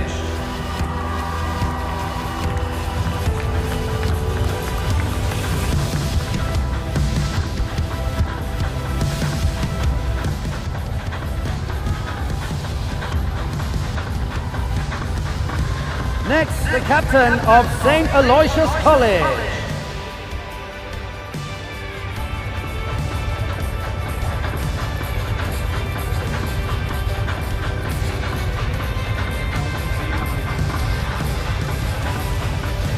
Right, St. Thomas's College is next. The captain of St. Thomas's College. Right, moving along to the captain of Sri Sumangala College.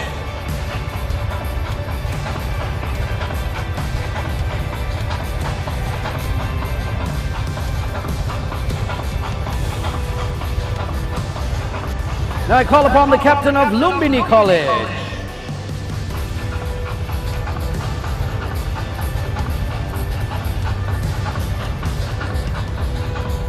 And finally, the captain of Dharmaraja College. Please come forward, please.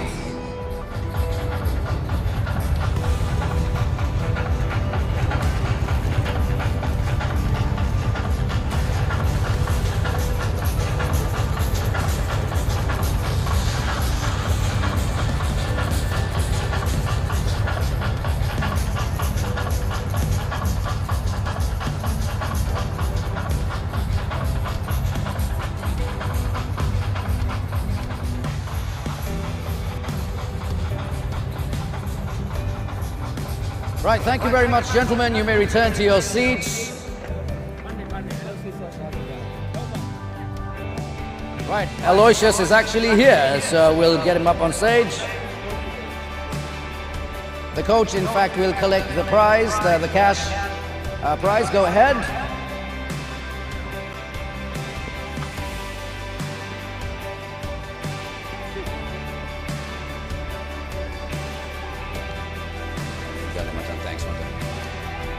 Right, thank you, gentlemen. Right, on we move along. May I now call upon Mr. Hussein Azad, the Assistant Treasurer of the OBA, Mr. Nusri Mansoor, the Secretary of the OBA, and Mr. N.M. Shiraz, the President of the OBA. Gentlemen, please make your way to the stage to give away the next set of awards, please. We'll start with the Women's Championship. A 25,000 rupee cash prize for third place, the captain of the Air Force women's team.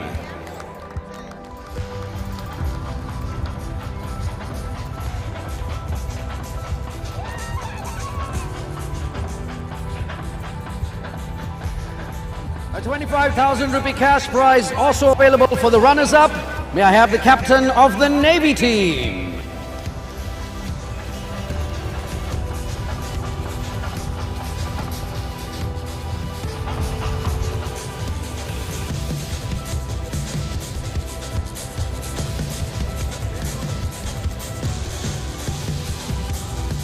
So Army's last. Army's.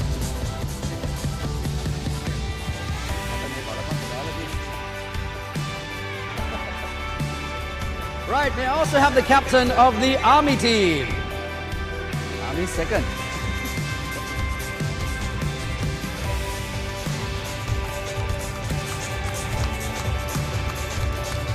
Army actually in second place, the runners-up.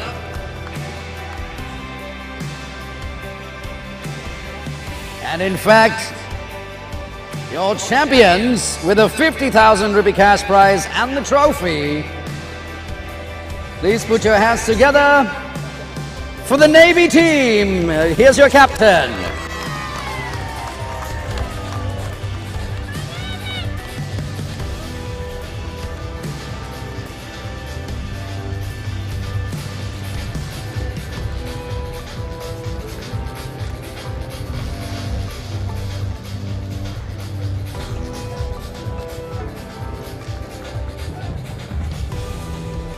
Thank you very much. I'd like to invite the following dignitaries up onto the stage now, please.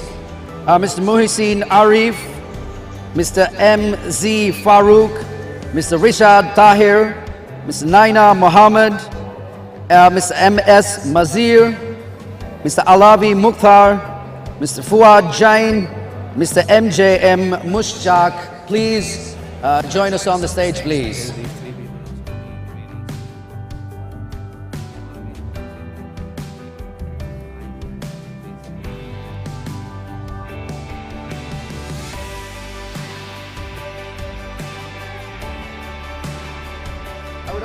Invite the dignitaries who was on stage earlier, Hussein Azad, Nuzri Mansoor and N.M. Shiraz, to remain on stage for this segment as well.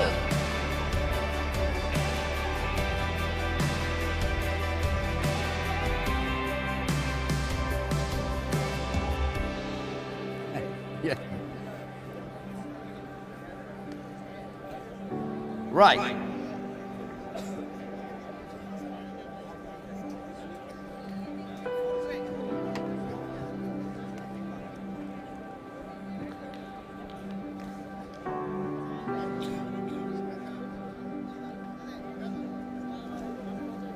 Okay, let's start with the Shield runners-up with a 50,000 rupee cash prize. Let's call upon the captain of Mahanama College. The award will be presented by Mr. Muhsin Arif and the cash prize will be presented by Mr. M.Z. Farooq.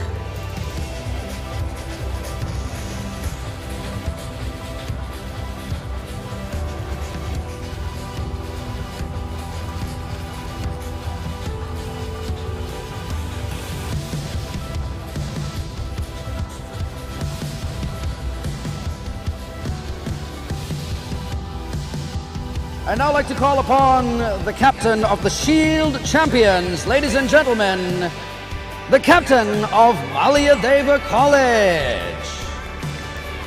50,000 rupee cash prize as well as the Shield Award.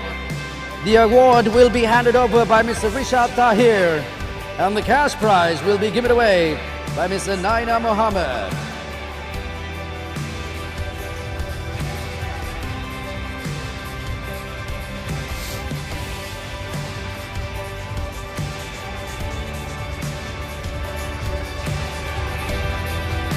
Next up, it's time for the bowl runners-up. With a 50,000 rupee cash prize, please welcome the captain of Kingswood College.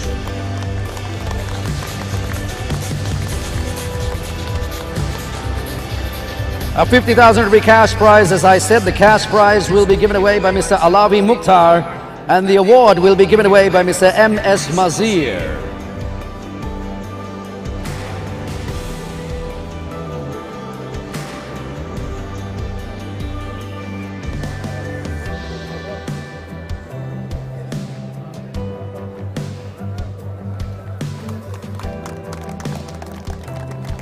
And finally, your champions in the bowl segment. It was none other than Trinity College. Please put your hands together for the captain of Trinity College. A 50,000 rupee cash prize and the bowl award. The cash prize will be given away by Mr. M.J.M. Mushtaq and the award by Mr. Fuad J.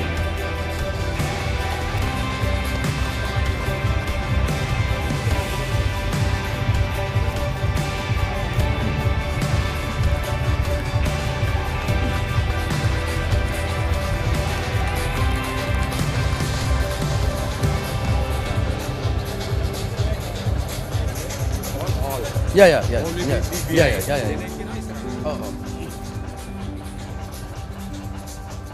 Right, thank you very much, gentlemen. You may return to your seats now as we get on with the next segment.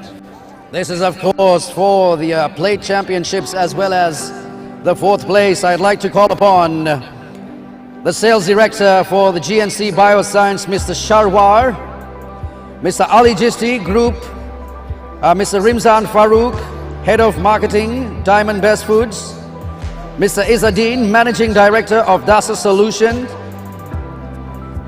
Mr. Sabir Kader, Zahira Rugby Centenary Director. Please join me on the stage, please. Thank you.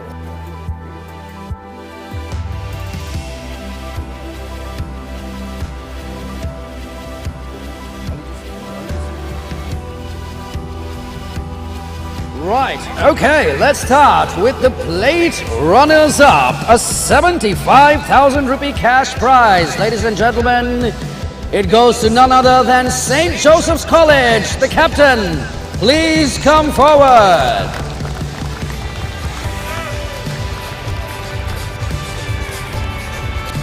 The award will be handed over by Mr. Sharwar, and of course the cash prize will be handed over by Mr. Rimzan Farouk.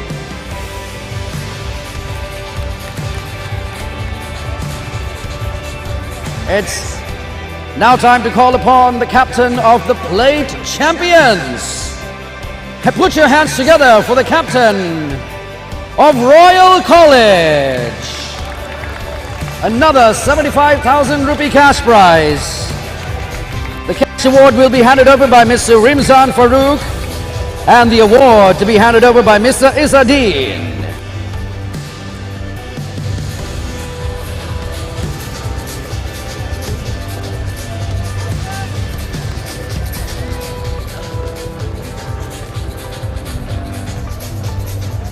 We're getting deeper into this award ceremony. It's now time for a 100,000 rupee cash prize. In fourth place, may I please have the captain of Wesley College. The cash prize being handed over by Mr. Rimzan Farouk and the award by Mr. Sabir Kader.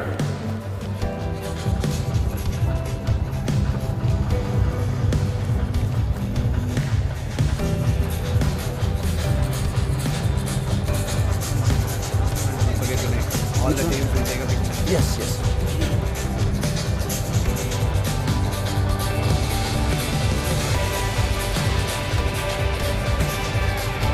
Thank you very much, gentlemen. All right, now the business end of the presentation ceremony over here. I'd like to invite the following dignitaries up onto the stage, please. Mr. Trizvi Marika, Principal of Zahira College. Mr. Shiranta Fernando, Sales Manager, Cargill's Food and Beverage. Mr. Ali Jisti, Group Director, Diamond Best Foods Private Limited. Mr. Fawzil Hamid, Chairman, Board of Governors, Zahira College. Mr. Imraz Zahir, Head of Sales, Moose Clothing. Mr. Jisti Fahmy, Chairman, Diamond Best Foods. Mr. Alfred Johar, Chairman, Rugby Committee. Please join me on the stage, please.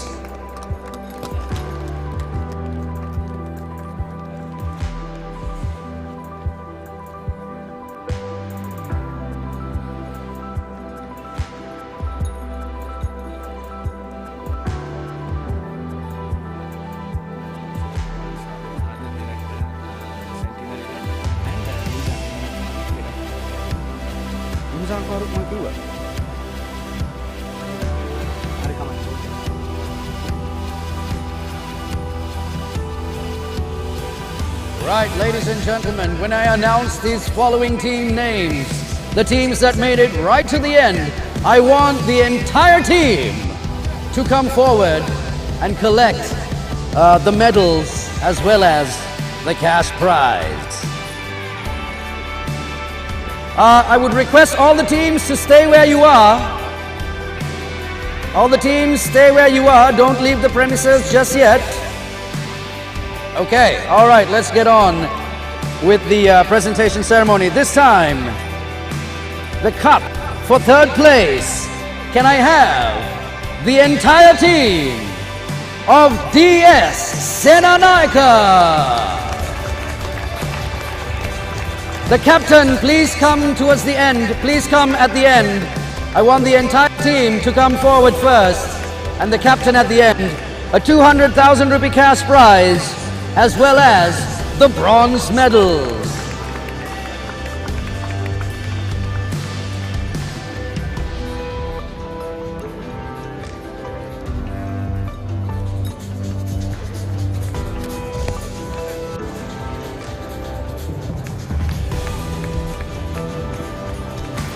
Sure.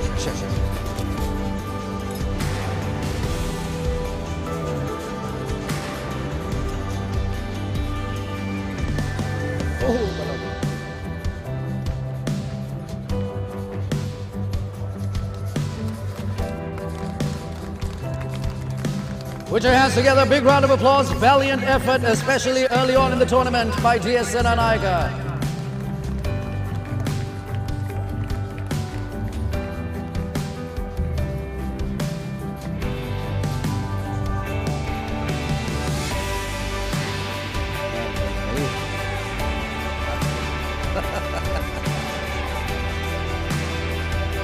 Right, okay, time now for the cup runners-up of 500,000 rupee cash prize, as well as the silver medals to be presented.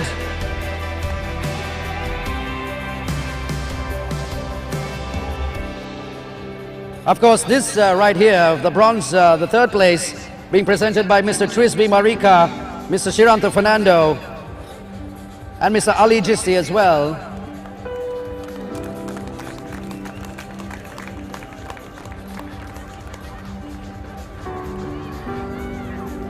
Right, as I was saying, he doesn't want to leave the stage, the young man. Okay, in second place, runners-up, the 500,000 rupee cash prize as well as the silver medals to be presented by Mr. Fawzil Hamid, the chairman, the board of governors of Zahira College, and Mr. Imraz Zahir, the head of sales for Moose Clothing. Let's give it up for the entire team.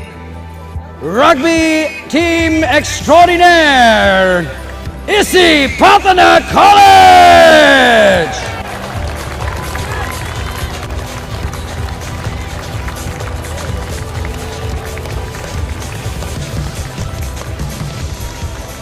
Once again, I'd like the captain to come at the end.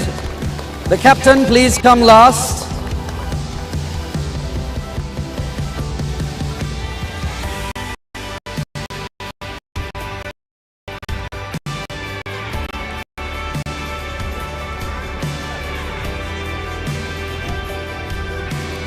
Magnificent effort put together by Sri Lanka.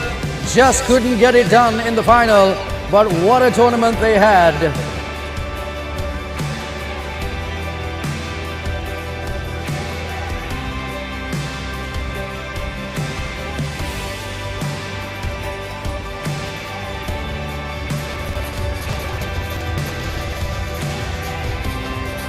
Right.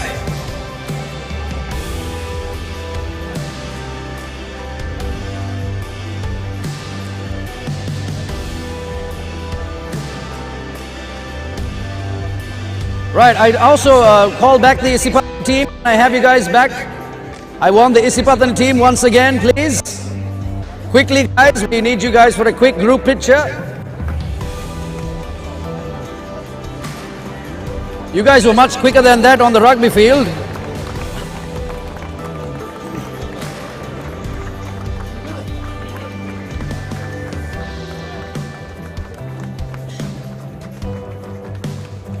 Oh, mali ape amme kadanne bawas.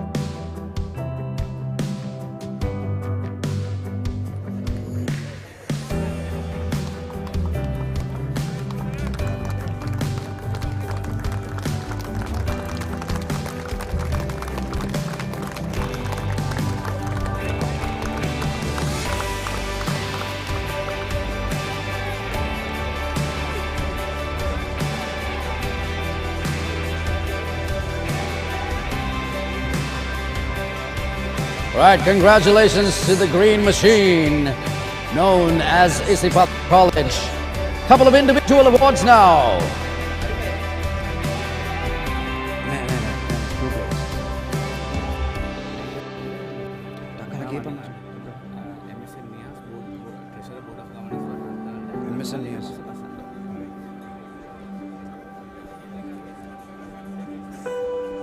May I please call upon Mr. MSM Niaz up onto the stage, please, just for this single award, just for this one award.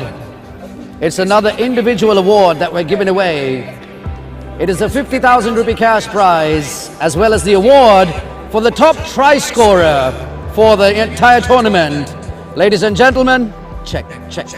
Ladies and gentlemen, the top try scorer happens to be Menuka Vikramasuriya of St. Thomas's College.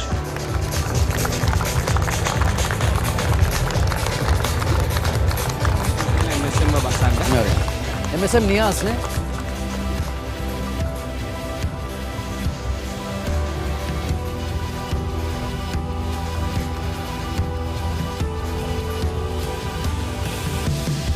Magnificent effort put forward by young Menuka. A bright future awaits him, both for school and perhaps club and country later on. Thank you very much, Mr. Niaz. You may return to your seat. We have one more individual award that awaits us right now. This is the big one. It is for the most valuable player of the tournament. The most valuable player. For this, I'd like to invite Mr. Alfred Johar, the chairman of the rugby committee, to give away the 50,000 rupee cash prize to St. Peters's Pasindu Bandara.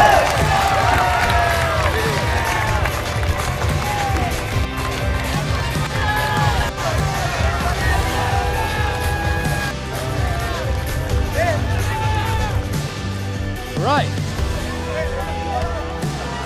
I'd also like to invite up onto the stage Mr. Darshan Maralanda, advisor and executive committee member for Sling Mobility, and Mr. Nazim Ghafoor, member of technical committee, who are going to be giving away an exciting prize. It is an e-bike sponsored by Sling for this magnificent player, the most valuable player, Pasindu Bandara.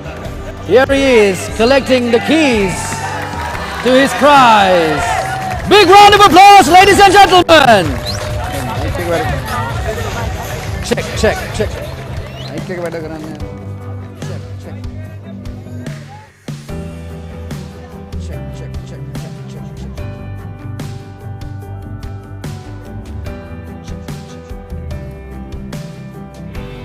very much, Mr. Darshan, as well as Mr. Nazim. Right, they're going over to the bike. Maybe I should make my way over here as well, so they can take that lovely photograph.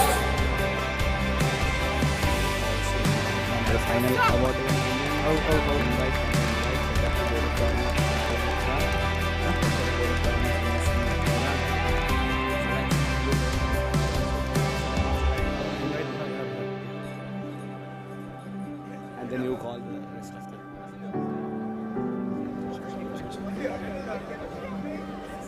May gulong mo bas? May gulong mo bas? Mr. Alavi Mukhtar, Secretary Board of Governors, Mr. M.S.N. Nias, Treasurer Board of Governors, Mr. Naima Mohammed, and Mr. Mazhar Zuhair also to join us on stage.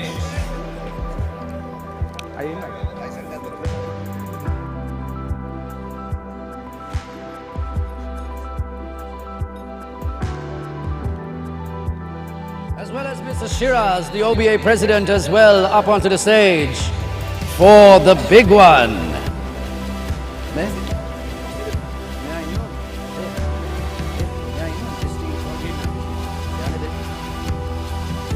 Right, ladies and gentlemen. Yes, Mr. Vijay Rama. Where are you? There you are. Yes, please come onto the stage, please. How could we do this without you? Without his magnificent presence up on the stage, yes. Right, gentlemen, if we can make our way down the stage, please, and make some room, please. Thank you very much. Right, ladies and gentlemen, the moment we've all been waiting for. It is time to crown the champions of the Zahira Centenary Sevens. 2 days of magnificent Rugby Sevens action, and it all came down to one team. In fact, two of the premier schools rugby teams did battle in the final, but only one team came out on top. Ladies and gentlemen, put your hands together for the champions, St. Peter's College! I'd like the entire team to come forward, please. Boys, this is your moment. Come forward. I'd like the captain to come last, but the entire team come forward, collect your gold medals, as well as a 1 million rupee cash prize from Mr. Jisti Fawmi, the chairman of Diamond Best Foods.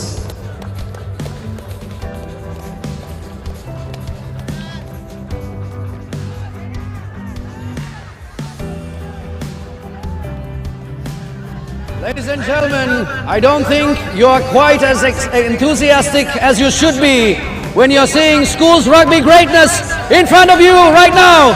Make some noise once again for St. Peter's College!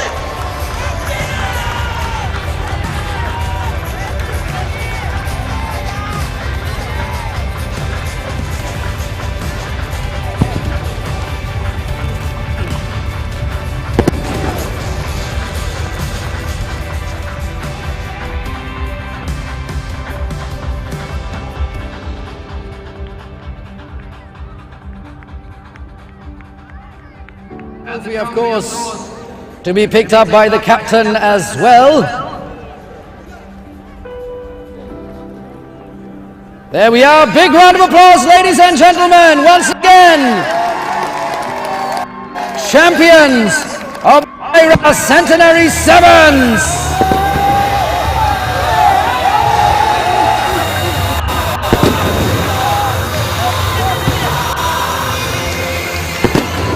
Back to you guys in the commentary box.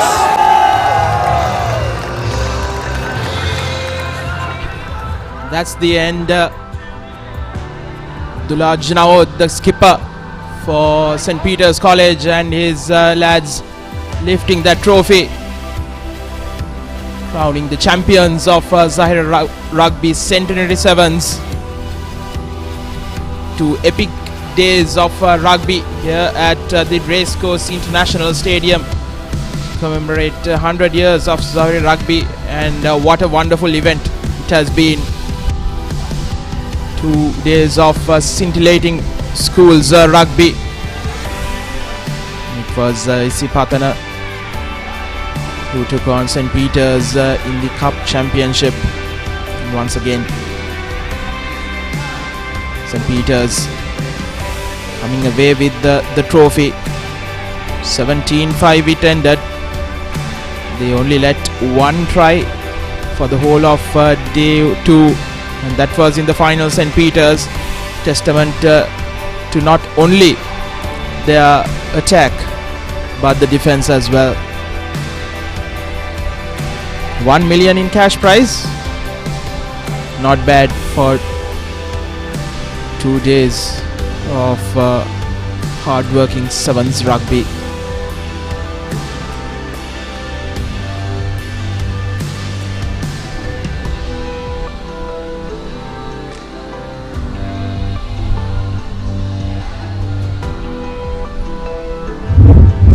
The sports keep on coming on Sri Lanka's #1 sports channel, the Papare. In a couple of days' time, on the 7th, 8th and the 9th, Sri Lanka's #1 sports channel will be at the Sinhala Sports Club grounds for the 145th Battle of the Blues. Royal taking on St. Thomas's. You can watch all the live action on the Papare TV HD. That's the Dialog TV channel 126, Dialog ViU app, and ThePapare.com. The big matches keep on coming. There's a lot more which will be brought to you on Sri Lanka's #1 sports channel, the Papare, as we end the coverage of Zahira Rugby Centenary Sevens on behalf of the production, technical and the commentary crew. This is me, Navod Vijay Vikrama, signing off for ThePapare.com, sharing the passion.